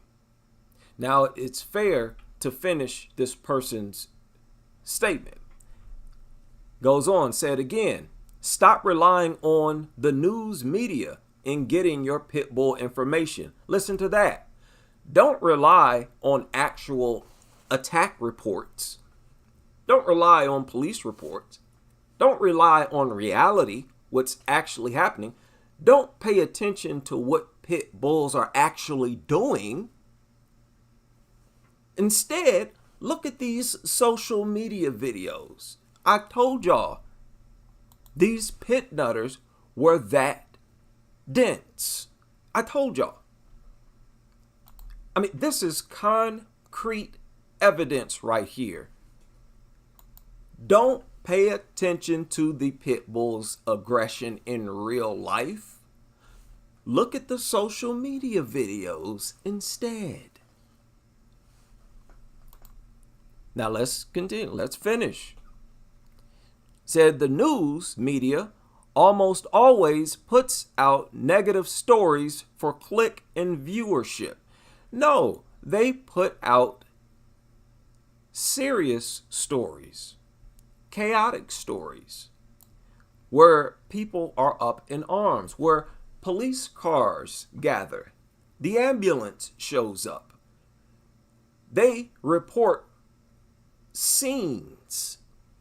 And when a dog, a pit bull attacks, when a pit bull specifically launches attacks, there's going to be a scene. Someone's going to be badly mutilated or killed. Neighbors are going to be out. It takes a vicious killer to cause a scene that will attract the media. And they're saying, don't pay any attention to that. Instead, look at these social media videos. And they end it saying, You know the rare pit attacks will bring viewership, especially from the vulnerable-minded like you. Said pit attacks are rare. Rare. Over half of all people attacked are attacked by a bully breed. Y'all know this fake statistic that chihuahuas and other little small dogs bite more often than pit bulls? Where do you think they're getting that information from? Because I don't believe it. How are they getting access to information like that when most of those people don't even go to the hospital? They're not getting that from hospital records. Pit bulls bite. Over half bites are by bully breeds. And we all know over some 65%, sometimes more, of people killed, they're killed by a bully breed. And some 100% of people hospitalized, mutilated, badly mutilated, were attacked by a bully breed. But let's not pay attention to that. Let's watch a social media video. Let's go look at a dodo video. That is classic pit bull lover IQ right there.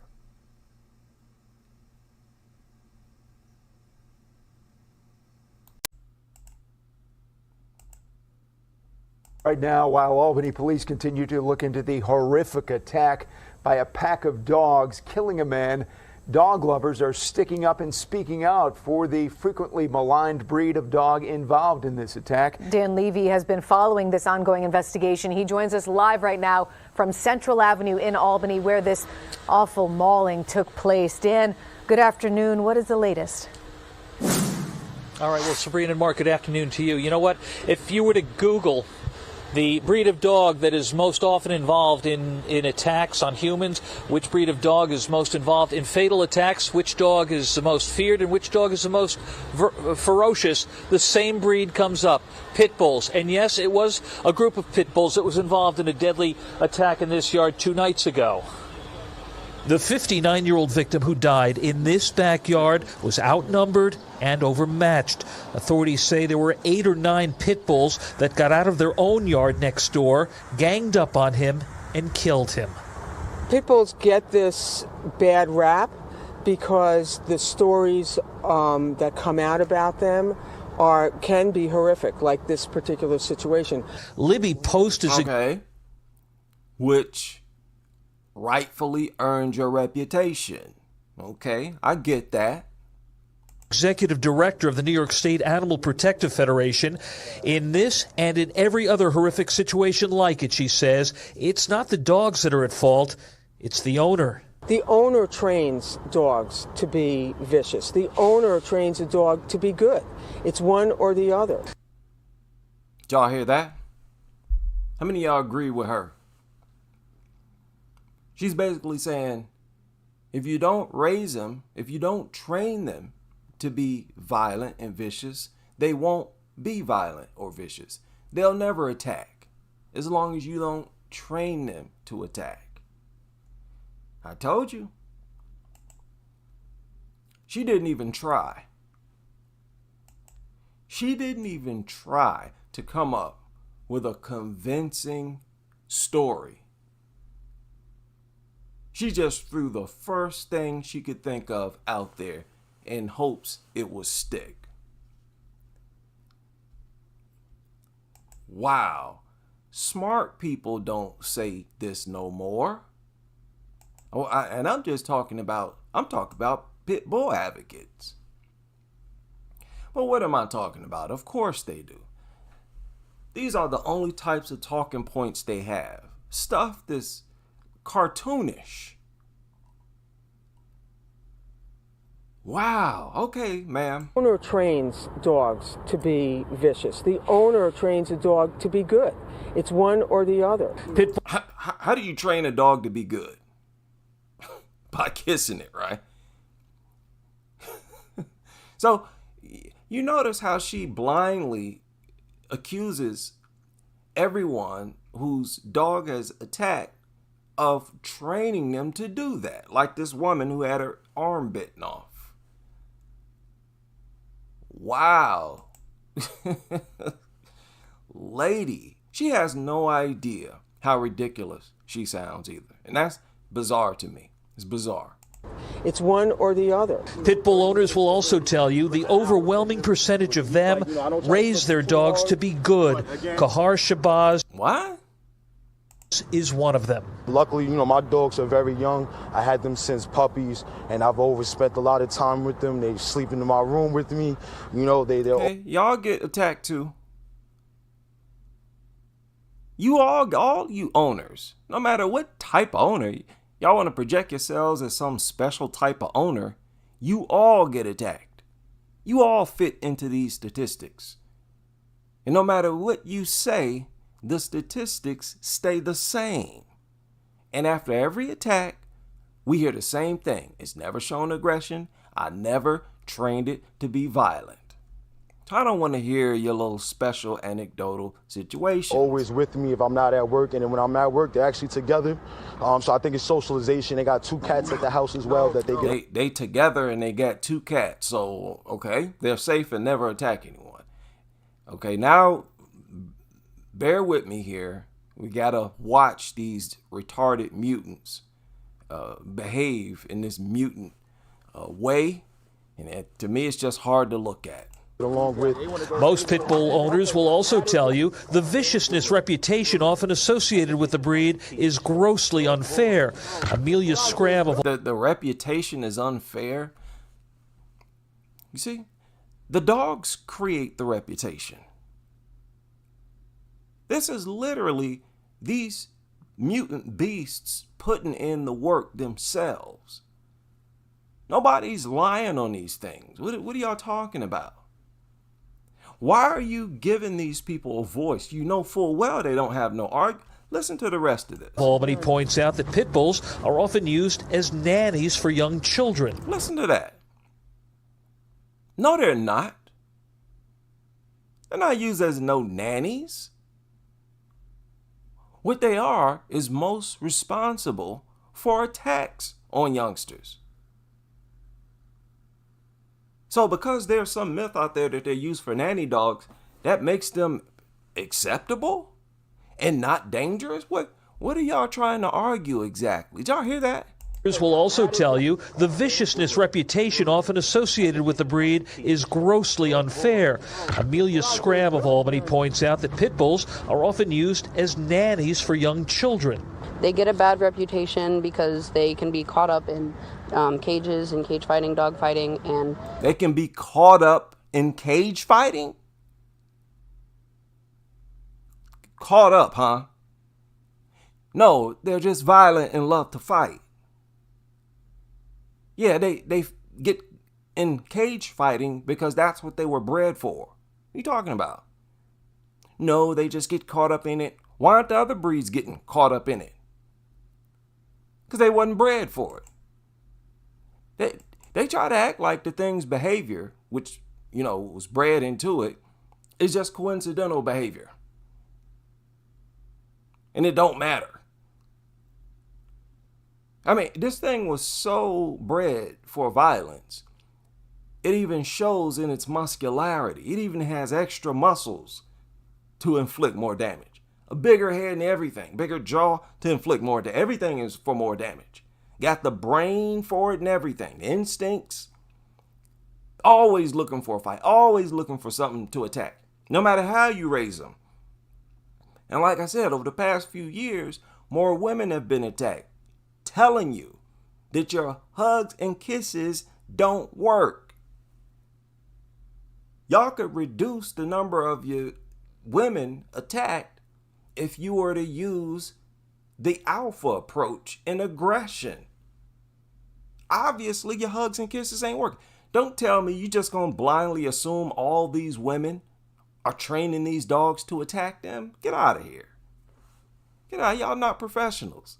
And again, why would this media outlet give a voice to such a dumb, low IQ demographic of people who don't have an argument at all? Why give these people, these insane dirtbags, why give them a voice? They're out here terrorizing communities. Every day there's stories of these things attacking someone. This fool out here with 2 pit bulls. Don't tell me these things can't attack you and they can attack anyone else at any moment. And they do. Check the news. Statistics over a decade ago showed 14,000 dog attacks per day. And these are always leading the pack. They're always the ones most responsible for everything. Dog bites, hospital visits, fatalities, mutilations, everything. Don't sit there and give me no lecture about how they're not different from no other and that they're safe. What are you talking about? Now, even on this media outlet, they suggest that these nutters, pit nutters, are lunatics. Listen to this. Out at work, and then when I'm at work, they're actually together.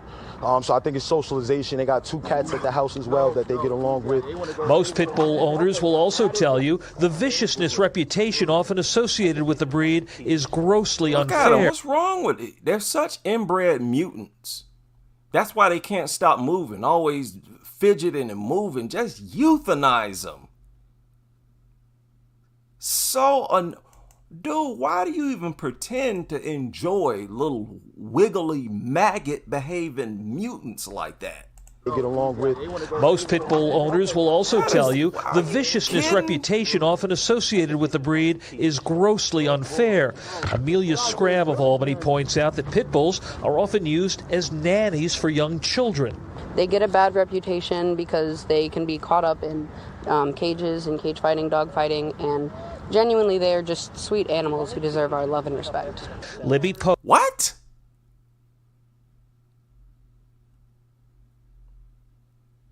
So that was her argument.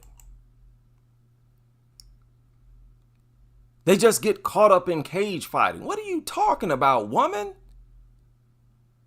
They're attacking people, not in no stupid cage. The problem we see today is not with underground dog fighting, you dummy. It's cases like what we're talking about right now, this man being attacked and deleted. Look at her and listen to her. Why are you giving these types of people a voice?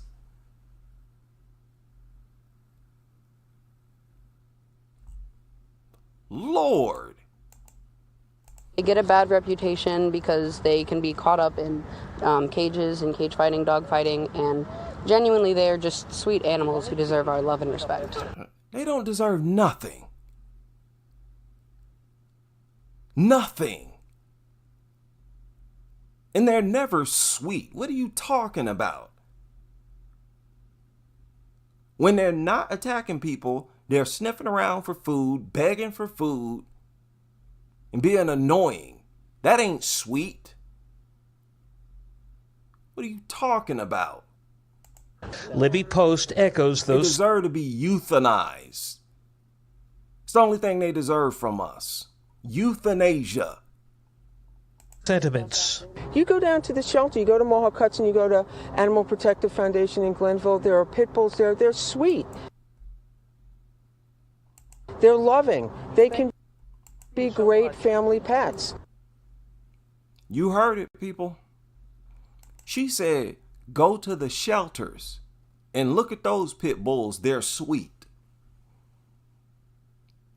All the pit bulls or dog attacks that we've covered, that we've gone over, where those dogs came from shelters.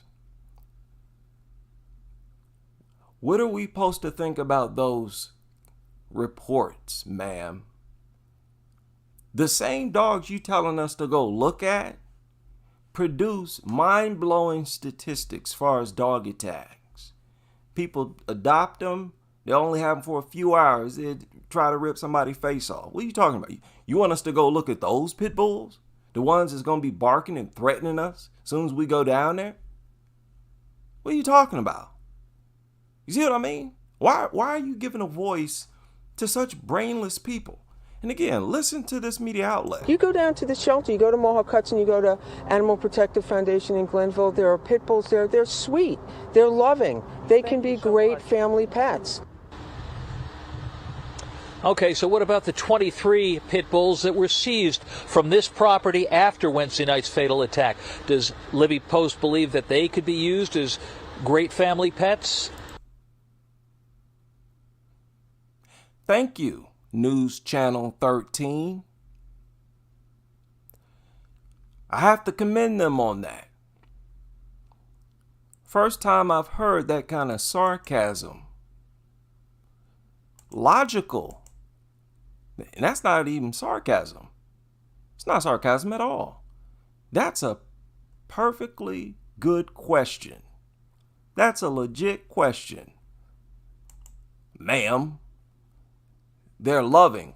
What about these that deleted this man? And notice how they all ganged up on him. They didn't try to fight the other dogs off of him. You want us to look at those dogs? Those the ones you calling sweet? They got a bad rep because they getting caught up in cage fighting. This wasn't no cage fight. What you talking about? I thought people, these nutters, pit bull advocates, these are the slowest people, most unintelligent people in society. I'm basing that on their own arguments. Y'all the ones making a weak, pathetic argument. You got yourselves to blame. Just like the pit bulls you protect, you've earned that reputation. About the 23 pit bulls that were seized from this property after Wednesday night's fatal attack. Does Libby Post believe that they could be used as great family pets? That part of the story is coming up all new on News Channel 13 Live. That's coming up all new? Are y'all going to tell us about how y'all adopted these things out? Or you're going to try to adopt them out? Going to try to retrain them, huh? Won't surprise me. Won't be the first time.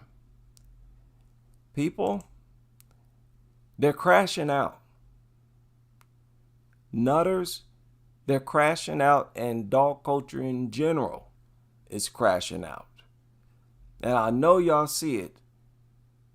This is an example, if you ask me. If they come back and do a follow-up of this story, talked about how they're about to adopt these dogs out, people, it's a wrap. As you watch this, I need you to stay mindful that this woman was always aware that this was possible. And we begin tonight at 6 o'clock with news that a woman suffered some serious injuries to her face after an attack from her very own dog. Good evening, I'm Scott Levin. And I'm Mary Alice Demler. Solar Ingram is known on the east side of Buffalo as the community's daughter. She now faces a long road to recovery and the loss of a pet that she loved. Channel 2's Claudine Ewing has the story. Solar Ingram walks down the street thankful to be alive. She hugs her son because he helped save her from her American Bully rescue dog named Duke on August 12th. Now, are you mindful? Are you staying mindful that this lady was most certainly aware that this was possible for the entire time that she had this thing? I mean, it really enhances the report. Solar Ingram walks down the street thankful to be alive. She hugs her son because he helped save her from her American Bully rescue dog named Duke on August 12th. Kin to the pit bull with a little bigger snout and a little bigger. He's 300 plus pounds. Duke had an injury on his paw and was never aggressive. See how she laughed? Because she knew the risk and got off taking the risk and, you know, just wanted the attention. Until that day. He snapped. Did you hear that? He had a paw ache, allegedly. No, it didn't. Did y'all hear that? He backed this up. He's 300 plus pounds. Duke had an injury on his paw and was never aggressive until that day. He snapped. Yeah, right. Yeah, right. And I don't care if it has never been aggressive in its worthless life. This is what dogs do, and you all know it, especially seeing that this is a rescue dog. Don't sell me no story about how you never thought this was possible. You know this dog. And eye to eye, I was able to hold his mouth. Eye to eye, you was able to hold? No, you wasn't. Or else you wouldn't have got it attacked. What are you talking about? This just happened, people. This ain't around COVID. She wearing that mask because she got mauled. An East Side porch on a warm morning, looking at pictures and videos of Duke. He was always there for her every morning. On social media, soaking up the attention. Look at me. Look at the risk I'm taking. Look at how dangerous this is. Look at me. So you got what you was asking for. The woman known as the community's daughter was mauled in an area that is so critical. Half of me was gone, and it was the half that counts. This is the count that I talk to my community with. And you knew that this whole time. You was having all the fun in the world, taking the risk, pretending that it was harmless. Only on my right side, so I would say about 30% of my lip is gone, and my nose. She showed us her face that will undergo reconstructive surgery. There is a GoFundMe to assist her with medical expenses. So when Slow Roll started the GoFundMe, she all ashamed, lacked confidence, and this is coming from a person who looked like she had a confident smile. Now you'll never get to flash that smile again. You gotta live out the rest of your years. Basically deformed in the face. For what? I thought you were supposed to be more protective of yourself the older you get. But you got people in their 40s and 50s and 60s behaving like toddlers with the same recklessness and carelessness. I'm so appreciative. I found out that I'm not alone. Duke had to be put down. The dog. You're not alone.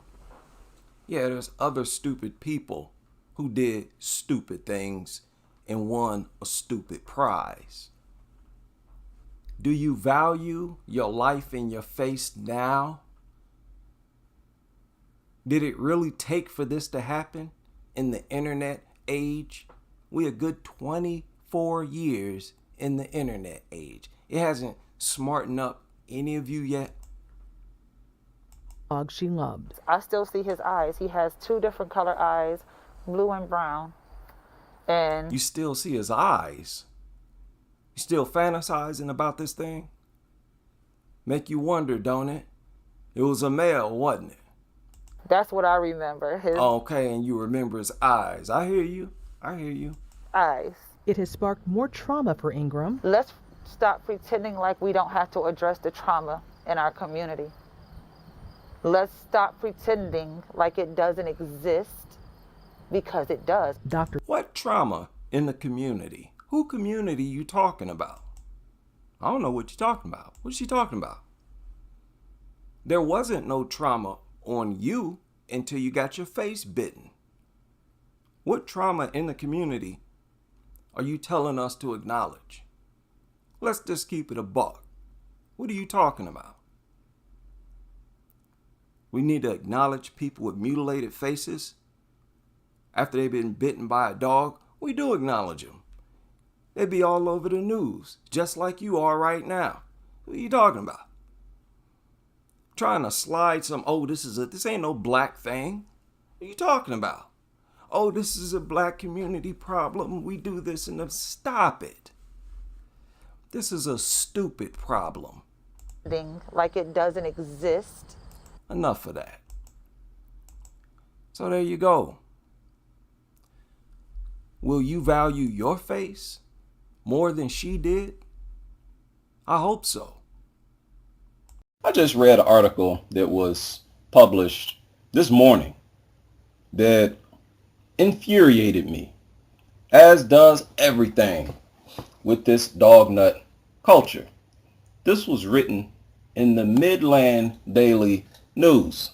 It says, are you aware that the pit bull breed is so feared and hated upon that 75% of shelters euthanize them immediately after taking them in, not giving them a chance at life with a family?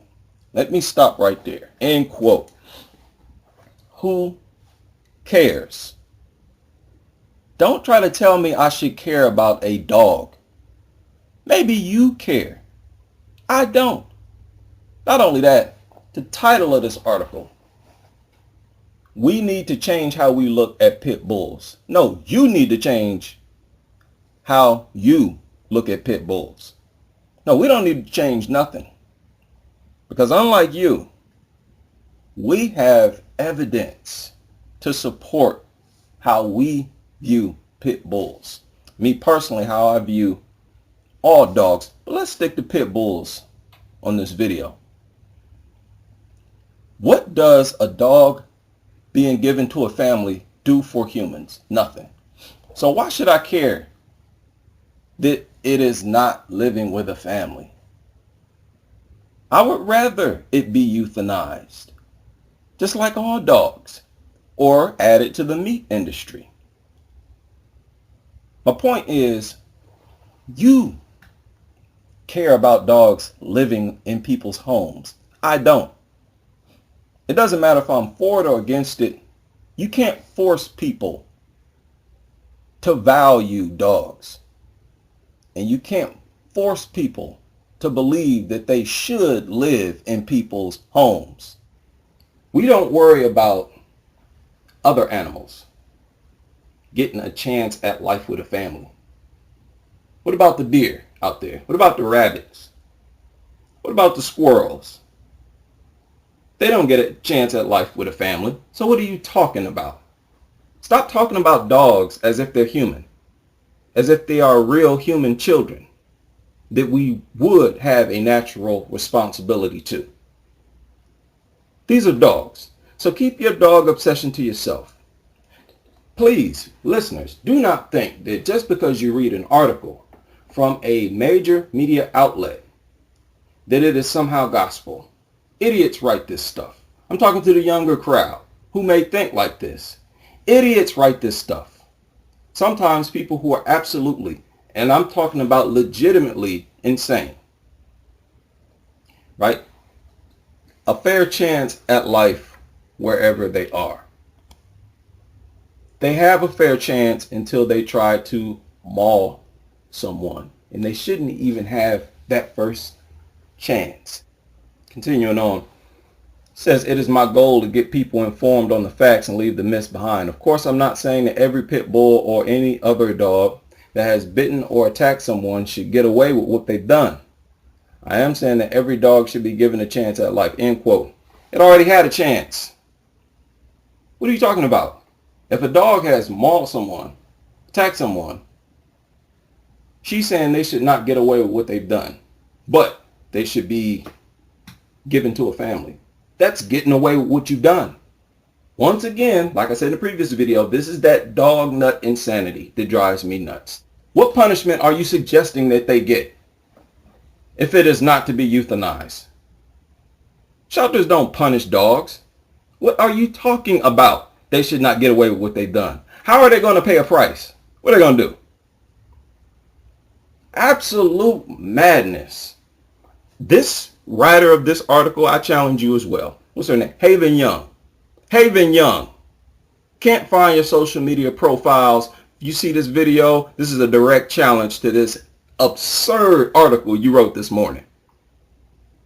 Right? Continuing on with this ridiculous piece of garbage. The issue isn't just adoption rates or lack thereof, but how people act around the breed in public.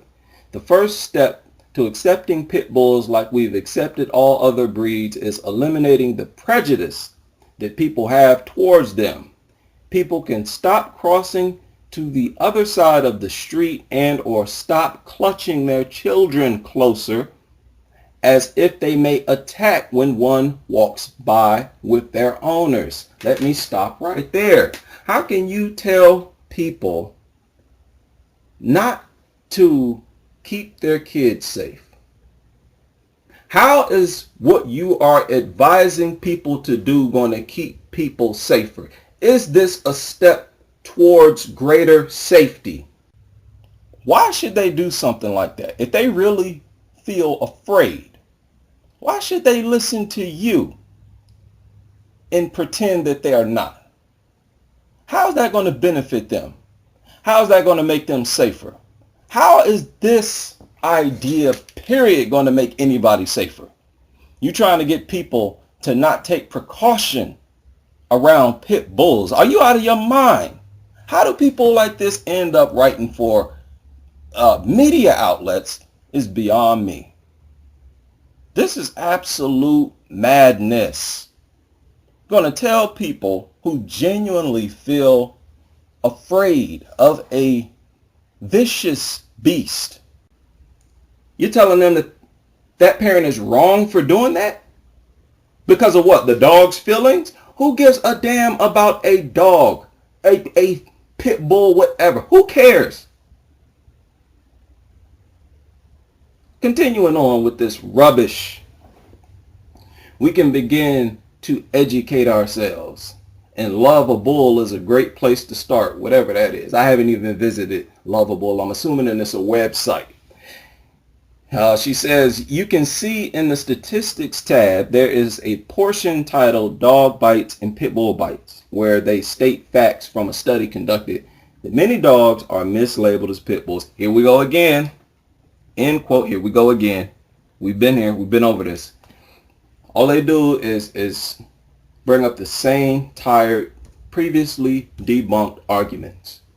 Continuing on, DNA testing in the study found that only 25 of the 120 dogs at the shelter labeled as pits were actually pit bulls. There you go. Now, why did they have to do DNA testing? First question. Why? Because they could not tell the difference.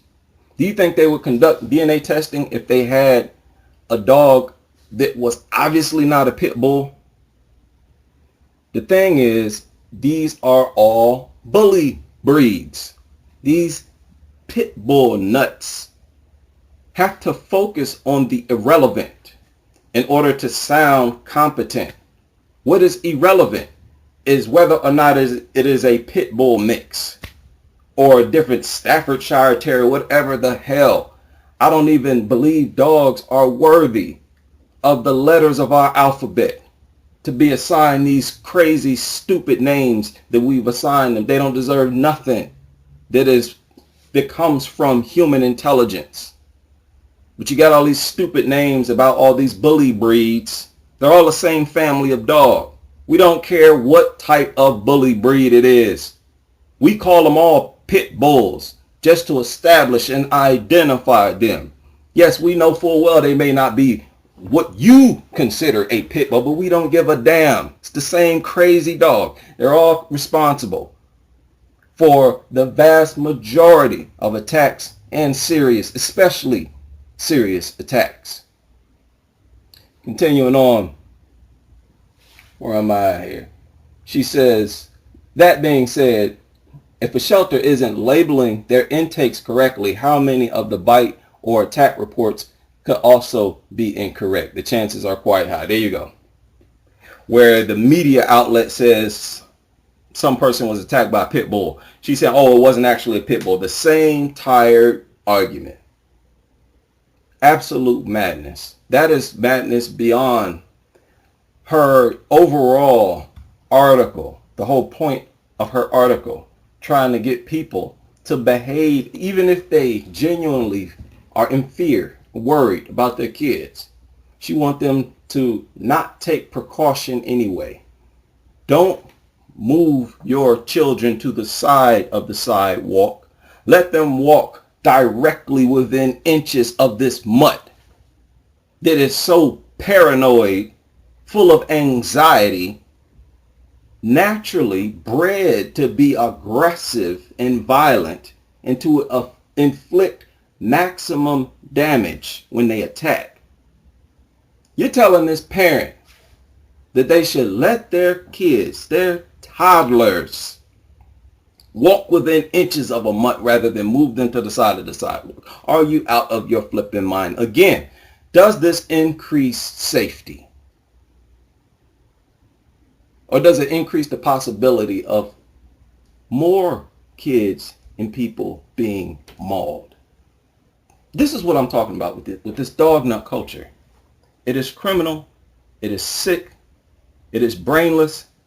Every argument that they have in defense of pit bulls or dogs in general is massively flawed, and it is actually insane. It is absolute madness. I have no idea how this has gone on for so long. And not more of the population has called this out. It seemed like the opposition to this dog nut culture should be just as massive as the dog nut culture itself, because the madness is that thick. At some point you wonder, is there something in the water? I've genuinely wondered that.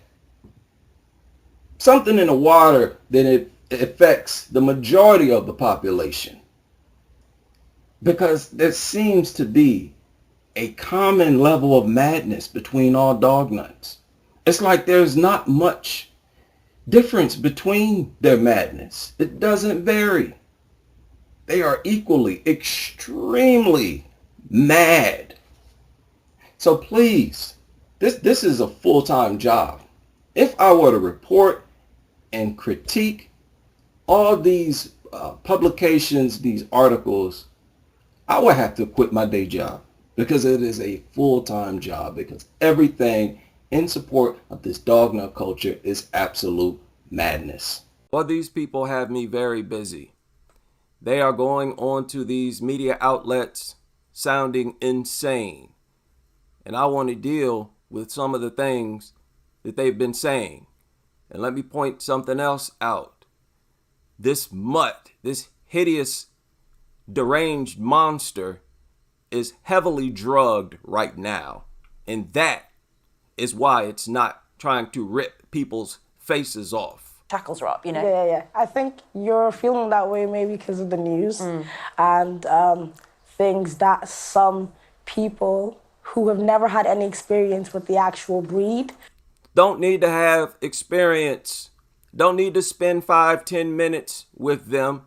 That's not going to inform me about how they function as a breed. Statistics inform us of that. They have a lot to say. I understand that obviously the attacks are serious and it makes sense for people to feel worried, but I think we really need to think about where is the problem actually coming from, because there's way too many XL bullies for... The problem is coming from the dog itself. The dog itself is the source of the problem. The disproportionate statistics prove that. Us to say they're the most dangerous breed in the world, we would be having attacks every day if that was the case. There are attacks every day. That is utter stupidity. There are attacks every day in the UK. There are attacks every day in the United States and everywhere else in the world. That was a very dumb statement for her to make. That's in the UK in the last 2 years. That sounds like an awful lot to me. Then she goes on and tries to minimize those attacks, those deaths. It is a lot. One breed of dog. I think it's because of the fashion of the dog. It's that everybody wants an XL bully. Everyone and their mom, friends, cousin, sister, everyone has an XL bully. Everybody wants them. Everybody has them and wants them.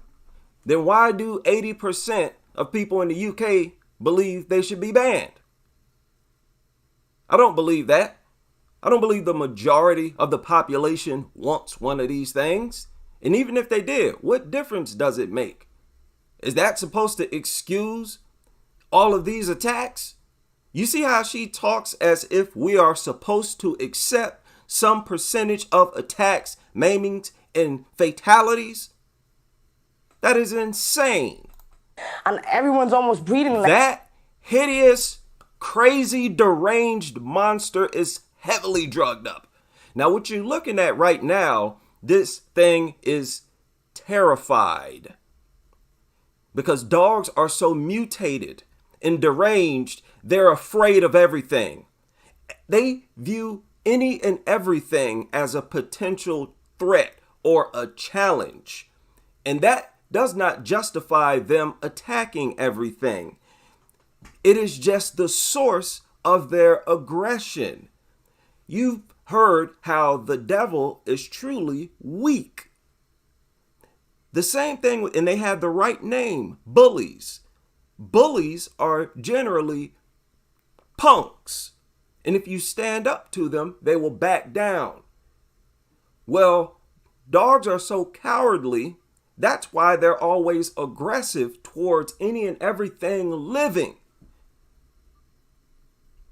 It's just an expression of how deranged they are as mutants. Like bully, that's the quick get-rich scheme right now when it comes to the dog game. How much are they worth? During COVID times, you would get a dog like this for like $3K. Now it's getting tired. Understand, it's in a new environment. There's lights everywhere on the floor. There's new people just sitting around and they're facing in the dog's direction. So the dog is thinking that they might want or try to attack it, because that's what dogs themselves do. They assume that every other living thing is just like themselves, have an urge to attack for absolutely no reason. So it has all the reason to have increased anxiety right now. It doesn't because it's drugged up. The only way it could possibly sit there and fall asleep, lay down like that and be this relaxed is if it's drugged up. 4K, like now times, it's a bit difficult, so it's reduced. Okay, skip past, I don't care how much they cost. Stan, the numbers on dog attacks are very shocking, actually. Wait a minute, because I want to deal only with the things that this defender says, right? I want to give my take or response to the things that she said. So I'm going to skip past the things that he said. I agree with a lot of the things that he said, but I disagree with some.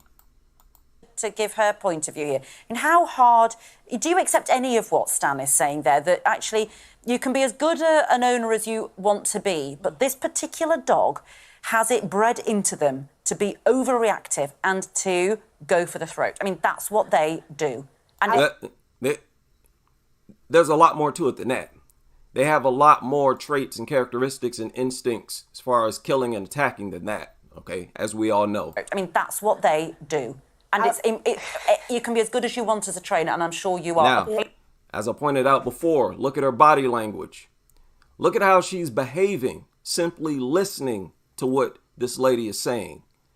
That is because she knows that what this lady is saying is true.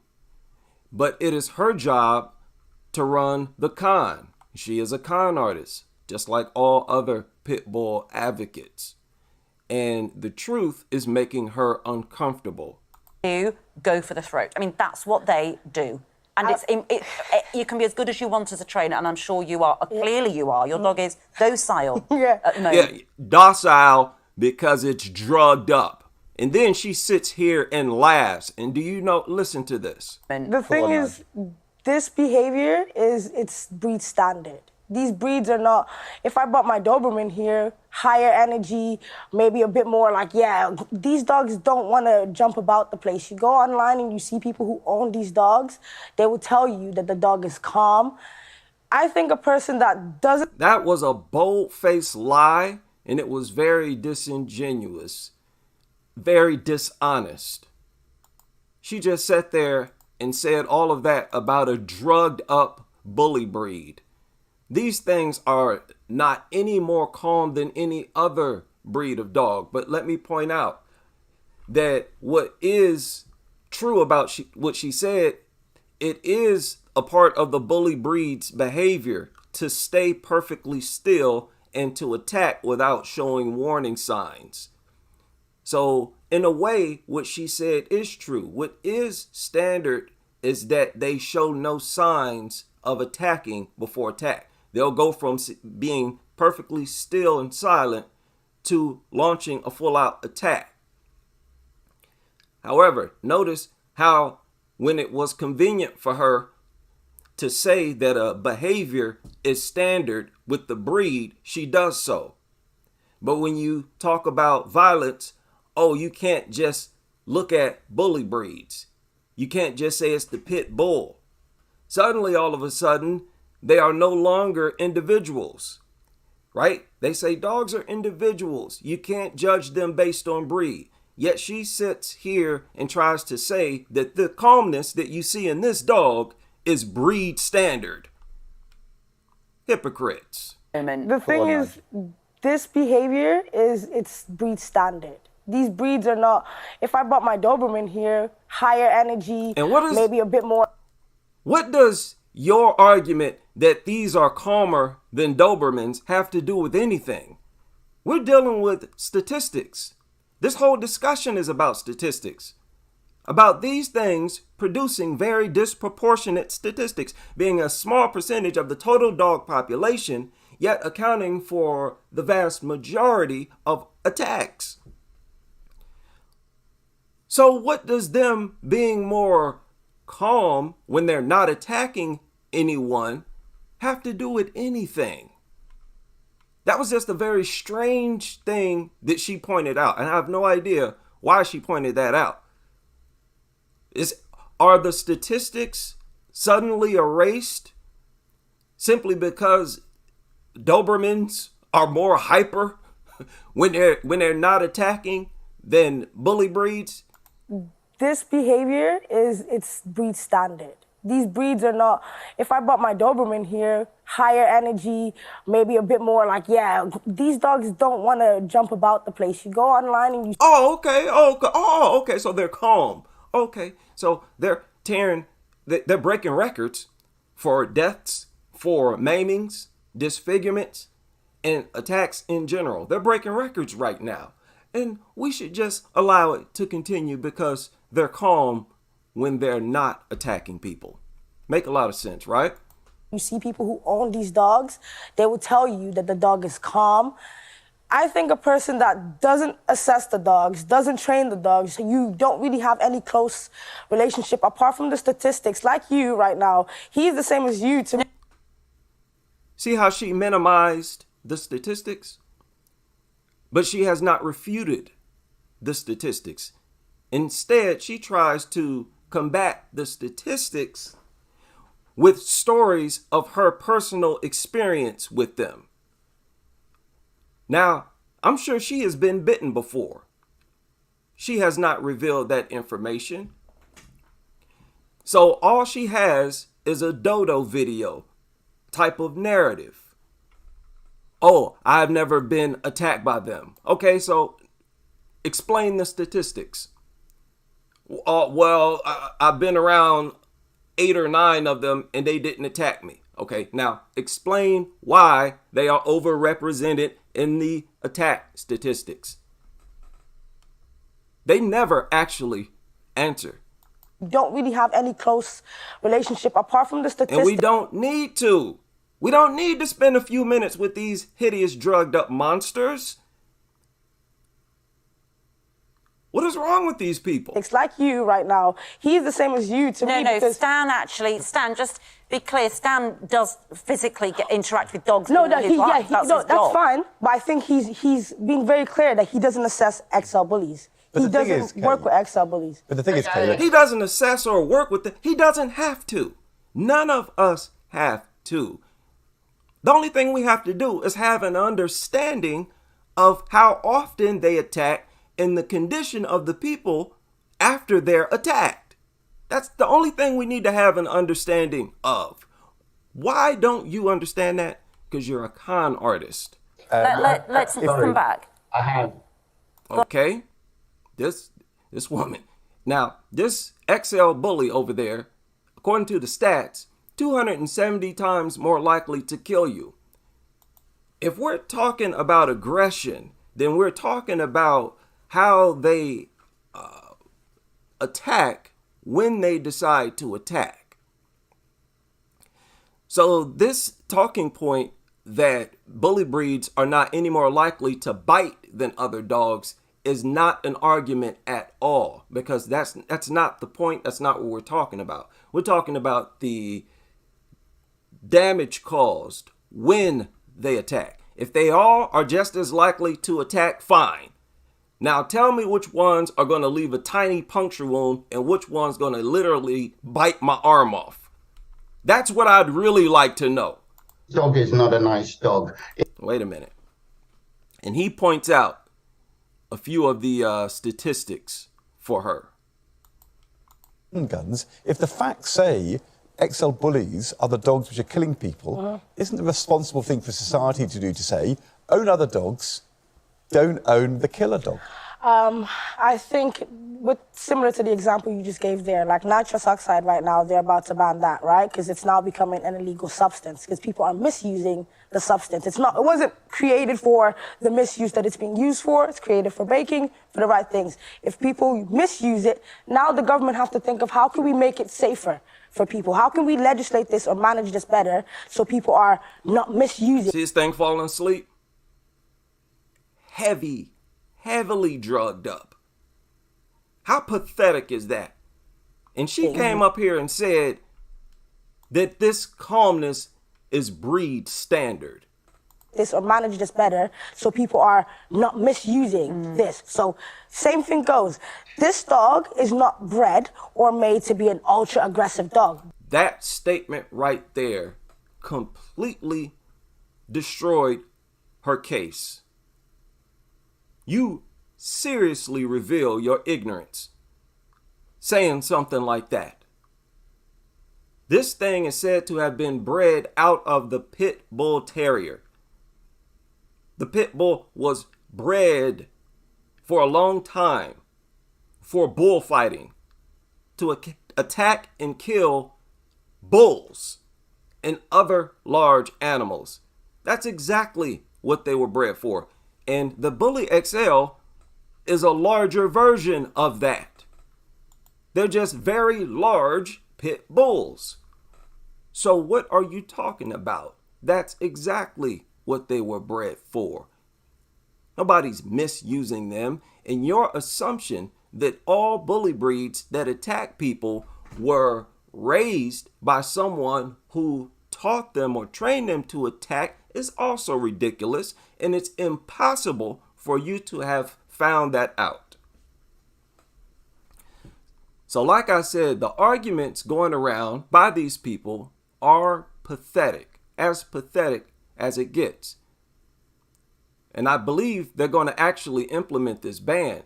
These arguments are that bad. High rise of people buying this particular breed. She said that there's a high rise of people purchasing this breed. However, they still don't make up the majority in the UK or here in the United States. They still produce disproportionate statistics. So she makes another failed argument here. Number one, because of the fact that multiple people are breeding them for a get-rich quick. But people don't walk around our streets with guns because they're dangerous. So she points out that a bunch of people are breeding them. There's a huge influx of Bully XLs, right? Bully XLs, the population of them is growing faster than the population of other breeds. And she's saying that that is the reason why they produce the statistics that they produce. What type of argument is that? Oh, it's no problem. It's only because their population is growing faster than the other breeds. Oh, okay. So this woman is all over the place. And we think we should ban them because people die from them, even if people are well trained in handling things properly. I'm not sure if we ban handguns, why don't we ban killer dogs? Okay, so what is a killer dog though? Well, any dog can be a killer. People, anybody who tries to deny this dog is heavily sedated. Normally they would be going crazy right now, and it falls asleep. That is pathetic. What is a killer dog though? Well, any dog can be on a killer dog. the basis of the recent evidence, XL bullies. Yeah, any dog can be. But you're still not dealing with the discussion. You are asked to explain why they produce such disproportionate statistics. They say these things account for like 65, 70% of people killed, maimed, yet they make up a small percentage of the total dog population. She still doesn't get around to that. So, but are you telling me that I'm just saying a German Shepherd that has way more higher strength that the police use is not able to... 75%. Yeah. And she helps our argument by making some of these statements that she makes. Yes, what you're saying is true. We should ban all large dogs. But you're still not dealing with the question. The deaths were XL bullies, and there've been a lot more deaths. So what you're saying, your 75% is based on the high rise of people buying this dog. You have a cockapoo, and cockapoos have cocker rape. Yeah, I mentioned that earlier in the show. That is a constant thing that they do have. Yeah. It is a resource guarding. They bite the most. A cockapoo can kill a child, though. Yeah. She said they bite the most. We don't know that. We don't know that. We don't know if any other of those small breeds bite more often than bully breeds, because most of those attacks are minor. So minor, people are not going to the hospital to report it. How are all of you pit bull advocates finding this out? How are you going to have to talk to a lot of people? How are you ever even going to prove that? People, that's another outright lie, saying that these other breeds bite more often. Because we don't know if it's true or not. We have no way of finding. What we do know, what we do have record of, is the people who go to the hospital. And she doesn't deal with that at all. Yeah. It's all about deflection. It's all about straw man arguments. Arguing against something that nobody said, just being delusional. That's the whole goal with these people. So you can trade a Chihuahua. Yeah. Any dog can be a killer dog with the wrong person. Except that she said any dog can be a killer dog with the wrong person. Again, all dogs that can kill should be banned. But we're talking about the XL bully that produces crazy statistics. And this is only one type of bully breed. So she's saying that it should be acceptable. The overrepresentation in the statistics on part of the bully XL should be acceptable because other dogs bite too. That's their argument, people. You make an interesting point. And we asked you on Twitter is it still called Twitter? Yeah. Is it called X? X, yeah. Let's not call it Twitter. Whatever it is. We asked you if you thought XL bullies should be banned. 80% of you said yes, they should be banned. 20% said no. Can we just... Okay. So if everybody wants an XL bully, why are we getting statistics or polls like this? Where are all the fans of the XL bully? I guess they're just not computer literate. But this woman gets up here and makes really bully breeds look bad, bully breed advocates look bad, and the XL bully. There are a lot of failed attempts by these pit bull advocates floating around. The fact is, pets shouldn't be able to kill, to disfigure. And when you're talking about bully breeds, all bully breeds produce ridiculously disproportionate statistics, and they all need to be banned. But in the UK, particularly, that bully XL is like the pit bull of the pit bulls. It produces statistics in the same way that all bully breeds produce compared to non-bully breeds.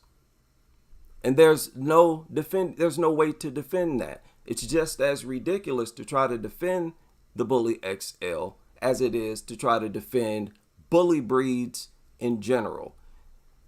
And this discussion about the Bully XL is really about bully breeds. Because if they replace the Bully XL with the other legalized bully breeds that you can get in the UK, the problem will still be there. You won't see a true or significant change in the statistics until you ban all fighting breeds. There's no excuse for people to own fighting breeds as pets. Wisconsin man has his legs and hands amputated after a lick from a dog causes severe infection. A lick from a dog. I've said several times, dogs are not designed to be treated like humans. Nature tries to tell us this time and time again. Is this not a sign from nature? If rabies doesn't work, right? If all of these other infections doesn't work, staph infection, ringworm, seeing dogs who have Lyme disease. This is nature sending you a message to stay away from this animal. And if you get too close and you want to let these mutts lick on you, this is one of the things that might happen. Wisconsin man has lost his hands and legs after he contracted a life-threatening bacterial infection from a dog. Greg loved riding his Harley motorcycle, but might not be able to ride it again after his limbs had to be amputated after he got a blood infection, which doctors believe he contracted after a dog licked him. Within hours of the onset of symptoms, Greg's body started to go into septic shock. Once Greg was admitted to the hospital, they were able to confirm the reason Greg was septic. He contracted a bacteria known as capnocytophaga, a terrible name here. You can look at the word and have at it yourself. A bacteria found in healthy dogs and cats that causes severe sepsis and fatal septic shock, gangrene of the digits or extremities, high-grade bacteremia, meningitis, endocarditis, and eye infections when a dog bite occurs, according to a study by the National Center for Biotechnology Information. The bacteria hit him with a vengeance, his wife Dawn told Fox 6 Now. Just bruising all over him, she said, referring to the blood spots that just began appearing all over his body. Unbelievable. End quote. Unbelievable. I'm digressing. Wow. Is this not a sign from nature for you to stay away from these mutts? To keep these worthless mutts out of your home? Continuing with the article, looked like somebody beat him up with a baseball bat. Days after he was admitted to the hospital, doctors amputated his feet. When more damage was sustained, he underwent a second surgery that amputated his legs through both of his kneecaps, according to his GoFundMe. His hands, all of his fingers down to the middle of his palm were also removed, with doctors telling his family his nose would need extensive repairs to rebuild. Dawn told the Washington Post she was not sure which dog transmitted the bacteria to her husband, that her husband was a dog lover and had been around 8 dogs, right, all the time, around the time that he became ill.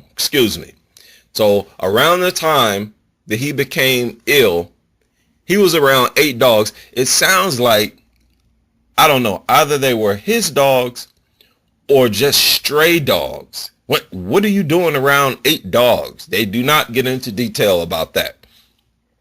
She says he loves dogs. He would touch any dog. This is his wife talking. He would touch any dog. He doesn't care. There you go. What do these dog lovers do when they walk down the street and they see a dog? Oh, let me pet it. Now, do you see why I say that this is disgusting behavior? You dog lovers think I'm just trying to be mean and nasty. No, you are being stupid and careless. That is a disgusting animal. And for you to go rubbing and letting them lick on you, that is disgusting behavior, because this is a disgusting animal. He told the doctors, do what you have to do to keep me alive. There's no negativity from him so far, his wife said. It is what it is, so we have time to move forward. There's no choice. We have no choice but to be positive and make the best of it. End quote. All of this because he loved mutts. Because he wanted to treat these mutts like they were human. Because he thought they were so cute and friendly. And so much better than humans, right? Have much bigger heart than humans. Humans are so terrible that you want to let these disgusting shit-eating mutts lick on you. You know these animals will eat a freaking carcass?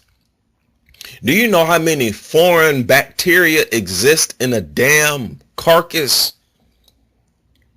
It could find anything. A dead squirrel, a dead rat that's been dead for who knows how long, with all kinds of crazy bacteria floating around. These dogs are designed to eat stuff like that. You see, the dog didn't break out into sickness because nature designed them, right, to withstand the bacteria. Not you, because you're not designed to eat carcasses. Now, I don't know if that was where the dog contracted the bacteria, but you better assume that all these mutts got some kind of bacteria that you're not built to sustain or to maintain your health 100%. This man is going to pay for letting that dog lick on him for the remainder of his life. No legs. No fingers. He can't even hold a damn newspaper. He can't even turn the channel with a remote control. All he got is nubs. All because he wanted to let a mutt lick on him. What you mutt lovers got to say about this? You got something to say about me calling your lifestyle disgusting now? This is not even talking about the staph infection where you can lose a limb or even be killed, where you have huge portions of your body literally eaten away. Many of you who have contracted staph infections got it from your mutts. This is not even talking about ringworm. This is not even talking about these mutts contracting Lyme disease. Right? How many other infections, bacterial, viruses? It is a numerous amount of them that dogs can contract to you. I don't want to hear about humans contracting more bacterial whatever to other humans. We are human. The diseases from animals to humans have a different effect on humans. So the ones that don't transmit to humans are irrelevant. This is nature telling you, people, not to live this kind of lifestyle, but you won't do it. Not even for your own safety, to save your limbs. Not even for your own safety, to avoid being attacked one day by these brainless, frontal lobe, inactive, brain-having mutts. Not even for sanitary reasons, to keep your home smelling clean.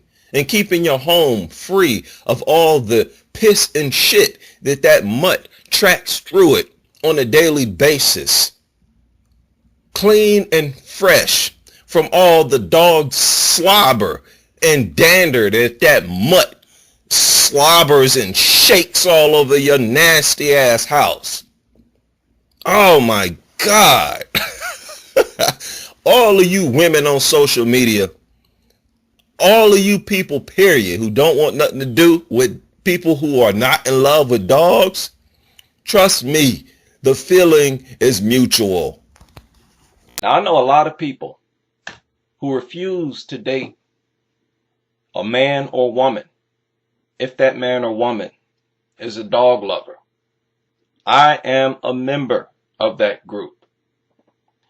Right? I know a lot of single men. I've talked to them.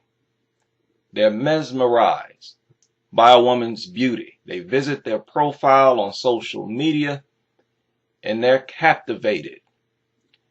And eventually they are disgusted once they run into a photo of her with a disgusting mutt, allowing it to lick her in the face and so on. I don't care how attractive a woman may be. If she is a dog lover, she is contaminated, and I refuse to have physical contact with her. That is the downside of being a normal, evolved human on this planet. When you see these dog lovers who gaze into the eyes of dogs, they'll be face to face with a dog and staring at it as if it is their lover. Understand that there is a better than average chance that that dog is her lover. We need to be very careful about these people.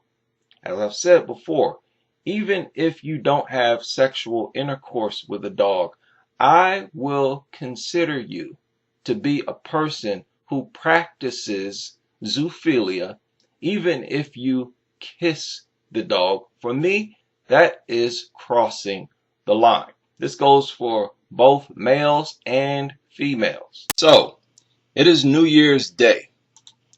And one thing we know for sure, in 2021, certain things are not going to change. What do we know is going to continue into 2021? We know for a fact that there will be millions of people bitten by dogs. We know for a fact over half will be children under the age of 13. No matter how much training goes on in this country, this is going to happen. And we know for a fact that nothing will be done to stop them. No preventative measures will be taken to prevent dog attacks from happening. This happens every single year. Dog lovers will continue to glorify these ugly, grotesque mutants and shove them into your face and tell you that these ugly beasts are actually adorable. Right? They're going to continue to allow their mutants to terrorize communities. People will be denied true freedom. I cannot count how many comments I've read, how many people have told me that they don't jog anymore in their communities, that they don't even like to go for walks in their communities. That is true terrorism, when you cannot even enjoy basic freedom. And these people will continue to respond to dog attacks as if dog attacks are some natural phenomenon that cannot be stopped. So they will continue to give dogs every opportunity possible to attack you, to attack their own offspring and family. So a criminal lifestyle that is embraced by these dog nuts will continue. It does not matter if you are talking about slave owners, lynch mobs, gangbangers, serial killers, or dog owners. These are all groups of people who have a low value for human life. And they are all bona fide criminals who endanger not only themselves, but their immediate family and everyone in the community. Now, a few months ago, I watched a video by a YouTuber named Melina Jacques. You can actually find her channel on the suggested channel section on the home page of this channel. Now, in this video, she mentioned how she started to dislike her dog after she became pregnant. And she also mentioned how she came across other women who had the same experience, I believe online. How they became annoyed and disgusted by their dog after they became pregnant. It's like a night and day type of thing. Right before pregnancy, they loved their dog. After they became pregnant, they literally hated the dog. Now, first, I thought to myself, maybe this is just some isolated thing among, a tiny percentage of women, far below 1% of the total population of women in the United States. It's one of those things where most people would say, oh, it's nothing, just some weird thing. Now, a few months later, here recently, and it crossed my mind again, so I decided to check it out. I Googled hate dog when pregnant, and the results I got after I hit enter was like something out of a horror movie. There appears to be hundreds, I'm telling you, hundreds of confessions from women who said the exact same thing. Now, something like this would be understandable after the women had already given birth, and there's an obvious threat to the baby's safety. You got a big dog in the home. But it would be limited to the safety of the baby. You wouldn't be disgusted with the sight of the dog, or as these women say, the sounds of the dog as well. If you look at the links in the description box of all of my videos, you'll see that I've probably provided over 100 links to sources so far. Research is the cornerstone of my videos, of this channel. And I'm telling you, I have never researched anything as shocking as the confessions of these women. I mean, it is really, really Hollywood. One woman says, I'm 38 and a half weeks pregnant, and I swear from the beginning, I've had major resentment against my dog. It gets so bad at times that I shut myself in my daughter's room just to get some space from him. I used to spoil this dog and treat him like a baby. Now I can't stand the sight of him. The worst is when he begs for food. I've had thoughts of kicking him in the face. She concluded saying that her sister-in-law made her brother get rid of their dog when their daughter was a baby. She says, I thought she was the most wicked person in the world, but now I totally understand. The thread starter, she was asking other women if they had the same experience. And she got several, 9 pages worth of responses. And I'm telling you, this was only one thread There's not only multiple threads on the same site, but there are multiple threads on several sites. There could well be over 1,000, and these confessions from these women stretch probably over a decade, several years. A woman replied, she said, "I could have written your post. I'm the exact same way when I'm pregnant." Another one said, "Yes, I don't hate him when I'm pregnant. I still love him, but I don't like him. He drives me absolutely nuts. Follows me around and stares at me. Constantly wants to lay on me. He's 65 pounds. The licking noises. The nails clicking on the hardwood floor behind me everywhere I go. The barking." Now, this is another situation. Many of them talk about how their dog's behavior changed after they became pregnant as well, because the dogs knew that they were now pregnant. Right? Another woman said, "I used to love our Jack Russell Terrier puppy until I got pregnant. Then all of a sudden his smell," this is another thing the Melina Jacques mentioned, his smell, she said, "even when he has been regularly washed, has become so disgusting to me that it makes me gag from meters away. Moreover, I feel strong resentment towards him, and I have no idea why." Several of these women, I mean, you really have to go check out. I will leave the links in the description box. Several of them talk about how they started to hate the way the dog smell, how they hate the way the dog looks, the sounds it makes. I mean, it is absolutely fascinating. Another woman said, "I'm glad I'm not the only one. I cannot stand our pets while I'm pregnant. I feel terrible about it. But they drive me nuts. I do not want them by me at all. It's crazy because I'm such an animal lover." Many of these women are the same animal lovers we see online that we are befuddled about.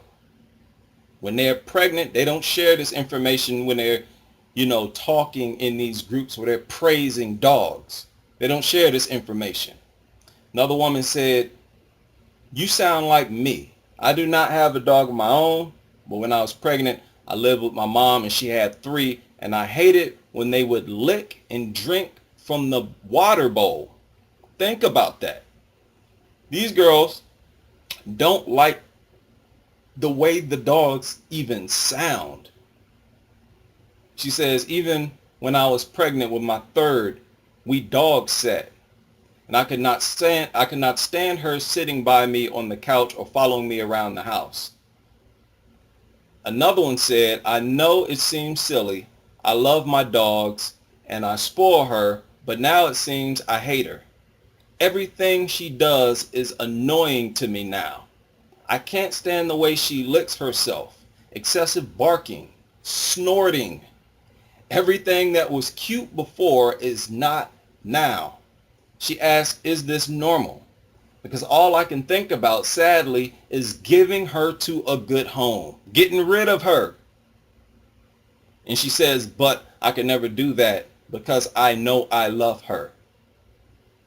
Now, you can tell this is her fighting against her natural instinct. That's really what this video is about.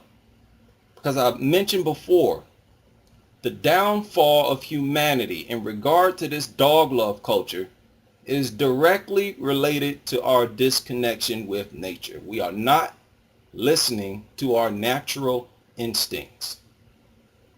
Now, if I were to read every confession available online, this video would be several days long. The number of confessions, I'm telling you, stretched over several years, and they all say the same basic things. They love their dog, right? They were the typical dog fanatics. Once they became pregnant, they would hate the dog. Many of them put strong emphasis on the word hate, right? They would hate everything about the dog, the way it looks, the way it moves, the way it sounds when it is eating, when it is drinking, the way it sounds when it is walking. Now, the worst part about this is how so many of them worked through it. rather than getting rid of the dog and never becoming a dog owner again. They did not listen to their natural instinct, because it just so happens that no group of humans or animals attack babies and children more than dogs. Keep in mind the 4.7 million dog bites that I refer to are only a fraction of the total dog bites per year. They say only 1 of every 3 or 4 dog bites are actually reported. So you can multiply 4.7 by 3 or 4. Right? You got somewhere around 15 million dog bites per year in reality. Half or more of those are children. Right? That is absurd. Nothing attacks human children more than dogs. And it just so happens women start to hate dogs when they're pregnant. Right? All of a sudden, they can't stand their dog. That is nature. That is nature reinforcing the fact that dogs do not belong in our home or society. That dogs are our natural enemies. When you consider these confessions from these women with the pattern of attacks that dogs wage against humans, against particularly children and babies, no animal or human mauls as many babies as dogs. Really, dogs are the #1 enemy to kids and babies. The #1 enemy. And it is the mother that gets this natural instinct, that is resentful of dogs when they're pregnant. Because when women are pregnant, their senses, their hormones change such that they are more protective of their child. The danger that dogs present to humans, especially children, is such a reality that it's actually built into nature itself. When women become pregnant, nature designed them to become more receptive to danger. And in regard to dogs, they become so receptive and sensitive that they start to dislike the mere sight of their own dog. The dog that they loved previously. That should be the last dog that they become resentful towards. And they do anyways. The sounds of the dog, the smell, that is nature giving you a strong warning to get that worthless scavenger out of your home. It does not belong there, and it is a danger to your child. I guarantee you that several mothers who have had their babies or children mauled by their family dog actually had that same feeling, the same warning signs when they were pregnant with their baby, and they ignored it. They worked through it. They dealt with it, refused to act on it. And as a result, their baby or their child was mauled. As I said before, the downfall of humans coincides with our disconnection from nature, making it a tradition and even viewing it as moral to ignore our natural instincts.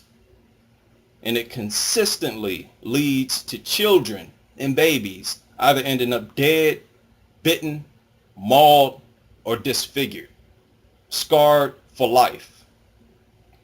In my opinion, the reason women become so receptive and sensitive to everything about dogs' existence is because nature designed women to flee from dogs, to stay away from them. So that even if they smell a dog, they want to get away from that area. If they hear a dog, they want to get away. They don't even have to see the thing. In my opinion, that sounds to me like nature. Like this is your #1. Get this animal, so-called animal, more like vermin, the hell out of your society. Just like us, they do not belong in our society, and for sure don't belong in our homes, around our children.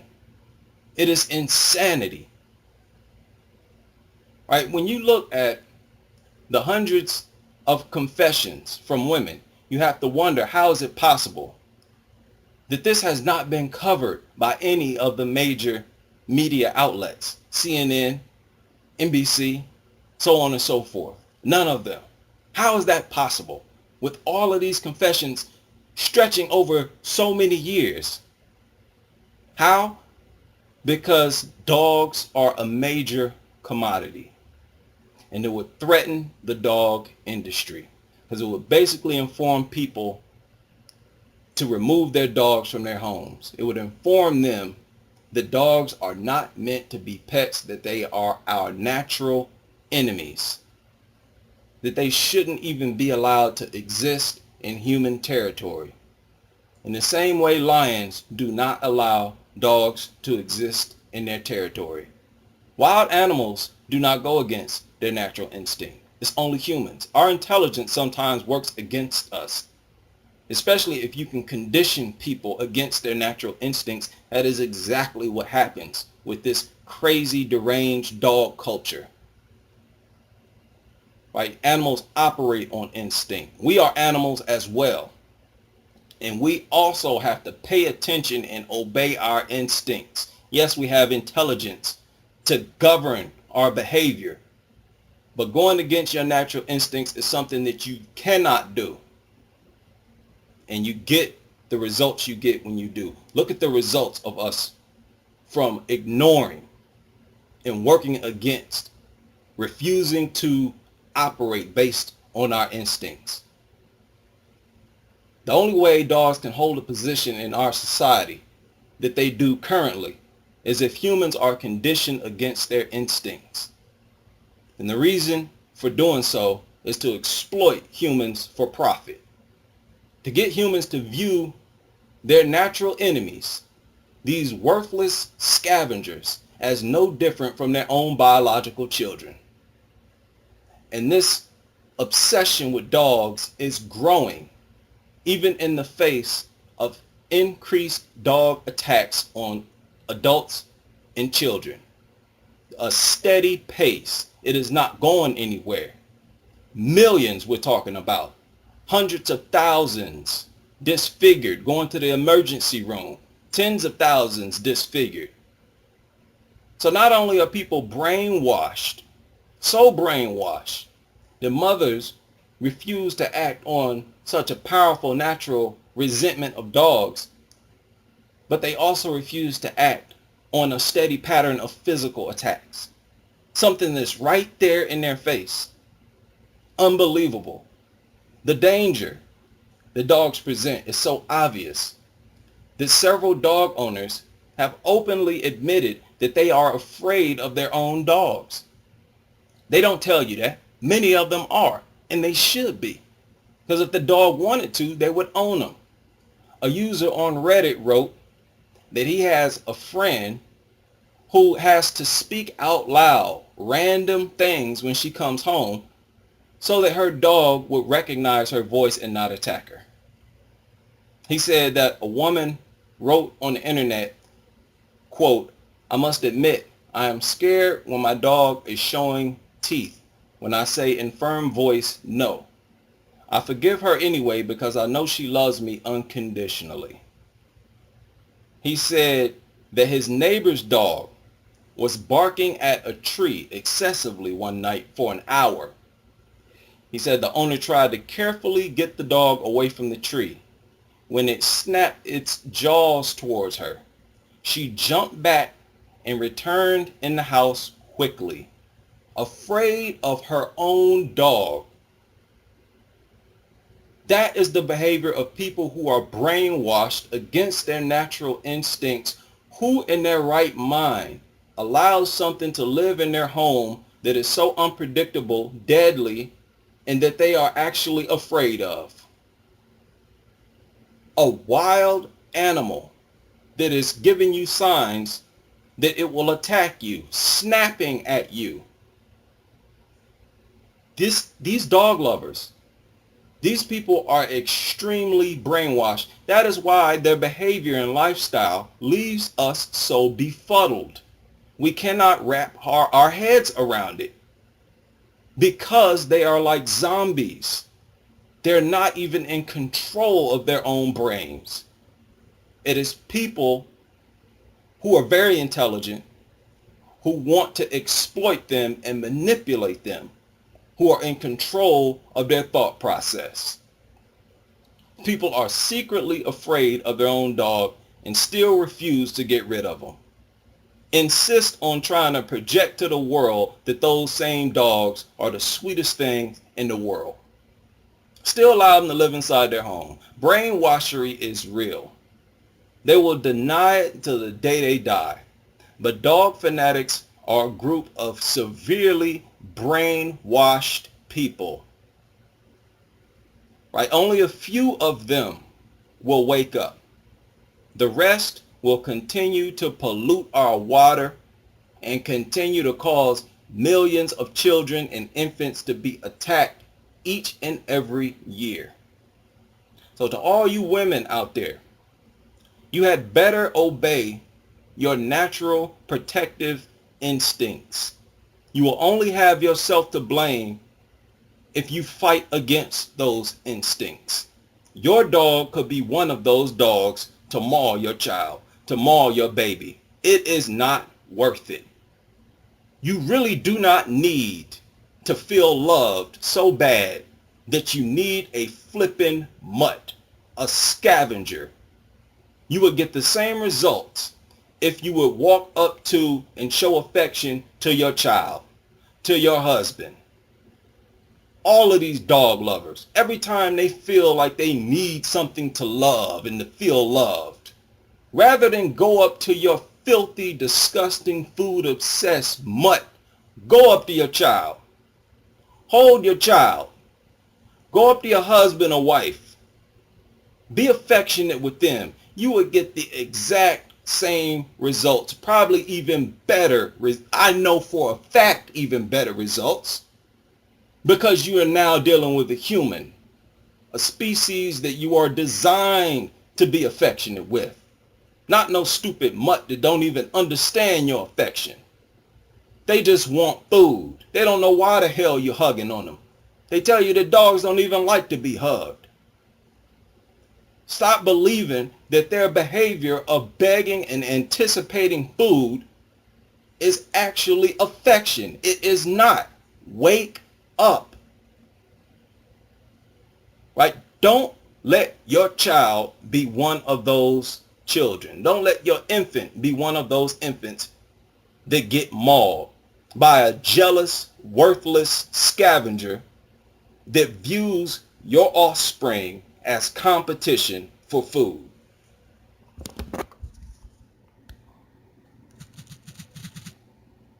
And probably the most disturbing thing I've found is on Twitter.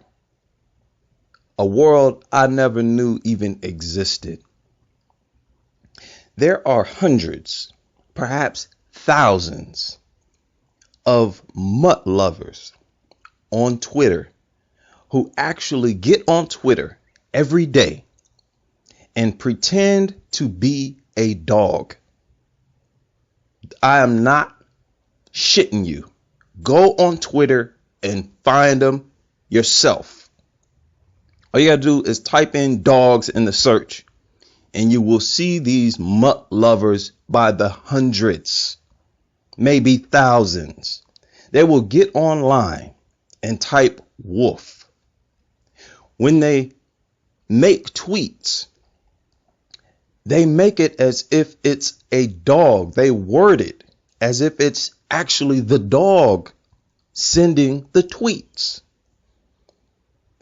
I have said several times, these people are obsessed. This is a mental disorder. It is no different from a drug addiction. What type of civilized, sane human being, adult, wakes up in the morning, decides to get on the internet and pretend to be a dog? This is a mental illness that this government is taking advantage of, that they are encouraging because there's money in it. These deranged mutt lovers spend thousands of dollars on that stupid, disgusting, shit-eating mutt. So there's a lot of money in it. But online, they put their mental illness on full display for everybody to see. Who does this? This is no different from having an imaginary friend, owning a dog, talking to a dog. Is no different from talking to an imaginary friend, because that dog does not understand what the fuck you're saying.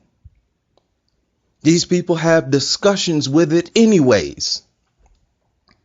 Of course, they have more value for dog life than they do for human life. They'll tell you this, that they value dogs more than they do humans. Well, of course, the dog can't talk, so it can't question your stupid behavior. You understand? These people live in a fantasy land, right? They're not going to point out the shit that you do wrong like a human. That's something you should appreciate about humans, right? Humans are going to try to better you. A dog will not. It will allow you to be as stupid as it is, because it doesn't understand what the fuck you're saying. It's not a human. And these people put dogs in strollers, put clothes on these dogs, treating the dog like it's human. It is not human.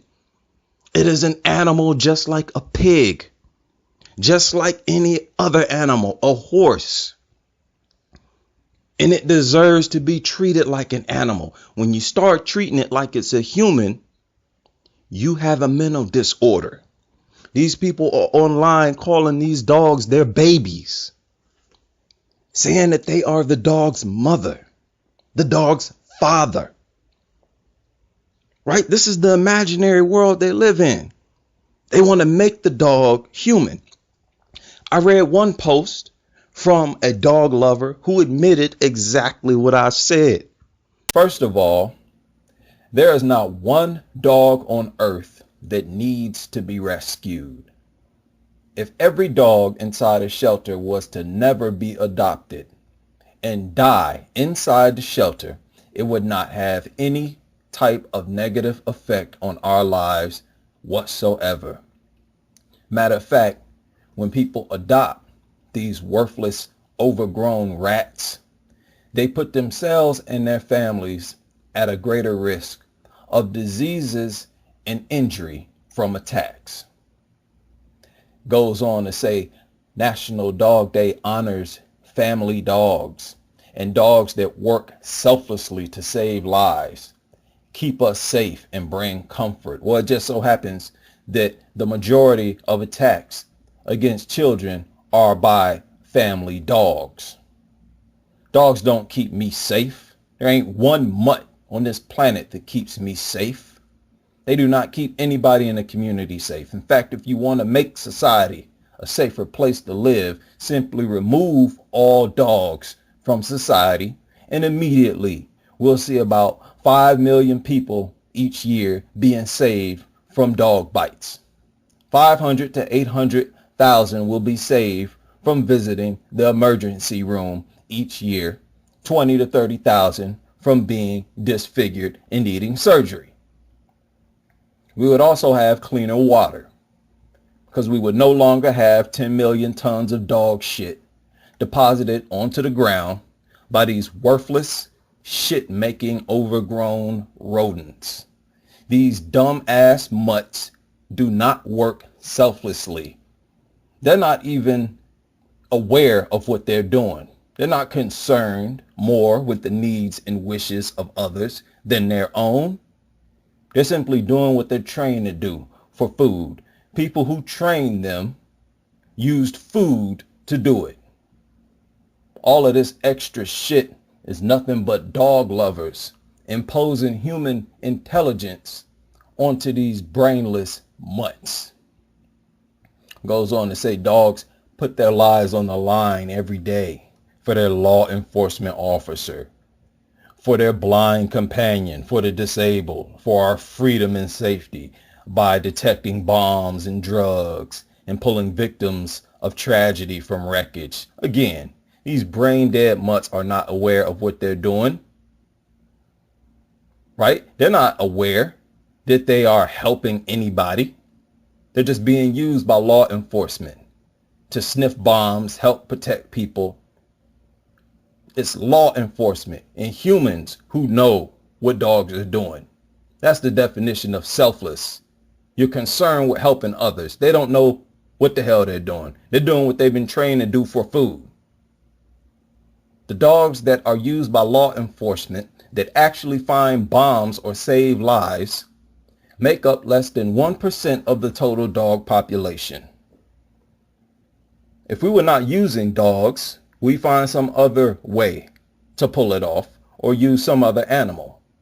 The services provided by this tiny percentage of dogs is not worth 5 million bites, 800,000 ER visits, or 30,000 disfigurements. It's not worth our water being polluted by 10 million tons of dog shit. It is not worth listening to these stupid animals barking all day, every day, disturbing the peace. This tiny group of mutts, less than 1% of the total dog population that provide services, is not worth the consistent mauling of children. Damn near every week, we hear several cases of another child or another baby who was mauled. Right, about 10,000 kids a year mauled by dogs. And you expect me to be grateful that 3 or 4 of these mutts are in some isolated corner somewhere helping a blind person get around. Attorney Victor Baki says there is no requirement for the owner to stay at the scene if their animal has bit someone. However, these types of cases are... Now, this is Hawaii. I don't know. That's a crazy law. You don't have to stay at the scene if your dog attacks somebody? What? It's the law that you can just leave? Did I hear that right? Attorney Victor Baki says there is no requirement for the owner to stay at the scene if their animal has bit someone. Shout out to Kim Jong-un. He is said to have recently banned dogs, all dogs. You are not allowed to keep dogs as pets. So he has officially kicked off the anti-dog crusade. Look at what he said. They said, treating a dog as a family member who eats and sleeps with the family is incompatible with the socialist lifestyle and should be strictly avoided. A source told Daily NK newspaper. Dressing dogs in clothes, as exemplified by Western celebrities like Paris Hilton, was also singled out for condemnation. The source continued, quote, the practice of dressing up dogs as if they were humans, putting pretty ribbons in their hair, wrapping them in a blanket, and burying them when they die is a, what is this? Borgias? I don't even know what that means, activity, but we're about to look up this word. Okay. I want everybody to be clear on what's being said. Maybe all of you know what it means except for me. This means of or characteristic of the middle class, typically with reference to its perceived materialistic value. Okay. Fair enough. Quote, it's one of the ways wealthy people waste money in a capitalist society. Describing the regime's attitude, the source said, quote, dogs are basically meat that's raised outside in accordance with their nature and then eaten when they die. Therefore, such behavior is totally unsocialist and must be strictly eliminated. Shout out to Kim Jong-un. This is wonderful news. I now considering North Korea as my next home. You heard it right. The regime also emphasized The purpose of raising dogs is to collect more furs. The stench of I don't even know how to pronounce this word, is understood to have motivated the latest command. Oh yes, I cannot wait to see the responses to this. Now, I don't keep up with Kim Jong-un. I've been hearing about him for a while, but he has shook up the world with this, and I love it. No dogs. No dogs at all. Take those goofy, stinking killers out of here. Another quote says, but that number says, there have always been families who had cats to catch mice, but there weren't many families with dogs. And this is referring to the early 2000s. Says, but that number has gradually increased, and recently there's been a noticeable rise in foreign breeds of dogs, such as Pomeranians and Shih Tzus, which used to be a rare sight in North Korea. Though dog meat is eaten in both Koreas, it's become controversial in the South, and the Seoul government passed a law in January banning its production and sale. Dog meat soup, known as, I'm not going to try it, is sometimes served to foreign visitors in the North. Good. This is beautiful news. What do you all think about this? You all know my thoughts. Dogs are worthless. They should be treated like enemies to mankind. They should be systematically exterminated, deliberately driven into extinction for health and safety reasons. Do you agree with this decision? And do you think, most important question, do you think it will help the citizens? I do. I'm going to argue they're going to be healthier, and obviously they're going to eliminate dog attacks. A pit bull attacked a teenage girl in Philadelphia. The girl had arrived at the home of her friend when the 17-year-old friend opened the door and the dog rushed out and attacked the first girl. Right? George said the owner began screaming for help and the neighbor rushed and shot the dog. All it took was for this dog to see that girl, to lay eyes on her. These mutts are violent, vicious animals that are always looking for somebody to attack.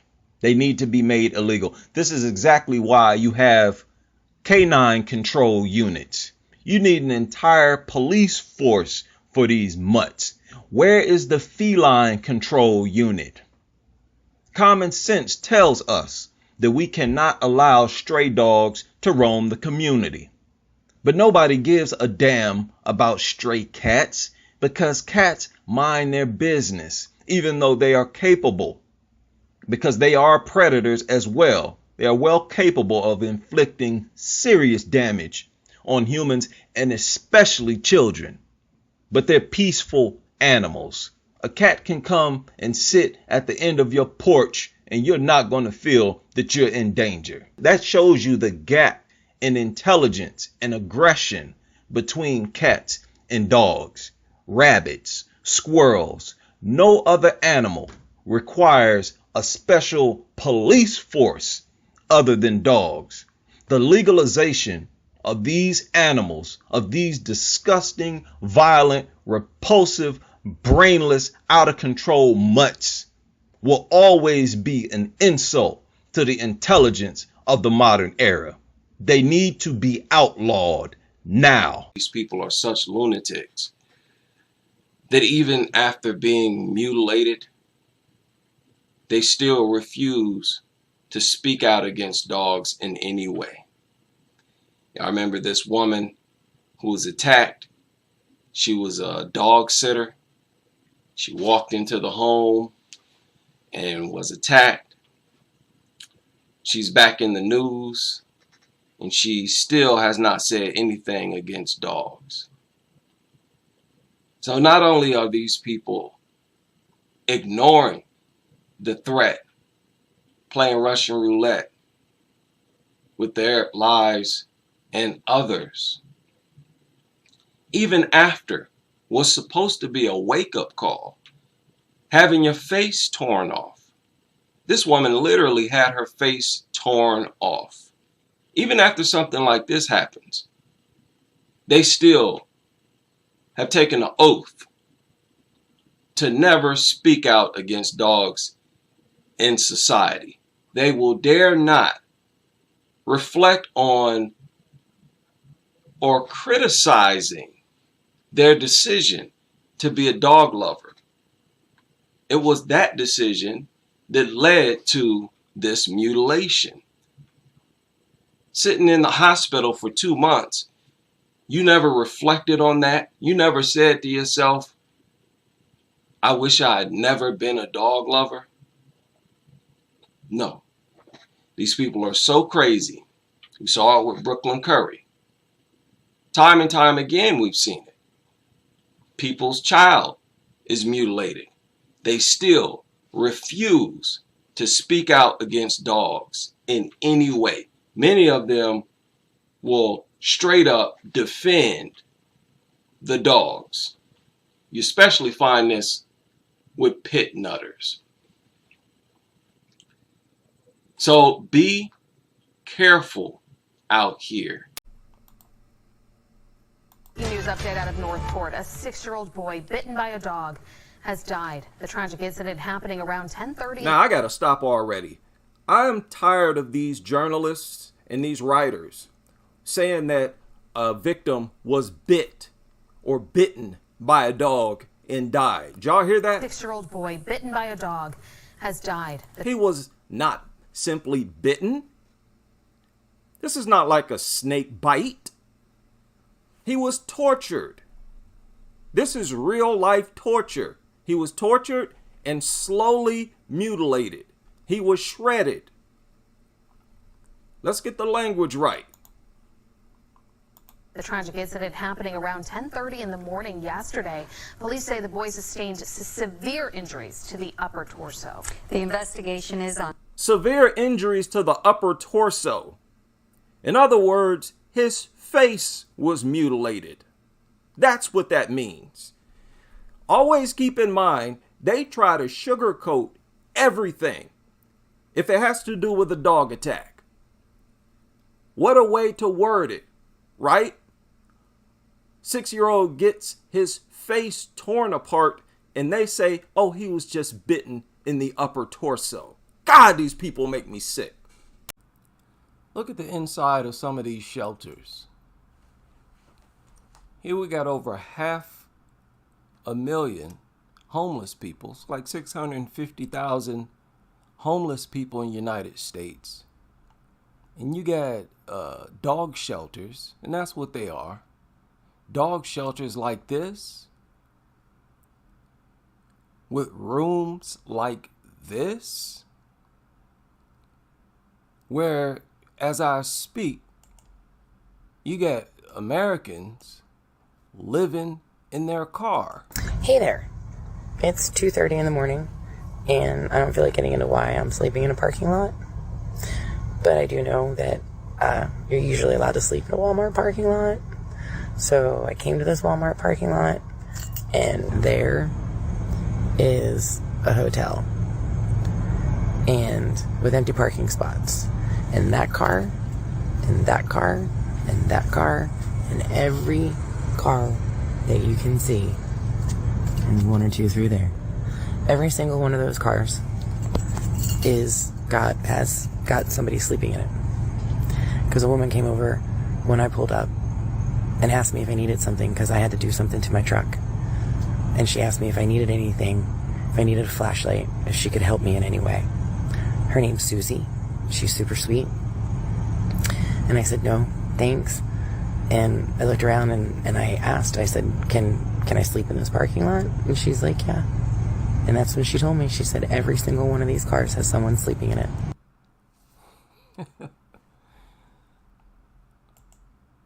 But yet we got money, millions, flowing into dog shelters to make their life more comfortable. Keep in mind, we're talking about completely worthless creatures. Creatures that are actually counterproductive, that are a detriment to our quality of life. And look at this. This is truly the Twilight Zone. Nobody in America should be homeless if we have money flowing for dogs. And they're primarily for dogs. Putting cats up there, that's just for show. That's just to pretend like they don't only cater to dogs. Look at these buildings. And we got homeless people? No. No. We have a problem with savage people. This is savageness we're dealing with. I mean, and they're serious. Look, this is about a new multi-million-dollar shelter. When you walk into the new Williamson County Animal Center, you're greeted with a modern chandelier. This area will be mostly designated for doing adoption. Around the corner is the Purr Palace. That area back there will eventually be screened off, and that is what we call a catio. So the cats will have the opportunity to go through their little door there so they can spend some time outside. The new shelter is expected to increase animal intake capacity by 20%. This building was designed to meet what the needs will be in Williamson County 20 years from now. So they're projecting the population of dogs 20 years from now, and they're building shelters to hold that many dogs. They're building them right now.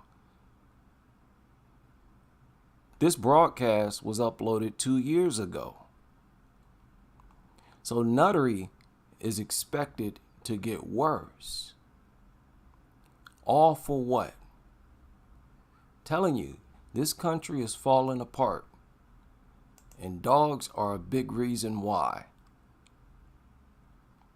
Coronavirus restrictions lead to increase in dog bites is the title of this article. Now, the first sentence says, apparently some dogs do miss their alone time. So as you see right away, they try to create a defense for dogs, right? They want to set the tone right away that these attacks are not because dogs are predators, dogs are violent, dogs are dogs, but because dogs are stressed out and they miss their alone time. Says the beloved Rovers and Maxes of the world aren't immune to the stresses of the pandemic. There you go. Trying to blame dog attacks on stress.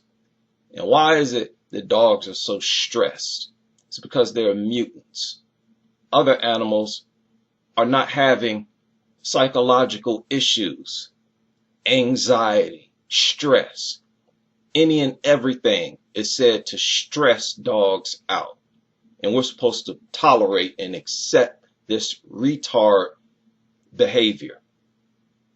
It says one of the issues is that children, here they go, their favorite group to blame is children. And right off the bat, they want to bring up children. One of the issues is that children, and adults for that matter, now adults is an afterthought, you can tell by the way it's worded, are home more. And as a result, there's an increase in stress for the animals trying to cope. Trying to cope with what? With humans inside the home? How is it that these stupid mutants are not aware that humans live inside the home that allowed them to live inside the home? It's humans that brought these creatures inside. Suddenly, all of a sudden, they're stressed because humans are inside the home? Makes no sense, because these people are bending over backwards trying to create a defense for these mutants. These creatures are a threat. They are dangerous, out of control creatures that will attack for any and everything and for nothing at all. This is always the narrative as well in these reports of dog attacks. That is not the dog's fault.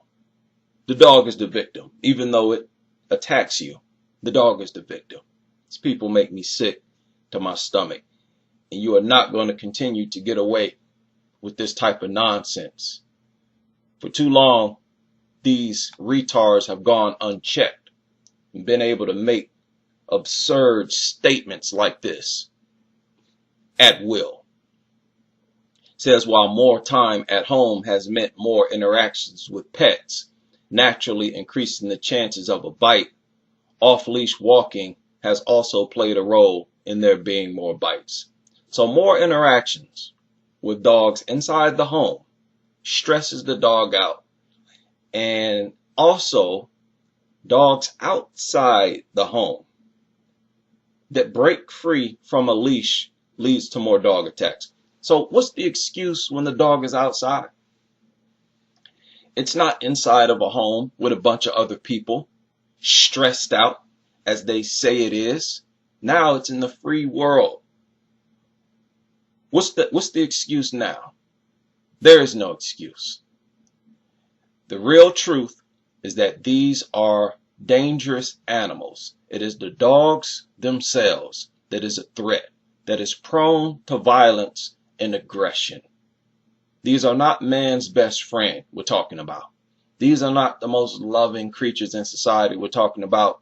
We are talking about the number one enemy in regard to the animal kingdom, the number one enemy of humans, and especially children, being what they are, dogs. I thought these were the best friends of children. People are so stupid with this dog love culture that their own ideologies are constantly contradicted by reality. And they continue, in the face of all that, to push this stupid narrative of dogs being angels sent from heaven. That these are the creatures that humans don't deserve.